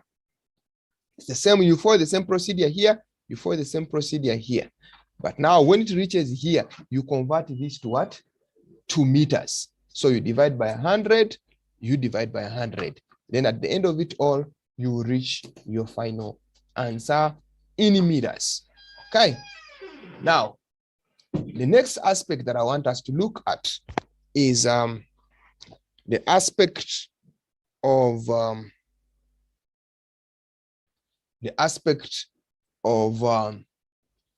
true bearing. True bearing is the same as direction. However, true bearing appears in you measure degrees. In other words, you use degrees, you use angles. We follow the same procedure, but we use what? We use angles. In other words, at times they ask true bearing and direction, which one is very accurate? You will find out that true bearing is very, very accurate because it is using angles. Okay. Now, when you are dealing with this true bearing or dealing with angles, what do we do? You must find out that you need this instrument, this one here, which is known as a protractor. This protractor is the one you are going to lay on your page so that you can measure. But what is more important here is for you to know which one is the starting point in my question paper. When you are reading and you know your starting point, then it becomes very, very easy. Take an instance. Look at this. Let me say, in this case, this question is saying, what is the true bearing from this trigonometric station to this spot height 1403? because of the word from trigonomical station here, that means I have to start from here going this way. What is the first procedure? The first procedure is for you to draw a line joining those two places. I always encourage learners to draw that line when it is very long, such that when you put your protractor, you can still see the numbers and read them nicely. Okay, so from here, they say from the trigonomical station here to the spot height here. What do? We come to the trigonomical station and you draw the cardinal points. Cardinal points are these ones here. You see, here they say cardinal points are here, this here, where you say this one is 0, this is 90 degrees, this is 180 degrees, this one is 270, okay, and this one here is 360 in terms of angular distance. So when you look at it, it simply tells us that you must know that when you're doing your measurements, you move clockwise.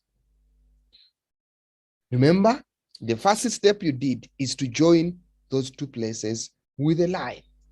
Which line? We drew straight joining the two places. So when you're drawing this cardinal point, you must make sure that this cardinal point is straight in relation to these other lines that are drawn straight in this map, such that you don't get any angle that is not accurate. So what do? We start from here, 0.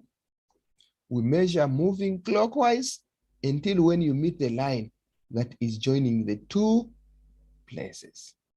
So when you meet this line, the angle you're going to get is going to be the true bearing. Take an instance. This is 90, right? 90 plus 90 is 180. So 180 plus this angle here. Remember, this angle is not reaching another 90. It is somewhere around there, 80 and so on and so forth. So what do? You get this protractor here. You lay it. Now, the first protractor, you're going to lay it from here to here. That means if you're moving clockwise, it's going to be laid like this. So in this case, you bring this one here. When you lay it here, on this line here, just like the way it is here, you lay it here. And when you lay it here, you make sure that this point here is 0 and here is 180. You see here? Here is 0 and 180.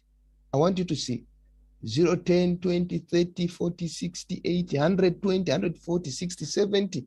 This must be 180. So this line that you drew like this should be sitting exactly on this line. We don't use the edge here. We use the line that is having 0 and 180. Then after laying it like this, this is 180. So you say 180 plus this angle here. So what do? I change it to look like this, such that when it looks like this, this is going to be 0 and this is going to be 180. So you lay it along this line so that this one is 0 and this one is 180. So when it becomes 0, 180 or 180, 0, you count from here. That means if this is 0, how many are they to reach this line that is joining the two places? In this case, I will say it is 81. How will it be? It simply means that it's going to, the line that is leaving this point of intersection, cutting across, it should be sitting somewhere here. Or in other words, somewhere here. You count 0, 10, 20, 30, 40, 50, and you see when you meet this line that is cutting across, that's why I say draw it long, so that when it cuts like this, so you read the number you see.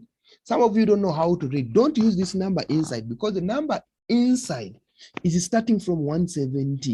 That means the one that for inside is coming from here going anti-clockwise. But for us, we said we are moving clockwise. So we use the number outside, which is 10 until when you reach this line that is joining the two places, the answer you get is what you add. If I add 81, what will I have? I'll have 261 degrees. So 261 degrees becomes the true bearing. Okay. In other words, to recap it all, the true bearing, you must make sure that you get to know which one is the starting point and which one is the ending point.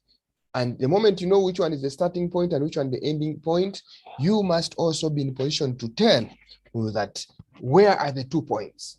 Have I joined them with a line joining? Have I joined the 2 points with a line?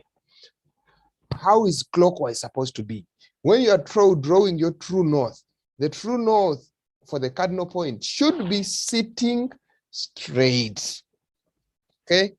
It should be sitting straight. All right. That is true bearing. Now, having seen the true bearing, okay? Having seen the true bearing, we can also proceed and look at magnetic declination. But when you're looking at magnetic declination, you must understand that how do we get magnetic declination? How important is magnetic declination? In most cases, magnetic declination is the angle between the true north and the magnetic north. Look at this. This one here. I think, actually, why do I draw it? I draw it again. It's here. You see this line here? I think you start by drawing this line here. If you remember very well that this line, you drew it like this, okay? And this becomes the true north.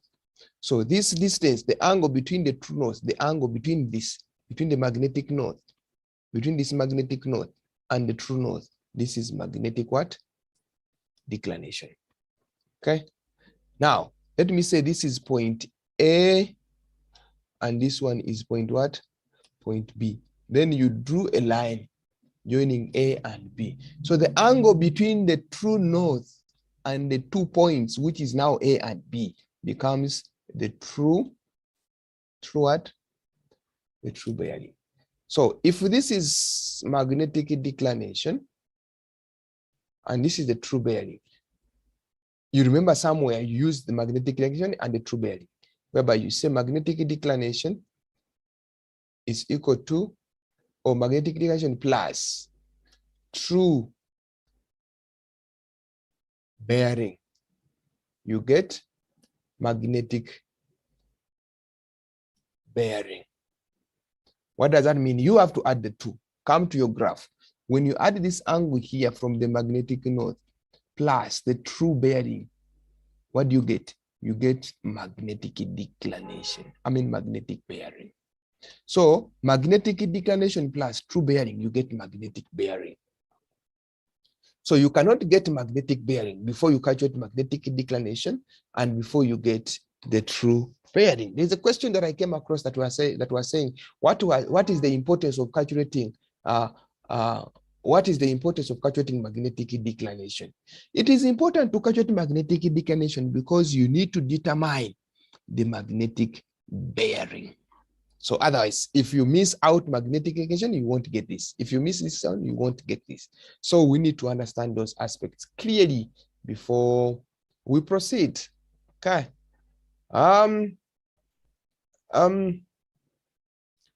Learners, boys and girls, if you check here, the true north is a definite fixed point on the globe where all lines of latitude meet. That is obvious. It will never change. Now the magnetic north is magnetic north is measured with the compass and it is not fixed. That means it can change. I think you have seen it when you hold the compass, the magnetic north keeps on rotating. So the magnetic north is determined by the magnetic field. So there is a question that also came across, which was saying that why is the magnetic north and the magnetic south keeps on changing?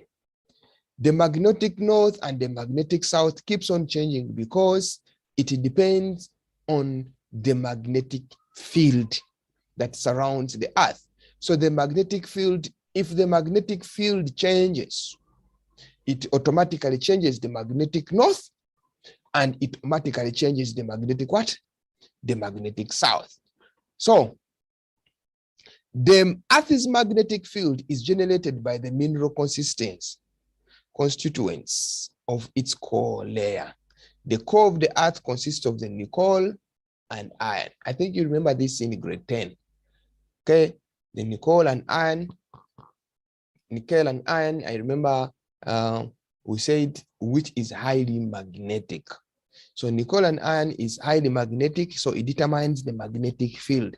So if the area has got a lot of magnetic, is a lot of coal and iron, it simply means that the magnetic field is also going to be very, very much. Okay, so the Earth's magnetic field is not static; it keeps on changing. It changes, and thus the magnetic north also changes. Okay, so in South Africa and in the rest of Africa, the magnetic north is always west of the true north, and it moves westwards in South Africa and the rest of Africa. The movement changes depending on the magnetism of the earth, whether the strength of the magnetic field is high or low that year.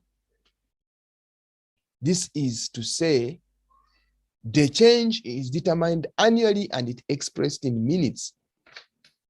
If, for example, the change is 2 minutes east, while the magnetic field is 2 degrees west, then we subtract east from the magnetic direction. But if the change was west, then we will add the west to the magnetic field because they will be both moving in the same direction.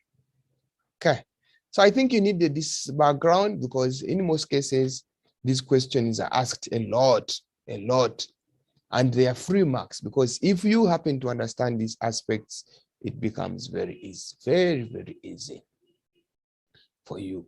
So when we go in the details of calculation or calculating the magnetic declination and magnetic bearing using the true bearing, this box here is very, very, very important. This box, mainly those ones who are dealing with English, will use this. Every information we are using is here. Let me take an example. We are calculating now. Look here. We say that magnetic declination, which year are we in? It's 2022. So the first step is going to be that difference in years, which is 2022 minus the year that is indicated. Now come here. What do you see? You see here, somewhere here, that mean magnetic declination, 18 degrees 7 minutes west of true north, and the year here is 1981. And then somewhere here they put 1971, 1975. Please understand, learners, we don't use this because this is not a specific year. These are range of years from this year to this year. We normally use a year that is specific, which is 1981. Okay, so we come here. Oh, sorry. We come here, we said difference in years, we said it's 2022. 2022, we say 2022 minus 1981. What's the difference? 2022 minus 1981. The difference is 41 years. Okay. Now, some of you make mistakes and say 1981 minus 2022. When you minus that, it will give you negative years. We don't have years in negative. Please follow the right procedure. It's always the current year minus the year on the map. Okay, so which is 41 years. Which is, step number 2 is that we need to know the mean annual change. What was the change each year? According to this map, the mean annual change each year, or annual, the word annual means yearly. So mean annual meaning that what was the change for the each year, which gives us 2 minutes west. So if it's 2 minutes west, what is next? Total change. Total change, it simply means it is 41 years times 2 minutes west. What shall we get? We get 82 minutes west.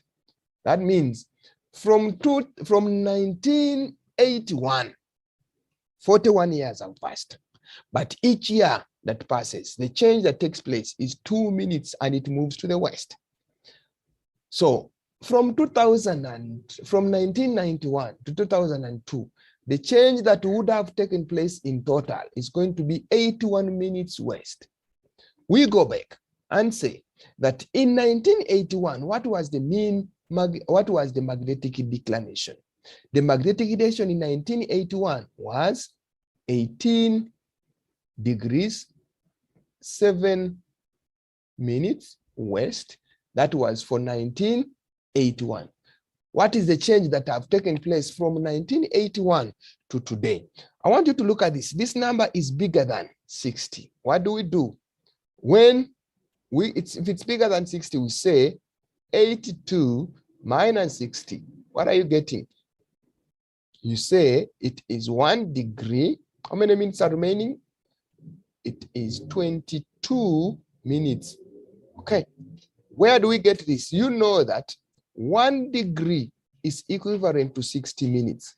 Now we have 82 minutes. How many degrees shall we have? We shall have 1 degree and we shall be remaining with 22 minutes. So instead of putting 82 minutes westwards, we shall say it is 1 degree 22 minutes west. Okay. Now, so that is what we have. So what shall we have? We say that in 1981, the magnetic declination was 18 degrees 07 minutes west. But since that time, 1 degree has passed and 17 minutes, 22 minutes have passed west. Since we said they are moving westwards, we shall add. But we only add degrees with what? Degrees. Therefore, 07 degrees plus 22, 07 minutes plus 22 minutes, what are we getting?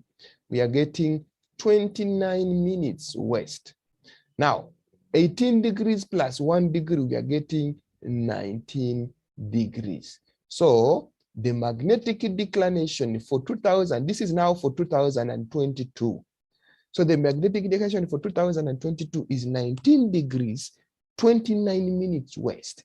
And you can start the numbers increased because the numbers increased because the movement was westward.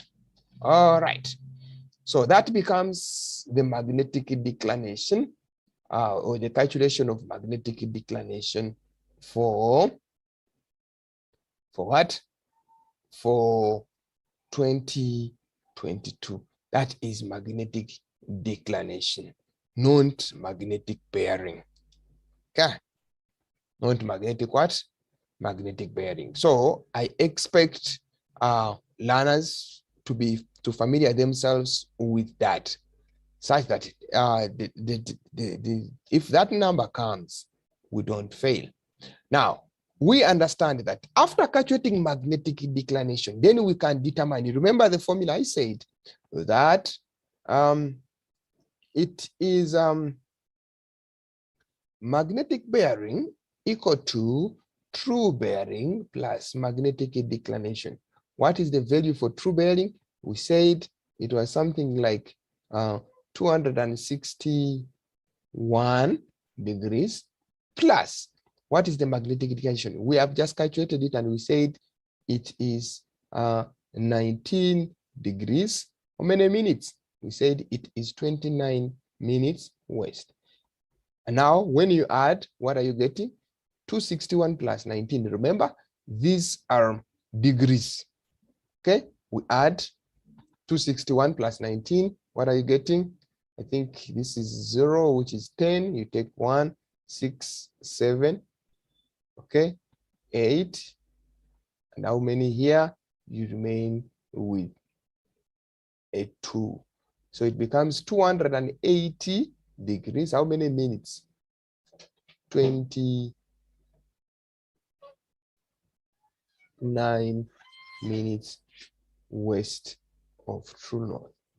Okay, so that means the true bearing, the magnetic bearing, you can only get it if you know the true bearing and the magnetic declination. Then you add them together. But learners, don't forget that we add minutes with minutes and degrees with what? With degrees. So magnetic bearing is a measurement of the angle between the magnetic north line and the line joining the two places. So this is how we calculate it. Okay. I would love us to continue and look at calculating distance, speed, and time. But because of the interest of time, we shall end here today.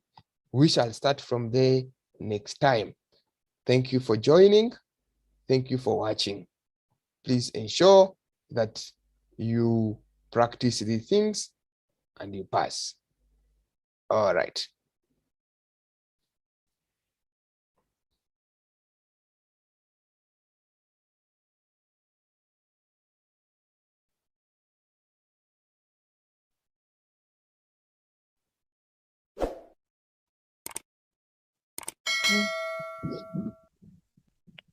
Hello, good day learners.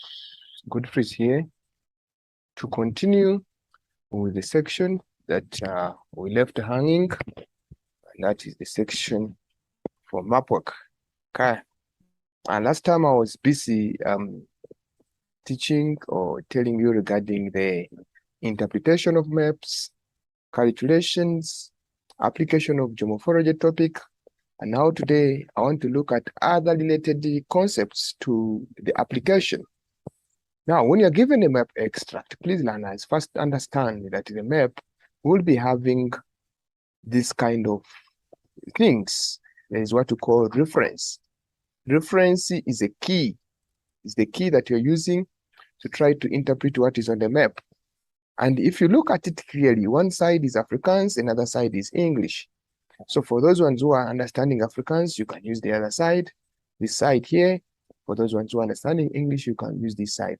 And now I realize that some learners are struggling to understand what the key or the reference tries to refer to. Please listen, learners. It's very important to understand what the different symbols or conventional signs mean. A case in point, we have got this part here, this part here. We have got this part here known as the national road.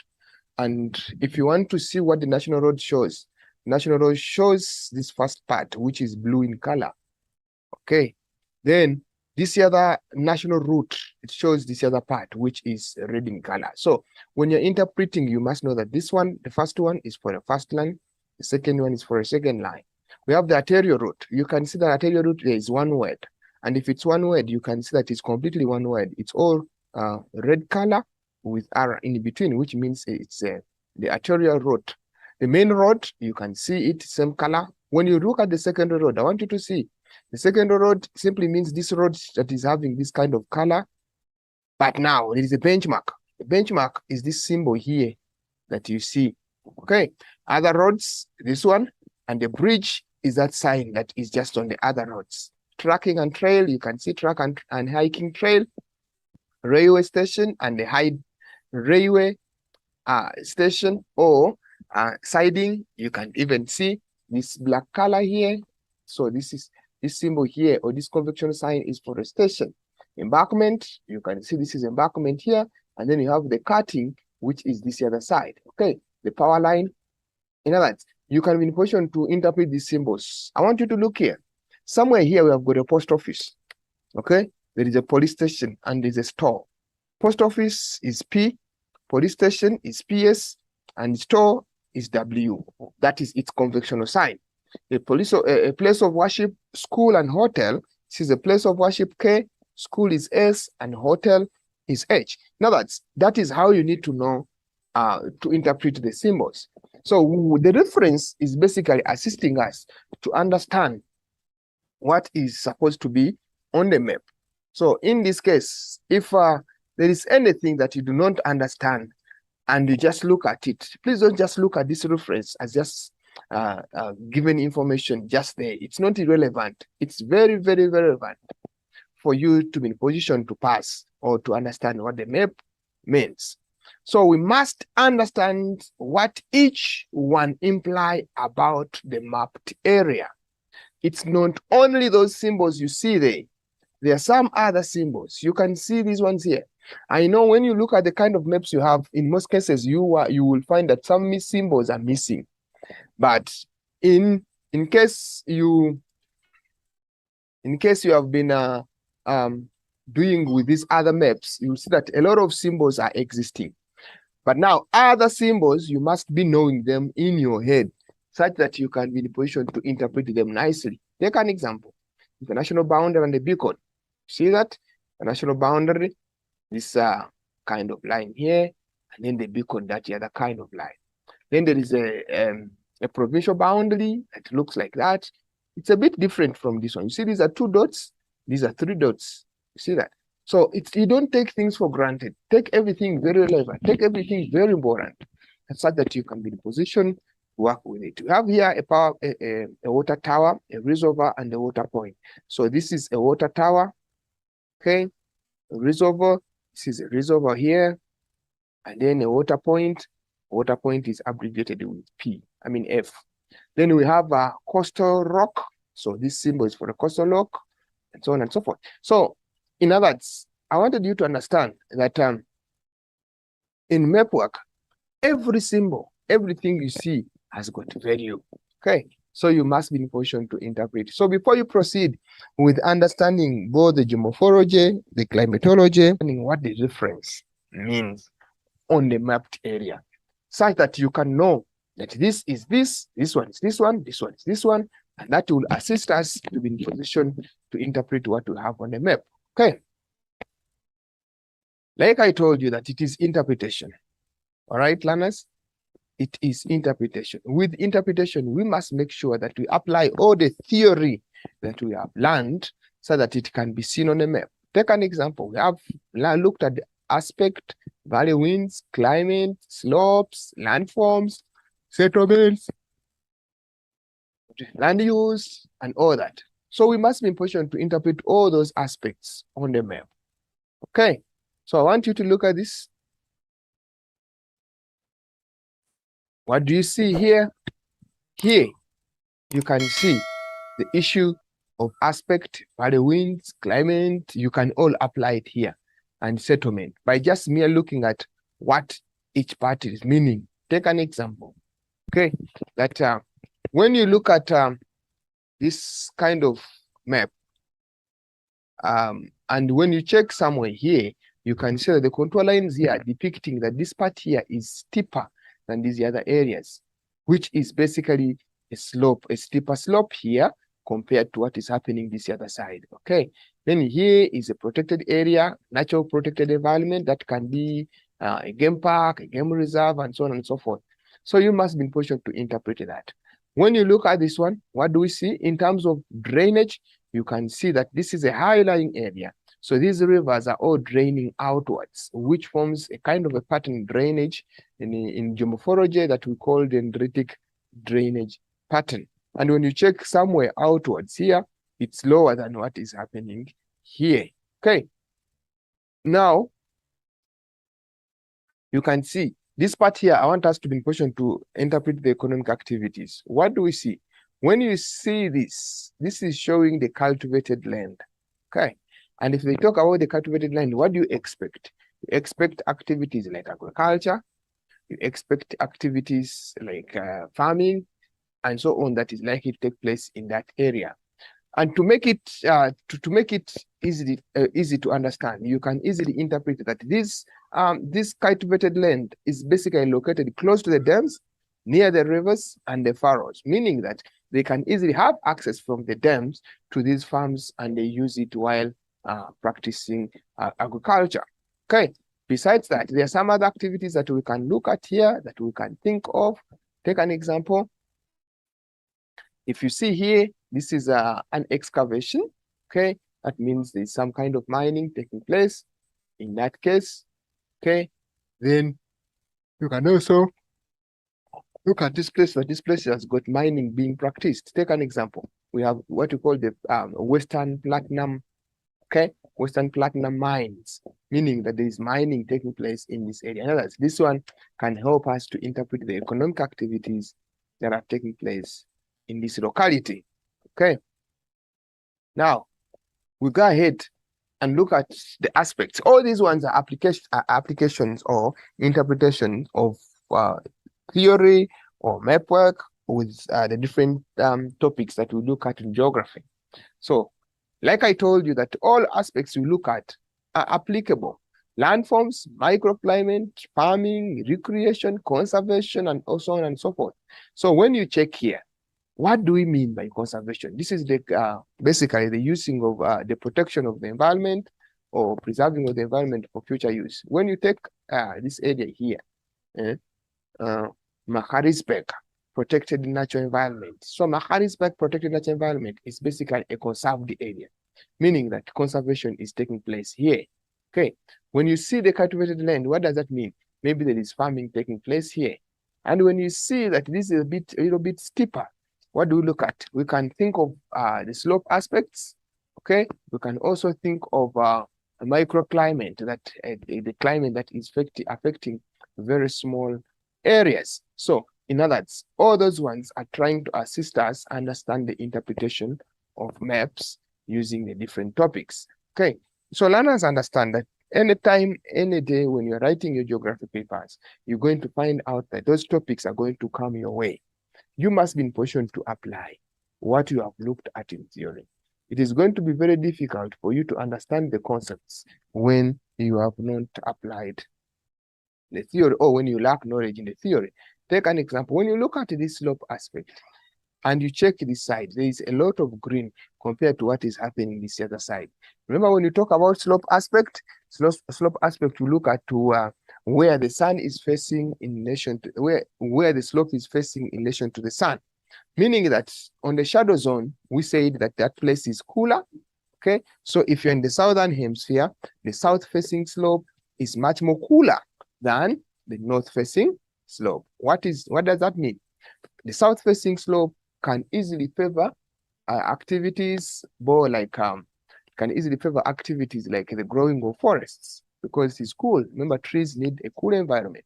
And when you check this other side, there's a lot of green this other side, and there's a lot of cultivated land this other side compared to what is happening on this other side. So I want you to be in position to apply, that is application. Okay, be in a position to apply. All right. Now, we can also apply other topics. Both settlement.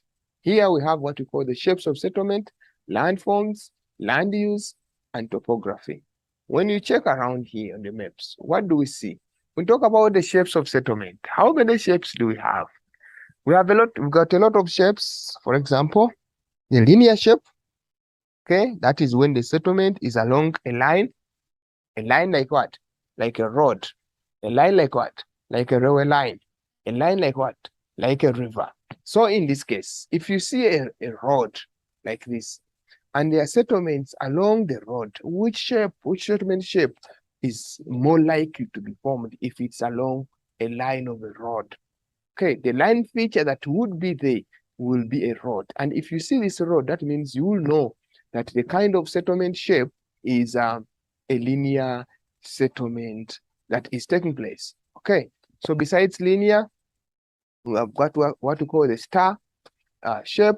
Beside the star, we have got another shape, like that is a circular shape. That is, for example, when the settlement is around the circular features, like mountain, like lakes, and I understand. We have also what we call the semicircular shape. For example, at the coast, ocean side, you'll find that kind of settlement. Okay, so if they ask about the settlement pattern, what do you expect? Settlement pattern, I will look at the layout of settlements in an area, and you find out that it's either nucleated pattern or sparsed. Okay, nucleated or sparsed. If it's nucleated, it simply means when the settlements are within one area. If it's sparsed, when the settlements are spread. So what will you see? You'll find out that there are some areas where you'll see a lot of settlement. Actually, you must know that these are settlements here. So if it is concentrated in one place, it's nucleated.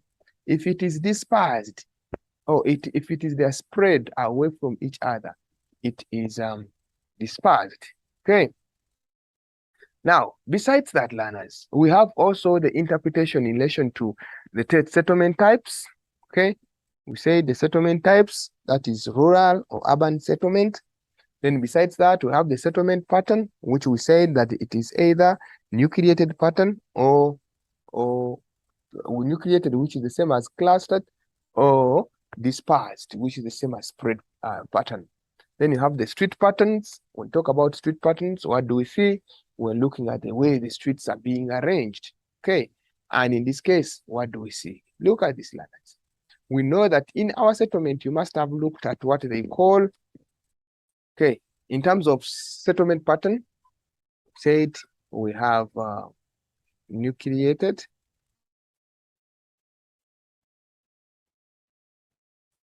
okay, then we have what you call dispersed. And when we talk about nucleated, settlements close to each other, then here is settlement far away from each other. Okay, so if you check on the map, do you see anywhere where the settlements are so close to each other in one area like that? So that one is going to form a nucleated settlement pattern. What about dispersed? Dispersed is going to form something like this when they are spread from each other. Okay, that is settlement pattern. Then the street pattern. Street pattern, we have basically there is grid. Okay, we have planned, but planned, we have planned regular and planned irregular. Okay, then in this case, if it's gridion, it forms kind of grids, squares, straight, and normally it is one way. So when you check around here, what do you see? You can see at least here where they form a grid pattern. See that? Okay, and see maybe around here forms a grid pattern. Okay, then these other ones, like this one, is planned irregular. Then you have that one that is not having a proper shape, where the settlements are just spread out. The roads are just put anyway. So that one is irregular. But when you check there, you'll see that there is one which is planned, there is one which is grid, and the one which is irregular, or planned irregular and planned irregular. Check here. This is a very good example of grid street pattern. This is a very good example of grid street pattern. It's a very good example of planned regular. But if it is irregular, it simply means it is not making a proper shape. Take an example. This is unplanned street pattern, because the way they appear, streets are joined anyway, the way they want them to be. So that is interpretation of settlement. You are applying the concepts of settlement. And that settlement concept, remember, it is coming in paper 1, in paper 2, and the economic geography is also coming in paper 2. So climatology and geomorphology is the application that is coming in paper 1. So learners, get ready for those aspects. Be in position to interpret them, and then life moves on. So you need to pass as we expect. Okay, now, like I've been telling you that we have a lot of things to apply. We have those areas that are flat. We have those areas that are steep. And how are they applicable? How are they important? If you look here, learners, we have faults here. We have canals. We have rivers. What do they all do? They all provide water for the farmers. Okay. The dams, they also do the same. They store water that is used during the dry season. Okay. So please, I'm trying to show you some of the aspects. Now, we can also apply another concept somewhere here. I want you to look here.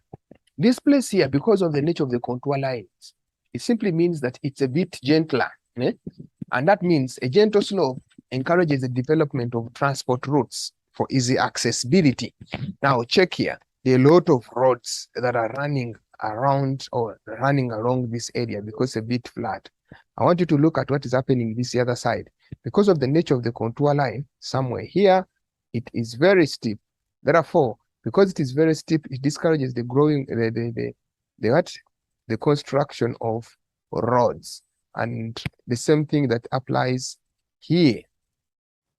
Okay, that's why you see there are many roads here.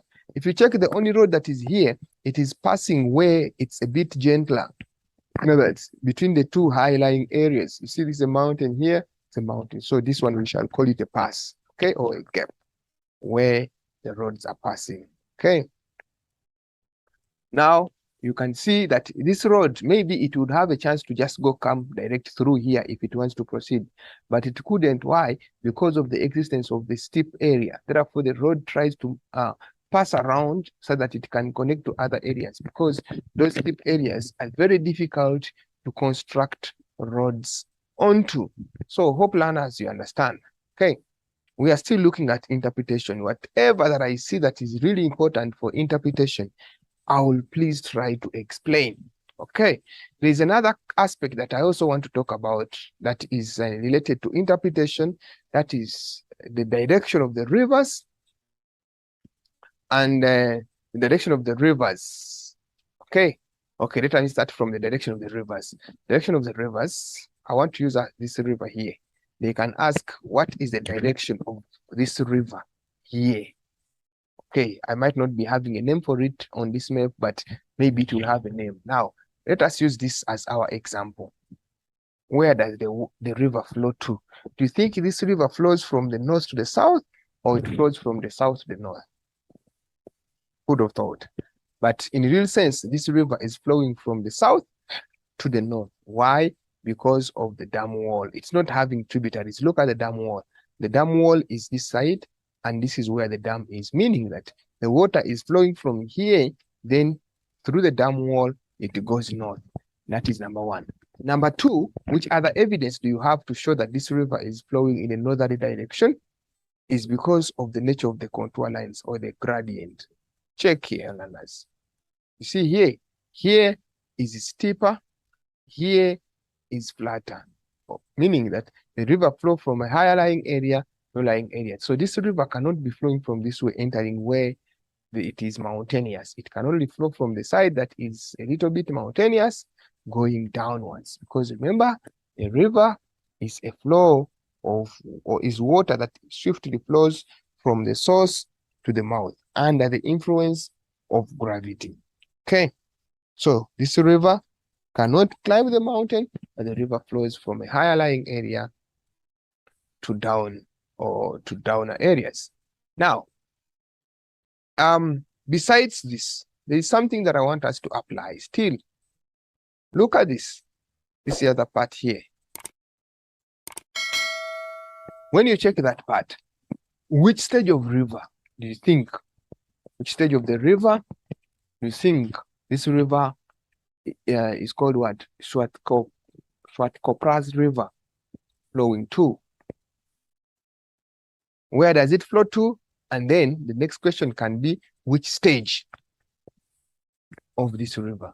And then they can also ask some related aspects of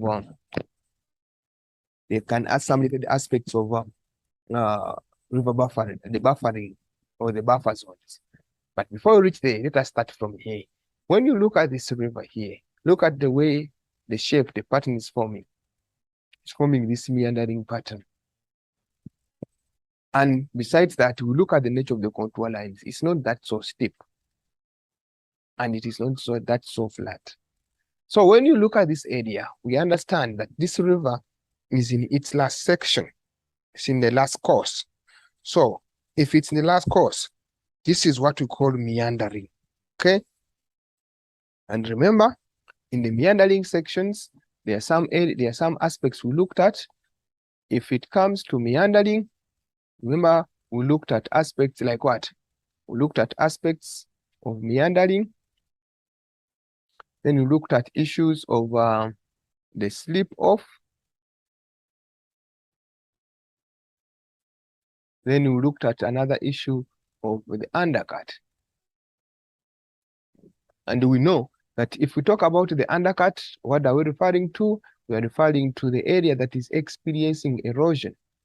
When we talk about the slip off, we are referring to areas that are experiencing what? Deposition. Meaning that the slip off is what we refer to the inner bend. Inner bend. And the undercut is what we refer to as the outer bend. Let us check on this river that we are having. If you look at this river that is flowing like this,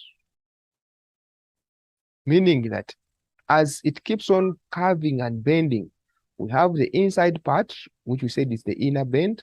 Therefore, this one is formed by deposition, and the outside bend, which is formed by erosion. So outside is erosion, inside is deposition. And you know, when you talk about erosion, what do we expect? We refer to the fast flowing water.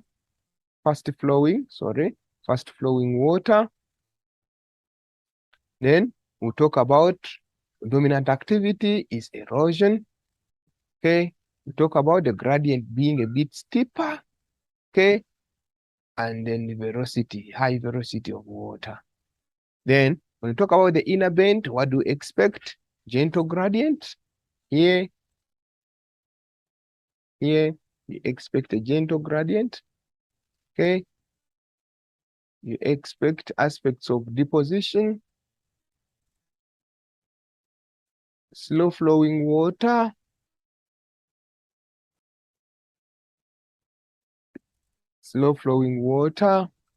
and then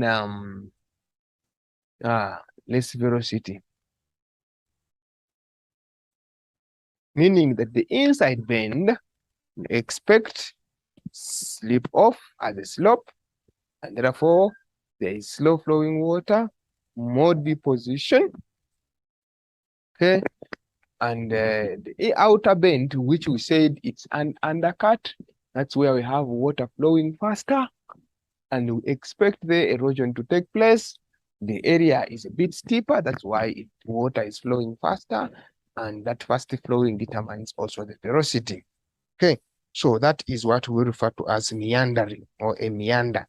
So a meander is a landform.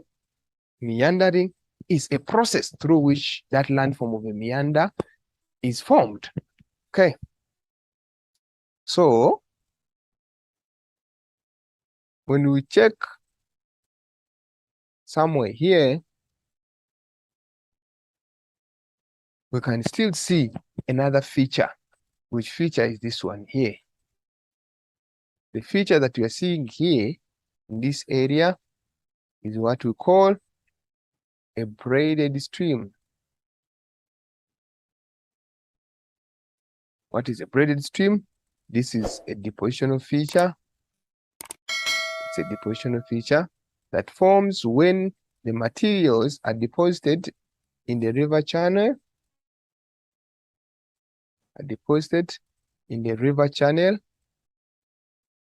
Okay, meaning that since the river is in its last stage, it means it has got less power to erode,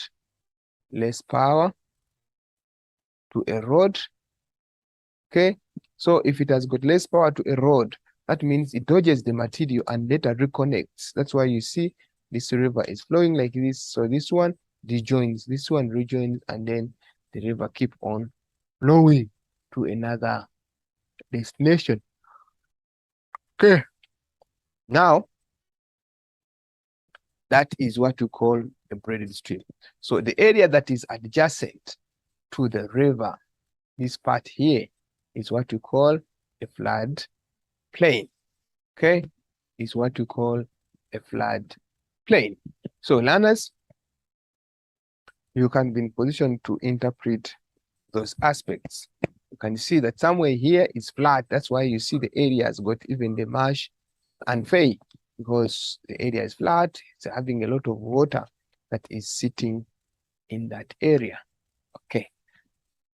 Remember, learners, don't forget, we are still looking at interpretation.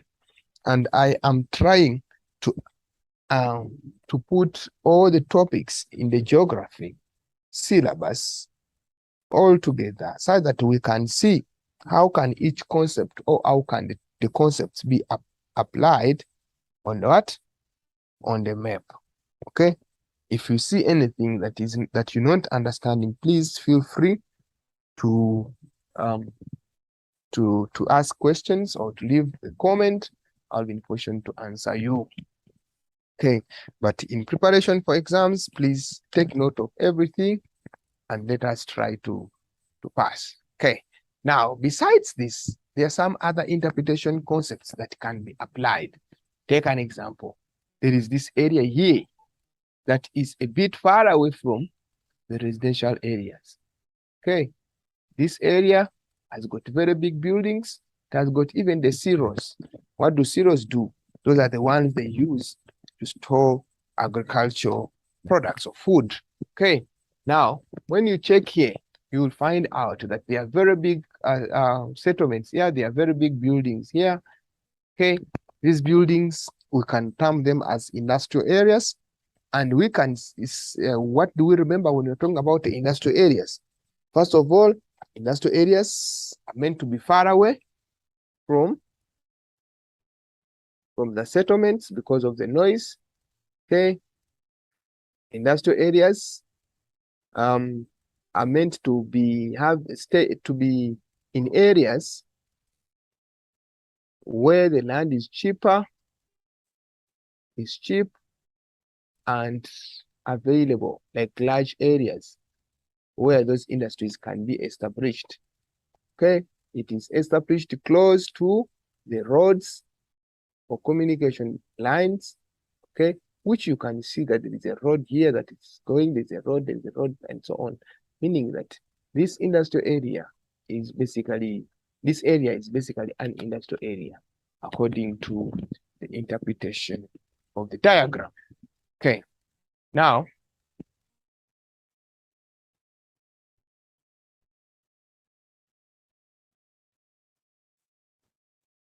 I want us to proceed and keep looking at other aspects. We are still looking at interpretation, learners. I told you today, at least I want to see the interpretation part. There's another time where I handled the calculations, and I know that I finished all those calculations. If there's anything that is remaining, please let me know. I will re-handle it. But if there's nothing, we are still moving forward, and apparently I want us to look at interpretation. And as far as interpretation is concerned, we are almost done, because we have looked at all the possible ways in which questions can be asked in relation to the different topics that we have looked at. Okay, now here we go. We look at another area here on the map. What do we see? Do you see somewhere here? These are industrial areas. Okay, those are industrial areas. What do we remember? Like we mentioned above, that all those industrialized areas will be built, first of all, next to the major communication lines. Take an example here. There's a road here, 102. There's another one here. There is a railway line there. There are actually a lot of railway lines there. Okay, so these are industrial built-up areas, meaning that such industries discourage people to settle close to them because of the noise they make, the noise pollution. So people are staying basically far away from those industries. The reason why they are close to the main road is mainly because they need to transport, easy transportation of raw materials from one point to another, and then the finished goods. Okay. So we can have a lot of factors. For example, some of the questions they can ask here, like explain maybe, or give, or discuss, or whatever, 2 factors that have contributed to the location of those industries wherever they are. Okay, maybe the industries in Strundali. So what do we look at? We look at aspects like, for example, flatland, and you can see the area is flat because the contour lines are not so close to each other. Okay, that is number 1. Then the very big space available. The very big space available, okay, for the expansion of industries. Okay, then we also talk about the proximity or the closeness to the main roads. Okay, the existence of the main roads. The existence of the main roads. All right. The existence of the main roads.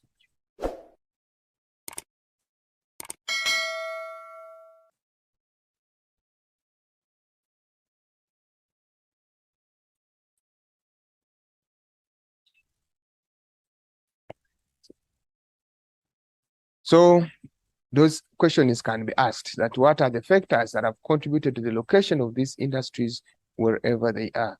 Number 1, they are far away from people. They need a flat area. They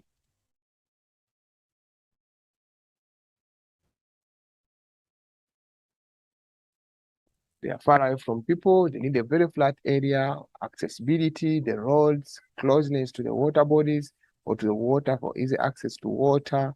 You understand? Close to other residential AO. We are saying that they must be far from people because it makes noise. In the road, the flat area, the cheap land, very large space for their expansion. Okay, and therefore we also talk about the capital that is basically needed from the nearby people, or the cheap labor that they can easily access. So you can see that here is basically developed area. Okay, it's more of a well-developed area here. Then here is an industrial area. What do we notice here? That industrial areas are located on the outskirts of the city, far away from the people. Okay, and it is exactly depicted here. You can see these are settlements around here. This is a developed town, or a well-structured town. And then you can see that the settlements or the industries are a bit far away from people. Okay, now those are some of the aspects. Then we can talk about there. Okay, now I've already talked about these aspects of conservation. Sorry. The aspects of conservation and the flow of rivers. Maybe here, after seeing this, I've remembered. Here we can tell another way we can tell the direction of the river is by looking at the angle at which the tributaries are joining the main river. Now let's check here. This one is joining this one like this, so it is flowing to that extreme end. This one is joining like this. Okay. So it is flowing this way. You can see the way at which angles are joining. The rivers are joining others. You can see this one is joining this one, and then it flows downwards, meaning that these rivers are flowing towards this other main river. And when you look at this nature of the river, there's another river there. So how does this river flow? How is it flowing? You can see it's basically flowing towards that direction. So it's flowing towards this direction. Okay. So the angles, you look at the V, determines the direction to which the river is flowing to. Maybe another concept that we can apply here is the concept of the stream ordering. When we look at stream ordering, we look at the independent streams. For example, 1 and 1, it makes 2, 1 and 1, it makes 2, 1 and 1, it makes 2. In other words, these are all second stream orders, but we shall understand that clearly when we look at another clear diagram. Okay, now when you check here, you can see other symbols. Now, if you do not know what the symbol means, this is the right time for you to know. If you still don't understand what this symbol means, what this one means, what this one means, and so on and so forth. So you must now, this is when you look at this symbol, you go to the map and then check, okay? And then you check, and then you will understand that this symbol means this one means this, and this one means this, okay? All right, now, this is another map that is trying to give us another clear view of the interpretation. You check that. You see that this river Groti here, this river is flowing in this kind of shape. So this kind of shape, we call it what? What we call a meandering river. So when you check this river is meandering. So this one, if you remember the meandering process, say this is the curving and the bending of river. It happens in the lower section, or when the gradient is a bit gradual or flatter. And when you check here, this kind of gradient is the same. You see? So this river is flowing, curving and bending like that. Remember, inside one is slip off, outside is undercut. So we said outside is steep slope, inside is a gentle slope. You can even see here the nature of the contour lines out here is basically depicting a steeper area compared to what is inside here. So that is application of another concept. In other words, this is now trying to assist us to get to know more other maps. How can it appear? Please, learner has been positioned to tell how it appears. Okay. If you remember in your settlement, you must have looked at this kind of a settlement pattern. Okay, this is what we call a radio settlement pattern, a radio street pattern. Okay, radio means when the roads are radiating or connecting towards one central place. Okay, if you check here, this is a road, this is a road, this is a road, this is a road, basically a cobweb. Okay, it forms this kind of cobweb. So this kind of settlement, or the nature of the streets, the way they lay, is determined by the main roads that are connecting the main central place. So here is a central place, which is going to be our now CBD, that is having many openings of the roads from the nearby surrounding area. So those roads are all connecting towards the one central place. Okay, so this one forms what we call a cobweb kind of settlement or street pattern. Okay, other activities, other interpretation that we can look at for the mine dump. You can see the pier, you can see the roads. Okay, you can see the roads here. Okay, you can see the development of the town. You can see mining taking place around here. You can see drive-in theater, meaning that there is entertainment taking place. So in other words, there are a lot of things that we can interpret on the map. There is a mining museum, which now indicates that if it's a museum, it's basically promoting culture there. Okay, and then here is what we call a big hole Kimberley mine. That means there is mining taking place, or there was mining that was taking place there. Okay, so basically this is a mining town. If you remember very well what we talked about in settlement, maybe with your teachers, is what we call a specialized town, basically doing one activity. For example, mining town. Okay, and this way is an example of the mining town, to say so, because around here it's basically surrounded by mining only as the main activity. Okay, now we still look at other aspects here. Okay, remember, learners, it is nothing like I'm trying to, it's not that I'm trying to repeat these aspects, but I'm trying to show you that on different maps, if they bring you any map from any area, you can be in position to interpret. First, orientate the map. When you're given the map, check nicely. And then before you even check the questions, think of the possible kind of questions that can be asked. Okay, so the possible kind of questions that can be asked depend on maybe how the map is. Okay, so if you orientate the map nicely, you'll be in position to figure out the kind of the possible questions that can be asked in that case. So learners, these are kind of the things that you're looking at. Okay, so here is a arterial route here, R64, that is cutting through this place. There is a Diamond Park, there is a Carter's Plain. Okay, those are just towns, the sewage dams. That means there is a, if you remember about this, if you see sewage and the cemetery in terms of the arrangement of the city, which kind of land use is that? Okay? Which kind of land use? You can see the park there. There is a park there. There is a cemetery. There is a sewage works there somewhere, a sewage dam somewhere, recreation, racetrack. You can see all that. So this is an example, or this is giving you an example that this one is a transition zone.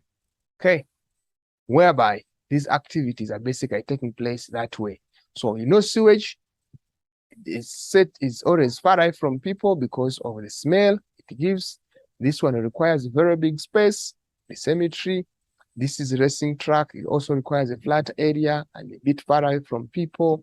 So in this case, you get to know that if you are interpreting, they can also ask such questions. Identify the land use in a certain block. Let me say C1 or B1 or C2. Remember, it will be visible on the map. So in this case, you look at the possible activities taking place. If it's a central place, or if a CBD, which is, it must be lying in the center. So if it's a CBD, it must be lying in the center, number one. If it's a CBD, it must be connected by other roads towards that central place that is connecting to it. Okay, then the developments that are going to be taking place around it. Then we have a transition zone. We have rural-urban fringe. Okay, the rural-urban fringe. We have the rural areas. Actually, this one should be rural-urban fringe. Okay, rural-urban, not a transition zone, sorry. A rural-urban fringe, because a transition zone is the area that has got mixed functions. Some houses appear to be of a township area or of a township character. Some other houses are tall, some other houses are short. So mixed function is taking place there. And no transition zone will have a lot of that kind of art there, shading on the walls and all that and so on. So in this case, sorry for that, this area here, the land use around this town here, it should be a rural urban fringe. So learners, I want you to note that when they talk about rural urban fringe, please remember, you must know that the area should have at least any of these activities. Number one, sewage dams, sewage works, a cemetery, a golf course, a landing site, a race track. All those kind of activities are taking place in the area that we call a rural urban fringe. Okay. Now, which is the dominant activity taking place here? If you look at it, if you look at it, what do you think should be the dominant activity? Okay, there are a lot of reservoirs, there are a lot of furrows, okay, which is basically transporting water, row of trees. You can see the row of trees that are built around the water areas. What does that mean and what does it imply? You know, trees provide shades to the crops. That's number one. Okay, trees helps to shield the crops from the very strong winds that are likely to affect the crops on the farm. So if you see the row of trees, think of the advantages. If it's around the crops, what could be the advantages? Okay, and now when you check this area, you can see it's a bit flatter. That means it can easily favor agriculture. And the flat area also favors easy flow of the drainage systems, the rivers and the water when they want to irrigate this area around here or the crops around there. Okay, there are a lot of reservoirs, there are a lot of furrows. So when you look at this area, you can see that this is dominantly an agricultural settlement where agriculture is mainly being practiced. Okay, now you check another area here, it's a bit flatter. So it's a low-lying area. And what do you expect? There are a lot of roads that are connected there. Okay. And then there are a lot of what you call seasonal rivers. You look at this. Maybe I also forgot to mention that while looking at interpretation. When you talk about seasonal rivers, it must be a blue line, but broken line, broken dotted line. So it's going to be seasonal or non-perennial river, okay, or periodic river. So if you see it broken or dotted line, just know it's non-perennial river. If you see it, let me check, compare it with another one that is maybe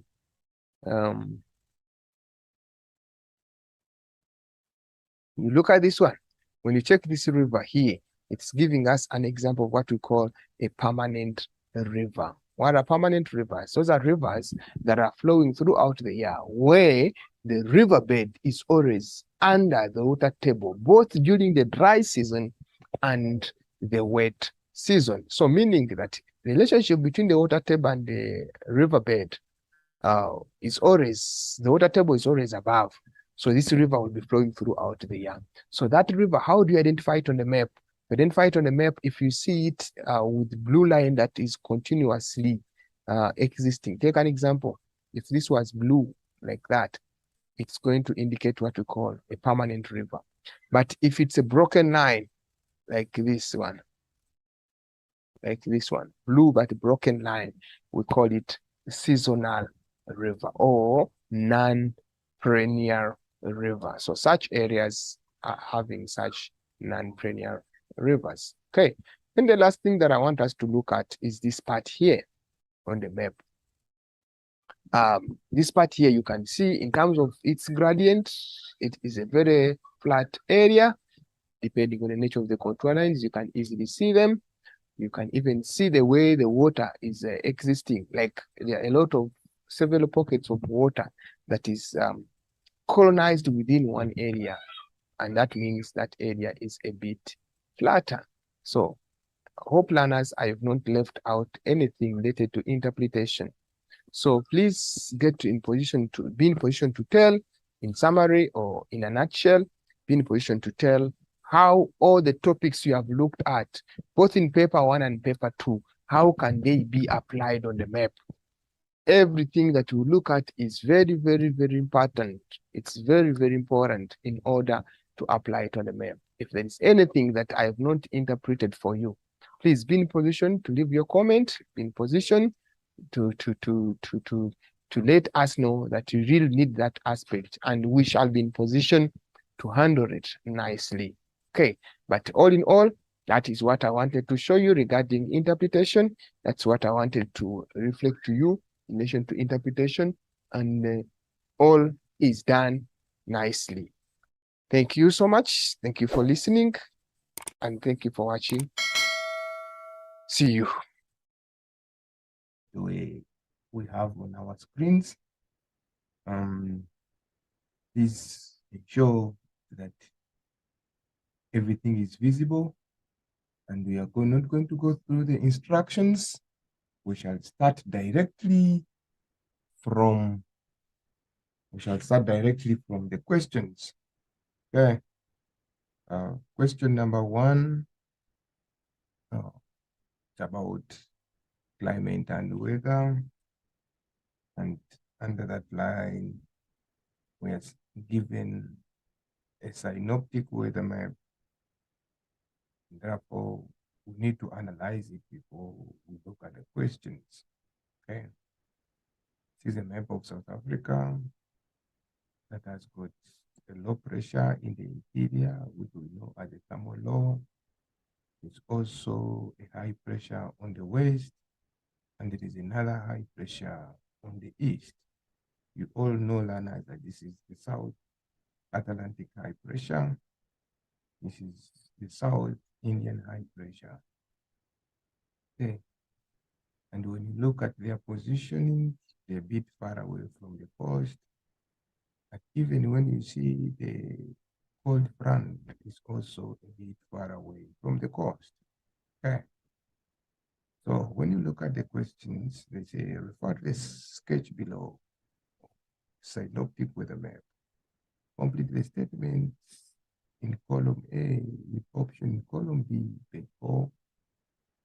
Write only Y or Z next to the question numbers. Let's go see the questions. Questions are here. 1.1.1. It says the synoptic weather map illustrates a typical condition. Which typical condition? Is it winter or summer?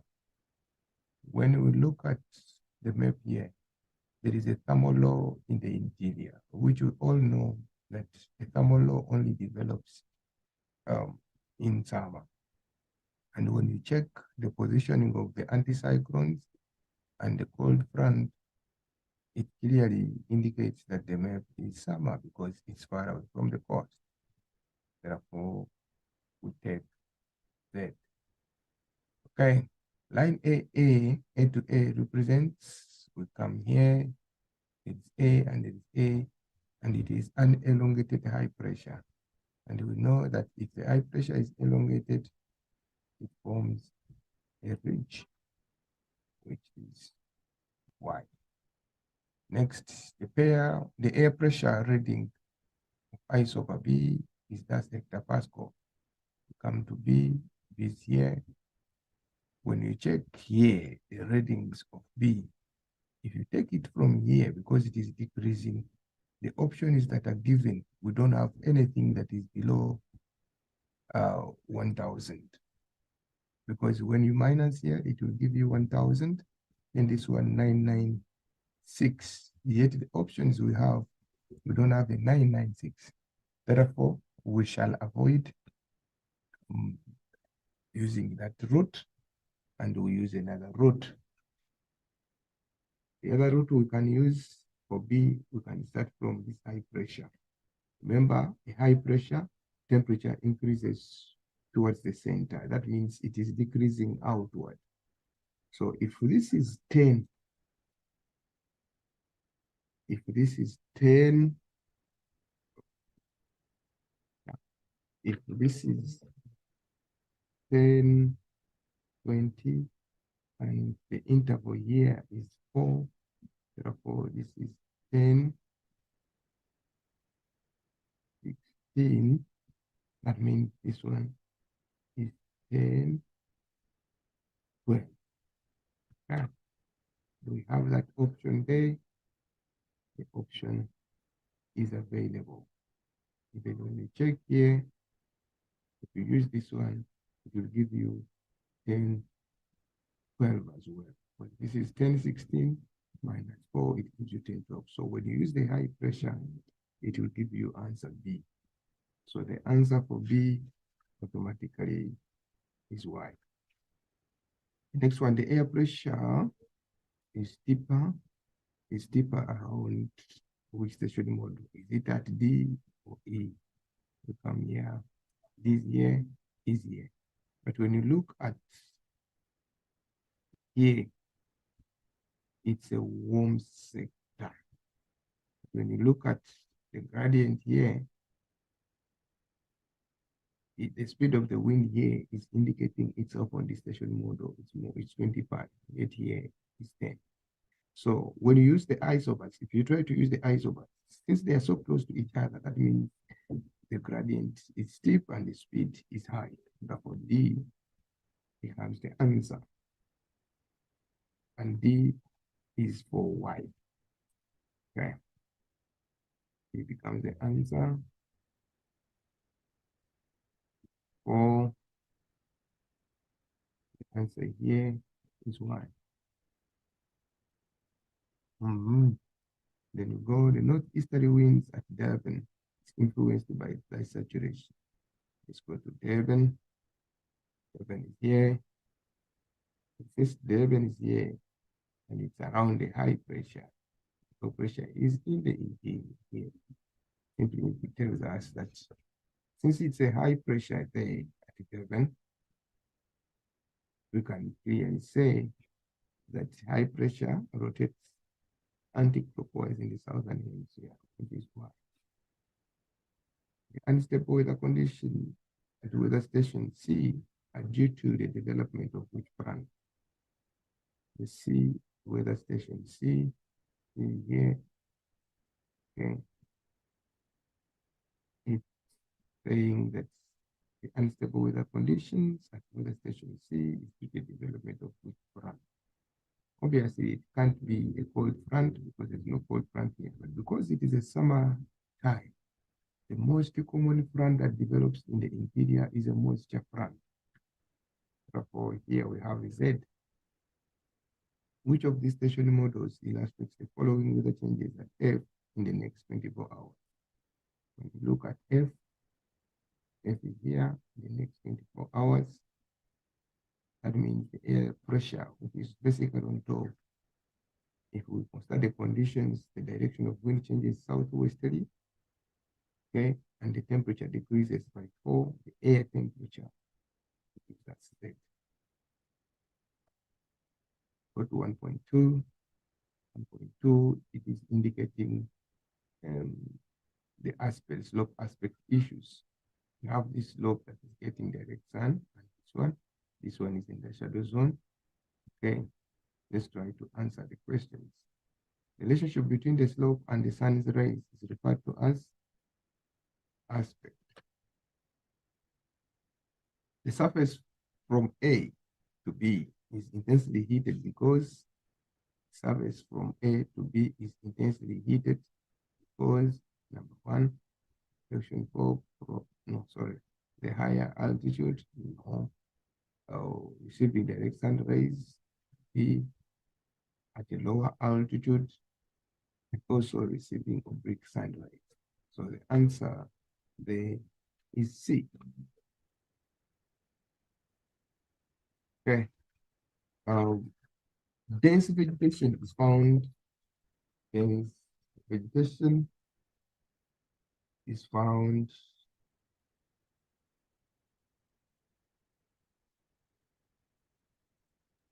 are we there? No, we're done with this one. Okay.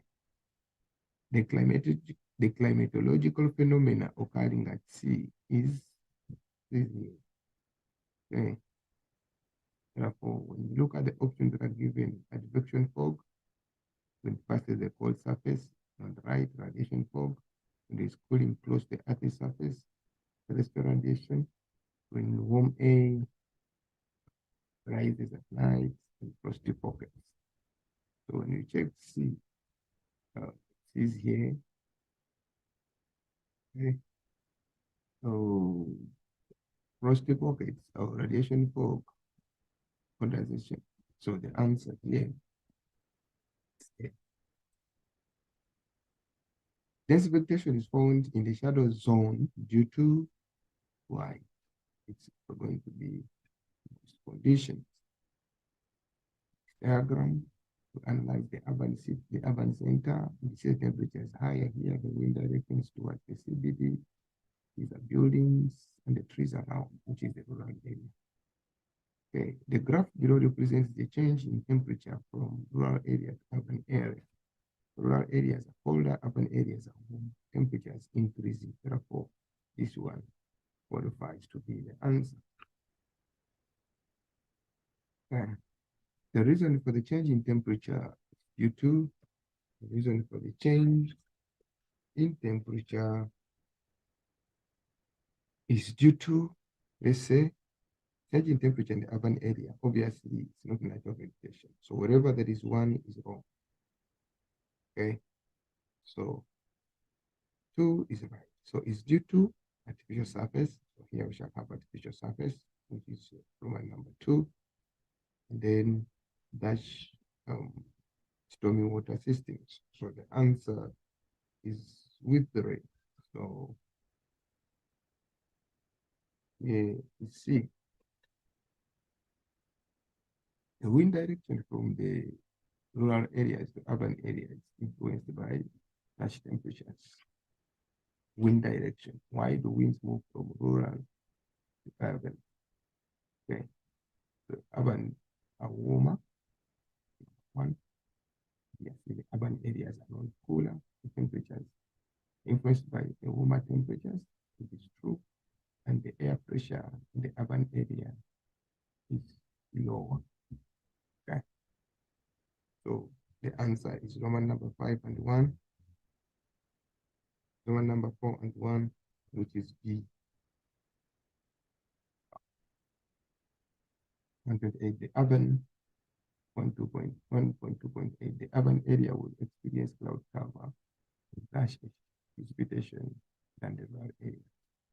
So there, 1.28, the answer is A. Okay. With the infograph. There is a well-developed cold front from the Mid-Latitude cyclone reached the Western Cape on Thursday morning.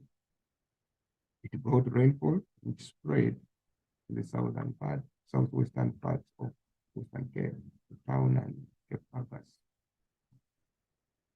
and reached the southeastern Cape late afternoon.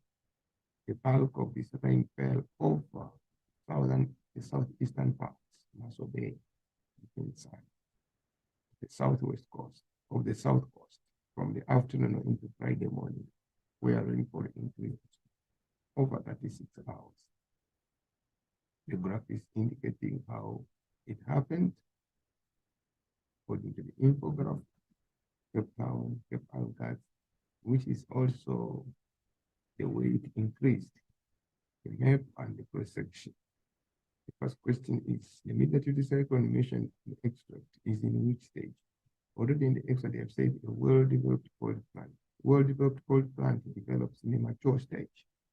So the answer here is mature stage. Give a reason for your answer. The extract has already stated that well-developed cold front. There's some other answers that you can give, like the severe rainfall that is spread all over, so on and so forth. Why did the rainfall mentioned in the extract spread all over Cape Town? Why the rainfall mentioned the extract spread all over, spread from Cape Town to Maso Bay and Kensana? Because the cumulonimbus clouds, the CB clouds, nimbus clouds grow wider, and taller, covering the white area, which is indicated that it covers now from here to here, because this is the cold front, and the CB clouds are growing wider like this. It is basically being positioned to cover this area, meaning that even the rainfall will be spread all over the area. Also, you can also consider that the system is moving from the other side. Basically, it's the CB cloud. You go to the graph and determine the lowest and the highest rainfall in millimeters recorded in the Western Cape over the 36 hours. So the graph is here. Okay. And when you look at this, it is also indicating the infograph that into Friday morning, the rainfall increased over 36 hours. So we are considering at the lowest is 15, the highest is 40. You can say lowest 15 millimeters, please don't forget the units, and the highest is 40 millimeters, because units are very important. With reference to the cross-section, explain how the well-developed cold front results into heavy rainfall over the Western Cape. Reference to, so here we consider that the cold front, warm air rises, continuous rising of warm air, continuous rising warm air.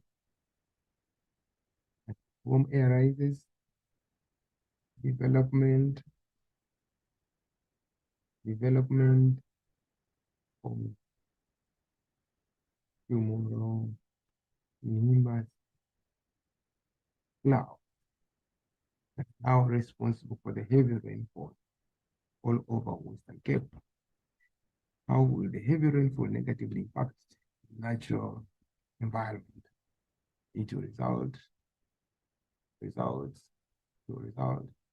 into soil erosion, topsoil being taken away. Okay, that is number one. Number two, it will also result into flooding.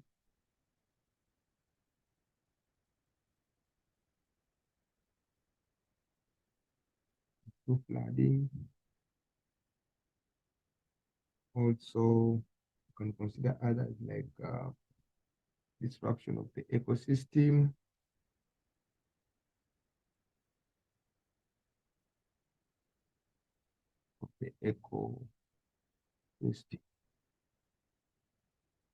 Here we go to a tropical cyclone. Tropical cyclone, when you analyze it, you can come to a conclusion that this was in the southern hemisphere because it rotates clockwise towards the center. Okay, rotation is clockwise towards the center. Also look at the position, the dangerous quadrant, which is on the bottom corner. Okay, that one condition that is quite for the development of tropical cyclone. Here we know that temperatures must be above 27 degrees C. Okay, there must be the temperatures must be above 27 degrees. One mark, the temperatures above 27 degrees C. Also look at the warm ocean as a way. Look at condensation, continuous condensation. All those are conditions. We just need one. In which hemisphere did this develop? This is the southern hemisphere.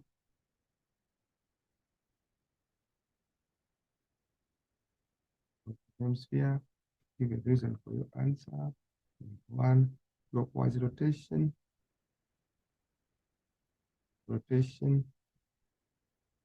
A into a